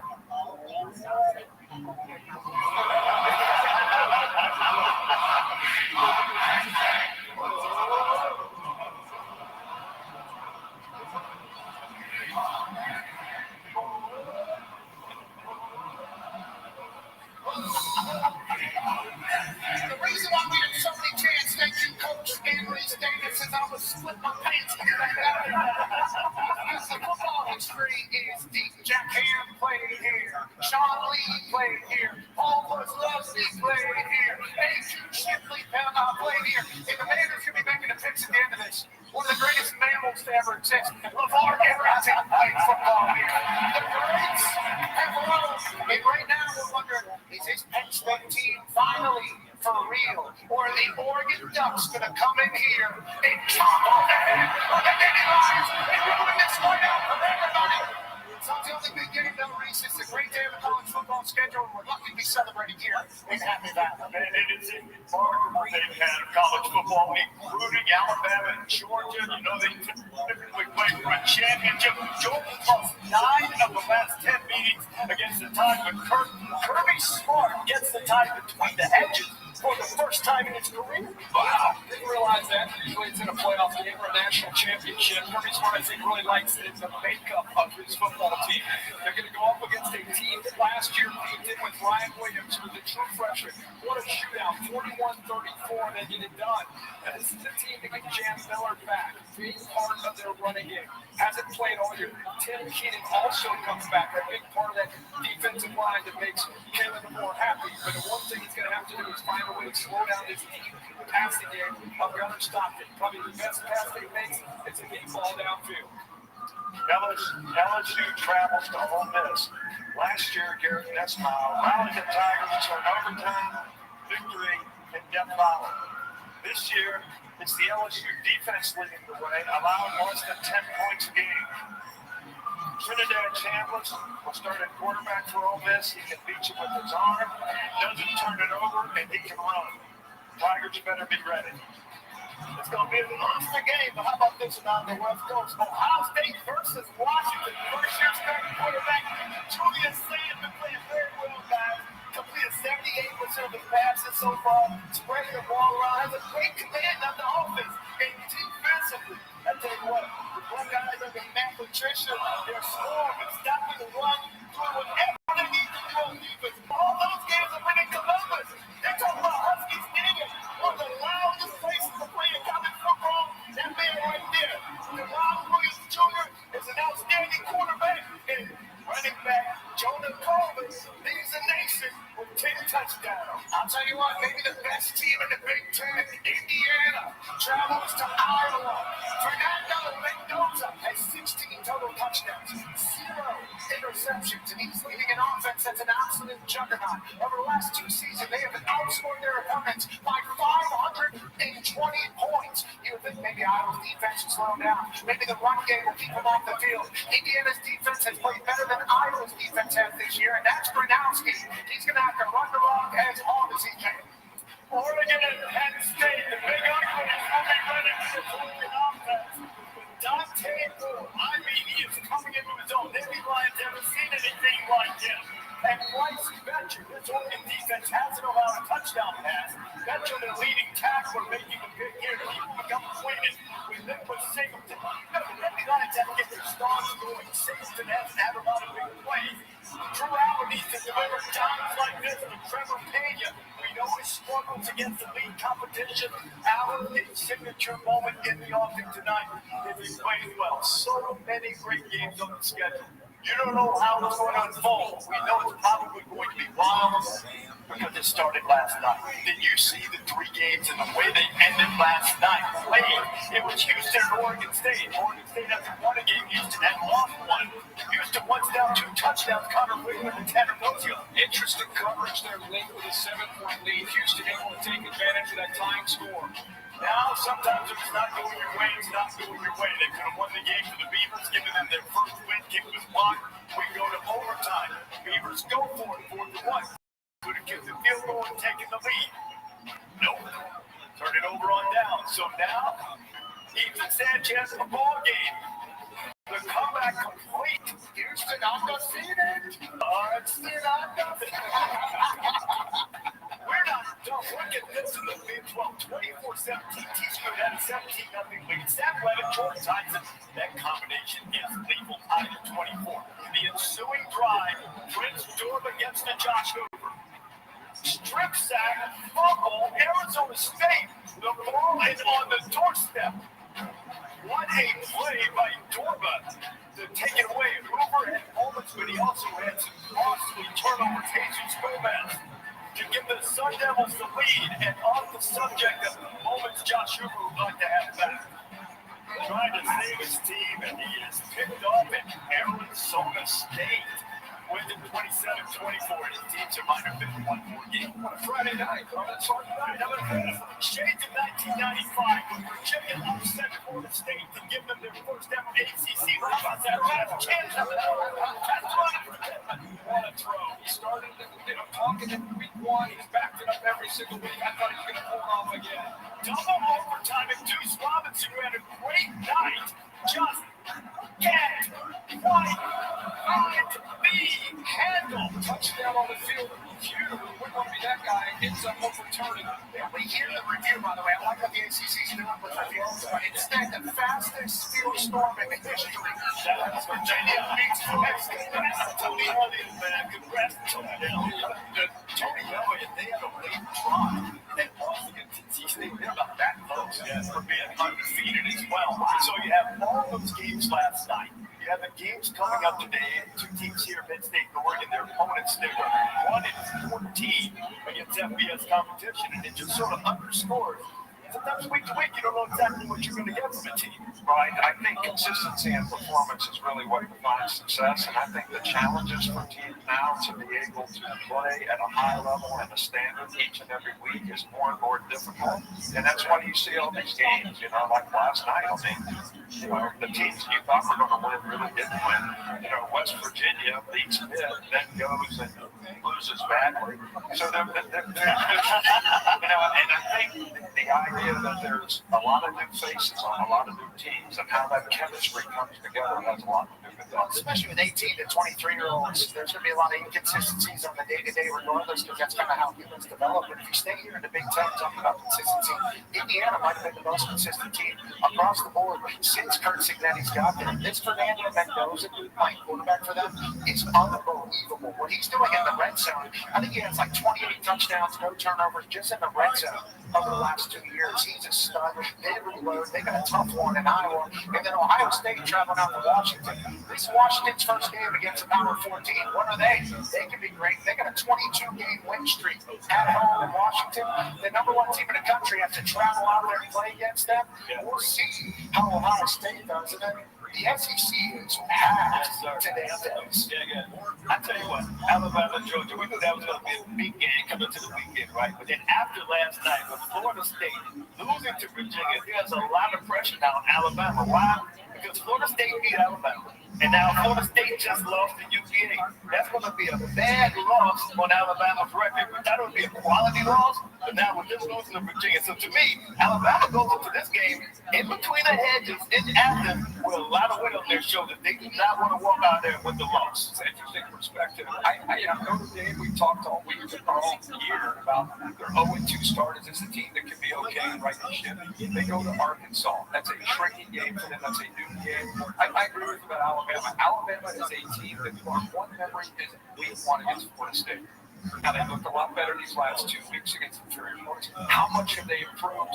They get a chance to really show us. I think that LSU Ole Miss game was fun, too, because Ole Miss is scoring pretty much every possession. We've all been bragging about LSU's defense. Something's really got to give, I think, in that matchup. Big test for their quarterback. Huge test, yeah. I'm not quite ready to give up on Florida State yet, though. I mean, that's a tough overtime loss. And they got a big game next week, Houston. What we're doing here, Earl, look at you back in that Nittany Lions costume from last year.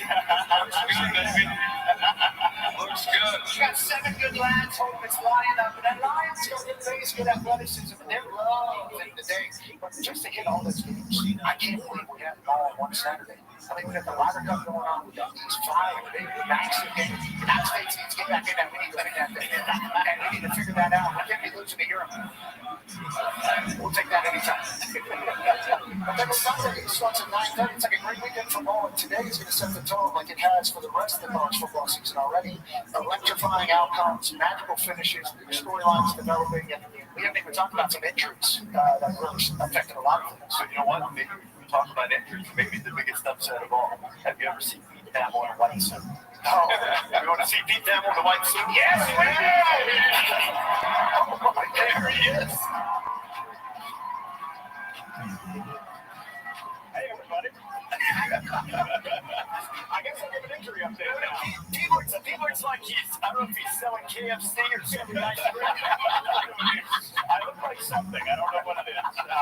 Let's go to the injury report. We'll start with that natural Big Ten rivalry out in Seattle today. Breaking news just this morning. Star Washington corner, Sicario Davis, I feel by sources, is doubtful. That obviously looms large against the number 1 Buckeyes. He's Washington's top corner. Ohio State obviously has a pretty good receiver. Let's go to Fayetteville, where Notre Dame's best defensive player, Leonard Moore, is questionable for the game. I've been told he's a game-time decision. Look, guys, there's not a lot of optimism that Moore's going to be able to go through warm-ups and make it to play today against the Hogs, but he is going to give it a go and be out there in warm-ups. He did not play, obviously, last week against Purdue. And as for the game at Oxford, I've been told LSU leading rusher David Durham is doubtful for tonight's game at Ole Miss. Durham injured his ankle last week against Southeastern Louisiana, and he struggled in walkthrough yesterday. So it looks like he's probably not going to be able to go. As for the breaking news that we have here in our game day family, Reese Davis has a daughter getting married tomorrow. His daughter Elizabeth is married to her fiance. They So on behalf of our whole Game Day family, on camera, behind camera, we want to wish Reese and his wife Lee a blessed day tomorrow. Sources tell me, guys, Reese will not be wearing a white tuxedo. I've got one now. Congratulations. Thank you very much. Thank you very much. Is that open bar? Yeah. So now, open bar. I don't see hot dad step. Yeah, that's a big hot dad step. Welcome, everybody. Come on in. Go on in. You got to deal with some doors ordinance issues, I'm told. We're going to take care of that. Absolutely. Let's go. Here's what we've got here. New Mexico State Rio Grande rivalry. 115th installment. First time in more than 30 years. They both have winning records. Moonbike's Classic going to give you a peek at the night before Baton Rouge and then in Idaho and Montana. Meet in the Top 10 Showdown for the Little Brown Stein. Also want to congratulate a couple of my colleagues here on Kirk Street, who get the Summerall Award, which goes back to Liquid Broadcaster, and also the contributions to the community. And West Virginia plays Utah today. Hall of Fame class for West Virginia will be inducted, and the great Pat McAfee is part of that class. Congratulations. Still not there. Still not there. It's a great day. It was a great moment. That may find its way outside of West Virginia. I would assume they want to see that too. It's really cool. What a morning it is so far, and already here in State College, still to come on College Game Day. James Franklin's going to join the set as they get ready to take on the Ducks. Marcus Freeman will also be here. We'll perhaps get a little more insight. It's late enough to post up the kickoff letter for. We've talked about these SEC rivalries renewed. Ole Miss looking for a little get back at LSU, Alabama, and Georgia, and then the kicking contest is back. We've had a couple straight misses. We'll find somebody with a strong leg out there today. So many athletes roaming this campus, and they always make everybody's leg strong. That's really what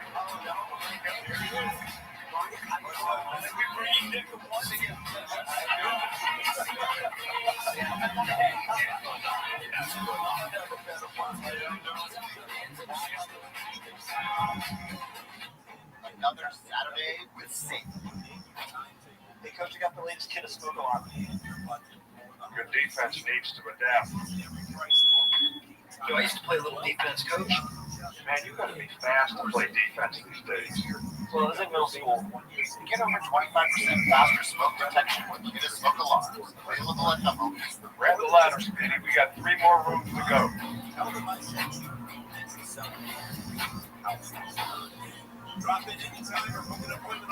man. Any help, Coach, you got? Oh, got you. You want me to look good? You got a snake. Sit there and all. Stop playing.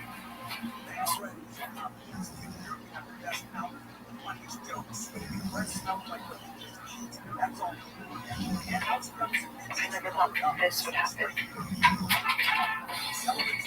Disaster takes control of your life. We got you. Get it back.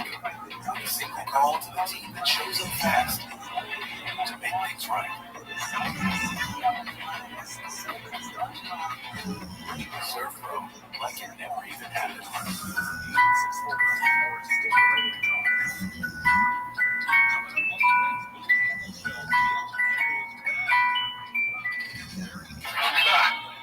Reese's.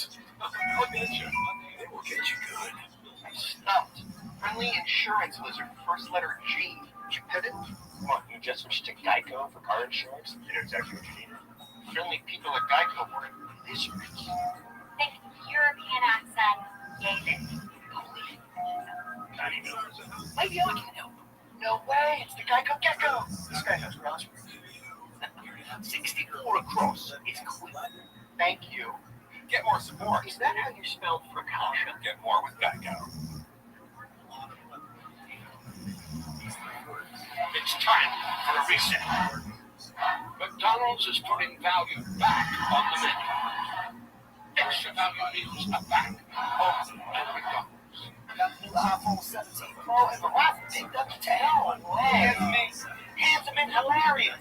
It's a rare combo. New and existing customers can get the new iPhone 17 Pro on us on the best 5G network. I mean, where else would I get it, right? With DoorDash Streaks, you rack up weekly discounts, so you win every week. With so much winning energy can be unlocked.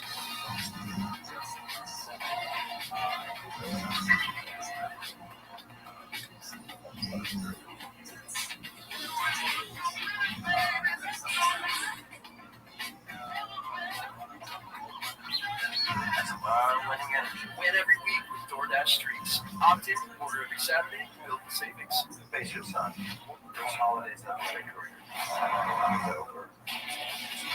You're toxic. I'm gonna do a business downfire for fall. I'm Chad Powers. Where you from? West Virginia. You go west, in West Virginia, the west is of the west. Is that guy?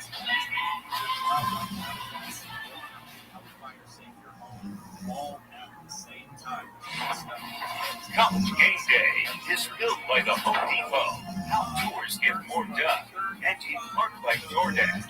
Get your game day spread delivered before kickoff. Order now. And Jimmy John's, the official sandwich sponsor of ESPN College Game Day. Jimmy John's. Oh, that's good. They developed tremendous tradition in Penn State. Fans spent the week camping outside Beaver Stadium trying to get in the front row before the game, while building excitement for this showdown with Oregon. And look at the scene. College Game Day over May 1 next to our AT&T Connected Camp. There's been a lot of places on campus for game days, and a lot of great spots, but this is the best. And this is just a tremendous venue for it. Take a look at our Buffalo Wild Wings weekend venue. I find I'm told that there are still potential on some of these for some people. Coach games used to vex Iowa State. They've already won 3 one-possession games this season. They host Arizona today. The Wildcats, like Iowa State, they have a win over struggling Kansas State, so it doesn't count in the conference standings for Arizona as it is for Iowa State. Just a team that might be sort of sneaking around their second season under head coach Brett Brenner. San Jose State noted offensive guy that seemed to be finding some rhythm. They've been tremendous on defense. They're top 10 in the country in total in scoring defense. Now, they haven't had a terribly challenging schedule up to this point, but they've still performed at a high level. And North Vita kind of struggled through that transition from Jed Fish to Brett Brennan. Has really found his way in your third season as a starting quarterback, and he has the Wildcats rolling in a big opportunity for them tonight on ESPN. 7 o'clock Eastern time, they try to stay unbeaten against Iowa State. Yeah, Nick was talking in the first segment about faces, transfers. Arizona's a great example. 27 transfers have come into Tucson this year. Obviously, they've made it work. Noah Fafita is one of the top quarterbacks in the country. But I think their story has been their defense. They're top 10, and I know they haven't played anybody in virtually every category going against Rocco-backed and Ames. I think that's really a fascinating matchup. And I really think, Coach, this is a football team we kind of say find out on Saturday. This is the epitome of that. Arizona, we have no idea who they are. Find out a lot more after they get through this game. Yeah, I think there's a lot of yardstick games out there that people are still trying to find out who they are. We'll certainly find out what Arizona's all about. But, this says that you got an offensive coordinator that scored twice as many points, almost twice as many points this year as they did a year ago. Their defense is playing a lot better. But I've always been a big Rocco fan, so I think that's going to be a big challenge. Yeah, he'll come after Rocco back there. You see, he got size of it. He sets the list at the second high. The Turn to What's Happening Now is presented by Bonnet. The days are back. The Turn to What's Happening Now is priority to introduce you to HelloTushy.com. HelloTushy.com makes portable devices that spray your butt clean with water. Go to HelloTushy.com/church right now to get 10% off. That's HelloTushy.com/church. Obviously, the second year of Arizona. Oh, shit. Here we go, cocksuckers.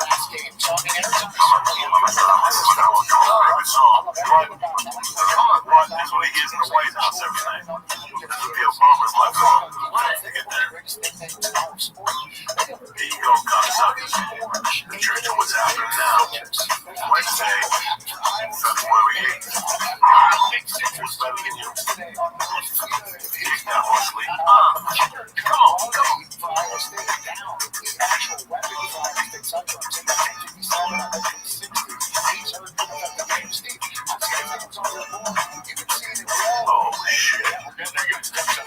just a podcast, huh? This is a fucking party wagon. Here we go, bro. People jump up and down. Come on, Blazing. You may see you jump up and down. Let's go, Sticks. Armenians, do your thing. Oh, huevos, son. Huevos, not son. Here we go, the intensity.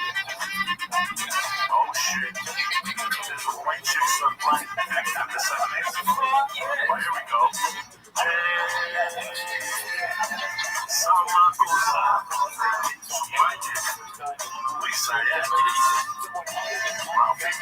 Oh shit!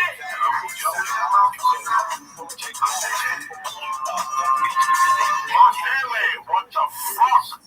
What's happening, you bad motherfuckers? Uncle Joe here to show you what's happening now. It's a beautiful motherfucking night. I'm happy you get to join us. Lisa Hayat's here. And yes, again, my brother, Mr. Ralphie May. Hi, everybody. If he's in town, we pump motherfuckers around here, man. I had to tell somebody to tell you something.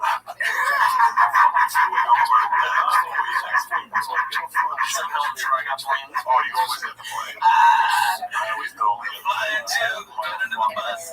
Number one on the TV.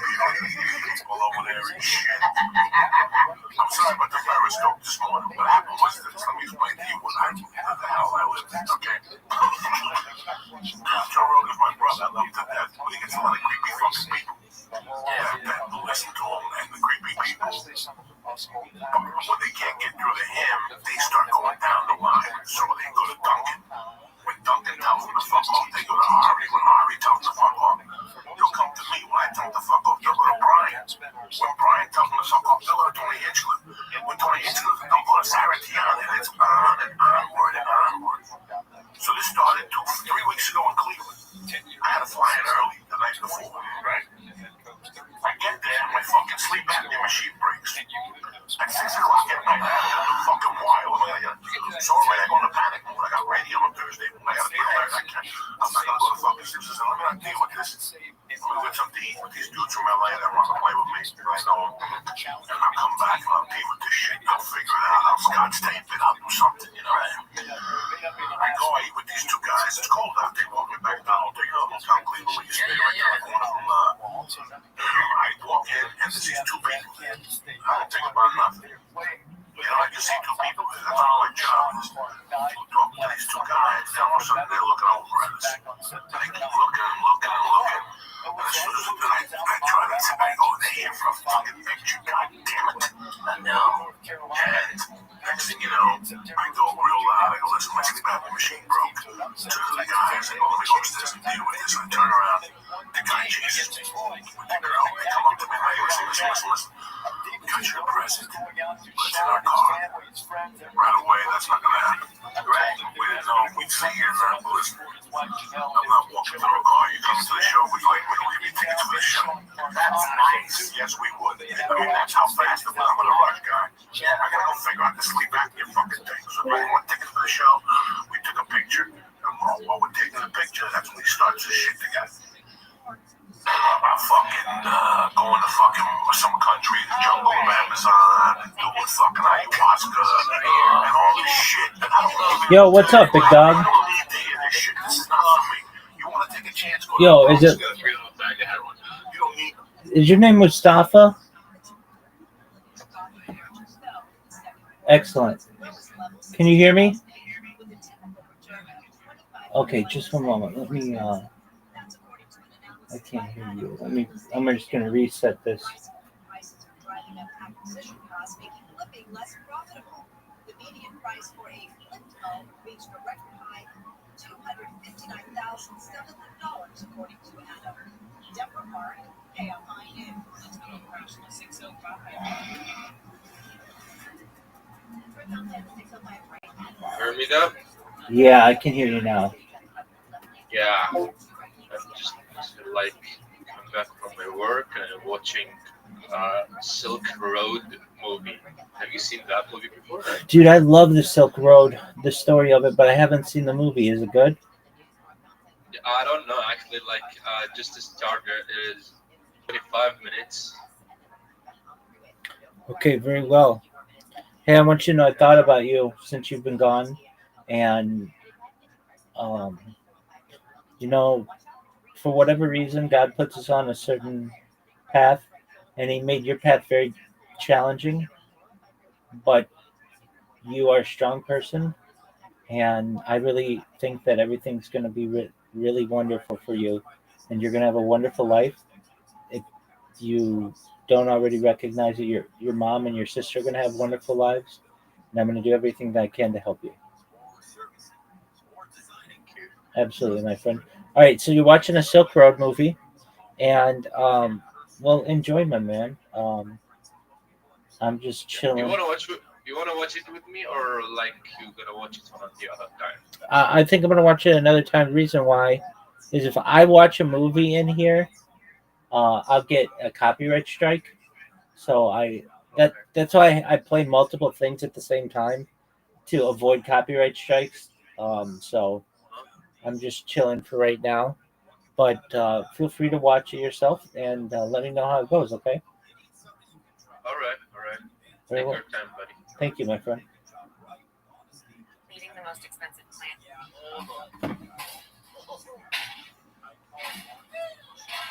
You need to go all the way to fucking. Can you mute yourself, like, No, you mute me. So you click on my name and then just mute me. Yeah. Listen, before you move to LA, you see how these fucking idiots work. You're watching TV, and you're trying to lose weight. You're working real hard. You're doing jumping jack muscles. When Hollywood guy comes on, he goes, "I have a revolutionary way to lose weight. We do this, and these motherfuckers always got the next answer. Well, guess what? I'm from the 70s, bitch. That wasn't the answer. That wasn't the answer. You motherfuckers are still living off the 70s. Every TV show, every fucking movie. You guys are living off the fucking 70s, okay? So when I see all this, like, Quaaludes are great. They became ecstasy. Yeah, that's what happens. They become ecstasy, but it's the same cousin to the fucking Quaaludes. The same thing. That just evolved. Me? Listen, you want the answer? Take it to ass. When my mother was dead, 3-4 months, I had to have recovered from the pain. I eat ass every fucking night. And that breaks down whatever problem you have. You don't need to go to ayahuasca in the jungle and have a shaman around you breathing. Steak it dirty. Yeah, all you need is a $3 hit of some good fucking window pane. You put on Black Sabbath, fucking Bloody Sabbath. The answer to your questions will come to you. I don't care if you put the Beatles out on. The answers to your questions will come to you. I'm telling you this as a man because this is what I did for fucking years when I was recovering off the biggest pain you could possibly have in your fucking life. So don't fucking tell me my fucking job, okay? And I'm gonna tell you in front of somebody just so you guys know what he's gonna tell you. This November I'm gonna be clean off coke for 10 years, bro. And I'm 10 fucking years. Can you believe that? Fuck yeah. Did I go to get Rogaine? Did I go to Brazil? No. Did I go get Homs? Did I go to rehab? I need to go to fucking AA and get all these people in LA go to AA to get clean. But 2 weeks later they go to a doctor and get restricted pills. Yeah. And don't you they have all these symptoms, these fake fucking symptoms. And they're giving you pills and you just drugged up on pill and you're still going to people telling them you're an AA. Yeah. And enough of nothing. I was there the last night. You had a great fucking run, and that was a great last night to go out on. That was a great fucking 27-year run on fucking blow. Yeah, but I was there at the fucking finish line, dude. That mean, dude, you smoked an ounce of my fucking Natto G-weed. An ounce, okay? After eating like 4 dinners. It was terrific food, alright? And we're laughing our butts off. And then I bring out mushrooms, after dinner, fucking get you started, let the day go. Let's remember the Indians, the natives. Alright? Hey, we go out there. Hey, I love the Indians. Are you kidding me? Don't bring the fucking Indians up. I love them. The last time you brought Indians up, you had to do benefits. I still don't. Put a tomahawk somewhere. No, I know. I sent that kid to camp. Space camp. I'm fucking Habanana and natives. I'm fucking saving them. Somebody's got to do it. Anyway, listen to this guy. We did. I bring out an ounce of fucking great mushrooms. Hawaiian ones. Have you ever had the Hawaiian ones? I don't know. Yeah, that's him. Okay, the regular ones are a little bit bigger. The Hawaiians are smaller and the cap's thicker. Alright? And I brought out a fucking ounce of the most deadly fucking mushrooms on the planet. Coco ate half an ounce of mushrooms. Okay? Half an ounce. Do you understand me? On top of smoking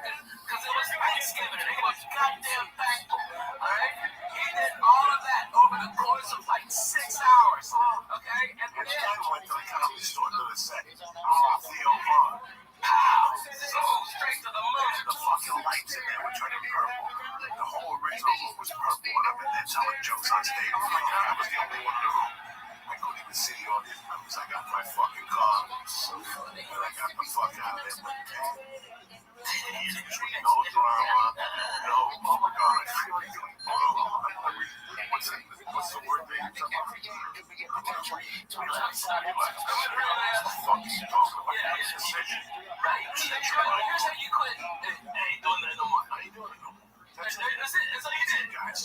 Doing no 12 steps. There's no 12 steps. Go to the escalators. No fucking. I ain't gonna do no more. I don't want this poor girl who went to find me on the floor dead. I don't want her to walk out of the bedroom and see fat little legs in the kitchen. Because I want to do all fun, but I can't do it no more. And that's pretty much the fucking end of it. Dude, that was real shit. But it's like, we had so much drama to get behind. Like, I like to just roll a joint. No, you gotta roll a joint and cut a matchbook and put a filter. What filter are you talking about? What filter are you talking about? A matchbook cover? You gotta be cool. Everybody wants to be fucking cool. I'm through with cool. I didn't play that game. Well, from it, I didn't play the cool game. You were just fucking eating. You were cool. Well, you didn't. Nobody teaches you. You putting on a t-shirt doesn't make you cool. You putting a goatee and shit real tight.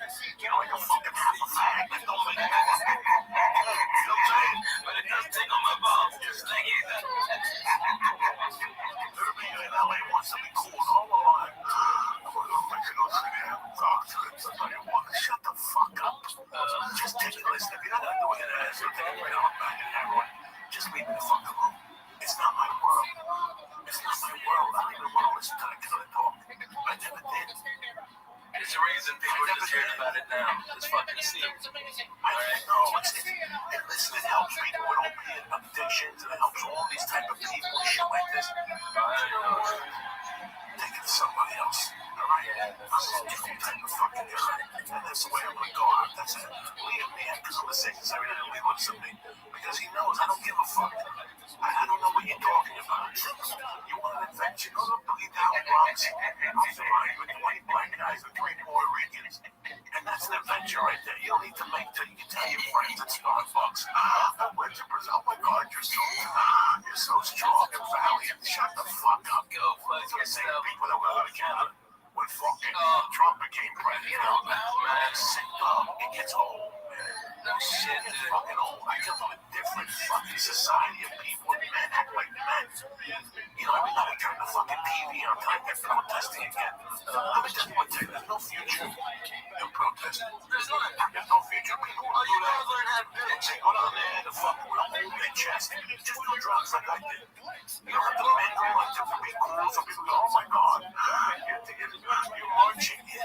Fuck you. Fuck you. I got better things to do with my time. Yeah, it's my life. Yeah, you're creating traffic. I know you don't like Trump, but go fuck yourself. You're fucking making traffic, you cunt. I hope you fall get AIDS in your mouth. Fuck you. Alright? A bunch of dicks. Okay? I got stuck in one of that goddamn woman march. And I didn't know why they were bitching. Okay? Alright, you don't like Trump. And guess what? Maybe you should have marched your ass to the fucking voting booth. Alright, because he told you 3 weeks before, hey, I'm going to grab you by the pussy. And you know what? Most of America was like, I'm cool with that. That's alright. I can overlook that. Nobody likes fucking Trump. Everybody's mad at fucking Trump. Yeah. Well, they should have told something when they had the job. Okay? You know what bitches me about being a Democrat? Is fucking, you have until the end of the game to win the fucking game, Coco. You have until the end, the fucking last play. Alright? Like fucking, New England on Sunday. You thought it was going no, we had overtime. Now we're gonna settle it. Okay? Alright? And instead, alright, these assholes, these little fucking Democrat pussies are all fucking crying. I want a recount. I want to run a recount. I want to get the electoral college. You lose on Sunday. You don't wake up. Nobody from the Falcons woke up on Monday and go, man, you know, everybody, I know we lost yesterday in the biggest, you know, fucking choke you can ever lose. Alright, but we really wanted to win. So, now, if everybody just agrees that we'll just say that we won, that's cool, right? That's cool. It's cool that we won the Super Bowl, even though New England won, but we really won. You know what I mean? It's like, fuck fucking, I don't give a fucking referee for out of here with a fucking call. I don't give a shit. You fucking lost, you lost. You know what, bro? The way I look at it is, they had Bernie Sanders. They had Joe Biden, a man. You had Bernie Sanders, but you drank the fucking juice of being cool. A woman president, you jumped up and down like a fucking homo that you are. You know, you fooled the country one time. I'm not saying fooled the country, but Obama was one of those weird presidencies. It wasn't going to happen twice, bro. You know, the Moose said it best. We won't get fooled again. Yeah. We won't get fooled again with the fucking smoke and mirrors and the Priuses. And the, you know, I know people who were buying clothes to go to Hillary parties on the west side. Like, that's how fucking embarrassing it got. Like, I had to sit there and watch that fucking teleprompter. You know me, I don't give a fuck. I think we're doing a podcast. Yeah, we were with Totoro. Oh, man. Here's a little Nicky. Oh, man, you didn't give a fuck 2 dicks about nothing, man. You know, if you know how hard we worked in our lives and what we went through, there wasn't a president there to help us. No, fucking time. I love Obama. He never gave me a fucking glass of ice tea. When I was fucking, I still remember when I got thrown out of the benders. It was the day fucking Reagan got shot. Yeah. You think when he was laying there on the floor, he goes, "Hold on, Joe, I got a place for you to move." Yeah, fuck no, Reagan, fucking reach out. No, man. In fact, that's why I learned about bureaucracy. Was when my mother died. That's when I really learned what this country's all about. It's we'll give you money, we gotta do 82 papers by the time. It's like what they do to you now when you call Sprint. Yeah. To tell them that you have a bill problem. They put you on hold so long, you just hang up and pay $40. My time is worth, you know what I'm saying? With bureaucracy, when my mother died, I went down there. I have to go down every other week. Oh, you have to bring the mortgage. I'm fucking 16. Who's got the mortgage from the fucking house? My mother's dead. What mortgage book? Every week, it was like more and more shit. And I was taking a bus out to Newark. Sometimes I get a ride, but most of the times I take a bus at 3 o'clock in the afternoon and come back at 7, 8 o'clock at night. I learned about bureaucracy and our government the hard fucking way. Yeah. Because when you need something, it's because I gotta file paperwork. And more paperwork come back 3 weeks from Thursday. You know, it's like you get hurt on the job. It takes you 3 weeks for your disability to kick in. Most American families, they can't wait 3 weeks. No, not at all. They ain't got fucking 3 weeks. Fucking 3 weeks. You know, everything's a fucking by the way. Everything. Dude, that's why you smoke your weed. That's why I took the place at Harris. I got offered a bigger place that would have to charge more for tickets, and I said no. My fans can't do that, and I won't do that to them. Okay? You want to fucking go pay $120 and laugh at fucking sock jokes from Jay Seinfeld? Hey, there it is. If you want $35, me banging you in the face and talking about teabagging bitches, I got you covered. I'll give you way more fucking laughs than he will. But if you want to spend that money, it's there. But man, my fans are coming from everywhere, dude. Dude, the church people, you guys are fucking showing up like nobody's business. Like nobody's business. They drive. Dude, they go. And they're coming out. And because of all the love you showed me in my first 2 weeks, church, we're gonna do a giveaway, all right, where I'll be talking to Lee. Let's fucking get all of you fucking the real deal motherfuckers, okay? All right? And you fucking win. You start tweeting about me and Mad Flavor and the Flying Jew. Okay? Tammy's the official winner. She's the first one. Oh, yeah. Oogie Spoogie. Oh, yeah. She's already fucking done. Good to go. She's good. She's won. That's no problem. We gotta get some more. We got Larry out there just cultivating. He hasn't even gone to the show. Well, Noble D, I'm bringing, okay? So I'm bringing Darren from Colorado. So I got that party going. All right, I'm gonna bring George out under the auspices that it might be a sports show. So, of course, George from fucking Jersey. He ain't going nowhere, right? I know he's got a girl and this sort of thing. Don't fuck yourself, George. Hey, bring me the chicken francese, lemon francese pizza, and just keep it like that, all right? What? Go ahead. Chicken francese pizza. Yeah, it's okay. Did you guys see what Yoel Romero put up today? I must have laughed for 10 minutes. I laughed my head. What is it? So it's been fighting him? I think it's the next fight. I don't know if it's 4 Yeah, but I guess it's something with a podcast tomorrow night. Oh, yeah, okay. And I know you love this thing. I love this thing too, but just I love trash talk. So just he made a GoFundMe page for his future medical bills. And I have nothing against Mike. I like Mike, but it's just funny. It's so fucking funny. That MMA is getting fucking funnier and fucking funny. My fucking Irish brother, Conor McGregor, suck my big Irish balls. Oh, right. I want that on my phone. I want t-shirts. I want that area. Suck my big Irish balls. Fuck yeah.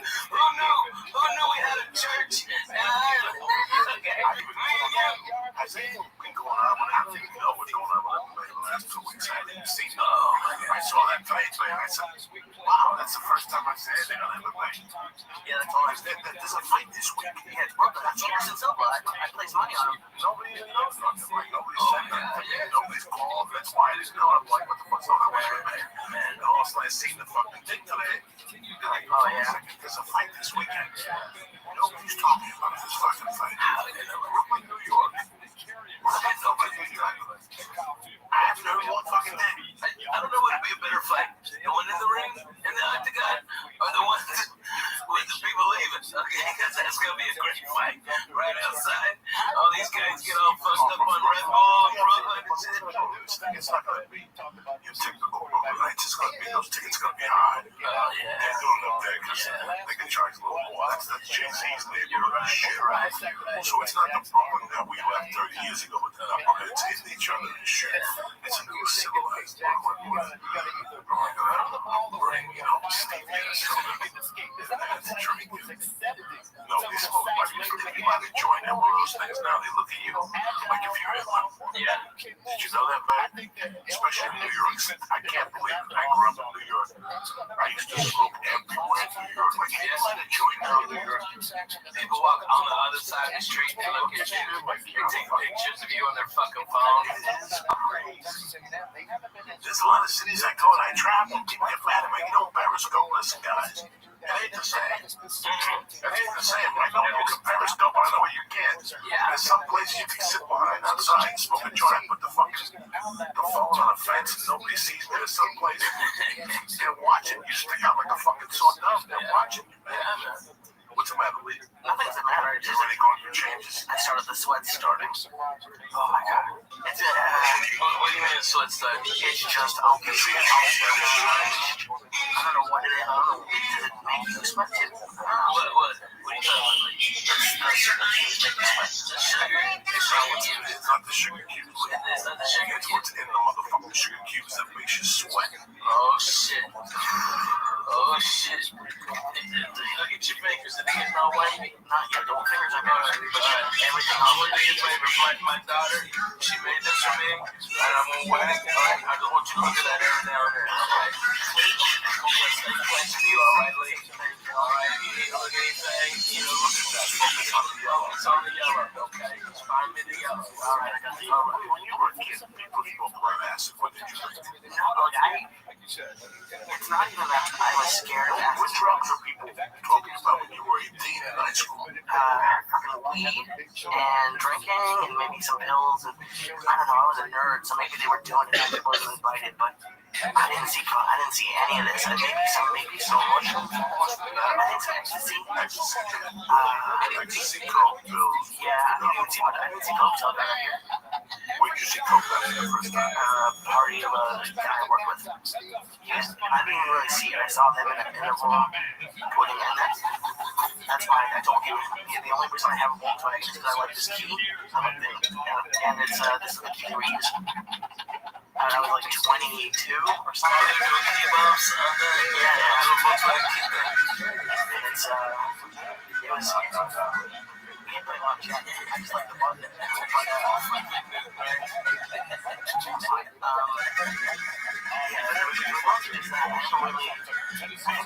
My introduction to like psychedelics is the podcast. Talking about it, I never even dreamed of it. We'd say 12, we were fucking doing mushrooms every weekend. Every weekend in Clarksville, Arkansas. Alright, Boy Scout camp didn't fucking matter.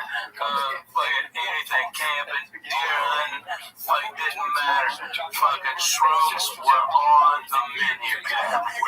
Everywhere. Everybody had cards, cow pastures. Everybody, you just go pick. Keep them dry so don't get filled up. And dude, you're done. Okay. And then there was like the creepy guys who were like older than 21, who were always trying to fuck our high school girls, who had parties like the Red Cup party, bonfires. And that's when I first smoked a joint, was there at that party. My buddy Joel, God damn it, I forget. Joel's cool, motherfucker. He had long hair, his motherfucking jab was a Vietnam vet. Joe Penny, I knew I'd get it. Joe Penny, rolling fucking penners. That's where I thought that name came from. The little penner joints was from Joe Penny, because he wrote little joints. Alright, and he saw me, because that guy wouldn't, he thought I didn't pay for my Red Cup, and I'm like, you dumb, I was a wise ass. I was like, you fucking dumb fuck. Like, I'm just walking around the woods with a big Red Cup, and I just happened to fucking bump into you fucking dummy. Alright, and he wouldn't fucking give me any beer, that fucking cocksucker. So Joe saw it, and then when we were leaving, by the way, I thought, he was like, this is marijuana, right? Is it gonna kill me? He's like, no. And he was right, Coco. He was fucking right. Jack, I smoked 5 joints that night of that Mexican dirt weed. Okay, we even played that game where you load up one joint with a big ass seed, and everybody takes a joint. We all power smoke until the seed blows up. Blows your face. It goes up fast. It's the greatest weed game. Nobody can play it now because there's no fucking weed seeds, no seeds in the weed. We did mushrooms that, and you'd always save up your money for wine coolers so you could try to finger bang girls. Alright, that was our fucking move. Finger banging the chicks with the Bartles and James Mountainberry was the big resistance. That's what it is. You are getting sweaty lately. Oh, it's all going for please. He's gonna have a heart attack. Oh my god. You alright? Oh yeah, I'm fine for now. You're having a panic attack too, so breathe out of your nose, Lee. Hey, Lee, while you're on the Twitter right there, hey, because I'm not on mine, put it on to add me to the full thing so people can see this about the church, because I didn't know the church's Twitter handle. Alright, and Ben, before you get too fucked up, text Aaron to send it out. Okay, yeah, out the ass. I want everybody to know, because I want all my fans, if you ain't down with the church, you need to be. Okay, alright? That's number one. Alright, you gotta get down with the church. Alright, and number two, I want everybody to have more chances to win a free vacation, to come to fucking Las Vegas, Nevada, Jack. Alright, and we'll have a fucking blast. I like it. Alright. It's, just breathe out of your nose. Another cheap boat shoot. it really hasn't started kicking in yet. It really hasn't. So what are you swiping from? That's the thing. You're thinking about it. I'm not thinking about it, though. No, I can see it in your face. I can see it, too. Dude, your face is so fucking red. Shut up. You're not thinking about it. You're thinking about it. Oh, sit there and you fucking boiling it until, Yeah, that's how you get bad chips, dude. I swear. When was the last time you looked at the yellow? Look at the yellow. Look at the fucking yellow, right? Look at the fucking yellow, lady. Look at the yellow. There you go. Alright, good man. This little Suge Knight shirt. I know. Alright, he's alright. Yeah, He'll be alright. How's every shirt I have a Suge Knight shirt? Come on. That's your street name, Suge White. Okay, Suge White. He's bad. He's bad. So what else is over there? On Friday night today. Man, no, dude. I think I'm the first one to have, George Wallace isn't there. George Wallace isn't there anymore.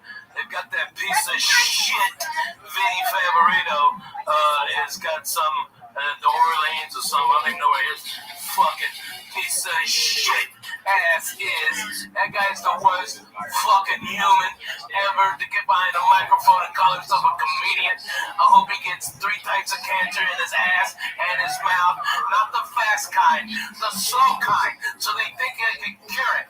Alright, he's a fucking pestilence on fucking fucking humanity. Fuck that bullshit. I'm sorry. I get overheated about that Betty Favorito. It's a piece of shit.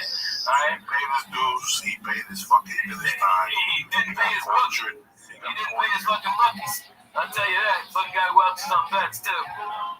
And people taking action for him still. You dumb fucks. Okay? How about ask all those Boston comics who got fucked out all that money? He fucked them off with. Alright? To teach a comedy class. Dumb suckers. They should have known. You either have it or you don't. You don't go to class. Focus on the yellow. Focus on the yellow. It's like, now you see it, right? I can feel it. I'm not freaking out by it. I can feel it kicking. It's definitely kicking in. I like it. It's not like it's just I sweat. Yellow. Yellow, baby. Think about yellow. That's all. I'm all thinking of other colors. Just yellow, right? That's it. I like yellow. Here's my favorite color. Stay in the match. Stay in the zone. It's funny that I'm not into comedy. Especially when I came out here, I go, how long was it going to take for me to fuck up? Like, how long was it going to take for me to get somebody with a chair?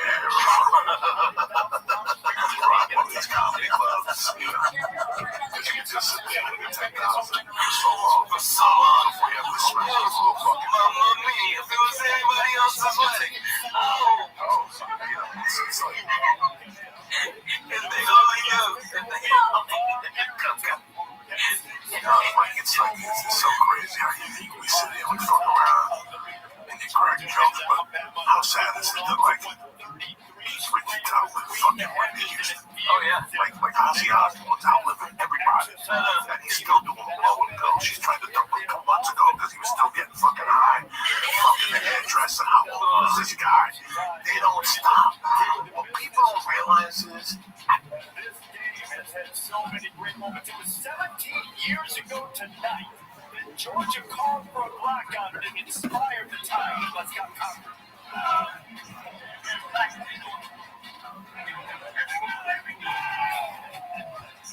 And the Tide wasted no time putting him 6 feet under. Julio Jones, who inside sources tell us was incensed by this idea of the blackout. Pretty good football player. Yes, he was the best. They go play coffee. It's presented by The Days Are Back. The Church of What's Happening. Not nearly as close as the score indicated. Now, last year, Georgia fell in a big hole, just as they did that year in 2008, but they came roaring back. Carson back to Dylan Bell. 28-0 down. They had It's always fucking England. And this is boys, this direct the racist with a one-eyed Jew. I love it. Fucking other shit. The crystals of death. Look at this, it won't even fucking fall. Look at that. Jesus. It's like big opium and ash. Fucking Straight from Midlot's ass, alright. This shit. Well, what's happening, Lisa? You want to run? Yeah, every weekend, y'all want to do a podcast or a regular fucking Simon Plus thing. Who's that? That's all fucking stupid. It was great. I went to the underground the night before after Steve shows, and I met Mama, who knew you from before. I had a podcast. I've never had my name on anything before. Like I've gone with music, it's fun. But like I started getting really nervous after I dropped Paula off and before I left, because I realized there was package, and my name was on it, and it was just, bro, it couldn't have been more cool. We did dabs. I met this great guy David who works for like the biggest pop grower in Canada, and he was telling me all about it. And the next day we had like 20 people on the podcast seminar. It was great. It was the cool thing about it was there were people there who didn't know me from the podcast. And I got like this one guy was there who was like 80 years old, but wanted to start a podcast. It was great.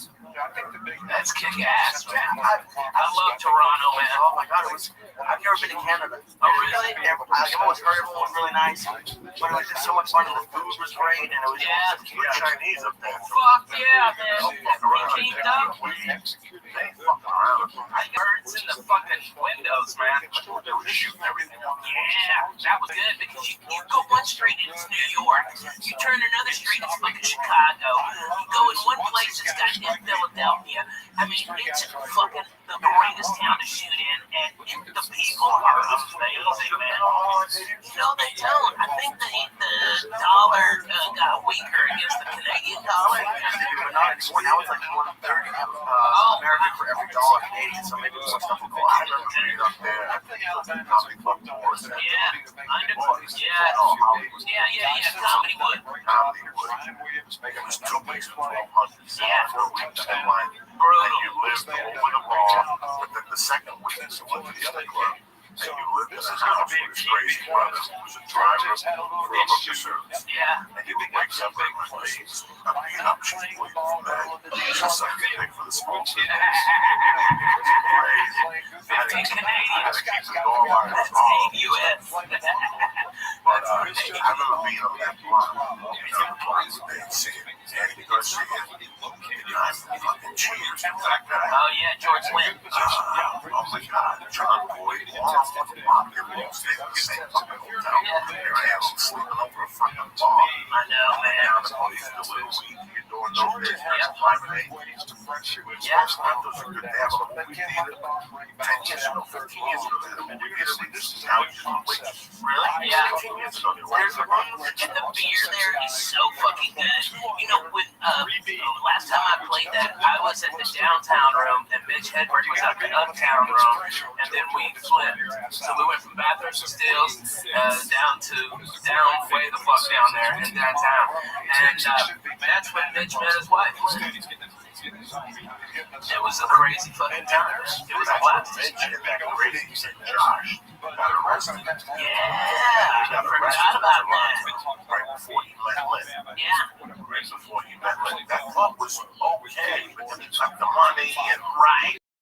Right. It was weird. I like, You know what I think? I think that fucking, I think he got pressure from the Russian mob.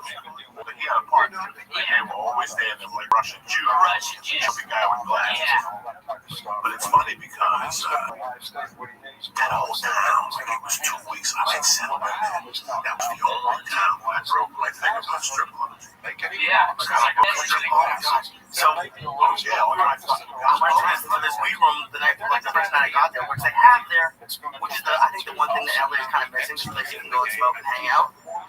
And these 3 girls walked in. They were literally, one was just right, possibly the hottest girl I've ever seen. And right down the street, it was called like the Brass Rail. Yeah, you were on Law Street. Yeah. You were on Law Street. Yeah, you were in. I'm telling you, I used to go to that fucking, and here's how I used to do it. This is the craziest story.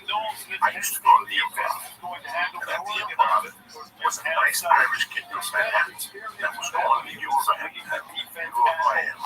He was working himself in college at the bank. He was working the Improv. Alright, he had a Puerto Rican girl. This is how we like it. We're at the bar one day.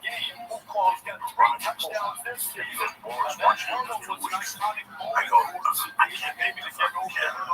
I just say this. It's funny. I go, they want me to go to Toronto. I don't think I get to Canada. And she goes, I can just make it to Canada. I do it every day. I go, you live in Miami? She goes, oh my God, just come down to visit this stuff. She goes, I'm going to New York. But my father is retired. And he's a professional gambler. But where and how to right there, right fucking through. So he would drive me from Ontario to the bus station, and then I would take the bus from Ontario to Toronto, and I would stay there 2 weeks. But the beauty was on the way out. Really small town, and I give them my ID. See them look at me, and they would fucking look at the computer, and then they look at me, and they go, when did you come in here? I go, last week, I came on the other side. You didn't get this, I did, but it's too late fucking now. You know what I'm saying? It's too late, baby, it's too late. Somebody's making fun of me.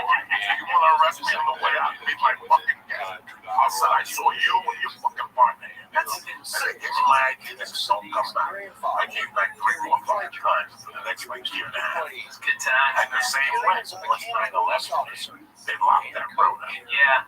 They locked that fucking road. Yeah, you can't really get over that. Fun city. Well, I miss it. What a fucking. And now I'd love to go to Vancouver. I've been there 15 years ago. But I'm telling you, this is how long ago Gavin was still married to his wife. And he lived on Martel. Yeah, Martel. This has to be 2000. So it's 15 fucking years ago. 99. There was a girl that used to date Larry Nazeo. That was the fucking cutest blonde girl you ever saw in your life. And then she, like her parents with their beats, her grandparents with their beats. This chick flying like barefoot 30 feet with a suntan that fucking never ended. You know, she grew up on the beach. But the story was she worked on the beaches in Vancouver, selling pot to these guys. Gamble was still with his wife. This is 99. This is 16 years ago. We're still not selling weed on the fucking beach. Now, they were selling weed on the beach.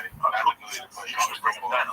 One night she sold me, Hey, Big Dog, you gotta be 18 to be in here.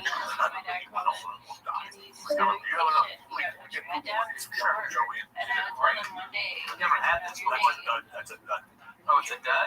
Maybe that's been there for fucking 2 years. But just a conversation at a table. Got this girl. It's called her dad. And here's the best thing. I would take the flight to Buffalo. His dad would pick me up at the airport, take me to his house, let me take a shower, and give her the mother would cook for me Puerto Rican red beans. Fuck yeah, man. And then he'd go, what do you want to do? And I go, nothing. Unless you want to sit down and relax, you want to drive up, let's go. This is 2 o'clock bus. And that was it.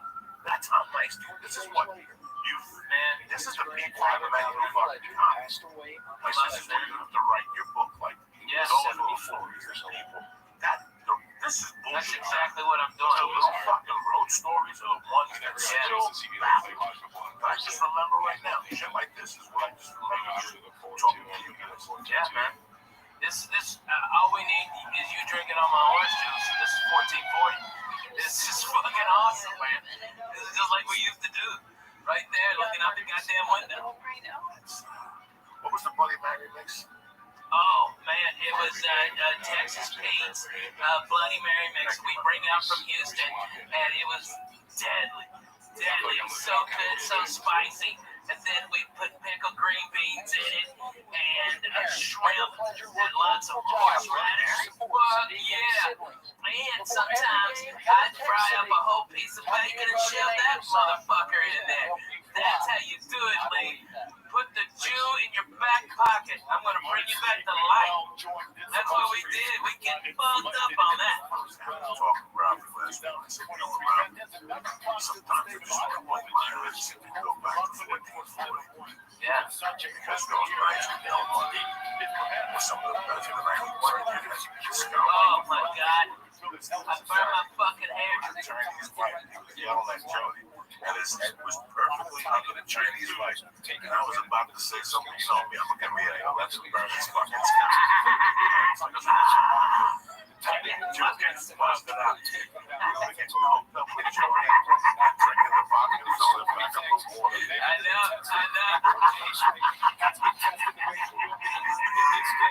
So funny.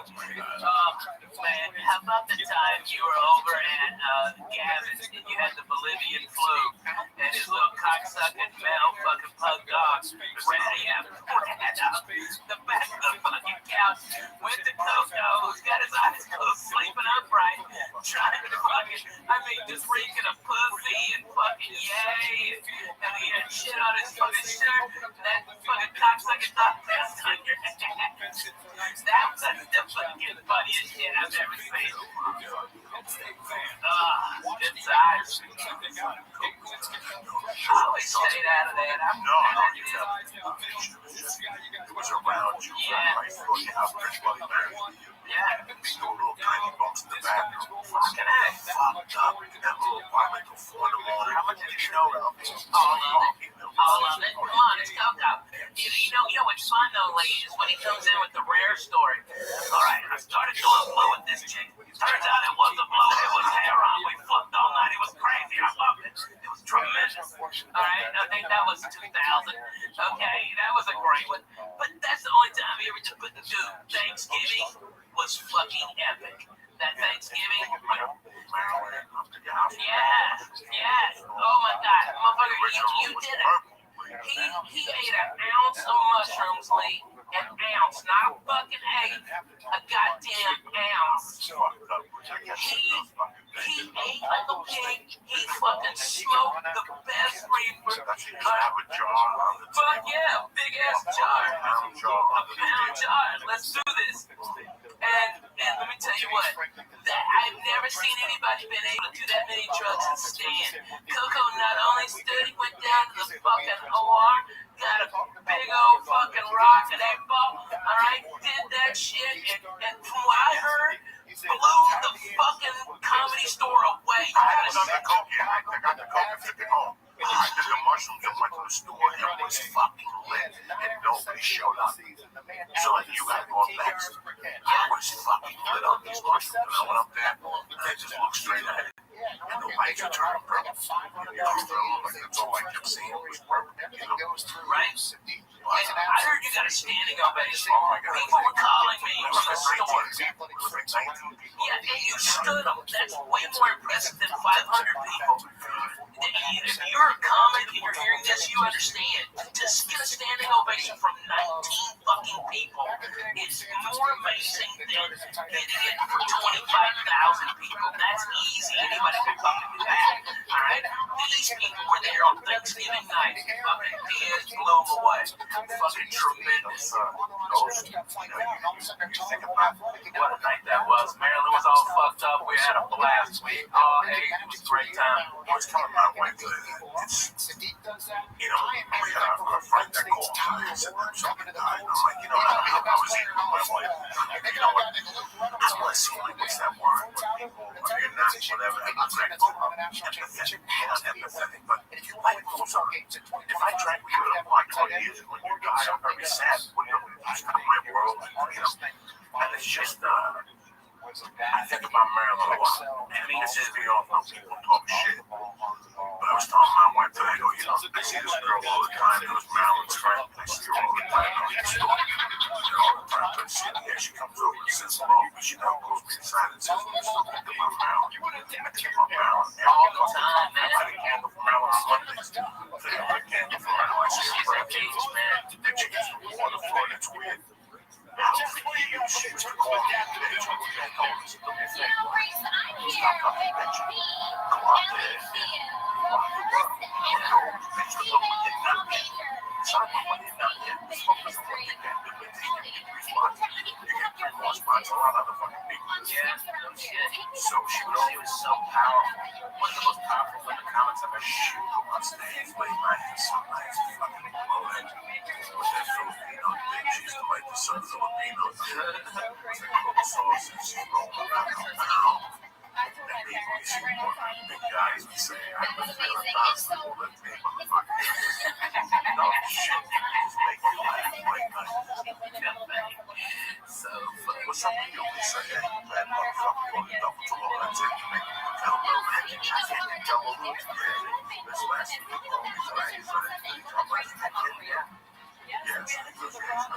Well, you've lost a lot of weight since I saw you last. Hey,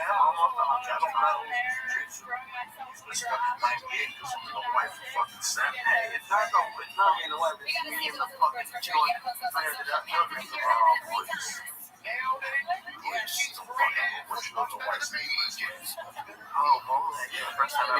Oh, wow. I know so many people who are way down. I know so many motherfuckers that put one way in their lives.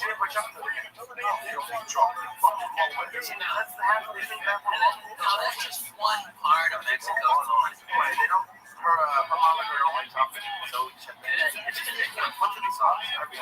fucking amazing. It's a little bit of Jesus. But yeah, but what's it's like, you know, It's just flavorful. That's what, you know, all these white people are afraid of Mexican spice.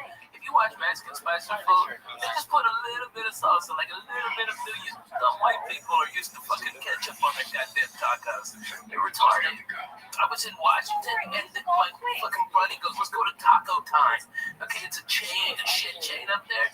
And the fucking lady said, do you want mild salsa or ketchup on your tacos? And I fucking laughed. I go, bro, if you eat that, I'm going to fucking fire you because I can't stand to look at your face. And we just left it there. We paid for it and left it. Fuck anybody wants time, ain't no Taco Cabana. Fuck no, man. No potato tacos for breakfast. Stop that shit, though. They don't know, man. They don't know. We used to fuck it up. What's been going on? Man, the summer was a little crazy for me. You know, my PTSD I thought was being handled with antidepressants, but it's not. It wasn't. And now it is, and now it's antidepressant and mood stabilizers. And man, I feel fucking like I haven't felt in 5 years, bro. I don't hurt. I am up at 7, going sidekicks for Jesus. I'm fucking the wife real good. I'm putting her legs up. I'm hugging my babies. I'm playing with my babies more. I'm more focused. And it's like, you know, man, you were absolutely right. I didn't like the fucking truth being told to me, but man, it was the goddamn truth, Coco. When you broke it down, hey, pal, you've been slipping a little bit. You were fucking right. You were goddamn right. And I didn't know how bad it was until I fucking went to the goddamn doctor and described it on my shit. And he goes, you're under medicated for your PTSD. You're way the fuck under medicated. And now, man, I feel like I haven't felt in years, man. Like the whole world isn't closing in on me. Like fucking, like LA's not bothering me as much. Traffic doesn't bother me. Fucking nothing bothers me no more, man. I am fucking great with life. It is fantastic to not be pissed off, except for when deadly meetings. You know what I mean? It's nice. It's nice. You're always one of the worst people to get those two balls because in the back of your head, you know it's right. Oh, and that's the fucking worst. He's not right about, like, I'm not saying you're right about everything because no one's right about everything. But when we've had a couple of those talks, and during it, you hate him. And it's just brutal. You hate it. I think it's just anybody who you hate. It's all. Like the most 9 out of 10 men are mad at their dads because they don't understand. But they're not doing that. You hate people. Growing up, I hated my stepdad because he would break my shit. He would break whatever move I made. He was 2 steps ahead of me. You always don't like the people. I grew up around people that didn't know what shit I was fucking up. At the end of the night, when I was coming down on the dog, it's listen, I pretty violent stuff. I gotta talk to you. Something you told me. They know that this guy had robbed his house. Yeah. I'm going to bring this up. I didn't want to ruin it. I didn't sleep on the couch. Get up in the morning. We got handlers.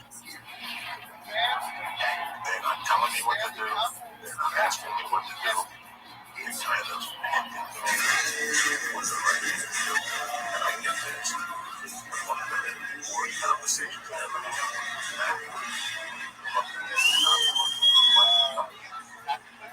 I'm 95. I'm ready to kill my ex-wife. I'm living in a basement. What do we do? I have no food in the refrigerator. I'm suspended just to feed well. Pay my rent. Pay child support. I'm lifting weights right now. I'm on the fucking road every night. I'll cancel all the time. You open my hand. This guy can't shoot me. Rub their head like that. That's the coach. Come down. Why do I waste your time and time? Because I'm being honest with you. Just being you. You're the first time all these open mics. God forbid you wrote a joke. God forbid you showed up. Put your t-shirt. Get a white t-shirt. Get a white t-shirt. Rub my hands. We're fucking clenching the bunch this guy in the mouth. Because I'm not saying one bad right here. This guy just being it's wrong. I know you do it well. I know you don't do it here. I know you don't. And this guy just ripped me around. I walked that bus and walked around. And walked back to the bus. And when I went back down, I let him know to get the fuck out. Get down. You know where to see the guy again. So what is that again? It's grateful. Wow. You don't have one. I mean, he used to come out with his hands. They all love it.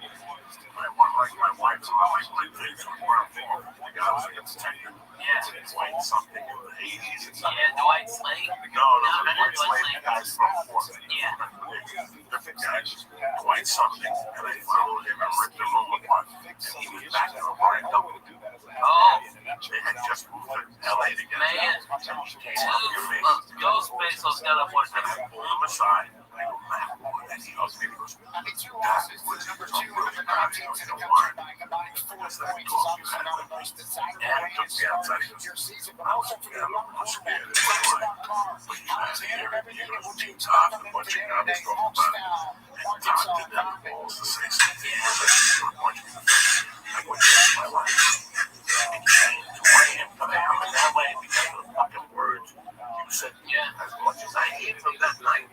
You know, you are, in my eyes, my number one headliners of this decade. You're the top guys I learned from.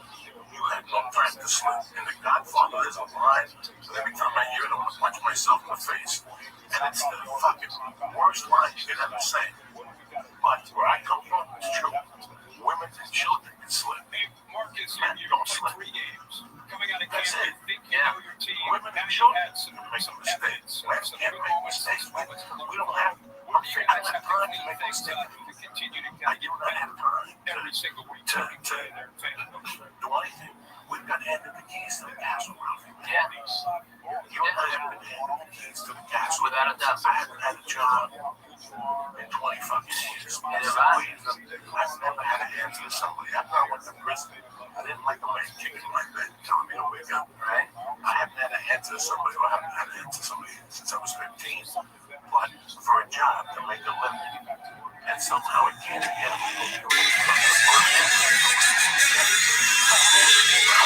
we're writing every night. You fucking hustle, right? Every day, work every night. Is it scary when you see like how close it is? Like, so I just did that seminar, and now I'm trying to start doing more of them. And I wasn't even really scared before first, but now that I'm like, oh, I can see, I really enjoy doing it. And now that I can see, not that it's gonna be easy, but I can see that but it's possible. Like after you guys do shows, you see that it's possible. And you know that there's a ton of work to put in. Like, probably for me, it got scary. I'll tell you what your market needs right now. This guy's a genius in the business for you. I think right now what you're doing, fuck these little genius. I should think I'm starting a podcast. They don't have to be. Okay, I think you're people and fucking people. Yeah. Text people. People really are uncomfortable. They don't know this world. They want to learn it from A to Z. Comics know this world. They have friends who are doing this right now. Every comic is doing this right now. You're going after pennies. But you want the dollars. It's just not saying you more. When you strike one of those companies, Oh, you go after companies. Okay. go after fucking AT&T. Go after AT&T. This is a podcast. Yeah, that's crazy. Talking about their services, what's going on with phone technology, And like answering people's problems and shit. Yeah, they love That's it. what it knows, right? That's your That's who's at home. Right now, there's a board meeting going. We're losing 22% just when our computer, savvy. Yeah. What's going on? Tell us about it. Look at fucking Amazon. Amazon today's getting slammed by fucking shit work conditions for people. I mean, they're keeping people working in fucking warehouses over 110 degrees with no breaks. They time everything. They need some fucking counter that shit. I mean, I don't want to buy Amazon now. I mean, but if they would have a podcast that can explain it and tell me, hey, the air conditioning broke, you know, maybe I don't know the full context. Maybe the full context is not being reported. You know, those fucking news agencies is always a fucking by the way. I'd like to hear the other guy's fucking side of this shit. All right, and that's exactly what they need. Please, I mean, you can fucking kill that shit, dude.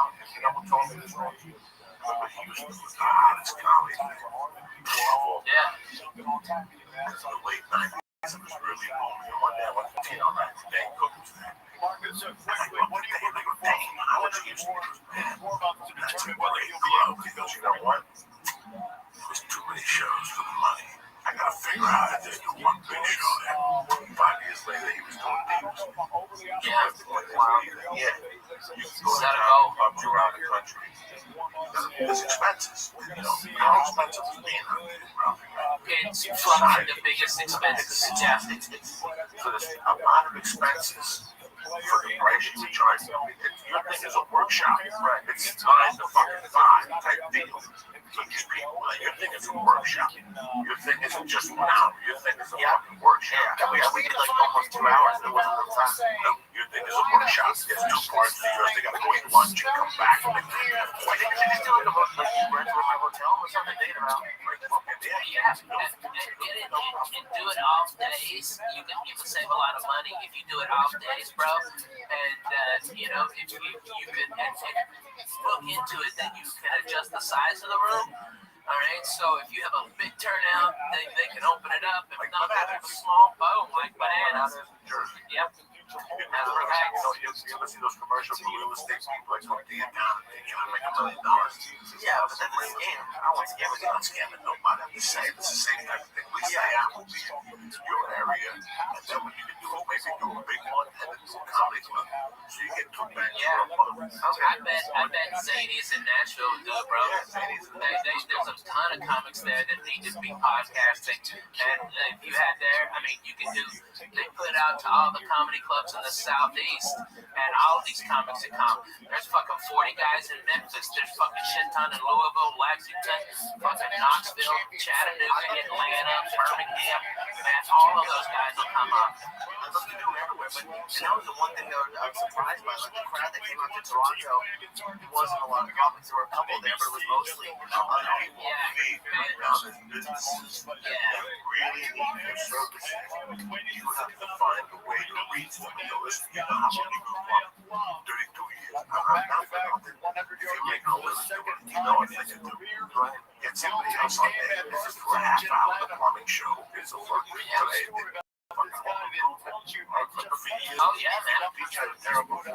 What's the difference between all the fucking podcasts? No, there is no difference. What's the difference? I want to hear that. I'll hear it on the real one. It's a lot of those guys are fucking funny as shit, man. Naturally. Yeah, and to steer them. Somebody's gonna steer them. There's got to be a program so maybe you can push these people on to go 1, 2, 3, ABC and do what you did. Call that and go, hey, I'm referring these people. I did that. You know, I know you did that. We have to do it more with all companies. Yeah. Now the next one is the people that contact the download because you'll leave. So they don't know how to fucking download. There's got to be a company that teach them how to do that. And they got to go to them and go, oh, yo, I'm going to send you 18 fucking people $1 a piece every week. Whatever. I'm just saying, right? It's not like, oh, they just, you have to point that in the right direction. Yeah, you have a Brother, just come to Nashville, okay? I'll set it up. I'll get you a night, okay? I know everybody fucking run out there and support you. Nashville always supports us podcaster comics, okay? And dude, and not only that, you don't even have to get a hotel. You can stay at my house. My house is like 8 blocks away from the club, and it's empty. It's a big fucking house, food. Fuck yeah, man. I got everything in there ready to go. I'd love to. Yeah, man. Lee, it'd be my pleasure. And I even got my buddy Aaron who'll pick you up from the airport. My car. You can drive my car. Thank you. People talk to me all the time about starting something. Yeah. It's like on the road that they do this. I had a dentist on this place. I had a shoe guy. I fucking lost the car. Oh, okay. Oh, yeah, Boston. I had people interested in this. They just don't know where to start. It's like, what's his name said it, Sopranos, everybody wants to cool it. Yeah, right. Well, that's the issue I found when I was building it. It's just, if you Google it, there's 8,000 people telling you 20,000 different ways to build a podcast. So, like, that's what I said at the beginning. Like, this is just the way I did it. Listen, but here's the fucking thing, okay? This is me. This is fucking me, okay? Yes. I bought the fucking Judy Brown workbook. Right. And I read about comedy, like every other comedy. What I learned from watching Ralph Email, I learned from watching Bill Burr break the law with Joe Rogan, and all of this stuff that you learn different things. Okay? Right now, you know, I saw that ad for people on TV. Hi, we could up your marketing and do this and this and this. It's great. Well, I'll tell you what you got. You got some kids that went to school for marketing. Between that kid and you've seen how our numbers went up, what we did, what worked, and what didn't work in some marketing. We had this guy out who's a celebrity and he's got no hits, and this guy's a woman. He's got 2,000 fucking hits. I wonder what the fuck happened. We learned not to release a podcast on a Friday. Right. It's a dead fucking thing. We learned not to edit a fucking podcast. These are the things we learned by doing. We used to do a podcast, we used to edit it. We stopped at that, the numbers went through the fucking roof. Right. You know, fucking Chinese. They love that shit. Gotta drop a space for taking a nick once in a while. So this is what you have to tell the people. Sit there and look. I had any type of business plan. Flooring, fucking tiles. If I was a snappy guy, I'd have somebody in there, but I'd have them pushing the envelope. Because I want people to say, what the fuck is Ralphie May Flooring talking about? Right, he's up an asshole. This is not continue on my I'm like this. I'm like crazy. These are the people that's pushing on. These are the people that are, you own that company? And that's to do online. That is the social, whatever you go on Facebook and pick around and show people what they had for lunch. Gives a fuck. You know, gives a fuck unless you're reading. Especially because people follow so many people, you really have to stick out. Yeah, man. Especially if you have a business. You'll get a lot of hits if you like took what you had for lunch and it's like ginger. You know, if it's a nice pussy meat. All right, then you get a lot of hits. All right, but that's not only it, man. If you're taking a picture of your fucking sandwich, go fuck yourself. I like to take your workers. I like going to people for the kettlebells. When they take my workers, it drives me crazy. I do it for them because I like them too. But I don't do it for me. I fucking hate that shit. I hate that shit. For me to go to the gym and periscope myself, listen, I go on the periscope and I do what I do best. And that's smoke weed for 5 minutes. That's what I'm not. If you smoke a good weed, you smoke the joint and I just know that you had your donuts. Right now, look at their No, that's the Dana. I'm pointing the fucking out. I'm putting the stereo on. I'm getting the fucking dance. That's right, man. I'm fucking YouTube with music. I want to see you smoke dope. Look at you, scratch your feet. Yeah, right. Meditate on this fucking ass. I just smoke. I'm hearing fucking silence. That's the point. That's the fucking point. This whole thing is to get away. I want to fucking ground your. I love getting high, but I love getting high. I don't trust it anymore. My favorite thing in life is to get high and put fucking speakers on. Just go for a fucking walk in the sun. You can't do it. Yeah. There's a fucking like they shoot you in the head. You don't hear explosions. Fucking, you know, ISIS is running in the park. Listen to the fucking pranks. Man, fucking speaking of ISIS, I was down in Irvine. Holy shit. That is the most Arabs I've seen since fucking Kuwait. Alright? Holy shit. Dude, these fucking retards, they throw their goddamn carpets out in front of the fucking fountain. It looks like valet parking for Magic Carpets. It's Arabian night. It's Arabian day. Hey, because they look blow uppy as fuck out there. That's why. Because those fucking, they're very combustible. That's why. And I got shot at by those cocksuckers, Coco. I've been Iraq. I don't know they're nice people, Coco, because I can't fucking tell the difference of walking around with that fucking hot jeep or whatever the fuck that shit is. Fucking blow up me like a motherfucker. Man, I'm throwing ham sandwich at them. They'll kill themselves. I'll solve this fucking problem.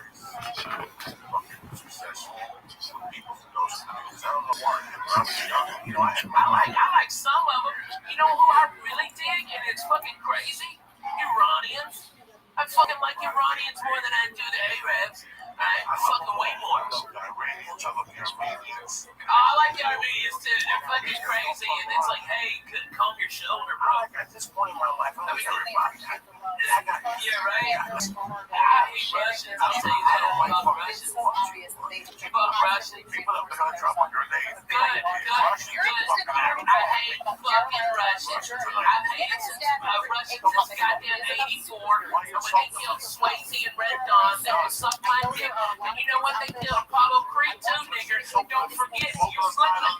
Hey, go fuck that self. Alright, those cocksucking Russians. They put baby in the corner. Fuck them motherfuckers. I hate those cocksuckers. Eat his dick, Russians. Yeah, the Russians, they're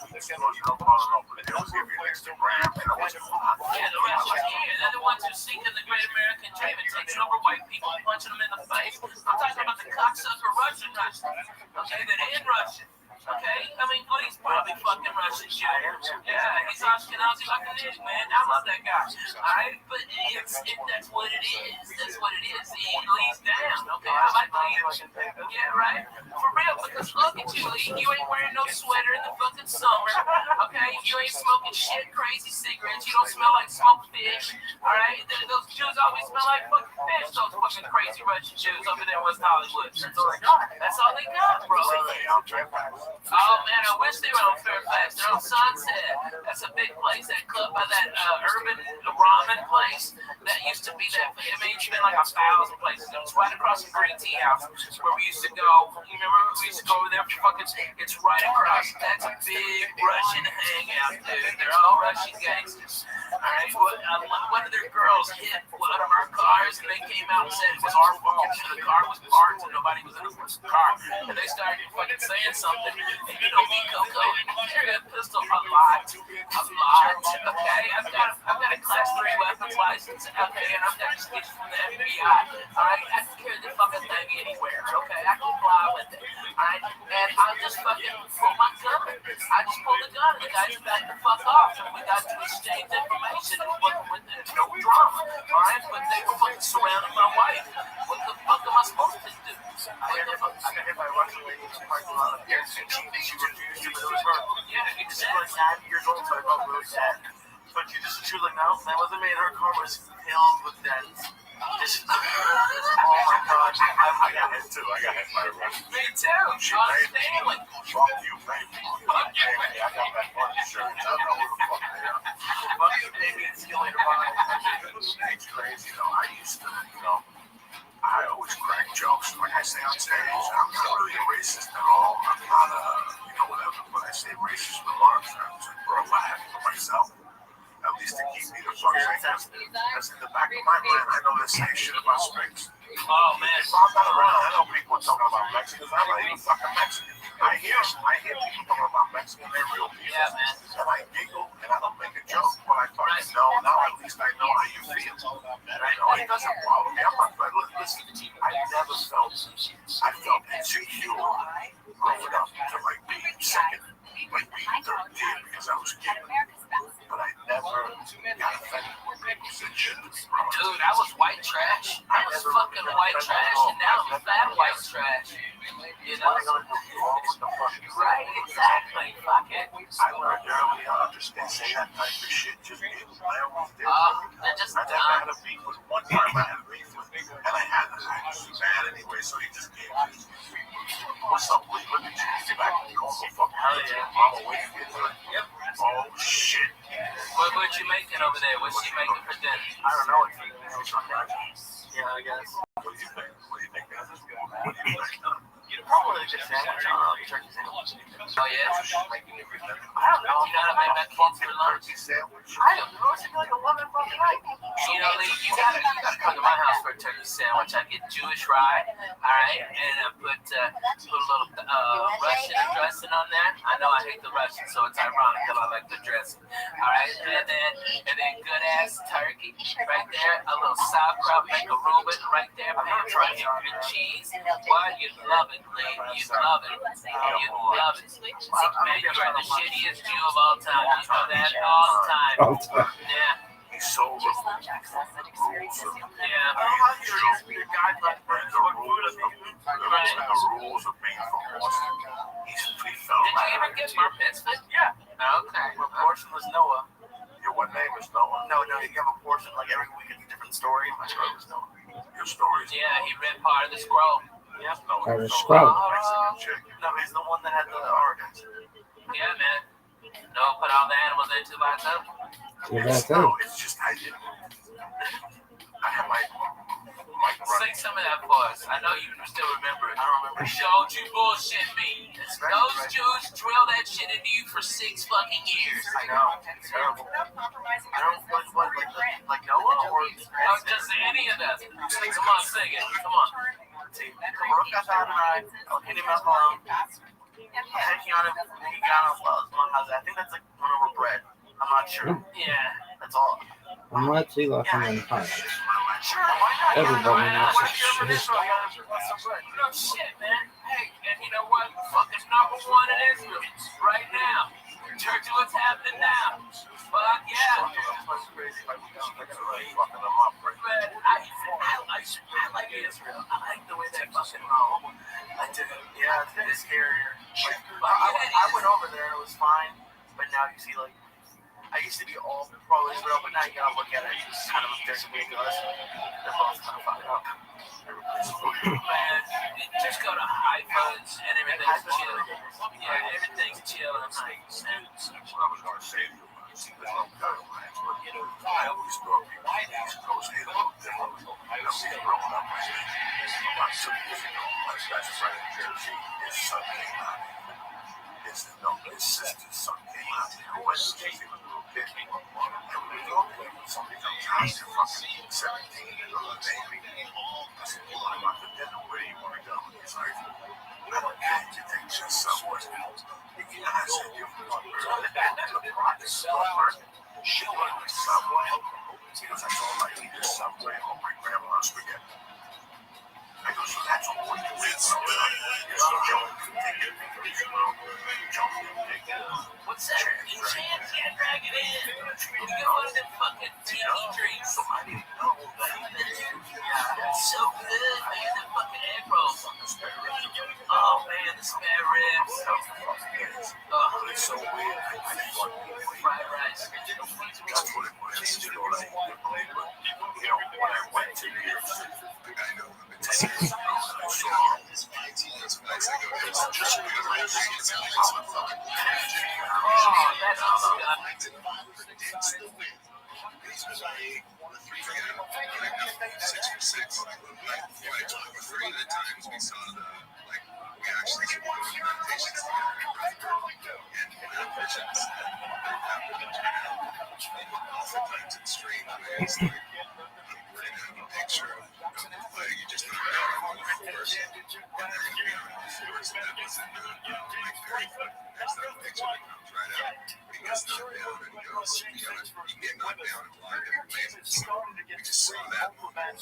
It's happened, so I don't know what the fuck that is. You know, the talk of you tell me like, I'll watch it. It's great. I mean, it's just, it's not what I'm doing. It's just a blessing that kind of comes up. But what I can't say is he treats these like world championship.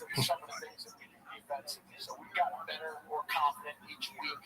We got a fast defense. We're starting to play faster with the confidence that they're getting. Offensively, it was really important to get the 3 new receivers involved. I think we've done a pretty good job of that. That was a big storyline for us last year. And our special teams have been playing at a really high level. The bye week came at a great time for us, so we've continued to evolve. But obviously, this is a big one for all of us. For you, Coach, you also for you look amazing. Yeah, beautiful. Thanks, Zach. This is. Can we get a it's a good look like this for you know, Oregon's got a really good team. Their team has played well so far. I know this is a game that'll be kind of a barometer measuring stick the rest of the season. But what challenges do they present that you're most concerned about? Yeah, as you've seen, Coach, super talented team, super talented roster. Dante Moore, we know very well, recruited heavily out of high school, out of Detroit. Arguably number 1 quarterback in the country. Took a unique path, right? Goes to UCLA, starts as a true freshman, decides to go to Oregon and sit behind, obviously, a superior quarterback. And, you know, that's very unusual in today's college football. Usually you're going to go somewhere where you're guaranteed a starting position. So I think it shows his maturity. That shows up on game day. And then they got weapons all around. The receiver, number 1, is a playmaker that we've been, you know, obviously discussing and planning for all week. And then obviously their tight end, number 18, is a threat. So talent and athletes all the way around. Their defense has been built very similar to what you know very well. An SEC defense, they're massive and can run, especially at the defensive tackle position. Athletic Director Pat Kraft told me there's going to be 111 to 112,000 people in there tonight. You have 96,000, I think, season ticket holders here. The fans and the cult that you have seem to be a massive part of your football program. What should we expect tonight on this nighttime whiteout? I've obviously never been a part. I've never experienced it. I think it's been a while since the world has seen it. What are you expecting from your crowd tonight and the atmosphere for Oregon Defense? This will be the best environment in the history of college football tonight. I feel very strongly about that. That's awesome. I want to ask you, last year you played Oregon, so you have a feel, obviously, what Will Stein likes to do. You went out and got Jim Knowles for games like this. And you mentioned how guys are still kind of getting comfortable with it. But he put it on him in the Rose Bowl. I mean, he had like 8 or 9 sacks. He couldn't run the football.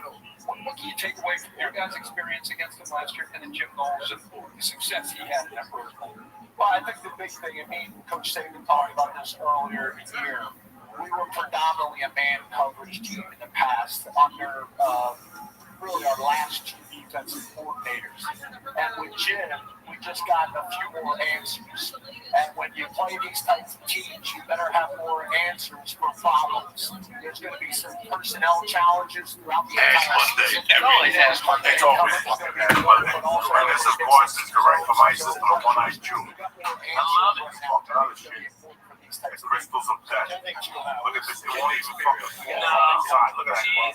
It's like you mix opium and ash and fucking Straight from Bin Laden's asshole right there. shit. What's happening, Lisa? You up in Toronto? Yeah, great way to know if you want to do a podcast or a regular fucking Simon Busters. I think some fucking super notice on this stuff. It was great. I went to the Underground the night before after Steve shows, and I met Puff Mama, who knew you from before. I had a podcast. I've never had my name on anything before. I got dropped with music. It's fun. But I started getting really nervous after I dropped Paula off the night before I left. I realized I was happy. And my name was on it. And it was just frozen. It couldn't have been more fun. We did dabs. I met this one guy, David, who works for like the biggest pro in Canada. He was telling me all about it. And then the next day, he had like 20 people on the podcast seminar. It was great. And it was the coolest thing about it was the people that didn't know me from the Bronx. Like I just one guy was there who was like 80 years old and wanted to start a podcast. It was great. That's kick ass, man. I love Toronto, man. Oh my god, I've never been to Canada. Oh, really? I've always heard everyone was really nice, but it was just so much food was great, and it was Chinese up there. Fuck yeah, man. He came up. They fucked around. I got birds in the fucking windows, man. They would shoot everything. Yeah, that was good because you go one street and it's New York, you turn another street and it's fucking Chicago, you go in one place it's goddamn Philadelphia. I mean, it's fucking the greatest town to shoot in. People are amazing, man.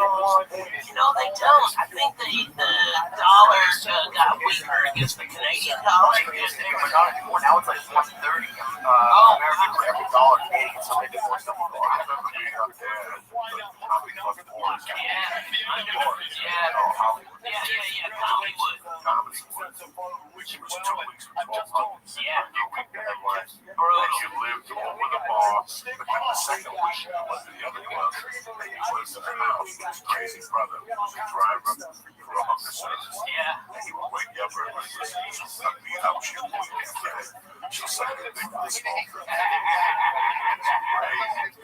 15 Canadian. Keep the door out of his home. U.S. But I remember being on that block, walking down the block one day and seeing Anthony Garcia. Oh yeah, George Flynn. Oh my God, John Boyd. Here I am sleeping over a fucking bar. I know, man.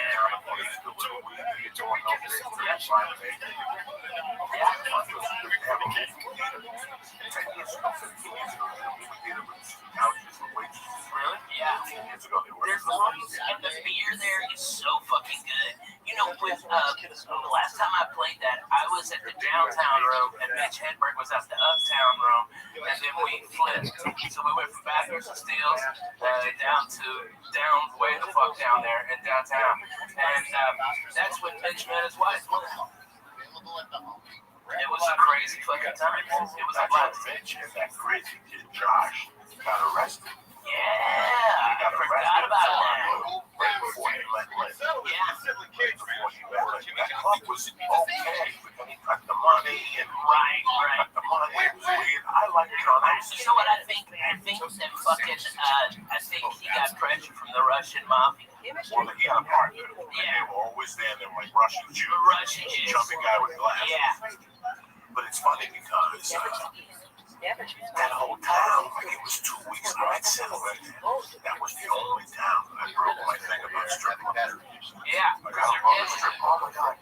So, we were like fucking God. I went to this we room the next, like the first night I got there, which they have there, which is I think the one thing that LA is kind of missing, is places you can go and smoke and hang out. And these three girls walk in. They were literally, one was just right, like, it was possibly the hottest girl I've ever seen. And right down the street, it was called like the Glass Whale. Yeah, you were on Bloor Street. Yeah. You were on Bloor Street. Yeah. Some dog guy used to go over there. And Here's how I used to do it. This is the crazy story. I used to go to the improv. And at the improv, there was a nice Irish kid from Manhattan that was going to U of Miami. He was working himself in college at the bank. He worked at the improv. All right? He had a Puerto Rican girlfriend. This is how weird life is. We're at the bar one day. Who called me from Roger Moore? I said, Moore's watching these movies. I go, fucking camera. I just say this. In front of you, I go, they want me to go to the file and get the camera. And she goes, I can speak in the camera. I do it every day. I really learned my amateurs with my daughters. I never get stuff like this. She was up in Buffalo, New York. But my father's been high. And he's a professional camera. He's done it here. Don't show up. When I gave her a pass, when I go, right fucking through. So he would drive me to Ontario to the bus station. And I would take the bus from Ontario to Toronto. This one. And I would stay until it was on the way out. Because then I'd give him my ID and see if he'd go.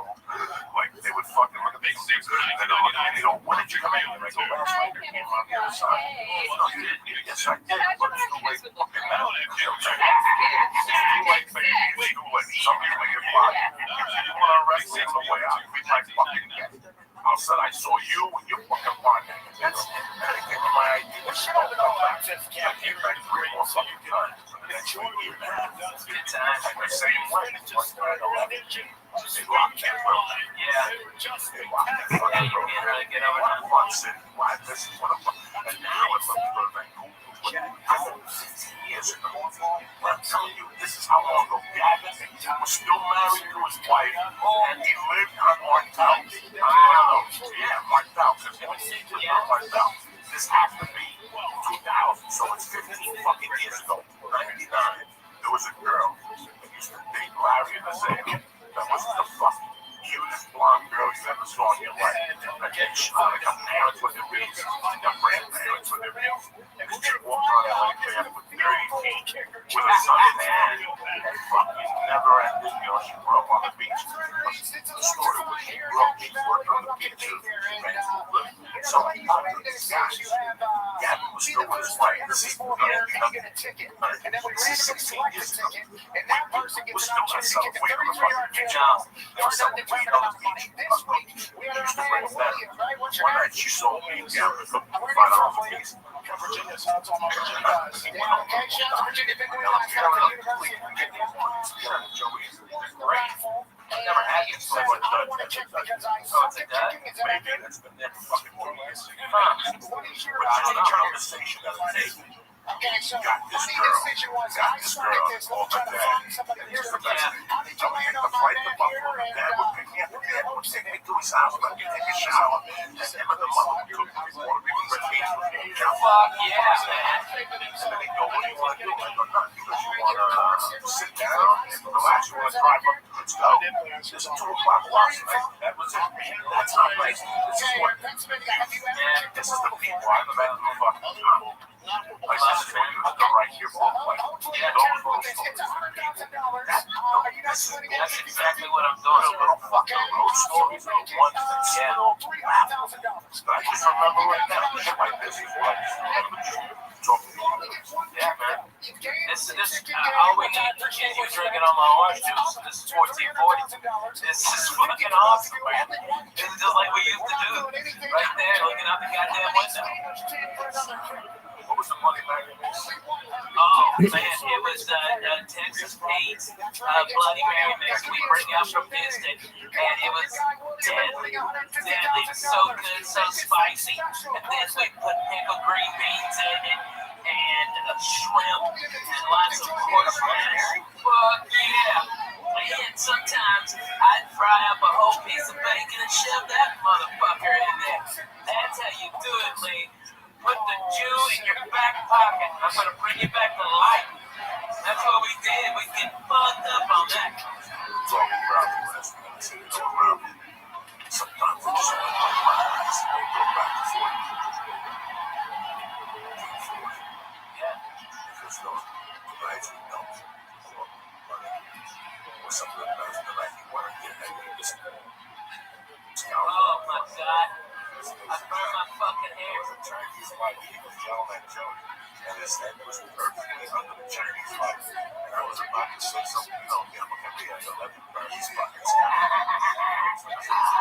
As if he took it, busted out. I'm gonna get coked up with Joey. Drinking a vodka soda back up for water. I know.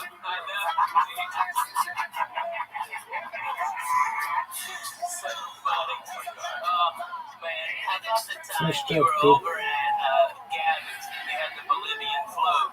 And his little cocksucking male fucking pug dog ran out. The back of the fucking couch. Went to Coco's, got his eyes closed, sleeping upright, and trying to fucking, just reeking a pussy and fucking yay. And he had shit on his fucking shirt. That fucking cocksucking dog pissed on your head. That's the fucking funniest shit I've ever seen. Oh, the good times. I always stayed out of that. He was around you. Yeah. Like, fucking up 3 bloody bags.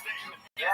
He those little tiny bumps in the bathroom. Fucking ass. Fucked up. That little apartment at 4 in the morning. How much did you know all of it? Come on, it's Coco. You know what's fun though, ladies, when he comes in with the rare story.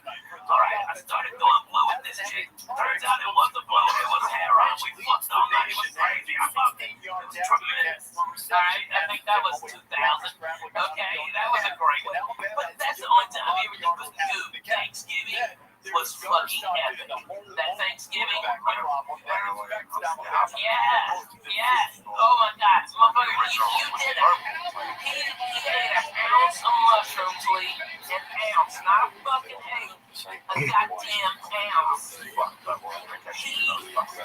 ate like a pig. He fucking smoked the best reefer. Fuck yeah, big ass jar. Let's do this.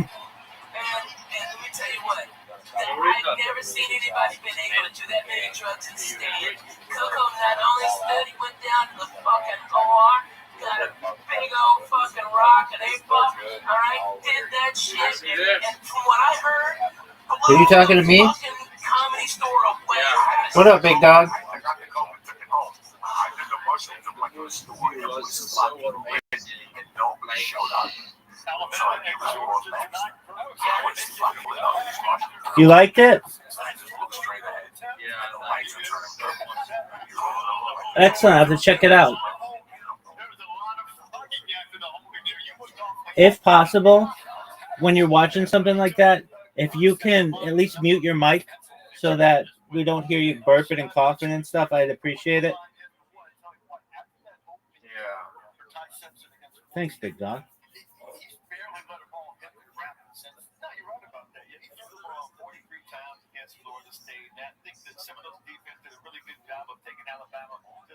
You have to see the movie. All right, I'll do my best to, big dog. Next week, Ty Simpson was 17 for 17. The week after that, 24 completion.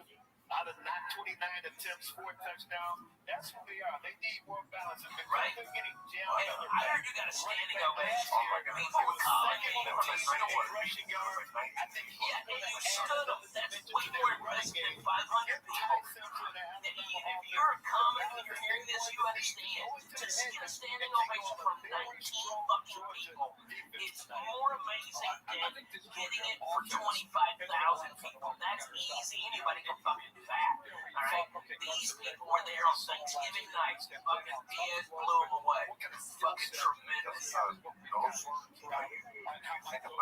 What a night that was. Maryland was all fucked up. We had a blast. We all ate. It was a great time.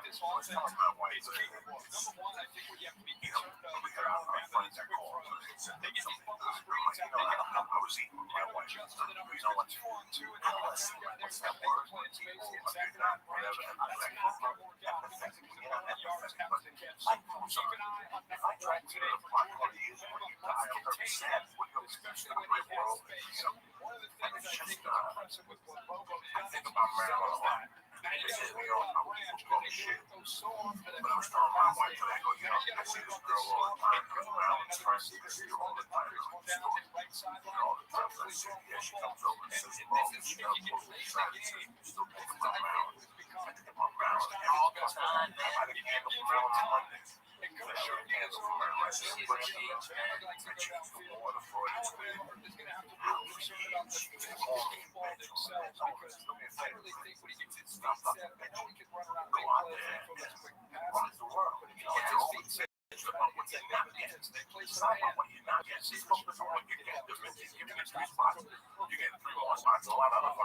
Yeah, shit. So she was so powerful.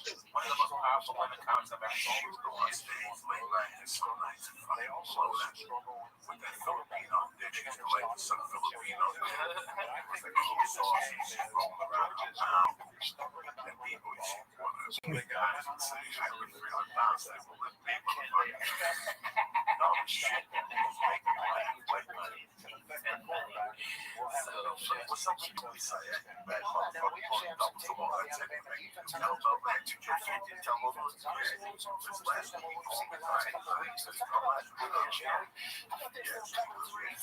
Well, you've lost a lot of weight since I saw you last. I'm almost on the that's got me 98. It's not going to be the way it's me. I'm fucking 200, 300. That's great defense, isn't it? Manufactured pressure. Oh, wow. I know so many people who are I know so many motherfuckers that put moments that die.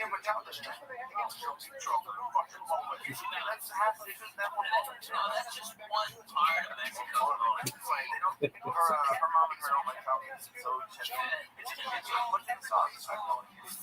amazing. It's a little bit of Jesus. But yeah, but when it's spicy, I'm getting to spicy. You know, it's not spicy at all. Depending on how I did, but now I do. It's just flavorful.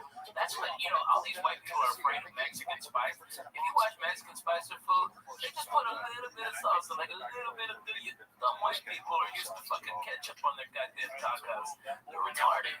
I was in Washington, and my fucking buddy goes, let's go to Taco Time. Okay, it's a shit chain up there. And the fucking lady said, do you want mild salsa or ketchup on your tacos? And I fucking laughed. I go, bro, if you eat that, I'm gonna fucking fire you because I can't stand to look at your face. And we just left it there. You paid for it and left it. Fuck anybody wants to fuck no, man. Potato tacos for breakfast. Oh, stop. That's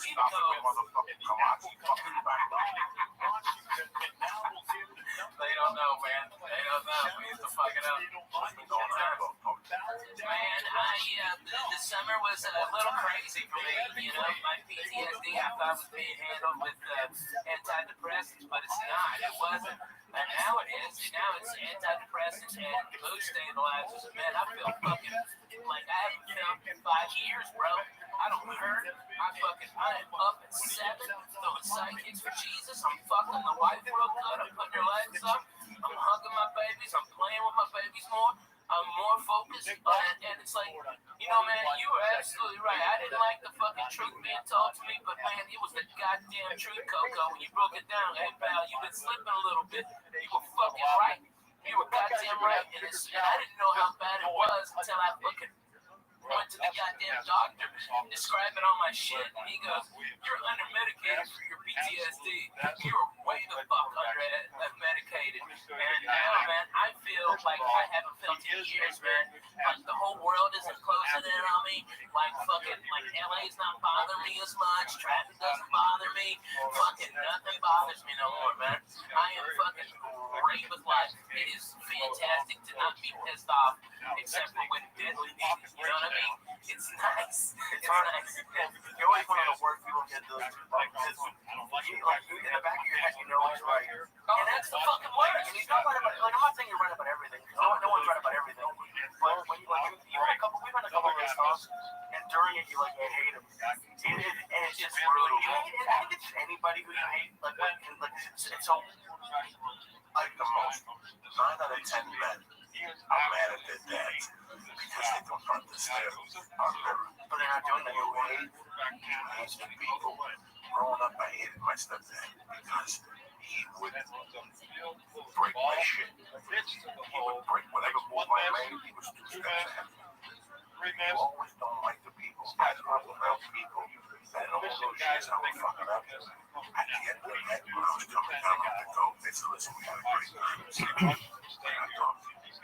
5 over 10. These 5 guys. This guy robbed his house. I don't mean to bring this up. I didn't want to ruin your night last night. You sleep on the couch. Bring him around. Get up in the walk. And we got a See hand. these 2 guys, soft rocks. Tickle the They're not town. telling me what to do. And they're going to become They're the not guys asking when me this what to guy do. takes off running. They kind of And they get a sack. So you can't create negative plays. And I You get got to pissed. speed them up. If you just rush 4 guys, these guys are up. Now what Ohio State has done, I think for the most part, is, let me go back here a second. Ralphie, You can see 95. there's guys here. I'm ready to kill my ex-wife. I'm living in a basement. These guys I have no food in the refrigerator. I'm sustaining just a little below. Pay my rent, pay child support. I'm lifting weights. I'm doing it right next door. If I can roll out of This it, guy's in the secondary. I would cancel all the time. Help him. This guy came up to me. They look like they're saying cover 2. It didn't look like cover 2 started. Why did you waste your time? Quarterback's confused. He's looking over. He was He's looking at got a his roll house. up I corner. can't believe he goes, just Hard being you. scrambles. The spot's going to get him. Bat the ball down. God forbid you wrote a joke. God forbid you showed up. Those are the kind of things that Ohio State's going to have to do in this game to be able to carry on with you. But that's giving up some scramble We're yards. fucking clenching. Let's just kind of And because I'm not saying nothing bad about you. You're fucking these guys just beat you. And you're throwing it away. I know you're doing wrong. I know you don't do it here, but please don't. This guy just read me the right. I walked to the bus, just giving them and walked back to the Indiana's not really You know what? tickling anybody. They're making their fans. They're making their fans smile. You don't want to see the guy again. The mouth. Fernando Mendoza has just been sensational. Wow. And then there's the completion.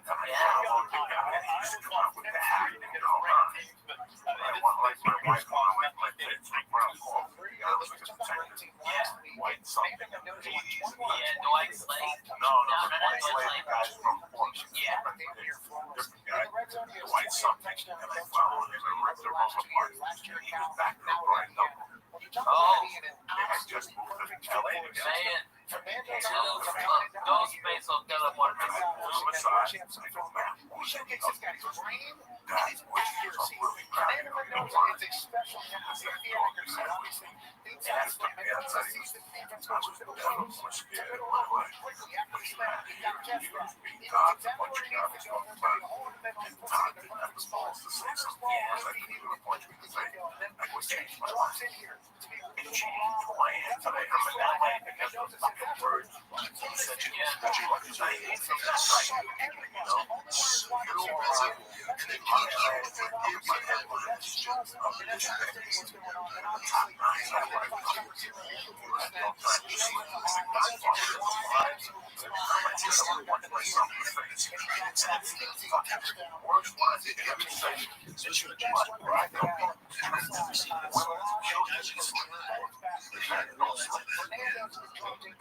Women and children make mistakes. We don't have I don't have time to make mistakes. I do not have time to do anything. We've got keys to the castle. Yeah. You don't have keys to the castle. Without a doubt. I haven't had a job in starts with the physicality. 25 years. Right. I've never had to answer to somebody. After I went to prison, I didn't like a man kicking like that. I'm in a wig. Right. I haven't had to answer to somebody, or I haven't had to answer to somebody since I was 15. But for a job to make a living, and somehow it came together. Even when you fucking apart, Yeah. as long as you were out every night, right? You were writing every night. You fucking hustle, right? Every day, work every night. Is it scary when you see like how close it is? Like, so I just did that seminar, and now I'm trying to start doing more of them. And I wasn't even really scared before first, but now that I'm like, oh, I can see, I really enjoy doing it. And now that I can see, not that it's gonna be easy, but I can see that, but it's possible. Like after you guys do shows, you see that it's possible, and you know that this is work to put in. Like at least for me, it got scary. I'm paying what you're marketing right now. And this guy's a genius. I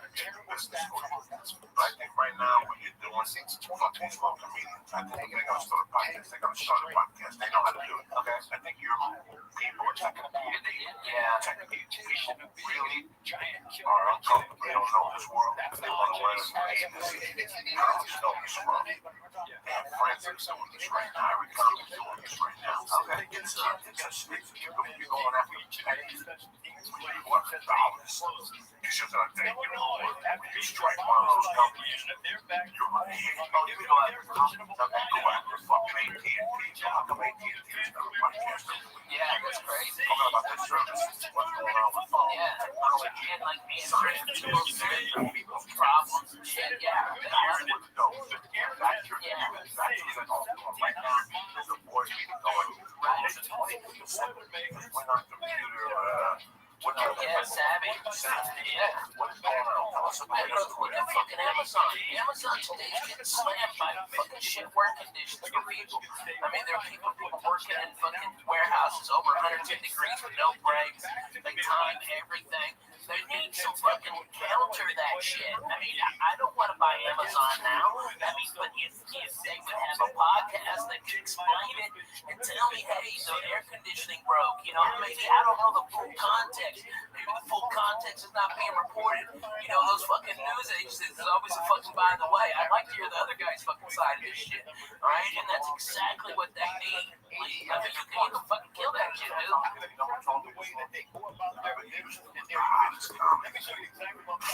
Yeah.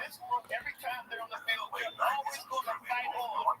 How they get so much chance to avoid negative plays and always play great. Okay, quarterback Jaden, he's the guy who's going to extend the right. Holmes comes out the bottom. He's going to drop it to the passing lane. He's going to put the strong side of the field. He's going to go potential coverage sacks right here. In the second right there, he's taking the plays, he finds Holmes, negative, and continue to fight on. It's fucking the biggest expenses. Yeah. A lot of expenses. Wasn't right in return. That thing is a workshop. It's 9 to fucking 5 type deal. Your thing is a workshop. Your thing is just 1 hour. Your thing is a workshop. Yeah, we did like almost 2 hours doing it on the clock. No, your thing is a workshop. There's 2 parts. They gotta go eat lunch and come back. It's like a hotel or something. Yeah, and do it off days. You can save a lot of money if you do it off days, bro. And you know, if you can look into it, that you can adjust the size of the room. All right, so if you have a big turnout, they can open it up. If not, keep a small boom like bananas. Yep. You ever see a commercial for real estate people that come to you down and they're trying to make $1 million? Yeah, but they're scamming. I want to scam you. They're scamming nobody. It's the same type of thing. Your area. And then what they can do is maybe do a big one and do comic 16 so you get no bad. Yeah, I bet Zanies in Nashville would do it, bro. There's a ton of comics there that need to be podcasting. And if you had there, I mean, you could do, they put it out to all the comedy clubs in the Southeast. And all of these there's fucking 40 guys in Memphis. There's fucking shit ton in Louisville, Lexington, fucking Knoxville, Chattanooga, Atlanta, Birmingham. Man, all of those guys will come up. I looked to do everywhere, but and that was the one thing that I was surprised by. Like the crowd that came out to Toronto wasn't a lot of comics. There were a couple there, but it was mostly other people. Yeah, man. Now there's businesses that really need your services. You have to find a way to reach them. You know, listen, you know how many people want during 2 years. That's not for nothing. If you make a listen to it, you know what they do. Right? Get somebody else on day. This is for a half hour plumbing show. It's a first show. Hey, they fucking all those for that. Oh, yeah, that's each other terrible war. What's the difference doing on a fucking podcast? No, there is no difference. What's the difference? People want to hear it. I'll hear it on the radio. And a lot of those guys are fucking funny as shit, man. Yeah, need to call home somebody. Yeah, and just steer them. Somebody's got to steer them. There's got to be a program also that push these people work. 1, 2, 3, ABC, and do what you did all that. And go, hey, I'm preparing. I did that. You know, I know you did that, man. Now the next one is you can really cut it down because you'll be. So they don't know how to fucking download this. So the company teach you how to do that. Well, yo, listen, they teach something people download things every week. Whatever, how do you say? Right. Man, I go. They're just at the point that they're like, just come to Nashville, okay? I'll set it up. I'll get you a night, okay? I know everybody to fucking run out there and support you. Nashville always supports us podcaster comics, okay? And dude, and not only then you don't even have to get a hotel. You can stay at my house. My house is like 8 blocks away from the club. It is empty. It's a big fucking house. Food. Fuck yeah, dude. I got everything in there ready to go. Yeah, man. It'd be my pleasure. And I even got my buddy Aaron who picked me up from the airport. My gosh, you can grab my car. Yeah.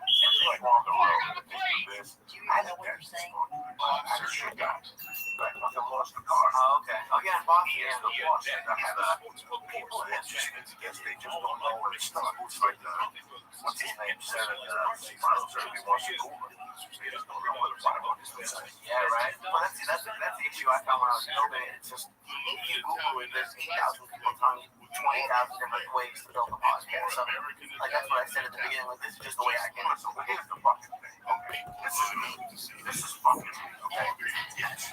I want the fucking Judy Brown work. I read about comics and every other comic. When I first watched Malcolm X, watching Bill Burr, Brandon Ross, and Joe Rogan, and all of these and you learn everything. Okay? Right now, I saw that ass for the people on TV. We did up your market. Can't do this. That's great. Fuck it with you guys. You guys get them with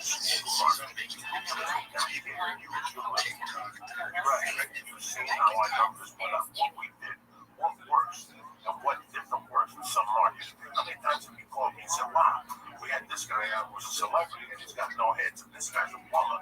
He's got 2,000 fucking hits. I wonder what the fuck happened. We learned not to release a podcast on a Friday. Right. That's fucking thing. We learned not to edit a fucking podcast. These are things we learned by doing. We used to do a podcast, we used to edit it. We stopped editing it, the numbers went through the fucking roof. You know, they say fucking beyond the fucking trainees. They love that shit. They love that shit. You gotta drop a spin for taking a name once in a while. So this is what you have to tell the people. They're gonna sit there and look at it. If I had any type of business today, flooring fucking tiles, if I was a snappy guy, I'd have somebody in there, but I'd have to push the envelope. Because I want people to say, what the fuck is Ralph and Ray Flooring talking about? Right. Here's up an asshole. It's not going to take all night. These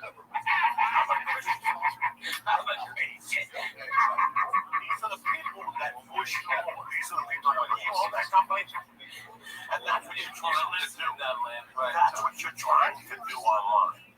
That is the social, whatever you call it, on Facebook and pick around to show people what you had for lunch. Who gives a fuck? You know, who gives a fuck unless you read it? Especially because people follow something, so you really have to stick out. Yeah, man. Especially if you have a business. You can say, I mean, you'll get a lot of hits if you like took what you had for lunch and it's like Giner. You know, if it's a nice pussy.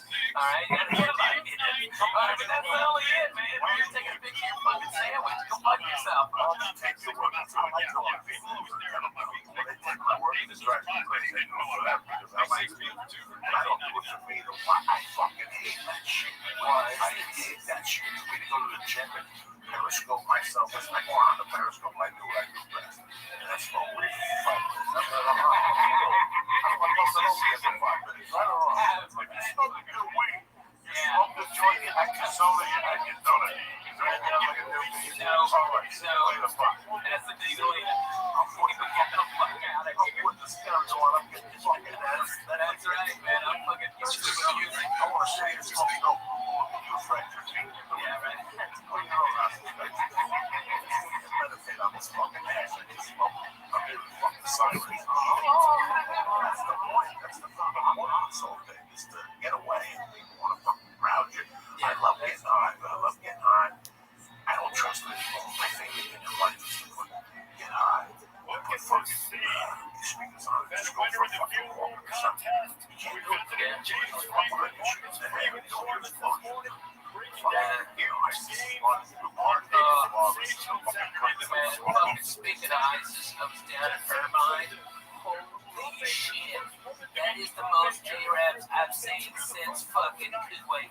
Alright? Holy shit, dude. These fucking retards.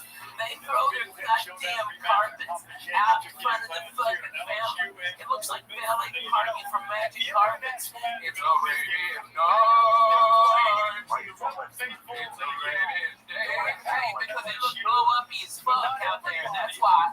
because those fuckers, they're very combustible. That's why. And I got shot at by those cocksuckers. I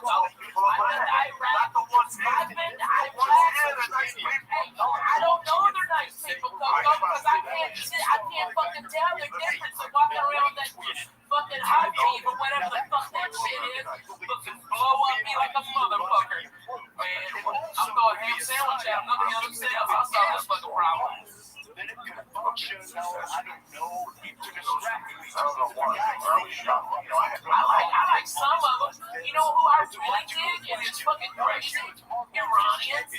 I fucking like Iranians more than I do the Arabs. I fucking way more. Oh, I like the Armenians too. They're fucking crazy. And it's like, hey, comb your shit. Yeah, right. I hate Russians. I'll tell you that. Fuck Russians. Fuck Russians. Good. I hate fucking Russians. I hate Russians. Goddamn 84 when they killed Swayze and Ragdon. They can suck my dick. And you know what? They killed Apollo Creed too, niggas. Don't forget. Hey, go fuck that stuff. Alright, those cocksucking Russians. They put baby in the corner. Fuck them motherfuckers. I hate those cocksuckers. Eat his dick, Russians. Yeah, the Russians. They're the ones that sleep in the Great American Dream and takes over white people, punching them in the face. I'm talking about the cocksucker Russians. Okay, that is Russian. Okay, I mean, he's probably fucking Russian Jew. Yeah, he's Ashkenazi like a nigga, man. I love that guy. Alright, but that's what it is. That's what it is. He leaves down. Okay, I like Lee. Yeah, right? For real, because look at you, Lee. You ain't wearing no sweater in the fucking summer. Okay, you ain't smoking shit crazy cigarettes. You don't smell like smoked fish. Alright, those Jews always smell like fucking fish. Those fucking crazy Russian Jews over there in West Hollywood. That's all they got, bro. Oh man, I wish they were on Fairfax. You know, Sunset. That's a big place. That club by that urban ramen place. That used to be that. It used to be like a thousand places. It's right across the Green Tea House where we used to go. You remember when we used to go over there for fucking shit? It's right across. That's a big Russian hangout, dude. They're all Russian gangsters. Alright, one of their girls hit one of our cars and they came out and said it was our fault. The car was parked and nobody was in the fucking car. And they started fucking saying something. You know me, Coco. I carry a pistol a lot. Okay? I've got it. Outstanding player. Greatest episodes we've ever done. Because it's like the obvious. What is this? Champions of Homeless is offensive style. And this is LSU defense we talked about. I didn't feel too bad for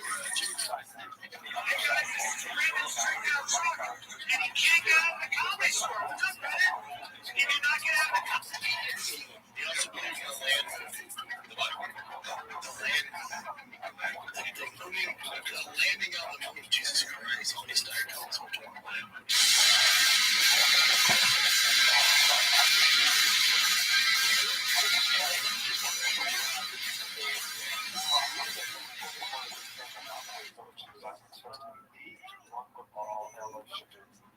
So that we keep the ball away from all this. Lane is going to figure it out now how to score points and make explosive plays. Keep the ball in the land. Can't just pass it all the time. Landing on the moon, Jesus Christ, all this time comes. As soon as they get the job on, man, once you make a first down, they're not fast. They got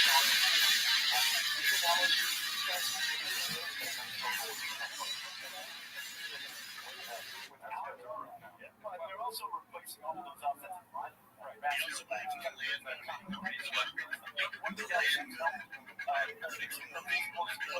on the moon, Jesus Christ, all this time comes.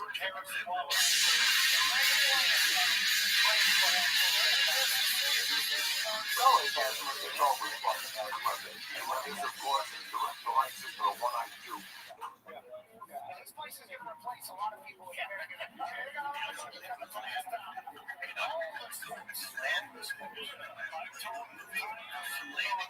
Jesus Christ, all this time comes.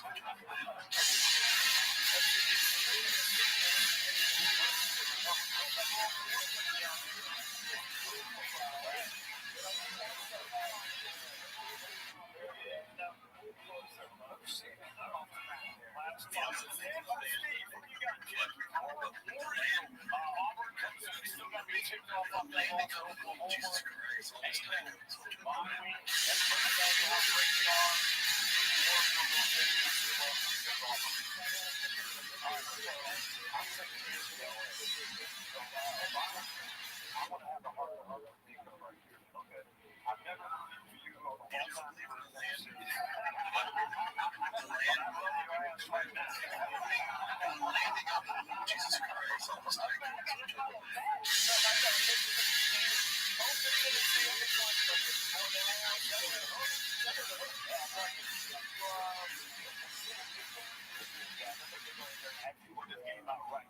This is a day you can sit down and watch games all day long, and it's in China, 10 o'clock, Colorado,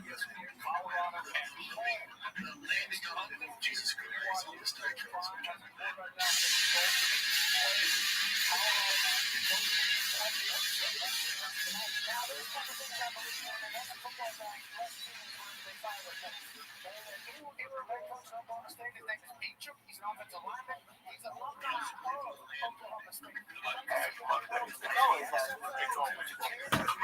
I always say it one day.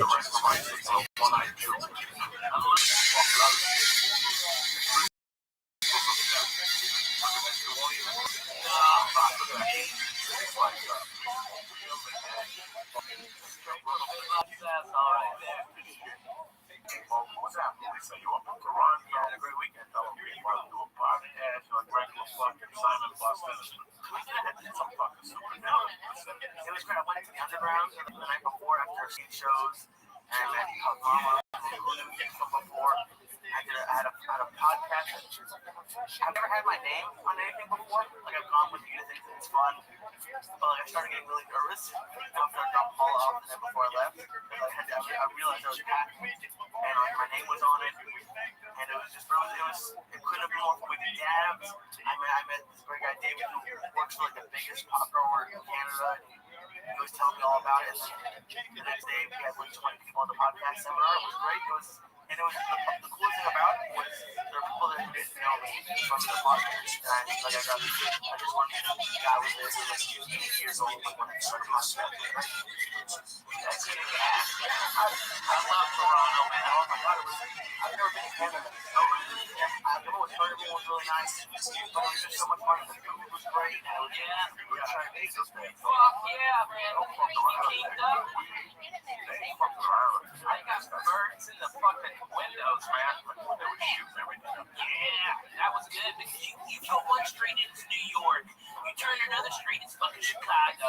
You go in one place, it's goddamn Philadelphia. I mean, it's fucking the greatest town to shoot in, and the people are amazing, man. You know, they don't. I think the dollar got weaker against the Canadian dollar. Now it's like 130. For every dollar, so maybe more stuff will go out. Yeah, Tomwood. Yeah. So Spurs lived over the bar, and then the second week, like the other club, 6 weeks to work in the house with his crazy brother, driver, yeah. He would wake up and listen to something up for weeks. So suddenly make this off. It's a door by the U.S. But I've never been on that spot.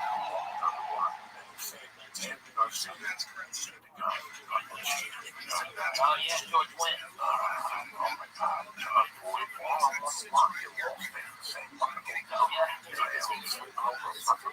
I know,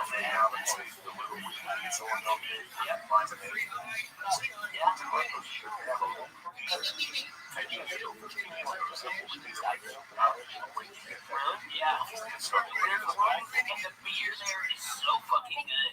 You know, when last time I played that, I was at the downtown room, and Mitch Hedberg was at the uptown room, and then we flipped. So we went from Bathurst and Steeles down way the fuck down there in downtown, and that's when Mitch met his wife, Lynn.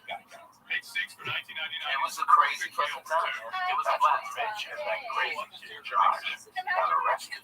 Yeah, I forgot about that.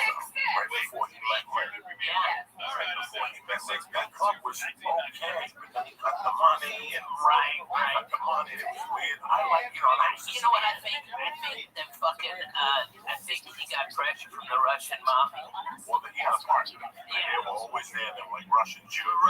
Chubby guy with glasses. Yeah. But it's funny because that whole town, it was 2 weeks I had settled in. That was the only town I broke my thing about strip clubs. Yeah. Like, I'll go to strip club. Oh my God.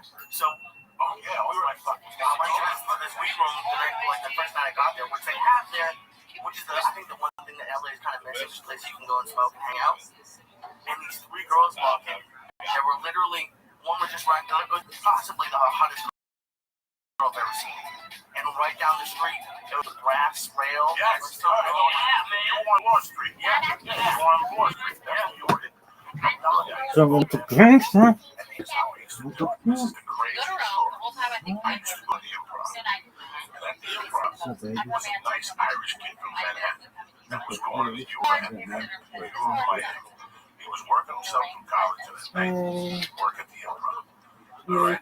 He had a Puerto Rican girlfriend. This is the way life is. Look at this Right, the one. problem with it is, Yeah, what's up, guys? and he goes, Boris wants you to do 2 weeks. Why not? I go, We can watch this shit. No one will ever watch this. in front of you, I go, they want me to go to Toronto. How would that get the guest? And she goes, Look at this movie. Hong Kong, DC. Yes, son. I'm the ultimate Brazilian.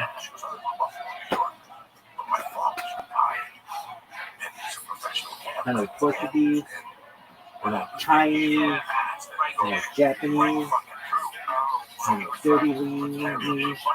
Look at these. Look at this move. This athleticism. Look at this move. Almost torn ACL, kids. But my footwork allowed me to survive.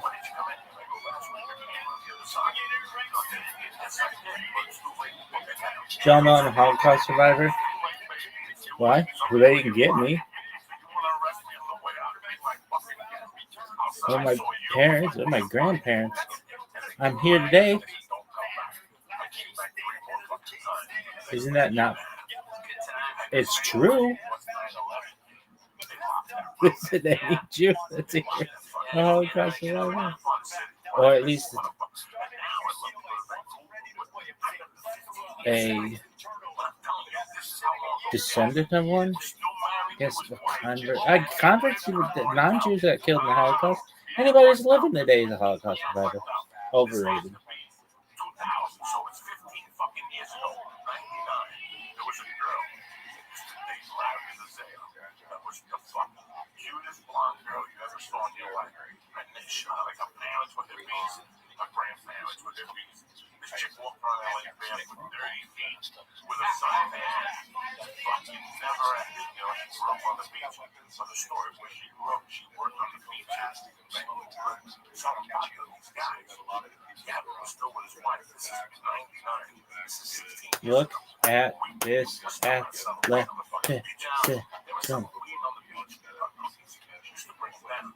One night she sold me and Gavin a cook for $5 a piece.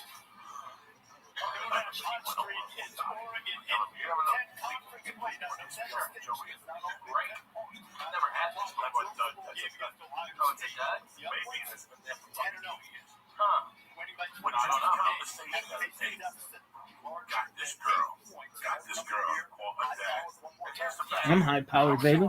Oh, fucking fuel injected Hemi. Fuck yeah, man.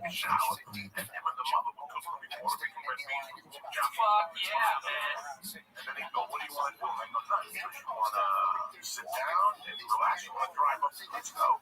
It's a 2 o'clock bus. That was it. That's not nice. This is what you, man, this is the people I've met in the fucking time. Like, this is what you're going to write your book. Like, those real stories. This is bullshit. Exactly what I'm doing. The little fucking road stories are the ones that still happen. I just remember right now, shit like this is what I just remember. Yeah, man. This, all we need is you drinking all my orange juice. This is 1440. 1440. This is fucking awesome, man. This is just like we used to do.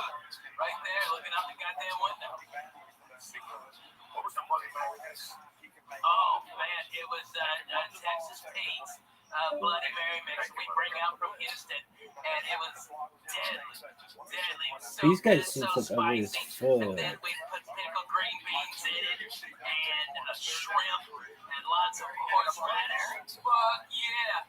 And sometimes I'd fry up a whole piece of bacon and shove that motherfucker in there. That's how you do it, Lee. Put the Jew in your back pocket. I'm going to bring you back to life. That's what we did. We get fucked up on that. Sometimes I just want to blink my eyes and go back to 14. Yeah. Because those nights with no money were some of the best that I can wear in your head. Oh my God. Look at this. It's a decision coach statement.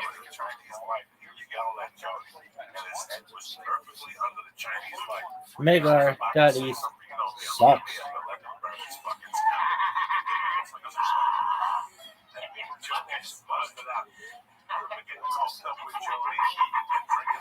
C-Rod.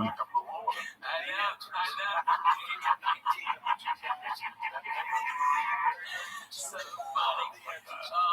Man, how about the time you were over at Gavin's and you had the Bolivian flu and his little cocksucking Mel fucking pug dog ran up the back of the fucking couch with the Coco who's got his eyes closed, sleeping upright, trying to fucking, just reeking of pussy and fucking Yay and the West Side. shit on his fucking The West Side smells like pussy and yay. That was the fucking funniest shit I've ever seen. Good times. Dog, I can't wait for fucking fantasy football. I love it so much. It's like I'm more than davening. I have Shabbat. Sick.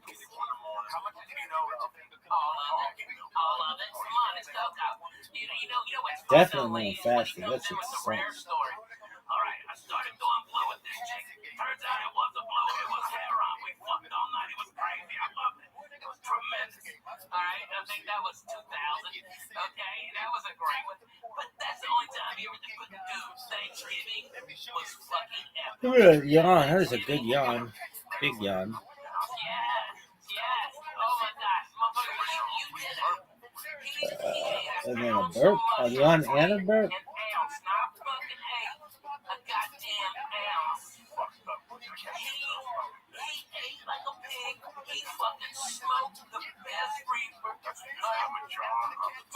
Yak yards, baby. Yak yards. Let's do this. And let me tell you what.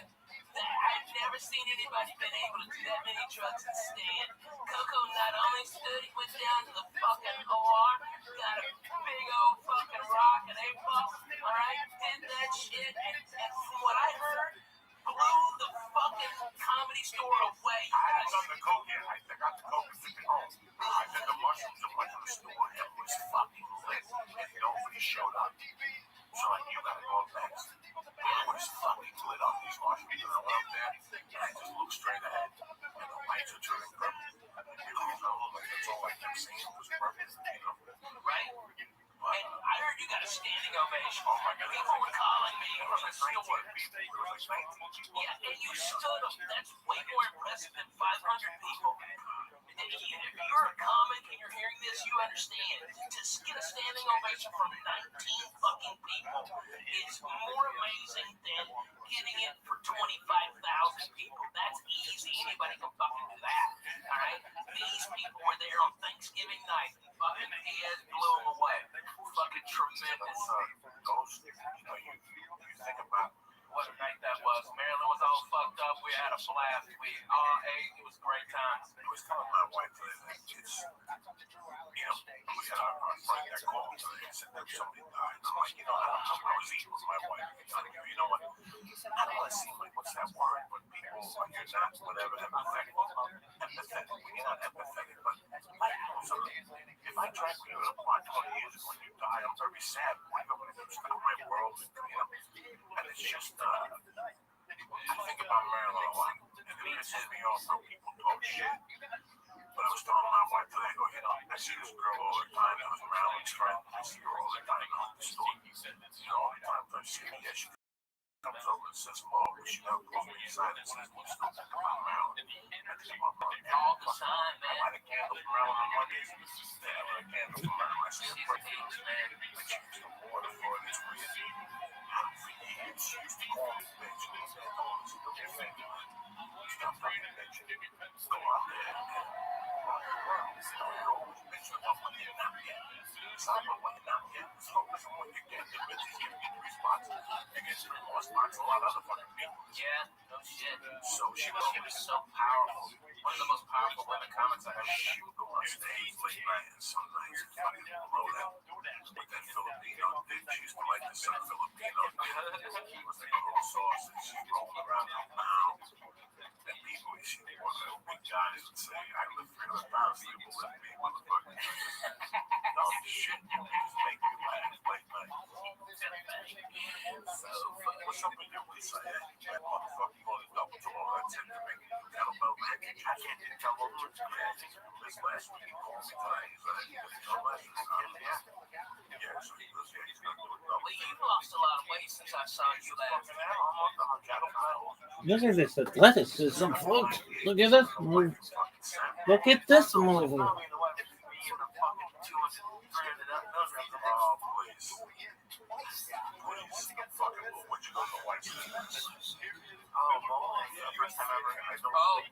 know so many people going on Mole diet.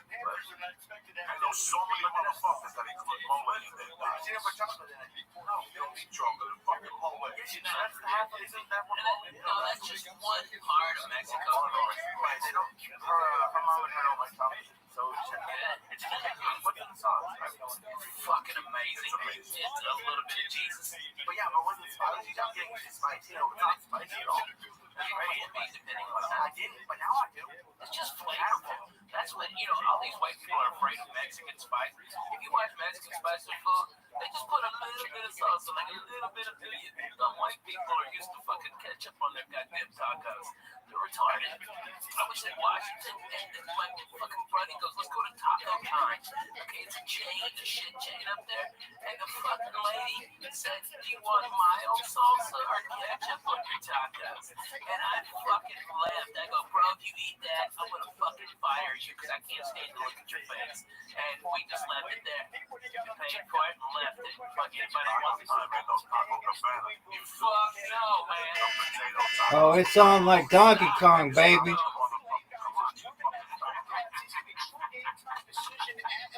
don't know, man. They don't know. We used to fuck it up. What's been going on? Man, the summer was a little crazy for me. My PTSD I thought was being handled with antidepressants, but it's not. It wasn't. And now it is. And now it's antidepressants and mood stabilizers. Man, I feel fucking like I haven't felt in 5 years, bro. I don't hurt. I am up at 7. Going psychic for Jesus. I'm fucking the wife real good. I'm putting her legs up. I'm hugging my babies. I'm playing with my babies more. I'm more focused. And it's like, man, you were absolutely right. I didn't like the fucking truth being told to me, but man, it was the goddamn truth, Coco. When you broke it down, hey pal, you've been slipping a little bit. You were fucking right. You were goddamn right. And I didn't know how bad it was until I fucking went to the goddamn doctor and described it on my shit. And he goes, "You're under-medicated for your PTSD. You're way the fuck under-medicated." And now, man, I feel like I haven't felt in years, man. Like the whole world isn't closing in on me. Like fucking, like LA's not bothering me as much. Traffic doesn't bother me.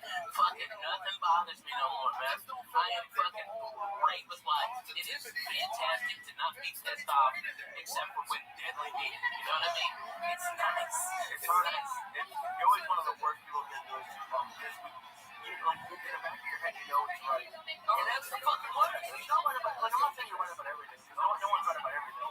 But when you had a couple of those songs, and during it, you hate them. And it's just brutal. And I think it's just anybody who you hate, like, when you look at it, it's so like the most. I'm really type of man.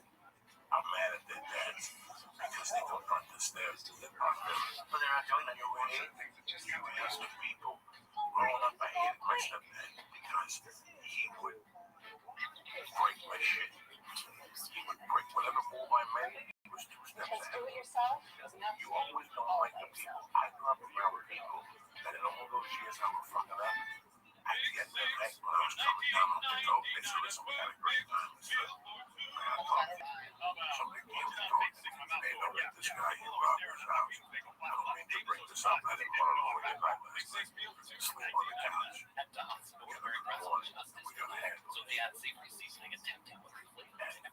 telling me what to do. They're not asking me what to do. They're kind of hinting to me what the right thing to do. And I get pissed. One of the worst conversations I ever had was with Matt Wood. When he came up to me at the Comedy Works and he goes, why do you come here? Ralphie at 95. Yeah. I'm ready to kill my ex-wife. I'm living in a basement. I have no food in the refrigerator. I'm sustaining just to do clothes, pay my rent, and pay child support. I'm lifting weights and doing the right thing. I'm on a fucking road every night. And I would cancel all the time the open mic. And this guy came up to me. He goes, like, bro, he's like, hey, man, why do you come down? Why do you waste your time in that line? Because I'm being honest, I can't with you because just being you. You gotta say something. It's open mic. After you go, you show up. Look at this shit. You got a white t-shirt on. You got a white t-shirt on. Your white hands. Just like fucking clenching the punches kind of mouth. He goes, I'm not saying I'm bad, but these guys just make you. Make it strong and what? I know you're doing well. I know you don't do it either, but I know you're doing it. This guy just read me to write it. I walked to the bus, after jumps, and walked back to beat him up. And when I went back down, I let him know to get the fuck out of there. He got out there. You know where I seen the guy again? Walked into the guy again. He's 98 at the break. Wow. In Alhambra. And I followed the guy that used to come out with the hat and go, all right. I want like my wife, I like my tits with brown coffee. The guy was like a detective. Yeah. Dwight something in the 80s. Yeah, Dwight Slade. No, Dwight Slade, the guy's from Portland. Yeah. Different guy. Dwight something. And I followed him and ripped the room apart. And he went back to a brand number. Oh. They had just moved to LA together. Man. Those space hotel apartments. And I pulled him aside. I go, Matt, what? And he hugged me and he goes, Dad, what is he? He goes, I'm really proud of you. You know why? Because that talk you had with me. And he took me outside. He goes, I was never more scared in my life. But you had to hear him. He goes, Todd, a bunch of guys talking about it. And Todd didn't have the balls to say something. He was like, you're going to punch me in the face. I'm going to change my life. And change who I am. Because I'm in that way because of the fucking word you said. Yeah. As much as I hated him that night, you know, you are, in my eyes, when I talk about headliners of this decade, the top nines I learned from. People have no time to sleep. In The Godfather, there's a line, every time I hear it, I'm going to punch myself in the face. And it's the fucking worst line you can ever say. But where I come from is children. Women and children sleep. Men don't sleep. That's it. Yeah. Women and children make mistakes. Men can't make mistakes. We don't have. I'm not trying to make mistakes. I do not have time to do anything. We've got to have the keys to the password. Yeah. You don't have the keys to the password. Without a doubt. I haven't had a job in 25 years. For some reason, I've never had to answer to somebody. After I went to prison, I didn't like a man kicking my bed and telling me to wake up. Right? I had to answer to somebody. I haven't had to answer to somebody since I was 15. But for a job to make a living, and somehow we came together. He was fucking apartment. Yeah. Came together. As long as you were out every night, you were writing every night. You fucking hustle, right? Every day, every night. Is it scary when you see like how close it is? Like, so I just did that seminar, and now I'm trying to start doing more of them. And I wasn't even really scared before the first, but now that I'm like, oh, I could see, I really enjoy doing it. And now that I can see, not that it's gonna be easy, but I can see that but it's awesome. Like after you guys do shows, you see that it's awesome, and you know that this is how it works. But like, at least for me, it got scary. It got like, what your market. This guy's a genius in the business life. I think right now what you're doing from these little comedians, I think if they're gonna start a podcast, they're gonna start a podcast. They know how to do it. Okay, I think your people is like computer people. Yeah, tech people really are uncomfortable. They don't know this world, and they want to learn from A to Z. Comics know this world. They have friends that are doing this right now. Every comic's doing this right now. Okay, it's you're going after pennies. You're going after dollars.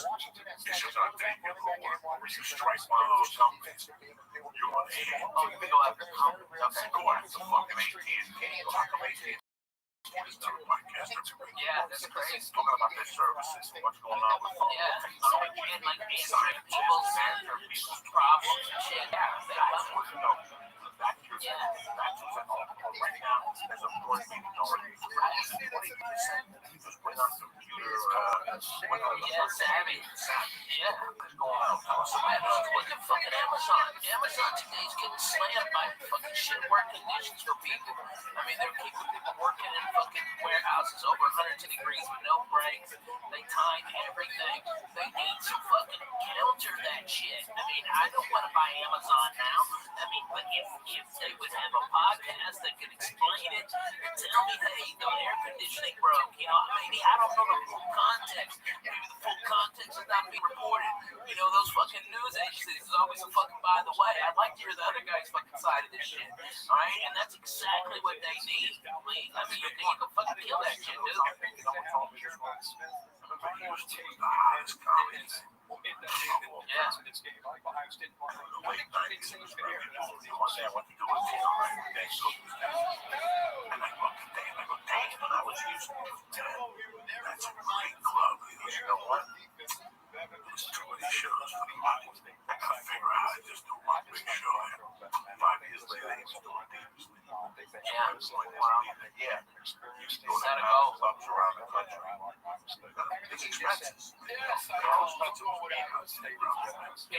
fucking the biggest expenses. Yeah.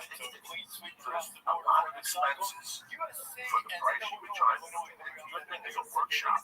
It's 9 to fucking 5 type deal for these people. Your thing is a workshop. Your thing isn't just 1 hour. Your thing is a fucking workshop. Yeah, we did like almost 2 hours and it wasn't enough time. No, your thing is a workshop. There's 2 parts. They gotta go eat lunch and come back. They have questions. Did you do like rent a room in a hotel? That's what I've been thinking about. Like fucking Yeah, and do it off days. You can save a lot of money if you do it off days, bro. And you know, if you could and look into it, then you can adjust the size of the room. All right, so if you have a big turnout, they can open it up. If not, a small home like bananas. Yep. You ever see those commercials for real estate people that come to you now and try to make $1 million?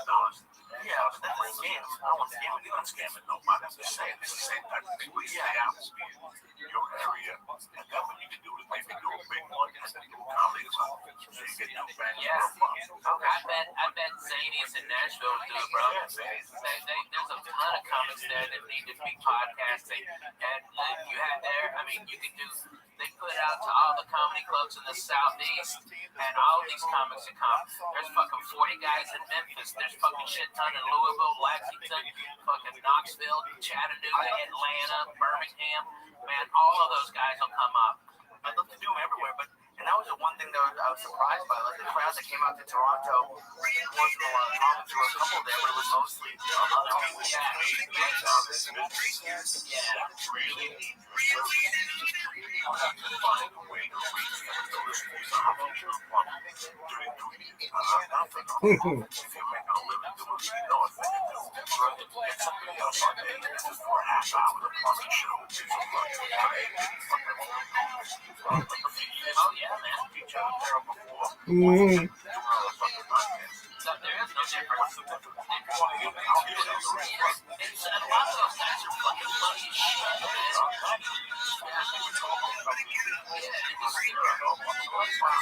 There's got to be a program also.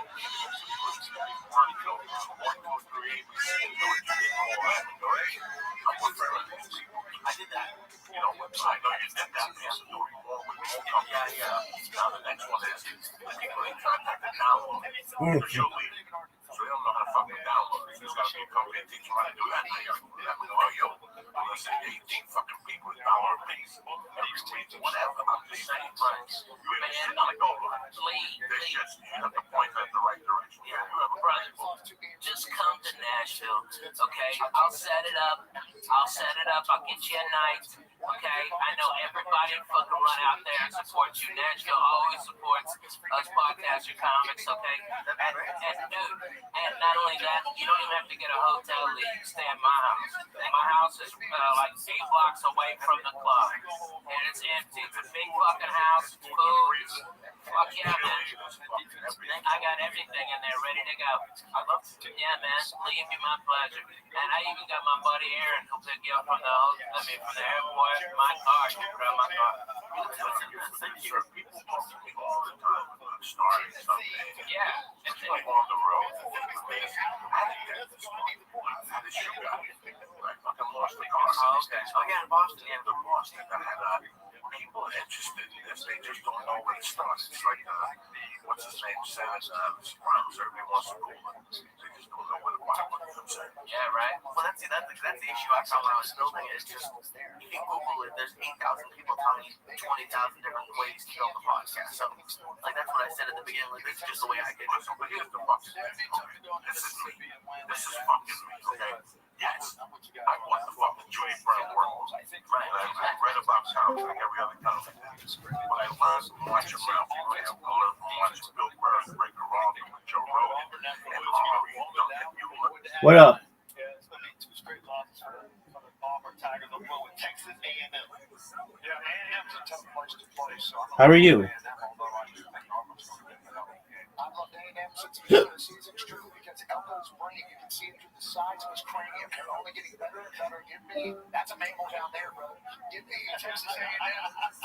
I know I want to go with Auburn because of Rudy. Shouts out love to Rudy Johnson and his untimely passing. I feel like Auburn's going to be motivated to play their best football, but I do originally have Texas A&M winning. So I'm going to stay with that, but I would not be surprised if they ride that energy to try to win. Okay. Did you see last week? I saw that ad for the people on TV.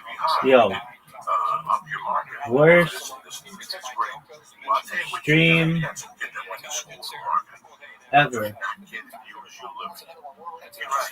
seen how our numbers went up. What we did, what works, and what different works in some markets. I mean, personally, called me and said, wow, we had this guy out who was a celebrity. You all want to see some fucking athleticism? You want to see some footwork? Look at this move. This motherfucker's so athletic, it makes me want to shit myself. I could poop thinking about this motherfucker's athleticism.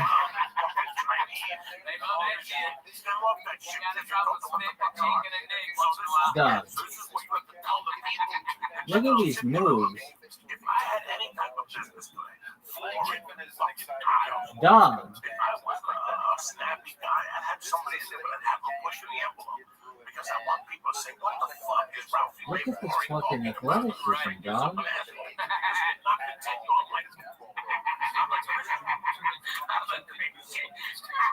Look at this move.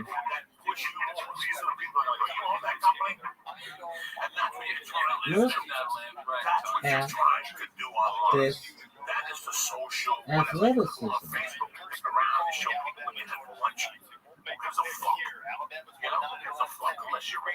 Really unprecedented. Unprecedented athleticism. Unprecedented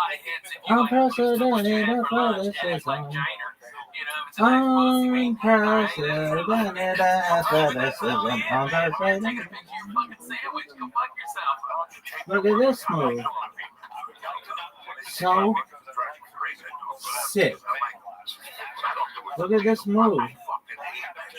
Oh, go, you fuck. Dude. Okay, so you gotta work on your fucking platform. Twitch loads so fucking slowly. It's redundant. It's absolutely fucking redundant. Bezos is too busy fucking blow down shaving his head. You suck. This is the worst stream ever. It's the worst stream ever.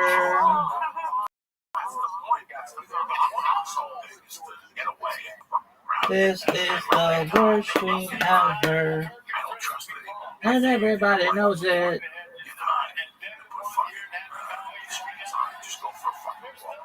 Is this bitch gonna go? Look at this athleticism, yo. Look at this athleticism. Holy shit. I've Look at seen this since mode. fucking Kuwait. Alright? Holy shit, dude. These fucking I just don't retards, like they shirt throw their rip again. goddamn carpets out Worst in front of the fucking fountain. It looks stream like valet parking for Magic Carpets. ever. It's a Arabian night. It's a Arabian day. Hey, because Oh, they look are you blow up fucking as fuck serious? out there, and that's why. Worst Because those fucking, they're very combustible. That's why. stream. And I've got shot at by those cocksuckers, Coco. I've been Iraq. Hey, I don't know they're nice people, Coco, because I can't fucking tell the difference. They're walking around with that fucking hot tea or whatever the fuck that shit is. Fucking blow up, be like a motherfucker.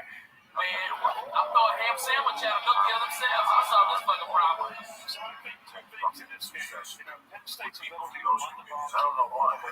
I like some of them. You know who I really dig, and it's fucking crazy? Iranians. I fucking like Iranians more than I do the Arabs. I fucking way more. Oh, I like the Armenians too. They're fucking crazy, and it's like, hey, comb your shoulder, bro. Look at this athleticism. Yeah, right?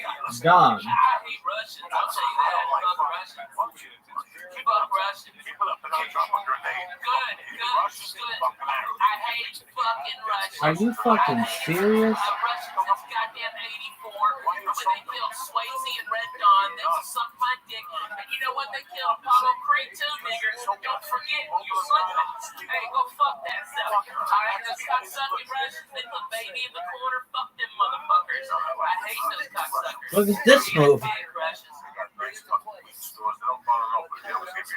Yeah, the Russians here. They're the ones who are sinking the great American dream and taking over white people, punching them in the face. I'm talking about the cocksucker Russians. Okay, that in Russian. Okay, I mean, Lee's probably fucking Russian Jew. Yeah, he's Ashkenazi like a nigga, man. I love that guy. Ashkenazi like. That's what it is. That's what it is. Lee's down. Okay, I like Lee. Yeah, right. For real, because look at you, Lee. You ain't wearing no sweater in the fucking summer. Okay, you ain't smoking shit, crazy cigarettes. You don't smell like smoked fish. Alright, those Jews always smell like fucking trash. Those fucking crazy Russian Jews over there in West Hollywood. That's all they got, bro. Oh man, I wish they were on Fairfax. They're on Sunset. That's a big place. That club by that the ramen place. That used to be that place. I mean, it's been like 1,000 places. It's right across from Green Tea House where we used to go. Remember we used to go over there for fucking. It's right across. That's a big Russian hangout, dude. They're all Russian gangsters. All right, one of their girls hit one of our cars, and they came out and said it was our fault. The car was parked. Nobody was in the car. Dog. And they started fucking saying something. And you know me, Coco. I carry a pistol a lot. Okay, I've got a class 3 weapons license, okay, and I've got sticks from the FBI. All right, I can carry the fucking thing anywhere. Okay, I can fly with it. All right, and I'll just fucking pull my gun. I just pulled the gun, and the guys backed the fuck off, and we got to exchange information and fucking went there, no drama. All right, but they Look were at this surrounding move. my wife. What the fuck am I supposed to do? I got hit by a Russian lady in the parking lot up here, and she refused to, but it was her. Yeah, She was exactly. like 90 years old, so I felt really bad. But she was like, no, that wasn't me. Her car was filled with dents. Just, oh my God. Are you fucking serious? Fuck you, baby. Fuck you, baby. I got my brother's shirt. I know who the fuck they are. Fuck you, baby. See you later. It's crazy, though. I used to, I always crack jokes. Like I say on stage, I'm not really a racist at all. I'm not whatever, but I say racist for March. For a laugh myself. At least to keep me the fuck safe. That's in the back of my mind. I know this shit about Springs. Oh man, If I'm not around, I know people talking about Mexicans. I'm not even fucking Mexican. I hear people talking about Mexican. They're real people.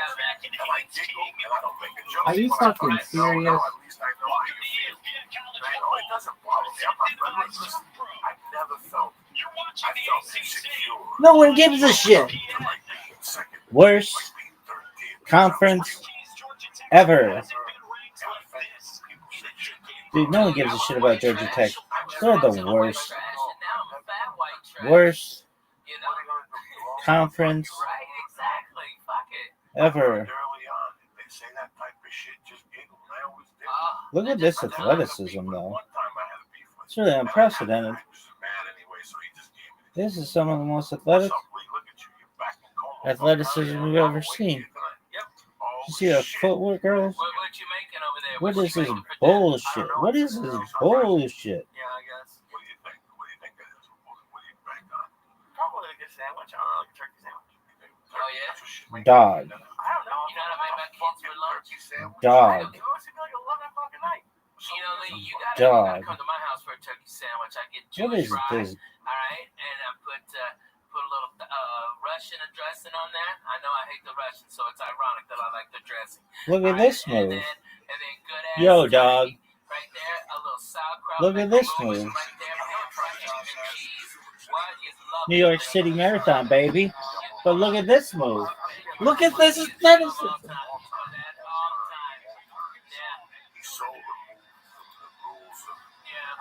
Look at that.